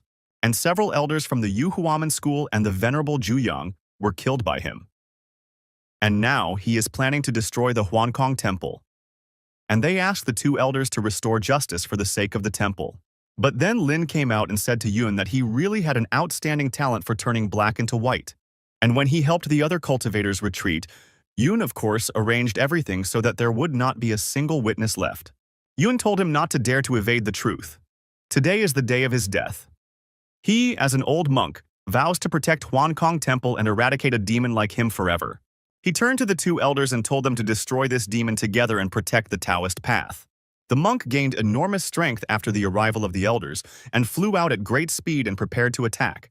The monk said that this was the main artifact of the three great artifacts of the Huankong Temple. The 9th rank artifact, the Heavenly Penetration Staff. Dragon Elephant also agreed and used the Demon Suppression Staff technique against the guy. And Qing attacked from the other side and, calling the guy a spawn of evil, ordered him to accept death. They all surrounded him from different sides and ordered the demon to punish him. But Lin didn't even move from his spot and called out for the Kangyuan sword, a 9th rank artifact. But the monk wasn't even surprised when he saw it, because it was a simple 9th rank artifact. And who among them is without one? And he ordered his sword to do its job. Yun was surprised at the moment and didn't expect that he also had a 9th rank artifact. But Lin said that he had many more treasures that the monk would never reach. Now let's see if he has the strength to see them. But what he really had in his mind was that his sword was really good, but he was sorry that he didn't have the proper sword technique. Suddenly the system appeared and said that the registration location of Huankong Temple was found. And does the owner want to receive the reward? Lin was delighted and realized that the system had only now responded to him. He had already thought that she had taken the reward for herself. And he told her that the registration was complete, and the system showed that a cool and powerful sword technique had been obtained, a solution for exterminating immortals. Lin asked the system, did it say that everything was fine? And that was not bad. Considering the reward, this time he couldn't argue with him. The guy immediately decided to try his new technique on the enemies. And the elders felt a strong aura of murder. Lin pounced on them with his sword, and taking his attack, tried to destroy them. The enemies used defense to stay on their feet. But the monk was shocked and asked the demon what kind of sword technique this was. Lin told him to listen carefully. This was the solo killer sword technique, created specifically to exterminate such deceitful and shameless, impudent people like him. But the dragon elephant attacked immediately and shouted that this was impudence, and ranting beyond measure. But Lin raised his new sword and stopped the enemy with one hand. Lin asked the enemy, is that all? He is a leaf demon, he will have to try harder. Moon Demon said that this demon was so impudent, and they were still not alike. The monk responded and immediately used the 1,000-leaf array. Yun took everything into his own hands and stood over Lin, releasing rays of fiery leaves. But Lin was prepared for anything, and it was not difficult for him to defend himself from them. Xiao at this moment thought that this guy was fighting 3 full-level masters alone. But Yu Yang was overjoyed and shouted that, like the teacher, even if their Huankong temple had 3 artifacts, it meant nothing. But the elephant dragon got angry and said that this leaf demon was really hard to kill. Even when they were famous in the eastern lands, they had not encountered such opponents. Qing asked Yun how he had incurred the wrath of this leaf demon. When the old abbot was alive, he had warned him not to make enemies of Huankong Temple, and he had sworn that he would not. Let him now look at what happened now. But Lin smiled at them in response and, coming closer, made only one swing with his sword.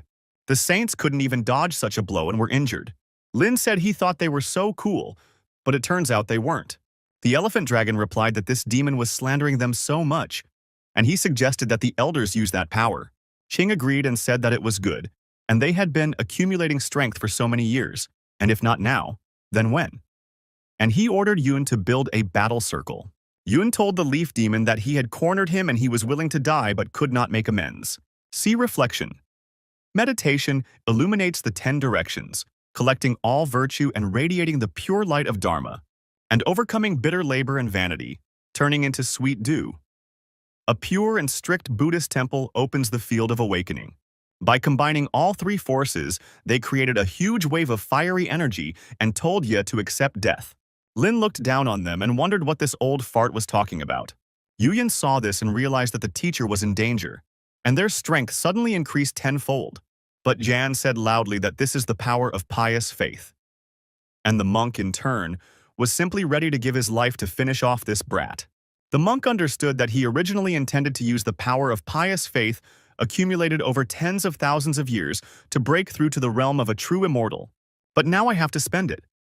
Now I have to destroy it at all costs, and then regather this power of faith. Lin looked at all this and realized that this was where the old man's confidence lay.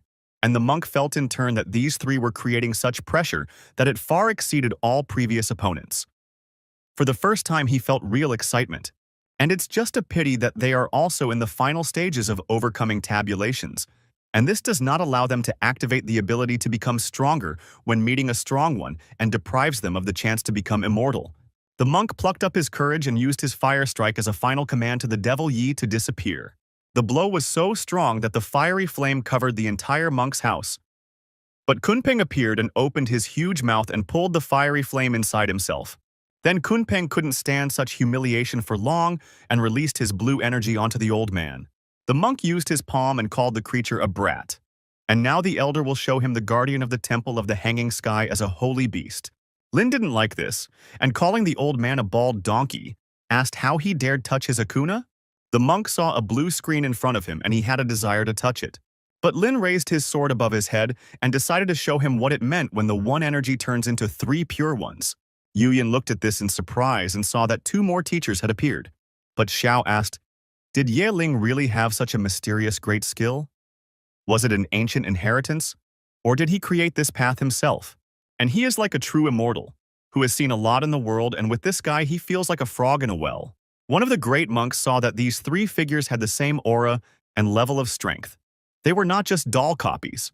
But the elder monk did not understand what kind of single energy was turning into three pure ones. All this was just throwing dust in the eyes.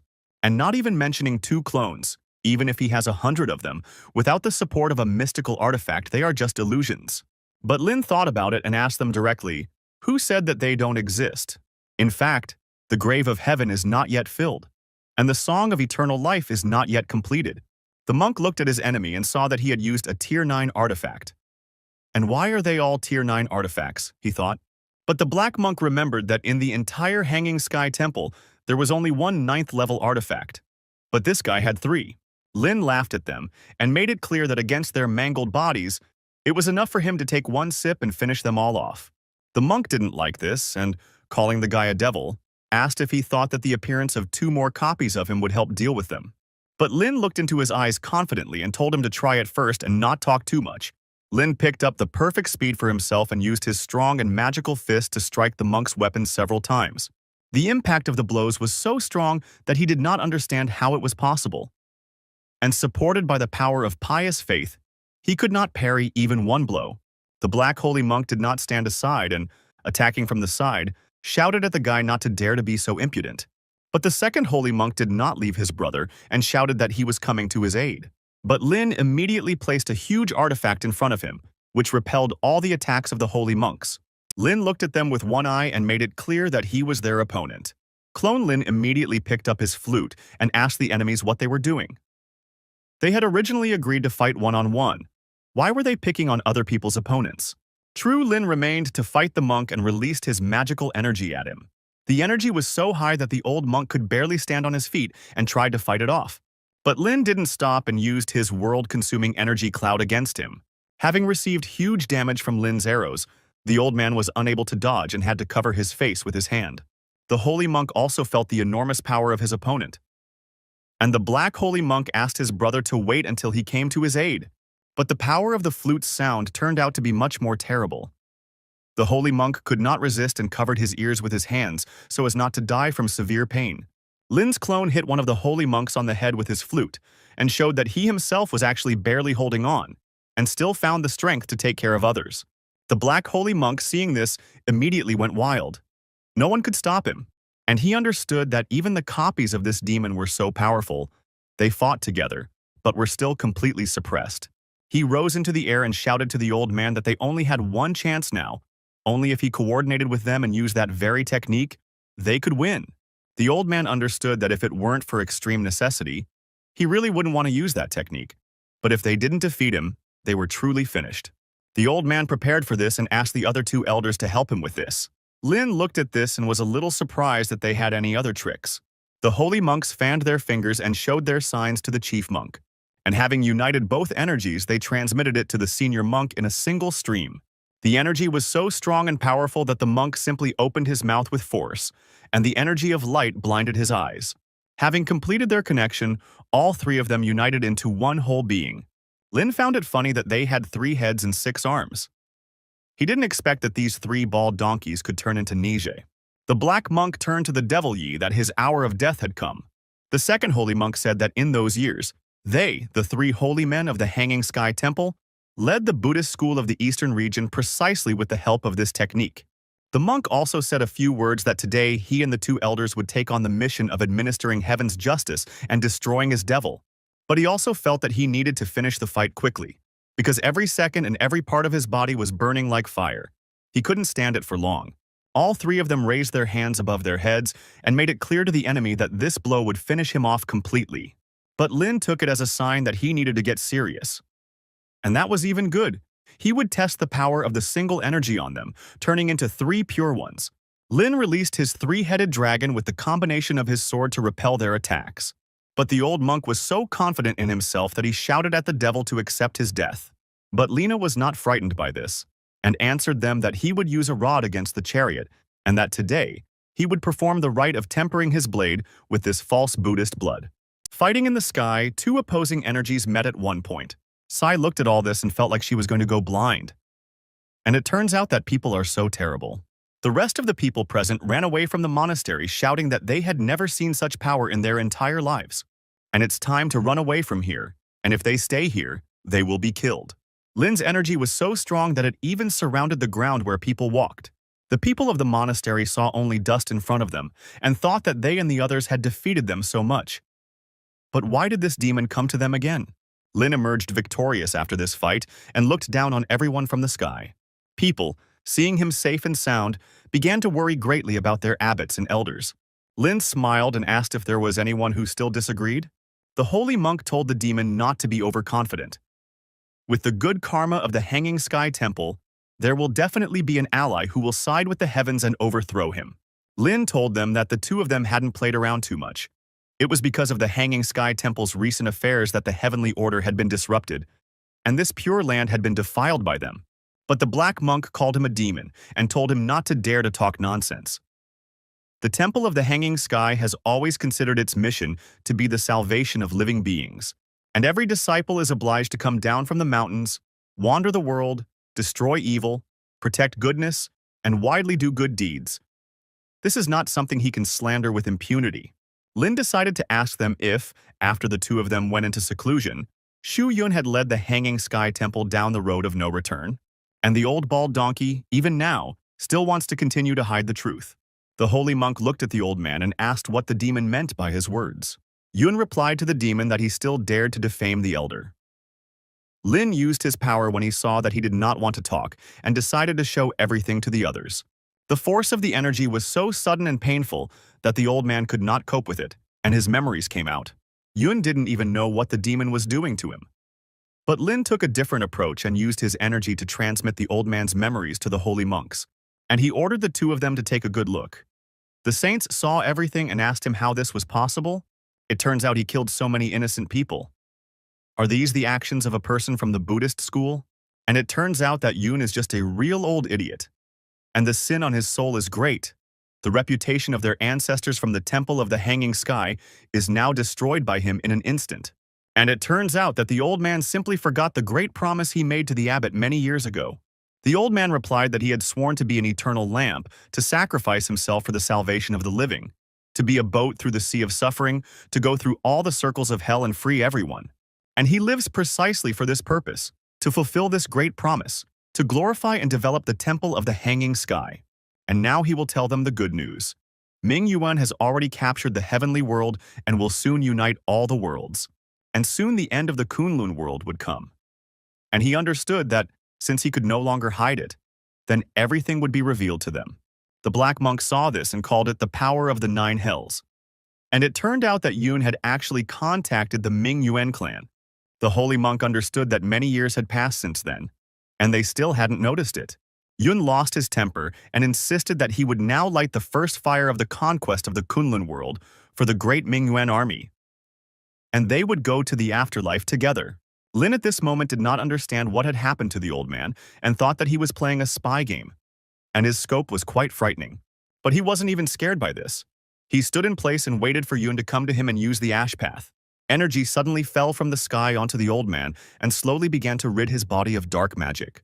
But suddenly the old man started screaming and asking Yi to kill him because he was useless. The holy monk stood before the old man's decaying body and said that fortunately the pious Ye had intervened and stopped it. Otherwise, if the Hanging Sky Temple really colluded with the Ming Yuan clan, it would lead to irreversible consequences. And they all together thanked the pious Ye for destroying this Buddhist evil and preserving the centuries-old pure glory of the Temple of the Hanging Sky. And now they deeply swear and thank him for his protection of the temple. The holy monk thought and reasoned that if what Yun said at the end was true, then the Kunlun world would be in great trouble. The great Kunlun and all beings would be in suffering. The black monk also understood that if Ming Yuan attacked, the Hanging Sky Temple would undoubtedly stand up to protect the living beings. Lin heard these words and told them to be calm. Even if the entire Ming Yuan army fell upon them, he would reduce them to dust and smoke with one wave of his hand, and he will leave further affairs to them, the two elders. And he says goodbye to them for now. The elders replied that in that case they thanked him, and perhaps he would allow their monks to accompany him a little. Lin told the elders that there was no need and immediately called his pet Akuna. At this moment, the great family was heading towards their territory along rocks and wet roads. Suddenly, Princess Luna told her brother to look. It was Elder Ye and his steed. And why did they leave so early? The fight had already ended? The Grand Prince replied that it was still unknown how everything ended, whether the abbot was punished. And now, the most important thing was to report to Father Emperor. The holy monk said that their temple of the Hanging Sky had reached its current state, and they too were responsible for it. And they should not have left everything to chance and spent their time in seclusion earlier. The Black Saint monk replied that no one even expected that Shu Yun seemed to be from the Ming Yuan clan. And the most urgent matter is to restore the Hanging Sky Temple.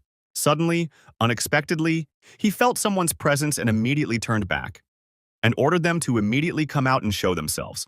The guest and his men approached the saints and said that before them were the three saints of the Temple of the Hanging Sky, who once shook the eastern region. Now only the two of them remained. Fate, however, was playing a cruel joke on them. The holy black monk got ready and asked where these little creatures came from, who do not even dare to show their faces, but already dare to riot in the Temple of the Hanging Sky. The masked guest replied to Master Elephant that his temperament was still as hot-tempered as ever.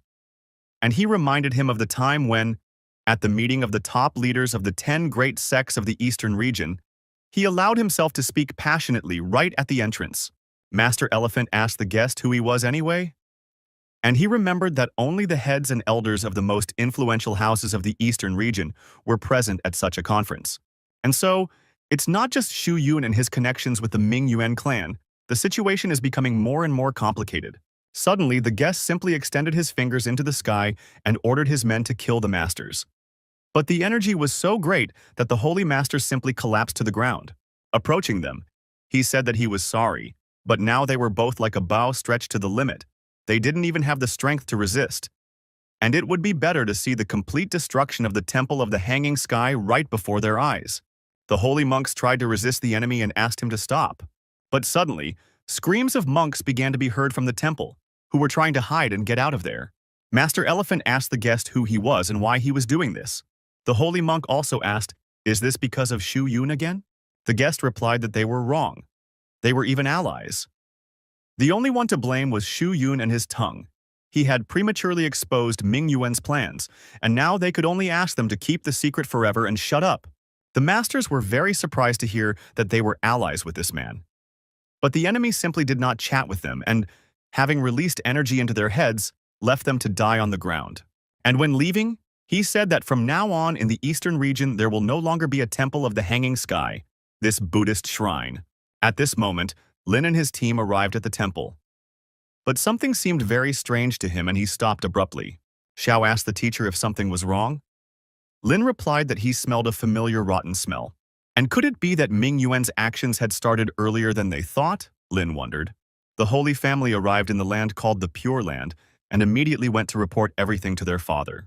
The Holy Prince said that after the incident at the Hanging Sky Temple, he was afraid that all the Buddhist practitioners throughout the country would soon unite against him. And he even thinks that the country of the Pure Land should prepare for this in advance. The second also answered his father that he saw how the elder Ye left the place, it seemed, the temple of the Hanging Sky, and fell. And why don't they take advantage of the moment and go up to the mountains on a punitive expedition? And so they will set an example and demonstrate the power of the country of the Pure Land. The emperor thought for a moment and replied that they were oversimplifying the situation. The reputation that the Temple of the Hanging Sky had accumulated over decades would not disappear just like that. Besides, what actually happened is yet to be determined, and it's worth waiting a little. At this moment, Princess Luna was playing with the sphere and asking if everything down there wasn't already over. This gray smoke is very strange. And has something serious happened again? Suddenly she saw mercenaries above her head and heard that the enemies had invaded the palace. Princess Luna looked at them below and did not understand what this was all about. The leader of the mercenary group ordered his men to kill everyone and leave no one alive. Hearing such an order, they immediately began to attack the room and all the people. The second prince asked his father what was going on outside. The emperor replied that everything was bad. The emperor did not waste time and went himself to see what was happening. Standing in front of the mercenaries, he asked who they were, and how dare they invade the palace and commit massacre. The emperor used his defense and thought, how is this possible? There are as many as 4 auras of the initial level of passing the tribulation, and to bring such strong fighters to the battlefield at the same time, these are definitely not random people. But what kind of clan is this, he thought. The emperor turned to them and said that he advised them to retreat immediately, because the shrine of the Buddhist school was located right in the capital. The mercenary asked the emperor if he was talking about the Temple of the Hanging Sky. And, starting to laugh, he informed him that the temple had long since turned into a wasteland. The emperor, hearing these words, did not understand how this was possible. And did they really destroy the Temple of the Hanging Sky? One of the mercenaries said that there was no need to chat with him and to kill him immediately. And immediately it was worth shedding blood in the palace. Then their mission would be accomplished. They attacked the emperor at once and said that with the support of national fortune, he had even reached the level of the middle of the passage of the tribulation. They thought it was funny, but they hardly had enough stamina to get their teeth into it. But the 4 elements proved stronger than one, and the emperor slowly began to be suppressed. The whole family looked at this spectacle and were very worried about their father, the emperor. They wondered why everything had happened so suddenly. But finally the emperor told his children to leave the country of the Pure Land immediately, and the further the better. The mercenary heard this and shouted to his men to kill those few people and pointed his finger at the emperor's children. And this is a task from the clan leader. The princess immediately ordered her brothers to sit on his Lucy Feijin. The mercenary saw that the children started to run away and sent his men after them to finish them off. During the flight, a portal opened in front of them, which they had to jump into. The second prince said that the teleporter was right ahead, and he had a token to activate it and leave the Pure Land as quickly as possible. The great prince did not yet understand who these people were, and as soon as they get out of here, they will definitely find out the truth. But at the last moment, everything suddenly changed, and they were attacked from afar and knocked off the carpet of the plane. Falling from the sky, the second prince even lost his token. But the mercenaries did not let them go and rushed after them. And the great prince ordered his younger sister to quickly leave here while he detained them. Princess Luna immediately pulled herself together and changed her flight path, heading into the portal. The great prince stood up for his family and made it clear that no one would enter this portal today. But the mercenaries saw that this guy wanted to blow himself up and go to the grave with himself, and it was worth it for them to retreat. The great prince could not resist and carried out his task, which he had planned in advance, by blowing up everything around him. Princess Luna saw all this with her own eyes and extended her hand as she said goodbye to her brother. The emperor continued to fight and asked them who they really were and why they wanted to destroy his kingdom of the Pure Land. The mercenaries replied that he should blame it only on his own failure. It was just a coincidence that those gates were right here. The emperor immediately realized that things were very bad. And the mercenary made it clear that as soon as they dealt with him, the creatures from the abyss would immediately begin an attack. and this country will soon be completely captured. And let the emperor not worry, the locals will still be useful to them in their future destiny. The emperor said that this was simply a grand, monstrous conspiracy. At this moment, something strange was happening in the dark dungeon in the Stargate, deep inside the palace of the Pure Land country, in which a group of mercenaries were already on standby. 4 months later, on the flying ship, people were indignant and said that lately this world has become more and more chaotic, and his hometown of Luozhou was invaded by creatures from the underground abyss. Many cultivators who tried to resist were suppressed, and those who remained were turned into cattle and kept in pens. Yu Yang understood that they had just left Huankunzi. Had the situation already become so chaotic? Suddenly, a girl came out to the meeting and said that she was selling newspapers, and they were required reading. Yu Yan bought a newspaper from her and thanked her. At this time, Lin had no worries and was enjoying his life on the seashore. Yai told Xiao that his movements have become more and more confident recently, and he has great talent. Xiao replied that he only does this for the sake of the teacher. But Yu Yan came up to them and told the teacher that he had brought him a refreshing newspaper. But Lin replied that judging by his frowning expression, something serious had happened recently. Yu Yan replied that the newspaper wrote that the teacher destroyed the soaring monastery in a fit of anger and dragged the country of the Pure Land into it. Not only did they massacre the palace, but they also destroyed the royal family. The Pure Land country was also invaded by the army from the underground abyss because of the emptiness within. And he didn't even think that they would slander the teacher again. This is just the highest level of shamelessness. Lin was shocked to learn that the floating monastery was destroyed. Yu Yan decided to check if this was really done by the representatives of the underground abyss clan. Lin replied that they probably would not have dared to act so openly, especially since the spread of rumors was certainly the work of people. And given that the abbot of the floating monastery was connected to the underground abyss, it was possible that other large sects in the eastern region might also be cooperating with the underground abyss clan. And it all revolves around the Stargate. He even suggests that the royal family of the Pure Land country has their own Stargate. And the underground abyss clan is trying to collude with some sectors of the eastern region to open the Stargate from the inside and outside together and release external forces. Yu Yan replied that the teacher was right. The student had just been on a passenger ship collecting information and found that many people were fleeing from trouble. And according to their stories, in many places in the eastern region there has already been an invasion of creatures from the underground abyss. The situation is extremely dangerous. Lin replied that he didn't expect that the underground abyss clan would act faster than they thought. Is there any other important news? Yu Yan read and said that everything is bad. There was a disaster in Azhou. And Xuantianzong.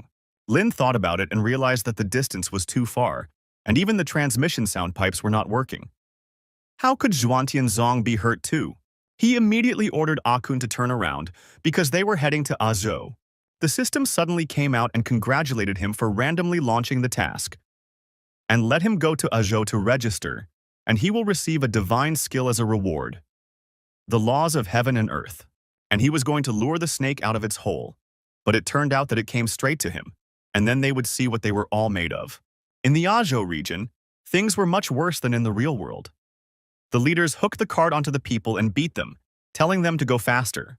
And from today on they will forever become slaves of his Bone Clan, said the chief. One of the slaves said that these Bone Clans of the underground abyss treat people so cruelly, and they are powerless to resist. And is their Azhou doomed to live in eternal darkness?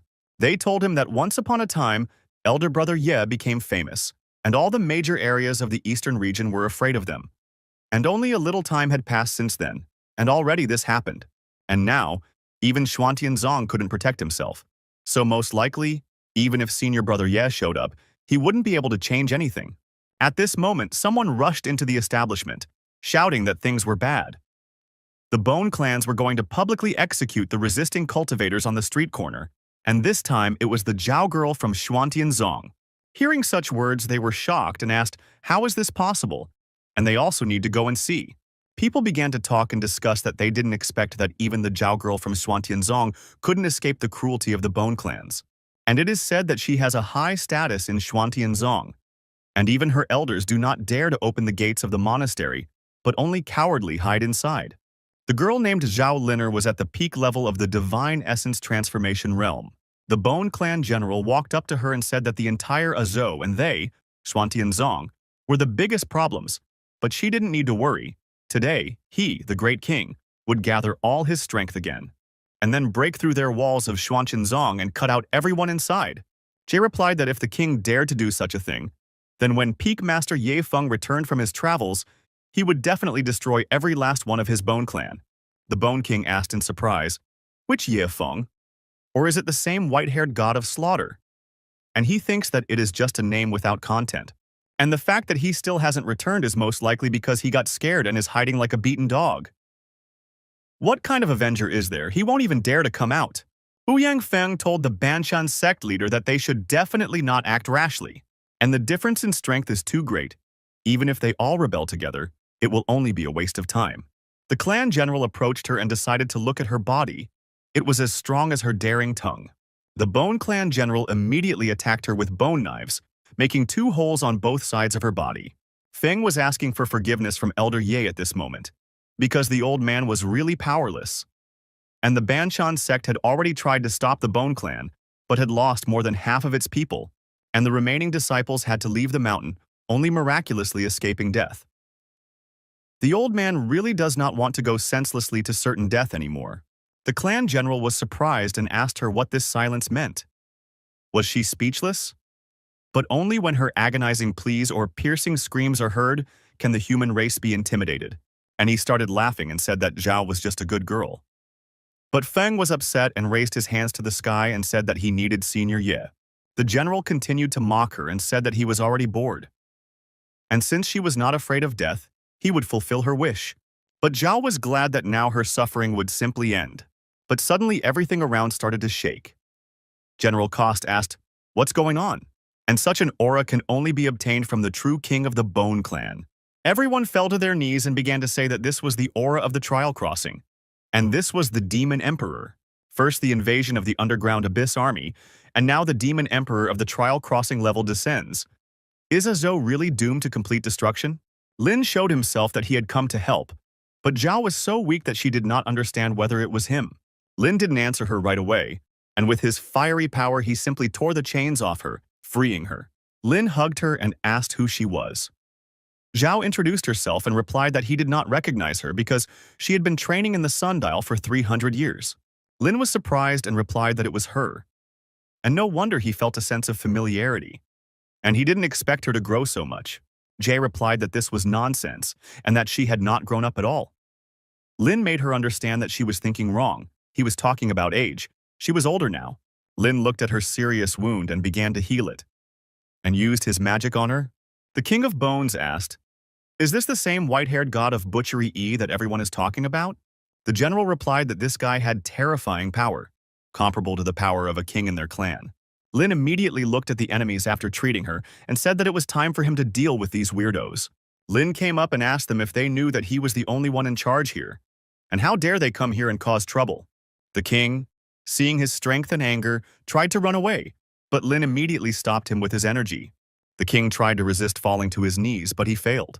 But he told Lin that a king had appeared in their clan to retain power, and he advised him not to provoke, but to show reason and surrender, otherwise certain death awaits him. Lin answered them that there was no one in this world who could defeat him, and he released a beam of fire from his hand. The king didn't even have time to say a word of farewell before Lin simply wiped him off the face of the earth. And then he made it clear that everyone should listen to him carefully, and as long as he was here, the sky would not fall. And the Azhou Bone clans should just wait for their death. Yu Yang began to admire the teacher, for he had not expected that he was so beloved by the people in this remote province. Lin just wasn't ready to say goodbye to his people and saved everyone who was in danger. But the old man couldn't stand it and let Elder Yi know that they too wanted to do their part in the campaign against the Bone clans, but their strength was limited. And so they want to ask the elder if he could give them a couple of instructions so that they can achieve a breakthrough in their cultivation. Liner also asked Peak Head Yi that even she had been stuck at the Huashan stage for many years. Otherwise, she wouldn't have been taken over by the Bone clan. All the other people also chorally asked Peak Head Yi to give them guidance. Lin realized in his head that he himself didn't know anything about cultivation. But looking at these people, looking at him so hopefully, to give up meant to lose face. But the system didn't let him be bored for long and congratulated him for arriving at the archaic province point. And he has a reward for it. Lin got angry and decided to tell the system that it liked to delay rewards. After all, He had been in the archaic province for a long time, and whether she was willing to work at all. And now he's in a position where he can't get off the tiger either. But what does the system offer him in return? The system has answered the master that it has fallen asleep, and there is no need to be angry. And if he was rewarded for this check-in, the system would activate the function of verbally reciting mantras for him to help him deal with the current situation. Lin listened to this and rejoiced, saying that this is already better, and he gets a check-in reward. The system congratulated him and said that as a reward, he gets the supreme divine skill of the laws of heaven and earth, and they allow the caster to increase in size, very much so, and also greatly increases abilities. And the verbal recitation of mantras is activated for the master, duration 2 minutes. Anything the master says will be empowered with the power of Taoist magic, helping people comprehend the path.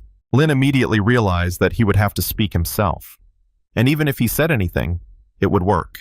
The system gave an immediate response for the master to say whatever he wanted. Lin immediately rose above them and began to say that in fact, there was no so-called stagnation in cultivation at all. When the time comes, there will be a breakthrough. As for specific Taoist skills and experience, and can only say one thing, those who understand will understand, and for those who don't, he won't explain much. He then asked them if they understood his words and asked for applause from everyone present. And when the time comes, the breakthrough is inevitable, and whoever is in the subject will understand. The old man started shouting that he understood everything. And when the water reaches the canal, this is the secret art of merging yin and yang. The canal is the way of Kun, and water is the original energy of Qian.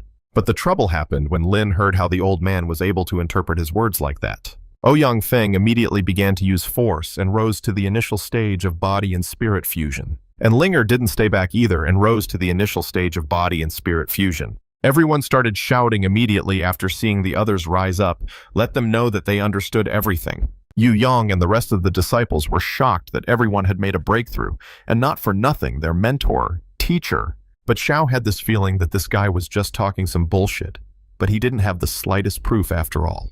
Lin turned to Feng, and since they had made a breakthrough now, he needed to say, did he know where the main base of the Gloomy Abyss army was located? Feng replied that this pack of beasts was located on the Black Mill Hill. He could guide him there. But Linger turned to Peakhead Ye and revealed that she was very worried about her father and the others, and wanted to return to the Wei State to visit them. Lin approved of her decision and let her go so she would head to her own. And they will be going too, and the battle that will decide the fate of their archaic province is about to begin. And friends on the way, time is of the essence. They must hurry and come to the rescue. But the warriors understood that to fight shoulder to shoulder with the Elder Yi, it is a great honor for them. Whoever is late this time will regret their whole life. At this time in the eastern archaic province Black Mill Hill, everything was terrible in the White Bone Hall. One of the chiefs said that according to the original plan, their army should have broken through the forces concealing the Stargate beforehand. And now most of this province was under control, but the most difficult problem was the Xuantian path, which was still stubbornly resisting. The chieftain asked Batura if he had notified his brothers. The servant replied that the 5 Bone Kings had already been notified and thought their troop would arrive soon. The King of Bones raised his fist and said that was good. Last time, although they had seriously injured the head of Xuantian Path and the head of Peak, they still couldn't break the temple's defense army. But this time, their Bone Clan would be unstoppable. Raising both hands to the sky, the evil magic simply penetrated through this temple. He turned to his all brothers and rejoiced that they had finally arrived. His brother immediately made it clear to his older brother that they wouldn't leave him alone. But he didn't think that in such a remote province he had opponents from the human race that he couldn't handle. Baji replied that in this province, except for Putia Xuantian, the others are just slackers. And it is said that Putia Xuantian has a peak head who killed other immortals. And the virtual creators at the stage of overcoming the heavenly trials, he was nicknamed the white-haired god of killing. So far he hasn't appeared, and one wonders if he really has such power.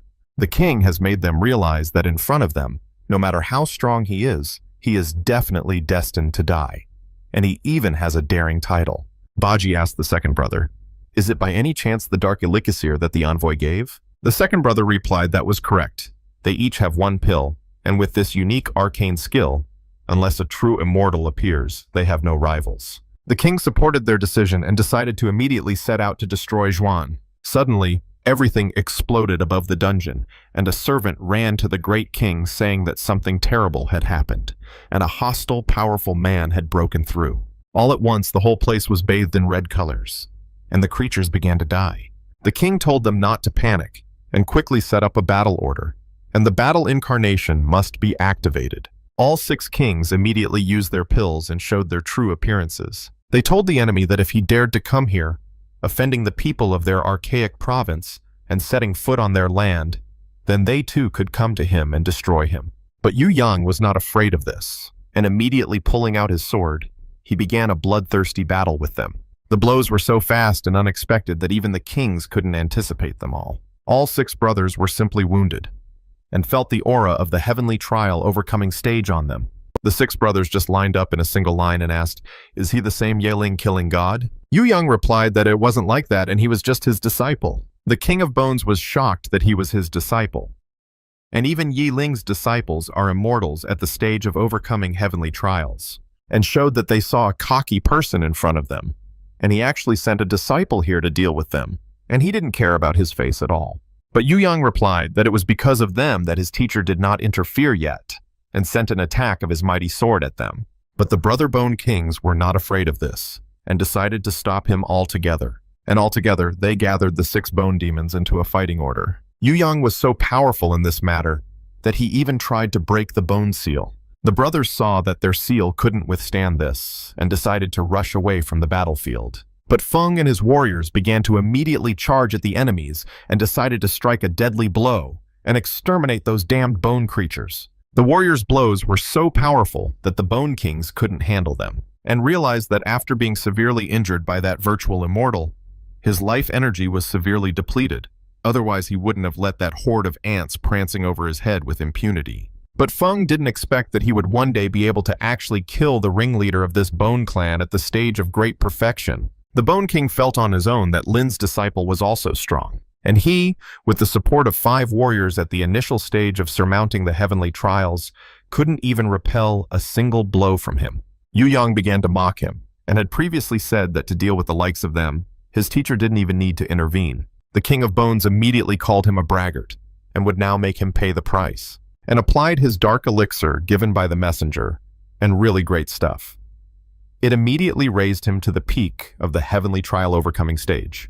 The Bone King applied his skull attack and asked people to prepare to die. But Yu Yang was even more excited about it, because the stronger his opponent was, the more excited he was. But the Dice King wasn't afraid of this, and he underestimated his opponent, but that would be the end of it. All the brothers gathered and applied the secret art of the Bone Clan.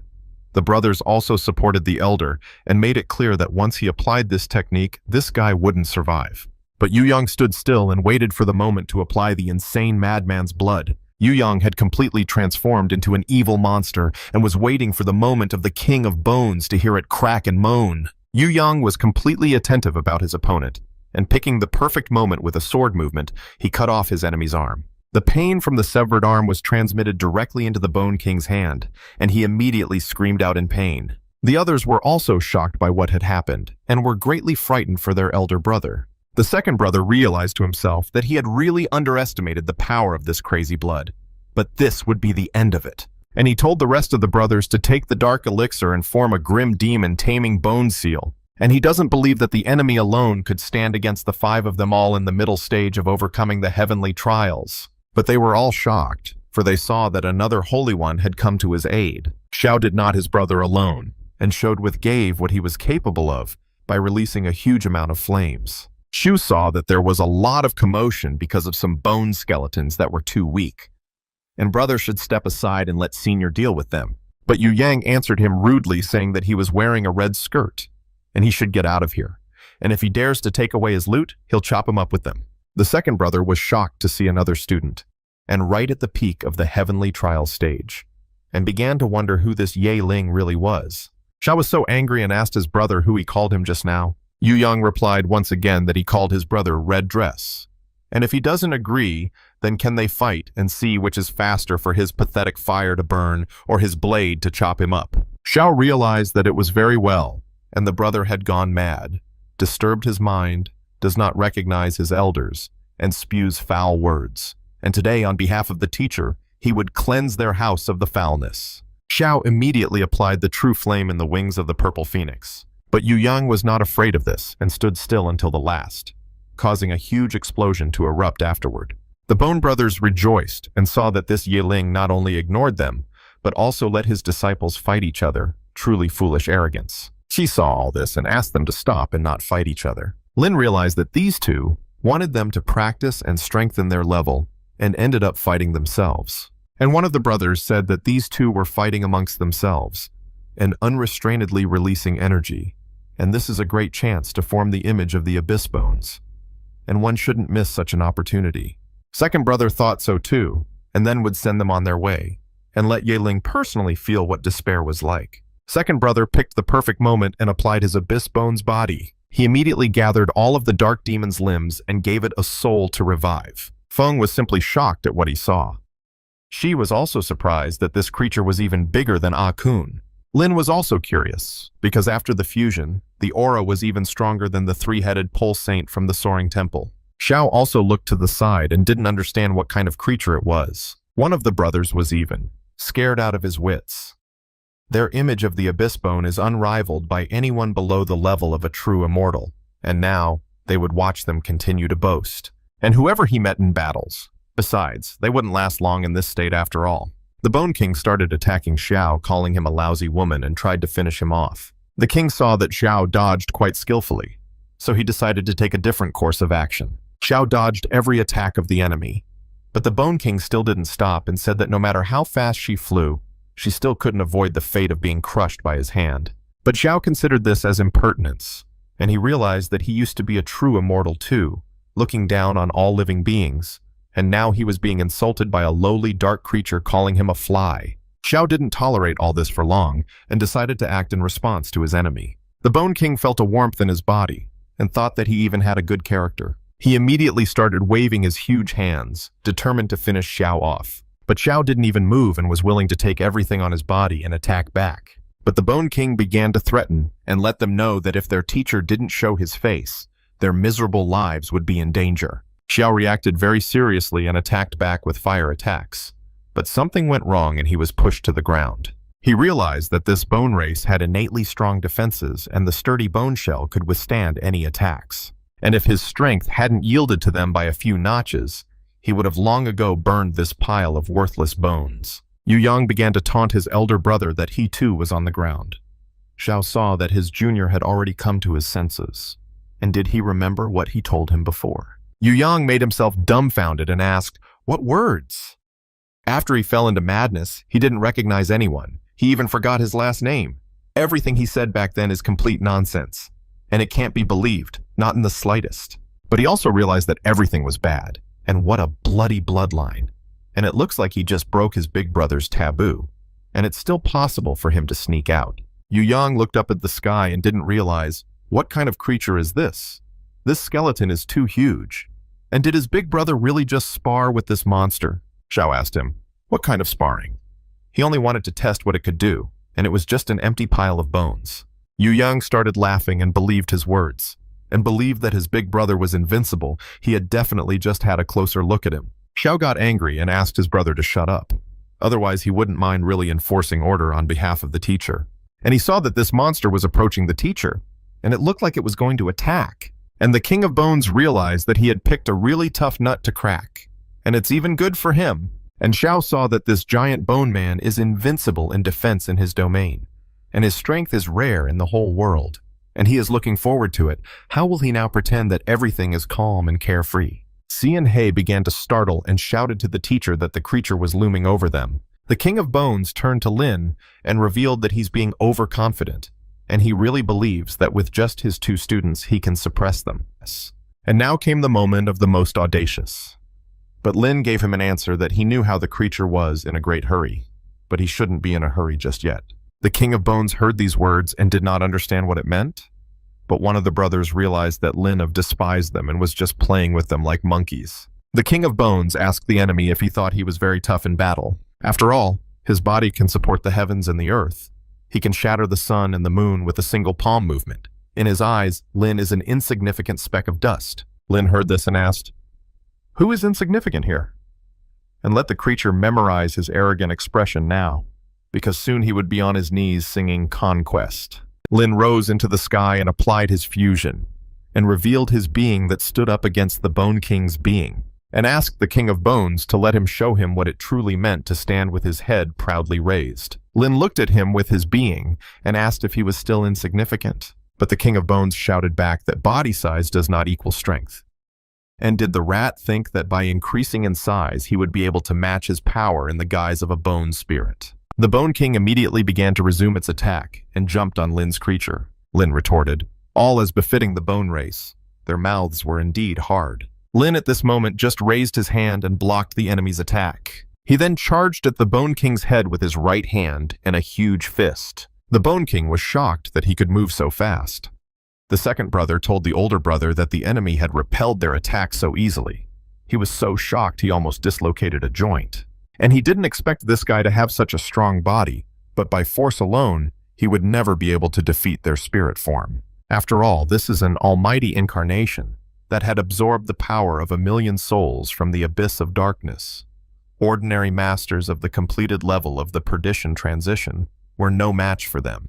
Lin began to smile and turned to little Xiao and Yu Yang to watch carefully. After all, he only teaches once. Yu Yang was happy that he had the chance to see the invincible appearance of the teacher again. But Xiao thought that he had given his teacher to feign again and asked Lin not to be so smug. But Lin got angry and asked his students to call him master. But the King of Bones also made it clear to Lin not to think that having a little skill in martial arts was something he could brag about. But Lin replied that he had already told him to call Shiwen. What, he doesn't understand human speech. But although on the other hand, he's not a human after all. The King of Bones was throwing punches and thought, why is it that not a single punch reaches him? And he keeps failing to answer explicitly and mocking them. But Lin once again asked his disciples to watch carefully. And in all the martial arts of the world, only speed wins. And really, this guy is a complete zero. The Bone King didn't even have time to react to this blow, and only his screams of pain could be heard. Once he was in the ground, his whole body ached to death. And even his brothers told him that Lin not only ignored them, but also used them to train his disciples. This was just a real humiliation. They are on an important mission from the race of the dead, and have arrived in the desolate region. How on earth could they lose to an ordinary person? If they don't find the Stargate, how can they return with honor and report back? The King of Bones rose to his feet and became even more powerful, saying that Lin had forced them, and the 6 bones in one heart, and proceeded to sacrifice the deep bone. His power began to gather all the bone bodies in the center of the earth, and applied the extermination of 1,000 abyss bones. Yu Yang saw this and was scared for his teacher and asked him to be careful.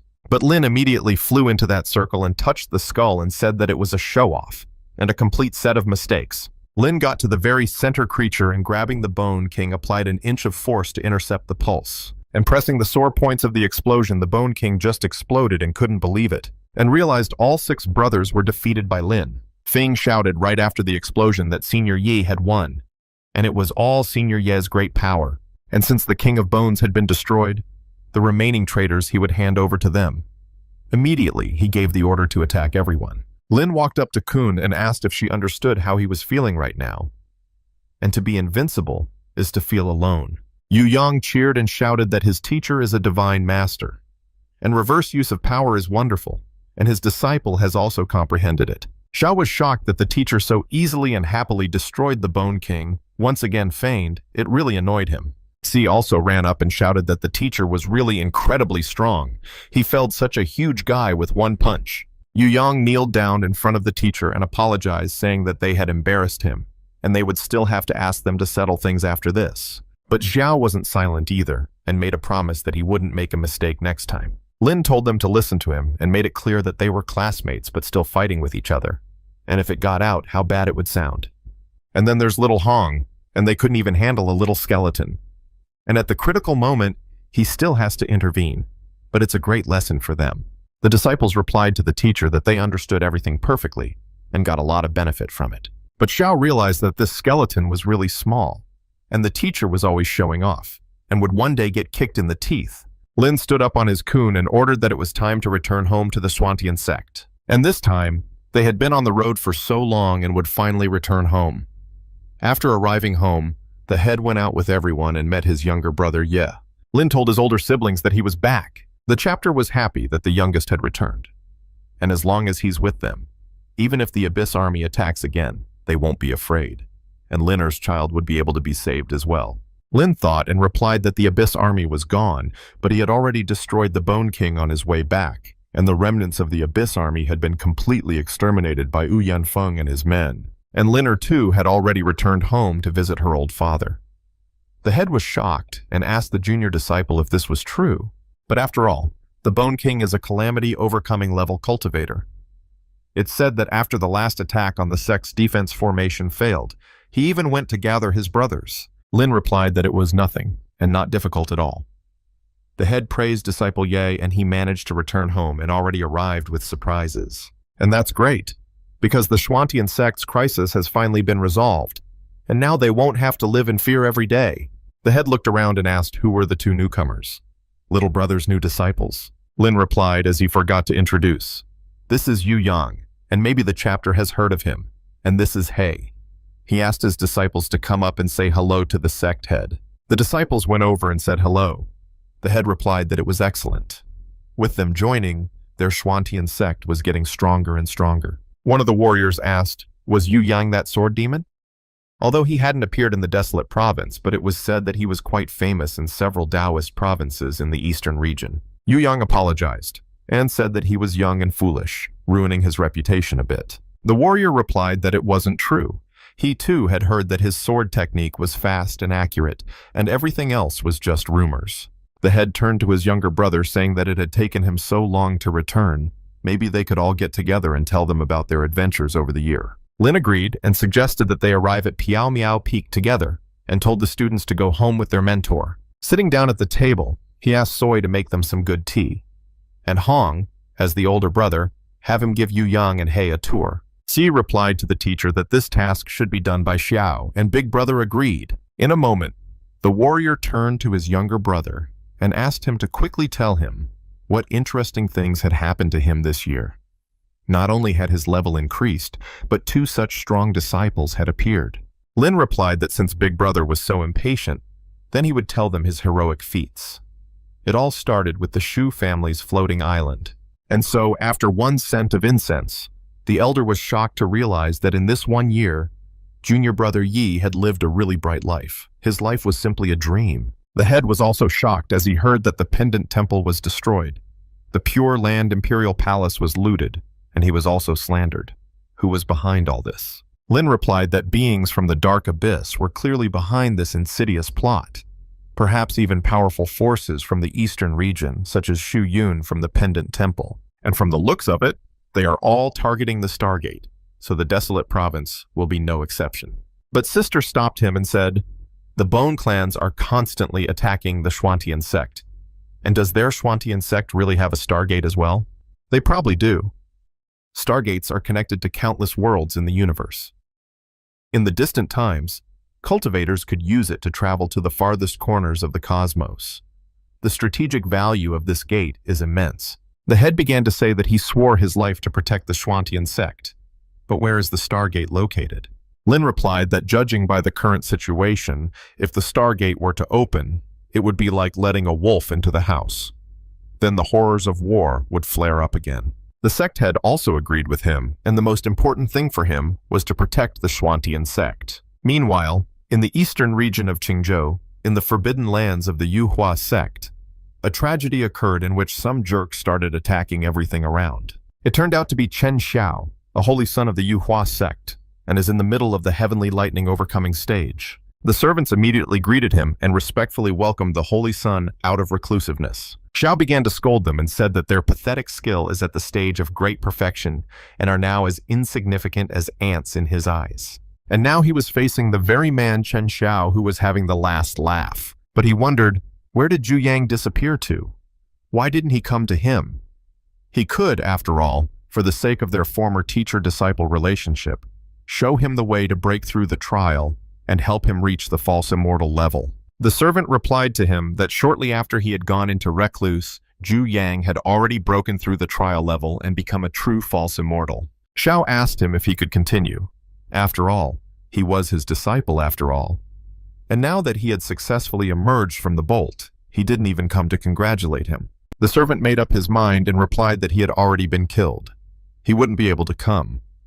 Xiao became very angry and began to wonder who did this. The servant replied that it was the one from the Xuantian Yeling sect who did it.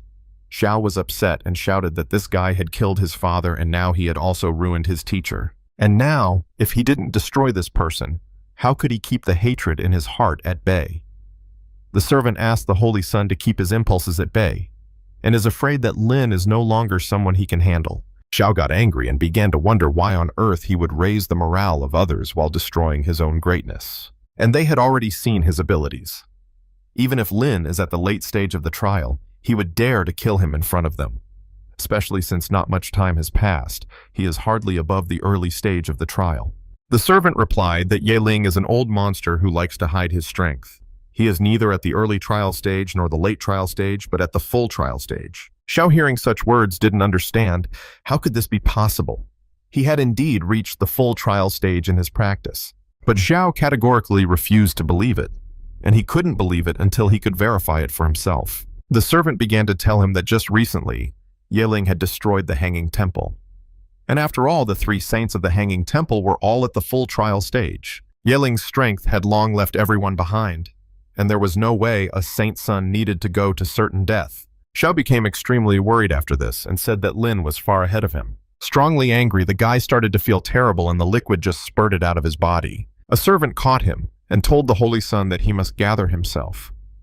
Although his strength is still inferior to Yeling, there is a rare opportunity right now. And perhaps this will help the Holy Son strive to rise up and turn the situation around. And the Holy Son has been in a recluse for a long time and doesn't know much.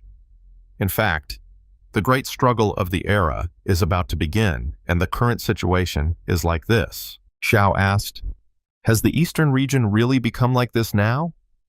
And it seems that one must prepare in advance to repel the invasion of the creatures from the dark abyss." The servant replied to him that with his strength, he would definitely prove himself in the battle against the dark abyss. When his fame reaches its peak, couldn't the post of the head of the rebirth sect be his? And then the resources would be at his disposal. And with his genius talent, the path to becoming a true immortal would be as plain as the palm of his hand. Xiao replied that this was correct. To become an immortal, and only by becoming an immortal would he be able to take revenge and quench his hatred, and become superior to all humans. And he only wishes that Lin would wait for him. And after coming out of the bolt, Chen Xiao, relying on the power of the rebirth sect, naturally took the position of commander in the united army of the righteous path. The creatures of the dark abyss trembled at the mere mention of him.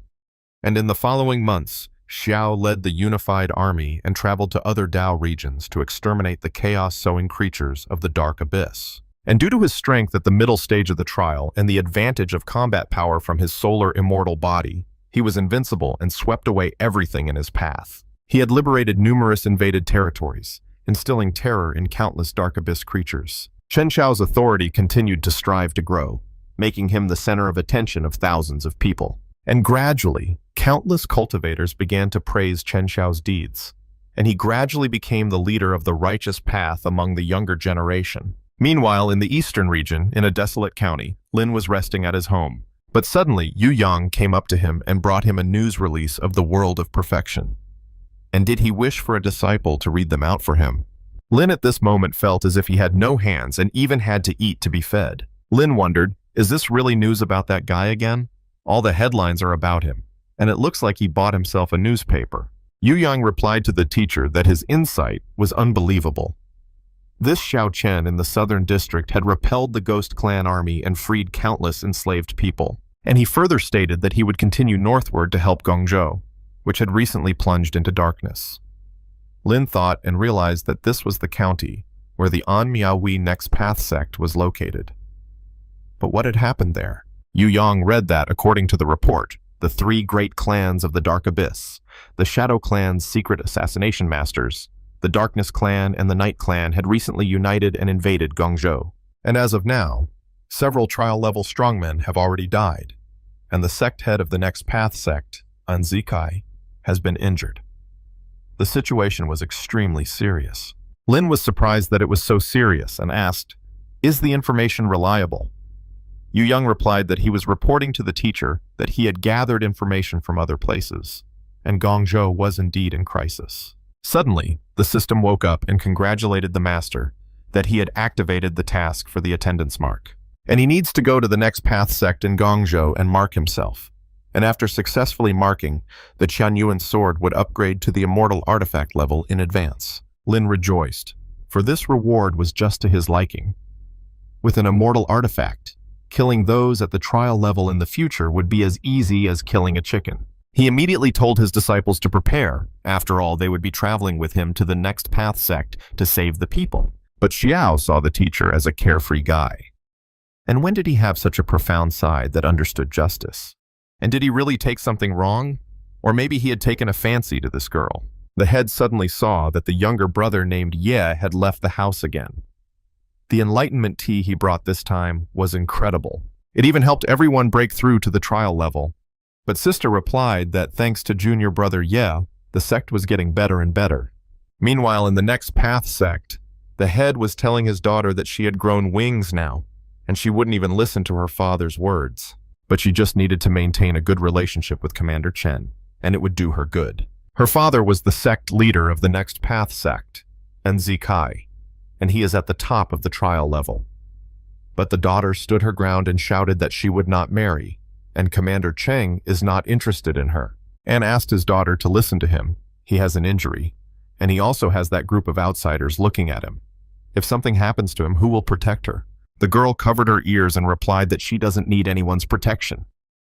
If he cares so much about this Commander Chen, Anne tells her that she can just go and be with him. Afterward, he would burn the paper for his mother to tell her that she had found a new companion along the way. Suddenly, the father felt sick and started coughing heavily. The girl immediately turned around and asked her father what was wrong with him. Head, Anne replied to his daughter not to worry about him. It's not serious. Although the poison of the Dark Abyss clan cannot be completely taken out for a short time, he is not threatened by it. But she should think about her future. Commander Cheng is young and capable. In the future, the post of the head of the Rebirth sect will surely be his. And in the current difficult situation, she will be in a good position with him. Suddenly, a servant came over and said, Commander Cheng is asking for an appointment, and immediately told them to hurry up and invite Commander Cheng. Chen Xiao walked over and turned to the head, and told him that he had just discussed a plan of action with his elders. As long as he was here, no outsider would touch a hair on his head. An replied that it was indeed too troublesome for Commander Cheng. The next path sect was extremely grateful to him. Chen became curious about his health. And if the chapter doesn't get the best, he would then bring some herbs of the King of Healers from the Rebirth sect to cure him and neutralize the poison. An asked, "Is this normal?" Chen replied that it was nothing, with a single movement of his hand, and he actually offered it to him out of politeness, and he took it seriously, and immediately thanked Commander Chen, and introduced his daughter Miaoyi to him, and she admires him very much, and would he have time to tell her about his valiant exploits? Chen smiled and replied that since Ms. An was showing interest, then he would have to tell her thoroughly. An rejoiced and suddenly remembered his business, so it was already time for him to go. And they could already have a quiet conversation. Miaoyi was saddened and immediately turned to her father. But Chen interrupted her and said goodbye to the head. Chen hoped that the girl would come up herself and serve him. And if she did it well, he would help her. Right now, only he could save Anne's family. But he didn't realize what this woman was up to. She's playing lure and release with him. Head, Anne clearly wants to give her to him, and she's still pretending to be reserved. Chen spoke to her and said that he sees how interested she is in flowers and plants, and he will collect all the rare flowers from all over the world and personally bring them to her. How did she like that offer? He starts pestering her and wondering about her mood, and she can tell he is ready to help her get rid of her worries and problems. And by starting to laugh, he thought she was really funny. And how about we go for a walk? He had arrived at their sect rather hurriedly and hadn't had time to really enjoy the views yet. Miaoyi was surprised that her brain was still able to say something. And wherever he goes, all eyes are on her, the beauties themselves throwing themselves into his arms. And she pretends to be unfazed, but suddenly thought a strong wind which made everyone immediately froze in place. Miaoyi immediately realized that he was the one who had come, and he would save her from that vile villain. Chen didn't understand. What was this? and why the Next Path sect was being attacked by a trial-level demonic emperor. And did the Dark Abyss clan really come back again? The right hand of the head asked the head, "Isn't it too cruel to give mist to another sect?" Head. Anne replied that Chen had reached such heights at such a young age, such a thing is rare in the eastern region at all times. And he trusts Miaoyi, so what's the mistake here? Suddenly, a servant burst in and started shouting that a demonic emperor was approaching them. An was surprised and decided to go and see for himself. Meanwhile, Lin on his Kunpeng was flying over their sect. An, seeing this ancient beast, didn't understand why he was here. An asked the man if he knew this monster.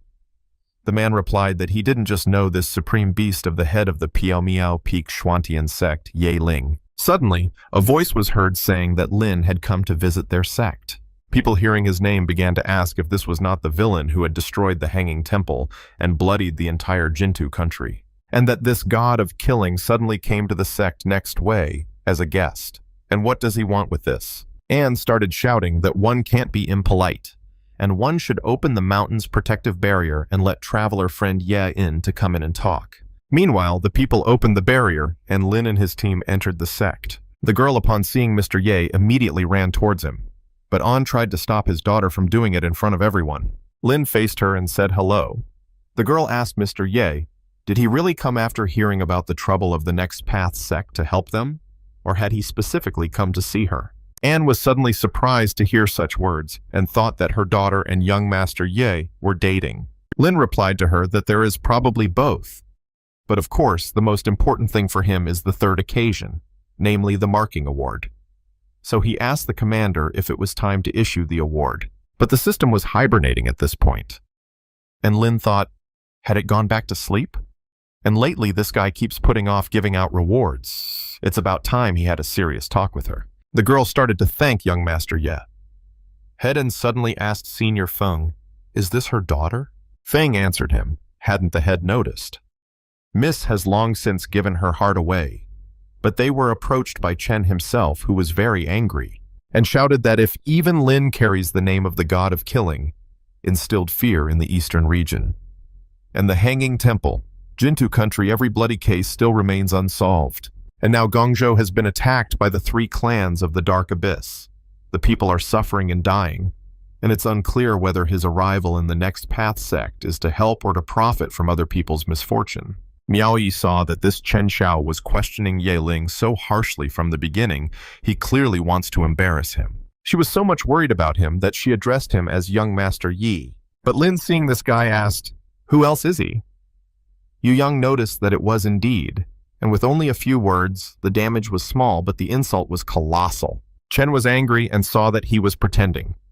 And could this one forget him? Lin replied that he didn't understand where this little lowlife came from. And is he worthy of him remembering him? Chen replied that it was too much. His father, Chen Yunhai, the head of the Wind and Thunder sect, had fallen by his hand.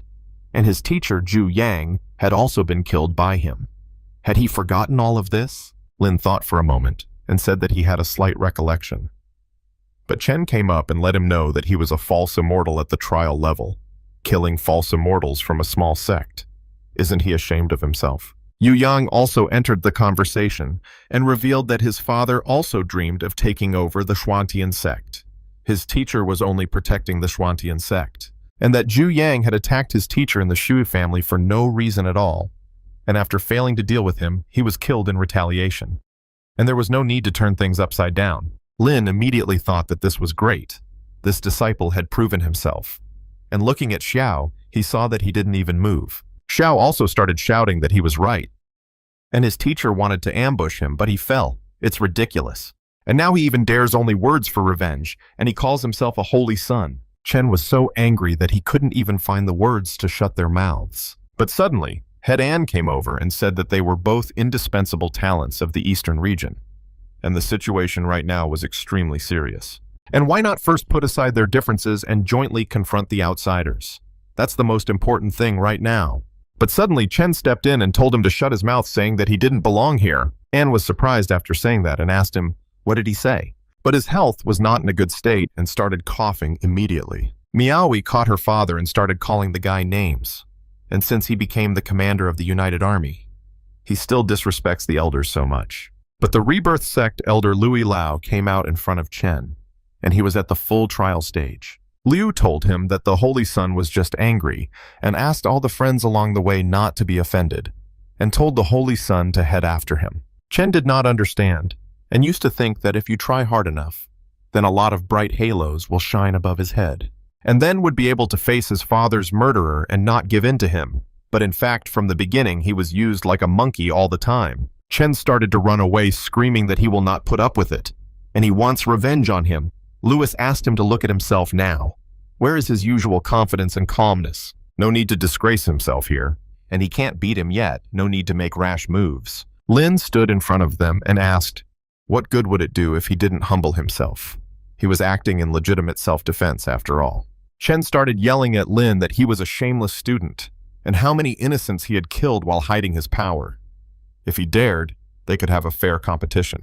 Chen thought that after he tempered the true fire of the sun, his solar immortal body became completely pure and flawless, and he is absolutely invincible amongst peers.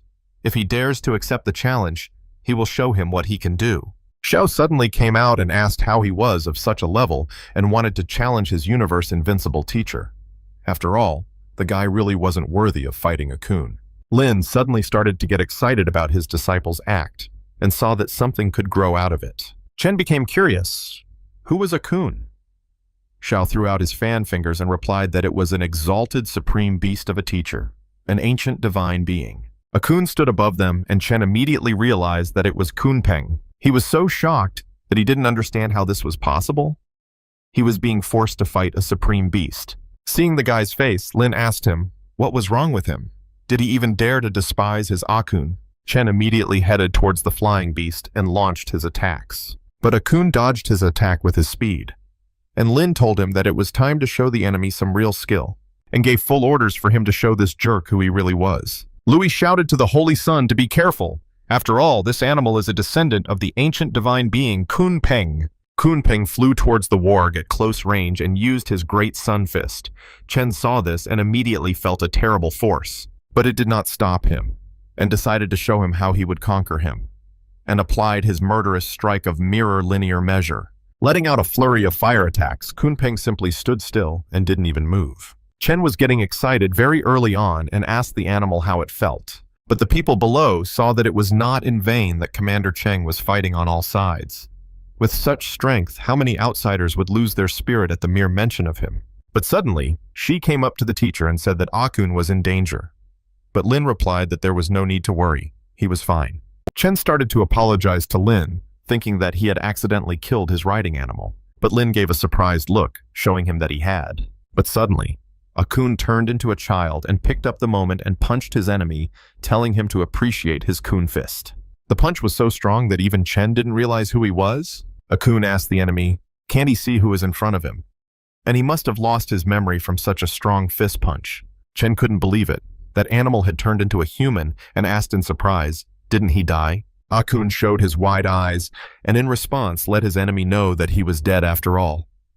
Chen immediately released his flame, thinking that the animal dared to fool him, and threatened him that he would destroy the animal, and used his solar immortal body in response. Akun was a little scared when he saw his reaction to all this, and said that Kun wasn't afraid of him at all, and he let out his fist in response. C started to immediately cheer for her animal. But Meowie didn't stand aside either and called Akun the best, and asked him to hit him hard. Akun was hitting hard. And at that moment, Chen was thinking why this little guy was getting braver and braver with every battle. And Elder Louis was also standing back and didn't understand why Kunpeng was so strong.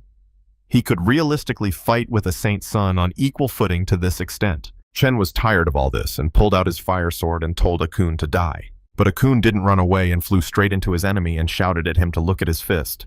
Kun!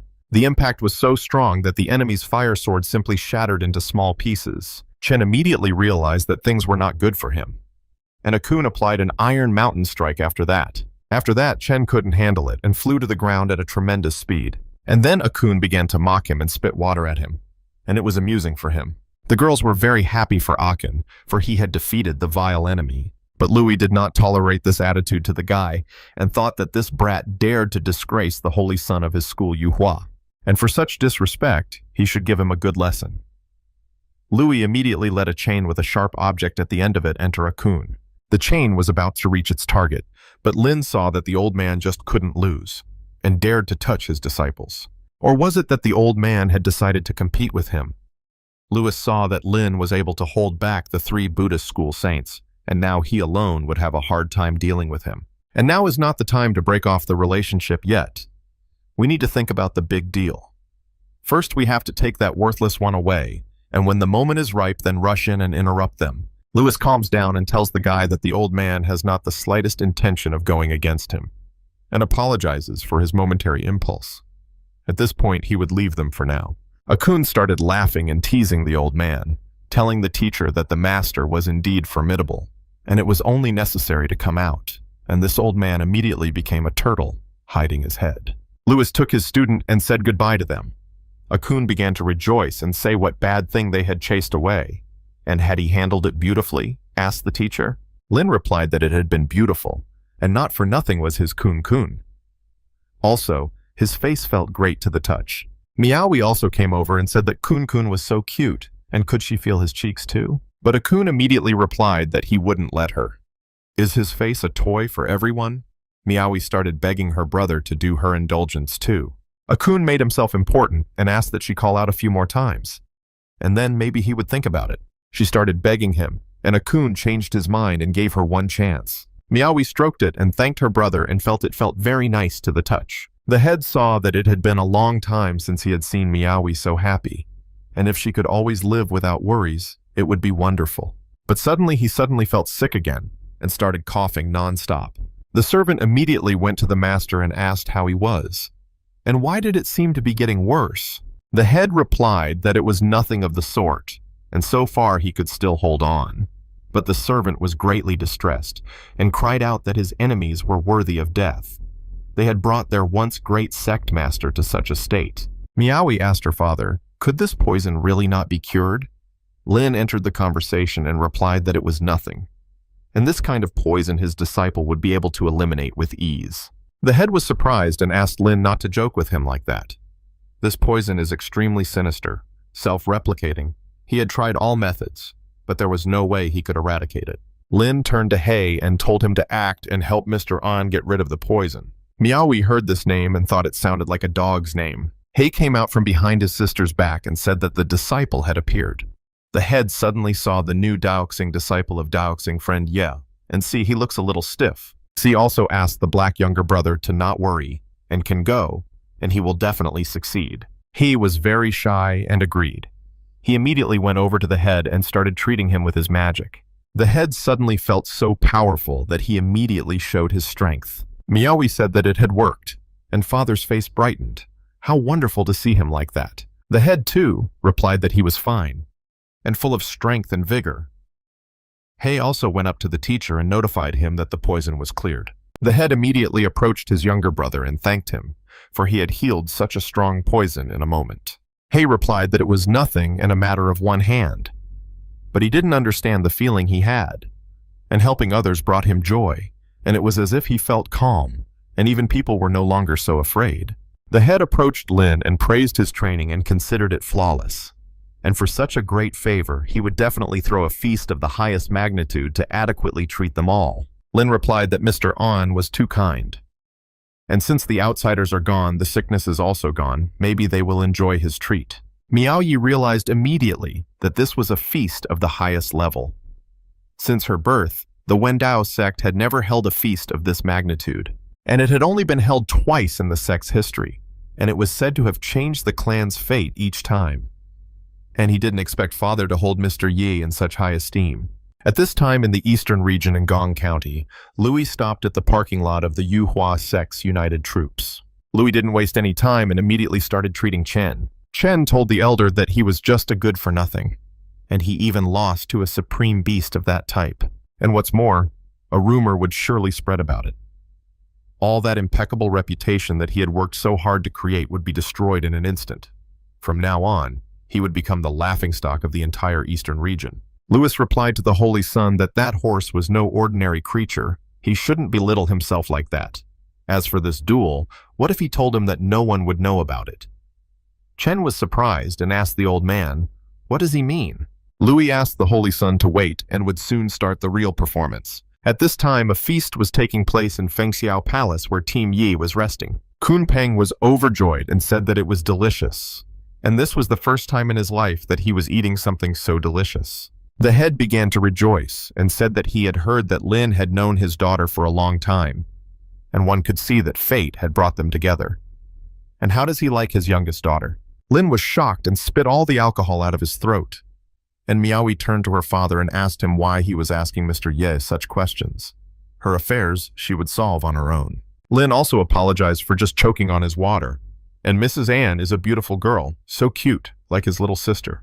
Miaoyi also realized that in Mr. Ye's heart, she was only like a little sister. The servant thought that in this world there was nothing harder than figuring out feelings. And hopefully, Madame could let it go a little. He explained to Senior Ye that even that day at the Lunmen Inn, he realized that he was an unusual person. And later, in the Yaowan Valley, they had saved him and Madame. Now they had also rescued the sect master out of trouble. Such mercy cannot be repaid, and may he allow him to raise this cup for him. Lin replied to Senior Fan that he was too kind, and suddenly he pulled all his clothes out of himself. And no matter how grateful he was, there was no need to make such a storm in a glass of water. And seeing Senior Fan's naked body, he immediately felt sick and went blind with horror. But Fang didn't understand what was happening to him, and why was his body not obeying him. People were also surprised and didn't expect that Senior Fan had such strange tendencies. Xiao immediately thought it was abominable, and He thought this person, on the contrary, was brave. The head immediately stood up and asked Fang if he was crazy. Even if he wants to express his gratitude, he doesn't have to dance such a shameful and immoral dance. Fang replied to the master that he couldn't stop. It was as if some force was controlling him. The head was surprised and realized at once that things were bad. And is it really a dream? And he didn't even realize who was acting weird, and asked the creep to come out immediately and show himself. But the voice in his head told him not to hurry, because the most interesting things are just beginning. The other people also started acting weird and fighting with each other, asking strange questions. Fang shouted to the creature to come out immediately, and it must be from the Shadow Clan of one of the 3 great abyss nations that had recently invaded Guangzhou County. The creature replied to Mr. An that he didn't think he had such a keen eye, and that was not a bad thing either. This creature called himself the King of the Shadow Abyss Clan, and he was at the peak of the Heavenly Lightning Experience stage. The head wasn't scared and asked, what did he think? With just their shadowy ones alone, they would be able to destroy his Wendao sect. And the creature is too underestimating him. The creature showed his face and ordered all his men to show their faces. Immediately, a shadow portal opened in the room. And out of it came the creature who asked Mr. An if he remembered him. And like the poison last time, did he like it? The King of the Dark Abyss Clan immediately started laughing. But Anne got angry and recognized him, and realized that they had originally slipped in here a long time ago. And could he tell when exactly that had happened?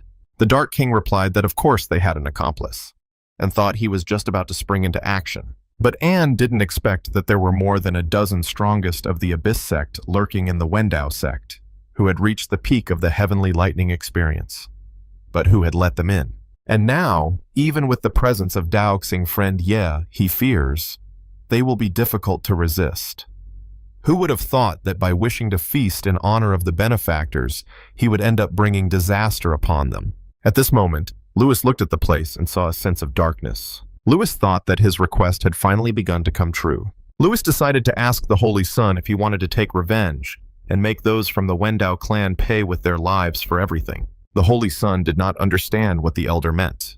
Was it really Mingyuan who had invaded the Wendao clan? Louis promised that today would definitely be the end for the Wendao clan. The Holy Sun was surprised and asked the old man if he had secretly conspired with the creatures of Mingyuan. That was the behavior of a traitor. And soon people would despise him. If the sect members found out, how would he justify himself to them? But seeing the old man laugh, the Holy Sun realized that the sect had known for a long time. And he couldn't believe that the first shrine of the eastern region, the Wuhua sect, had secretly conspired with the creatures of Mingyuan. And he, being the Holy Sun, is also the initiator of the Alliance of the Righteous. How ironic. But Louis promised him that soon he would understand why the sect was forced to act this way. It was an inevitable course of events. He had to believe that they were right. The Holy Sun asked if it was the old man who had arranged for him to become the commander of the Alliance of the Righteous. Lewis replied that it was true. Even before, the Holy Sun's victories had gone smoothly only because they wanted them to. Hadn't he noticed that every battle had gone too smoothly for him? The Holy Sun realized that enemy armies were collapsing from a single blow and fleeing in panic. It would have been fine if Ye Lin had mocked him, but his own people were leading him by the nose, twisting him around as they pleased. Why was he being treated this way? What had he done to deserve such cruel treatment from the heavens? Louis approached and replied that the Holy Sun was too attached to empty glory and reputation. The truth was not really important. The only thing that mattered was how he would rise to an even higher position. Chen decided to ask him if the old man really wanted him to go along with him and do such shameful things that would be cursed for eternity. Lewis replied that the alliance between the sect and the abyss was merely an offering to secure the support of the power behind it all. And the so-called great good of humanity was empty words in the face of life and death. And this world will soon face the greatest upheaval. If they do not prepare, the Yuhua sect's Daotong will cease to exist. Chen thought about it and did not understand what the old man was talking about. Lewis explained that the Holy Sun had enormous potential. Even those few people held him in high esteem. In the future, he was destined to rise rapidly, to see further and higher. And why should he limit himself to this world alone? He told him everything he needed to know, and now he needed to stay here while he went and arranged a real massacre. Lewis flew to the residence and shouted at Lin to give him his life. The king of the Dark Clan addressed all the kings and told them to accept the elixir of darkness. And today, not a single member of the Wendao sect will remain alive. They will all turn into hell. Lin listened at that moment and asked the creatures of the abyss if they knew anything about decency. Couldn't they see that the people here were in the midst of a feast? The king of darkness asked where this youngster had come from to behave so insolently. Let him be the first to try the weapon of darkness on himself. Lin suddenly asked the system if it was sleeping well. Wasn't it time to give him his reward for entering? His sword, Qian Yuan, was already thirsting for action. The system immediately replied that it apologized and would give him his reward now. And after completing the entry, the sword Qian Yuan successfully rose to the level of a divine artifact. Lin was surprised and said that lately, rewards had been delayed every day. Was it waiting for something to happen to him so it could feast in peace? The system was disappointed and decided to find out how this could be. Next time, it would definitely give everything out on time and promised. The King of Darkness immediately rushed to attack the saint with his dark weapon. But Lin sat in his place, and at the last moment, a new sword appeared in his hand, with which he pierced his enemy's chest. The king couldn't believe it was possible. He immediately realized that it was a divine artifact. Lin cut him down and said that what he hated most was being distracted while eating. Obviously, he had broken the ban. The king did not know how a divine-level artifact could have appeared here in the eastern region. He did not expect a legendary divine artifact to appear in such a place. But even so, there were more than a dozen who had reached the full stage of experiencing heavenly lightning, so perhaps they would still be able to deal with it. Lin heard these words and decided to test them out. He wielded his sword and attacked the enemy with a beam of light. At that moment, Xiao didn't understand how this guy even had a divine artifact. And with one strike, he destroyed someone who had fully experienced the heavenly lightning. But the demons told their people not to panic. This man was only at the stage of fully experiencing heavenly lightning, so it was clearly difficult for him to control the divine artifact. He had already made 2 strikes, so it seemed he didn't have much strength left.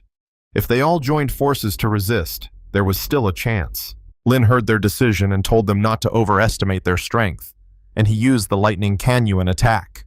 With such a powerful and fast attack, the demons didn't even have time to see the lightning heading towards them, and it even flew out into the street. Lewis also flew to the sect at this time, and, seeing this, did not understand what it was. Could it be that Lin had actually used a divine artifact? Chen also flew over and asked the elder what had happened. Lin replied that he should not ask any questions. It was time for them to retreat, otherwise they would be destroyed by the blow of this divine artifact. The residents also saw it and wondered what it was. And this sword light seemed to tear the sky itself apart? And it was really the work of human hands.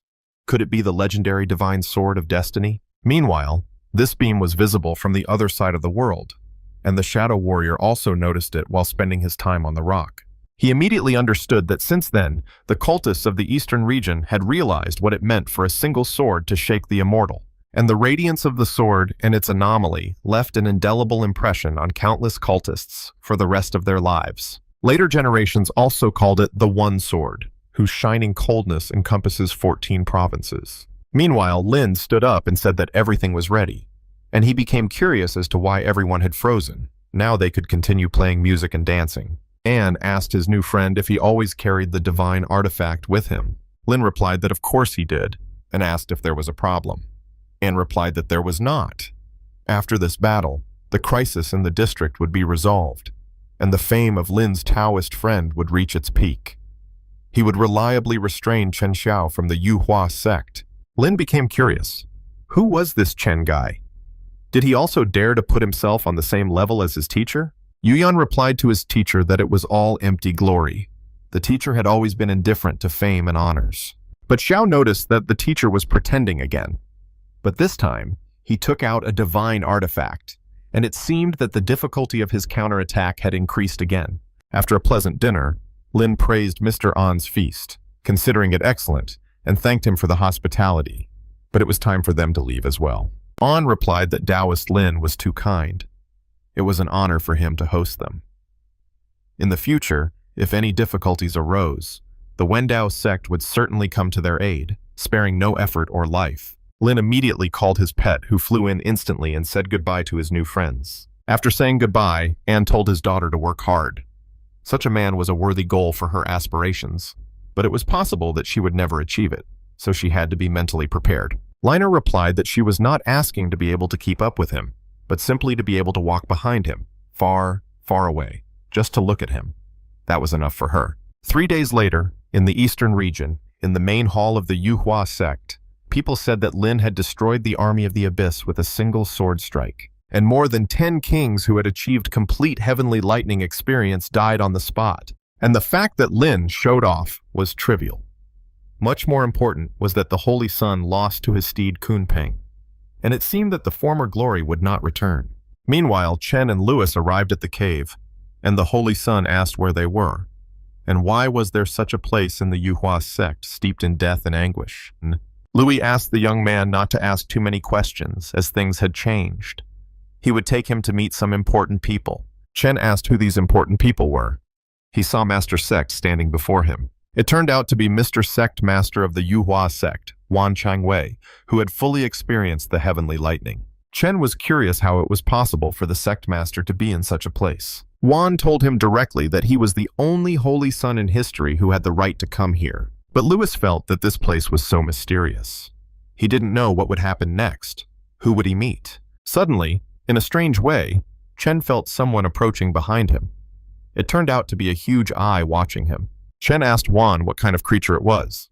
Wan asked him to show respect. These were the 5 elders of the Yuhua sect. Wan bowed to all the elders and introduced them to Chen Xiao, saying that he was a wonderful talent for the Sun Immortal sect. Chen was surprised that even the sect master was so respectful.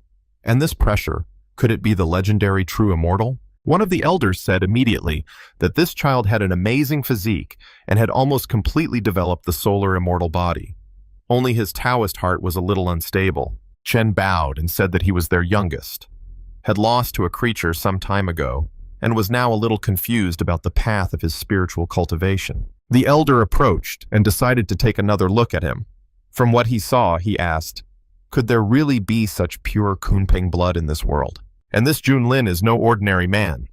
Wan said that this man is the head of the Xuantian sect, and his power is immeasurable.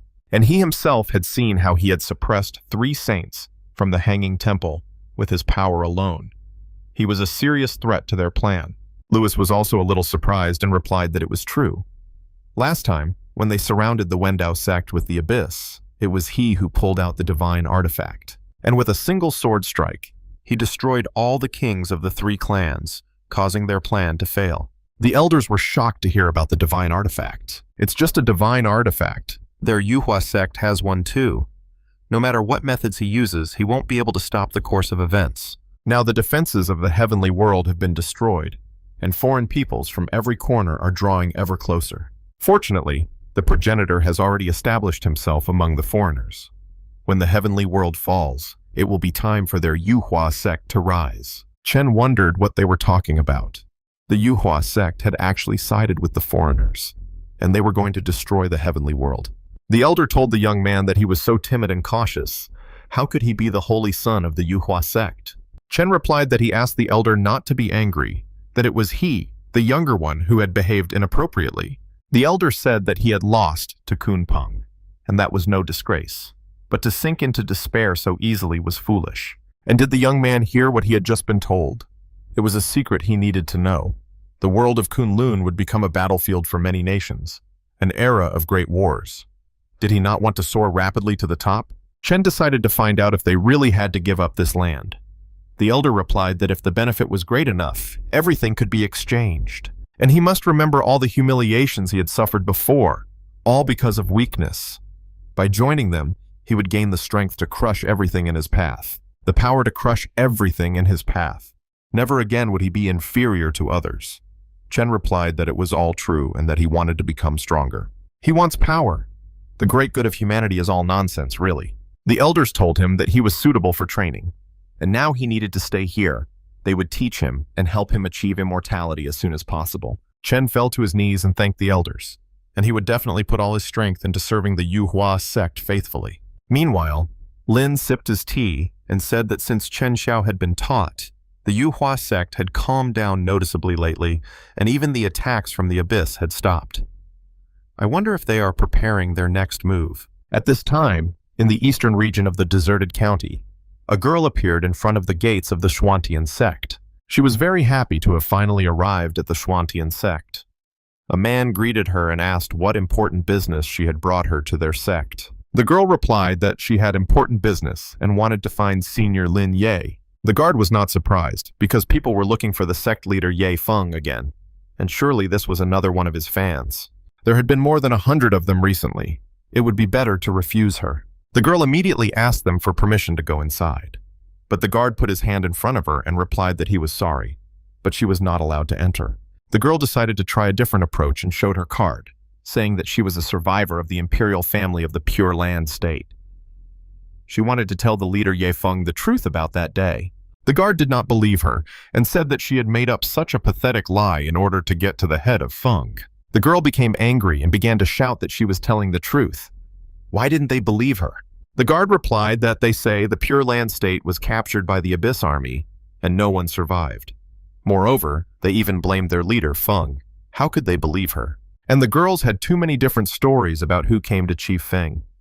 Even pregnant women claimed at the gate that they were carrying his child and wanted to see the father of their child. And now they are asking her to leave. Next time, they may come up with a more plausible excuse. The girl was very angry and did not think that after so much effort and hardship, when she finally found this place, she would still not be allowed in. But she was persistent and said she had to go in, and he apologized to his friends for the offense. The guards didn't like this, and using their strength, asked her not to ruin herself in vain. She noticed that they had transformed into the Huasheng stage. These two looked like ordinary students, but it turned out that they were great masters. The guards asked her again to leave immediately. She became very worried and wondered what to do. After all, she couldn't accept this. Suddenly, another girl arrived, and the guards were shocked to see Zhao's sister. The guard replied that this girl was falsely claiming to be a survivor of the imperial family of the Pure Land State. She claimed to know some secret that she wanted to report personally to the head of Feng, and tried to infiltrate the sect, but they stopped her. The girl replied that she was telling the truth. She had an imperial token. Zhao looked at it and was a little surprised. Meanwhile, the guard told Zhao's older sister that it was definitely a fake. There are too many self-proclaimed admirers these days. Looking closely, she was shocked to see that the material was made of black gold and radiated spiritual energy, and it was definitely not a normal fake. The girl began to beg Zhao to believe her. Zhao immediately ordered the guards to step aside because it was a genuine imperial token, and they almost ruined an important matter. The guards were shocked and apologized for their previous insults, and it turned out that she really was a princess. Meanwhile, Zhao asked her to come with her, and she would take her to the head of Feng. The girl was delighted, because she would finally be able to meet with the head of Ye Feng. The last hope of the state, the Pure Land, rested on him. During the massage, Xiao asked the teacher if the pressure was right. The teacher replied that it was fine and everything was fine. But suddenly, Yu Yan ran up and informed the teacher that Zhao's younger sister had brought someone to the meeting, and it seemed that she had been traveling for a long time. Lin thanked his student and asked the guest to come in. But Xiao believed that such a humiliated figure should not leave the Xuantian sect. But Lin felt that he could no longer feel anything, and asked his disciple why his hands had stopped. Suddenly Zhao arrived and informed Head Yi that it was Princess Mingyue from the Pure Land State. Lin was surprised to hear about the Pure Land State. He understood that there were rumors that it had been completely destroyed by the abyss. Mingyue told Elder Ye that she was the only one who managed to escape. Her brothers sacrificed themselves to protect her, and all of them died in the palace. And everyone says that she shed blood in the palace, but only he knows what really happened. On that day, the palace was shrouded in a bloody mist, and black figures scurried about like ants. 4 Dongzi-level masters surrounded and killed his father, the emperor. As he struggled to uphold the fate of the state with his last ounce of strength, he shouted for them to flee.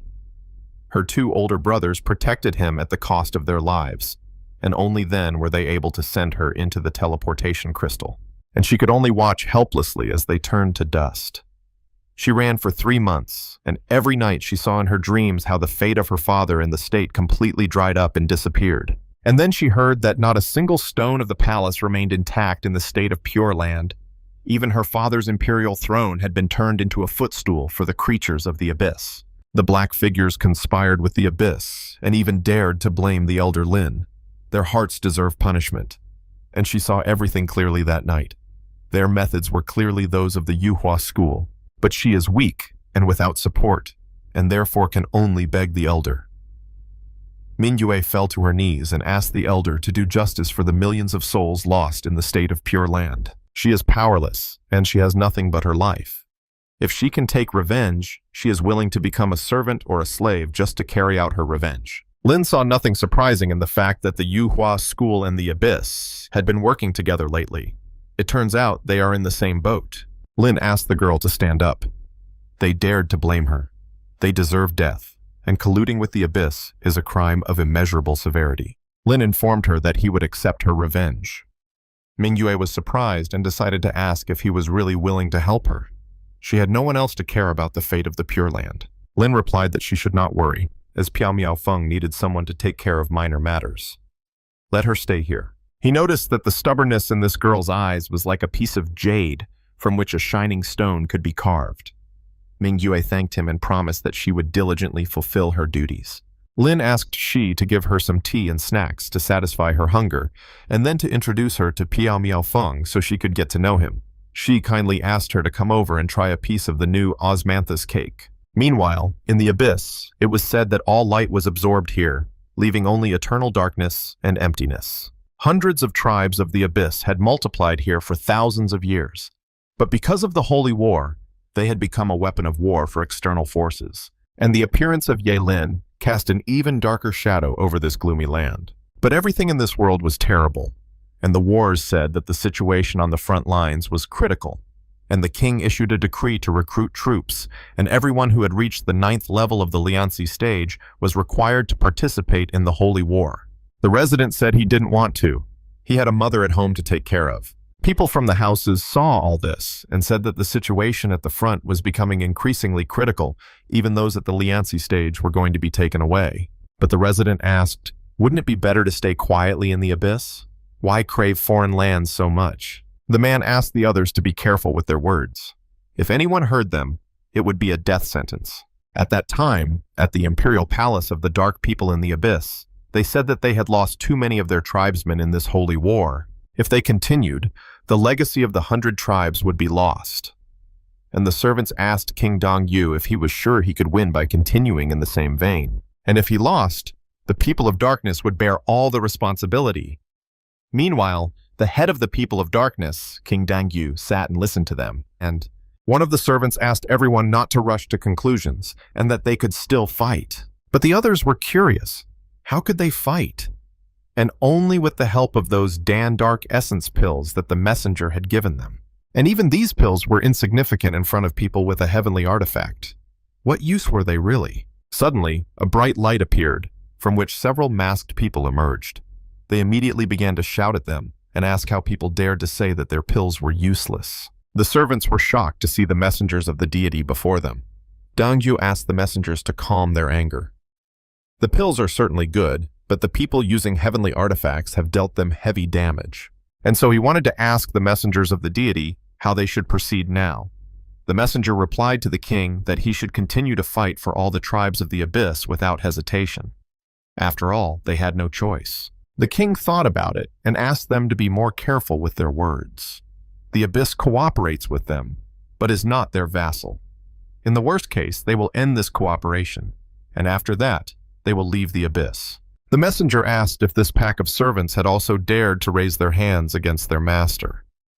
Did he really think that his people would rule the abyss? The king asked him what he meant. The people of darkness had ruled the abyss for millions of years, so how could it be the messengers? Suddenly, one of the messengers opened his cloak and replied that everything was correct. Now, they, like a lowly pack of servants, would see what a master they should serve should be like. All the servants were surprised and understood that this was not just an overwhelming aura, but rather an innate weakness before him. What was really going on here? The king fell to his knees and asked them who they really were. The stranger replied that this abyss was just a small world created by the forefathers of darkness, and they bore the bloody mark of their ancestors, and for generations they had been servants of their people. The king wondered how this was possible. He never thought that after ruling the abyss for millions of years, he would end up as nothing more than a pawn in someone else's hands. The stranger said that in the ancient world of Kunlun, cataclysms had occurred, and the progenitor had led the people beyond its borders. And now they were returning as true rulers, and their task was to give everything for the return of the people of darkness in Kunlun. The king asked, was that why they were ordered to control the Stargate at all costs?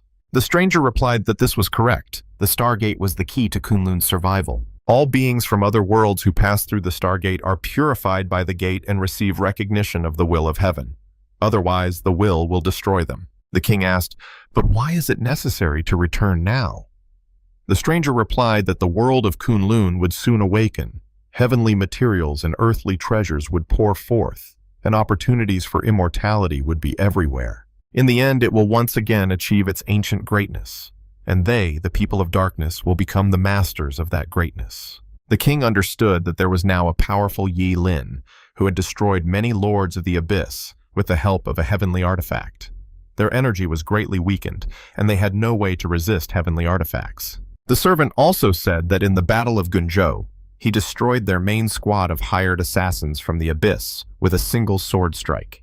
The stranger said that heavenly artifacts only reveal their power when using heavenly energy, and Lin has not yet reached that level, so his power barely reaches 10%. The king was greatly surprised that it was only a tenth. If he unleashed all his power, wouldn't it cause a catastrophe, as if the sky were falling and the earth were splitting apart? The messenger said that they had come here to give him a secret treasure, specially designed to fight this man named Lin. Feeling this, the king understood that it was a flame, and it seemed that it could burn through a divine soul. One glance was enough to inspire awe.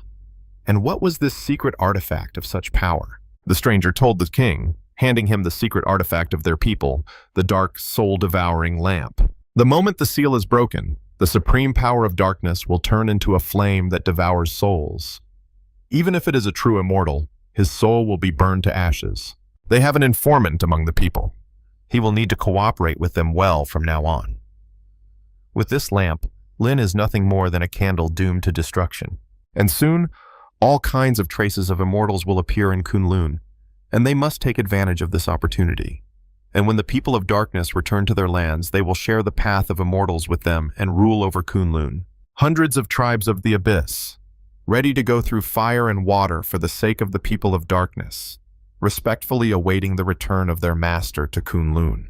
Meanwhile, in the near future, signs of awakening will begin to appear in the world of Kunlun, and opportunities for immortality will arise everywhere like star clusters. The major powers of the central region are alarmed and eager to study the changes in the heavens and the earth. But the peace treaty has become a worthless piece of paper, and the great powers, fighting for resources, have gone to war. From that moment on, a chaotic reshuffling of forces began, like withered trees coming to life in spring. It also marked the beginning of bloody storms and fierce battles. Lin was cooling off, and she told her teacher that she had brewed new tea for them today. But suddenly there was a clap of thunder, and she was so frightened. Lin hugged her and let her know that he was there and there was nothing to be afraid of. But Xiao said that these were the traces of an immortal. And soon the highest trace of an immortal would appear. But Lin didn't understand what the traces of an immortal were. Xiao replied that it was true, and that the scale of the traces of an immortal was unprecedented. Suddenly, a man appeared and said that he was the owner of the island of fallen immortals.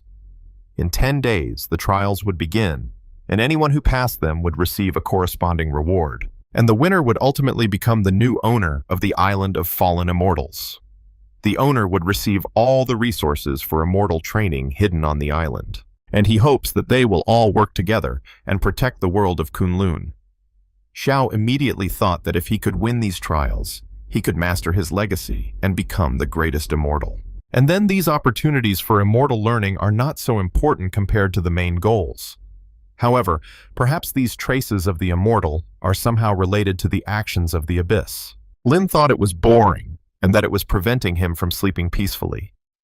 But Xiao asked the teacher, how could one miss such a grand opportunity? Suddenly, the system came out and said that it congratulated the master, and the registration location was updated, and he needed to send it inside the island of the fallen immortals to complete the registration. The master would receive a huge amount of golden luck. Lin wondered what golden luck was. The system replied that everything was correct. Luck was divided into 6 levels: gray, white, red, blue. And any creature that touches golden luck, even a little, can become the founder of a state in the mortal world and the greatest power in the universe in the world of immortals. Lin immediately thought about how enormous the amount of golden luck was and how incredible it was.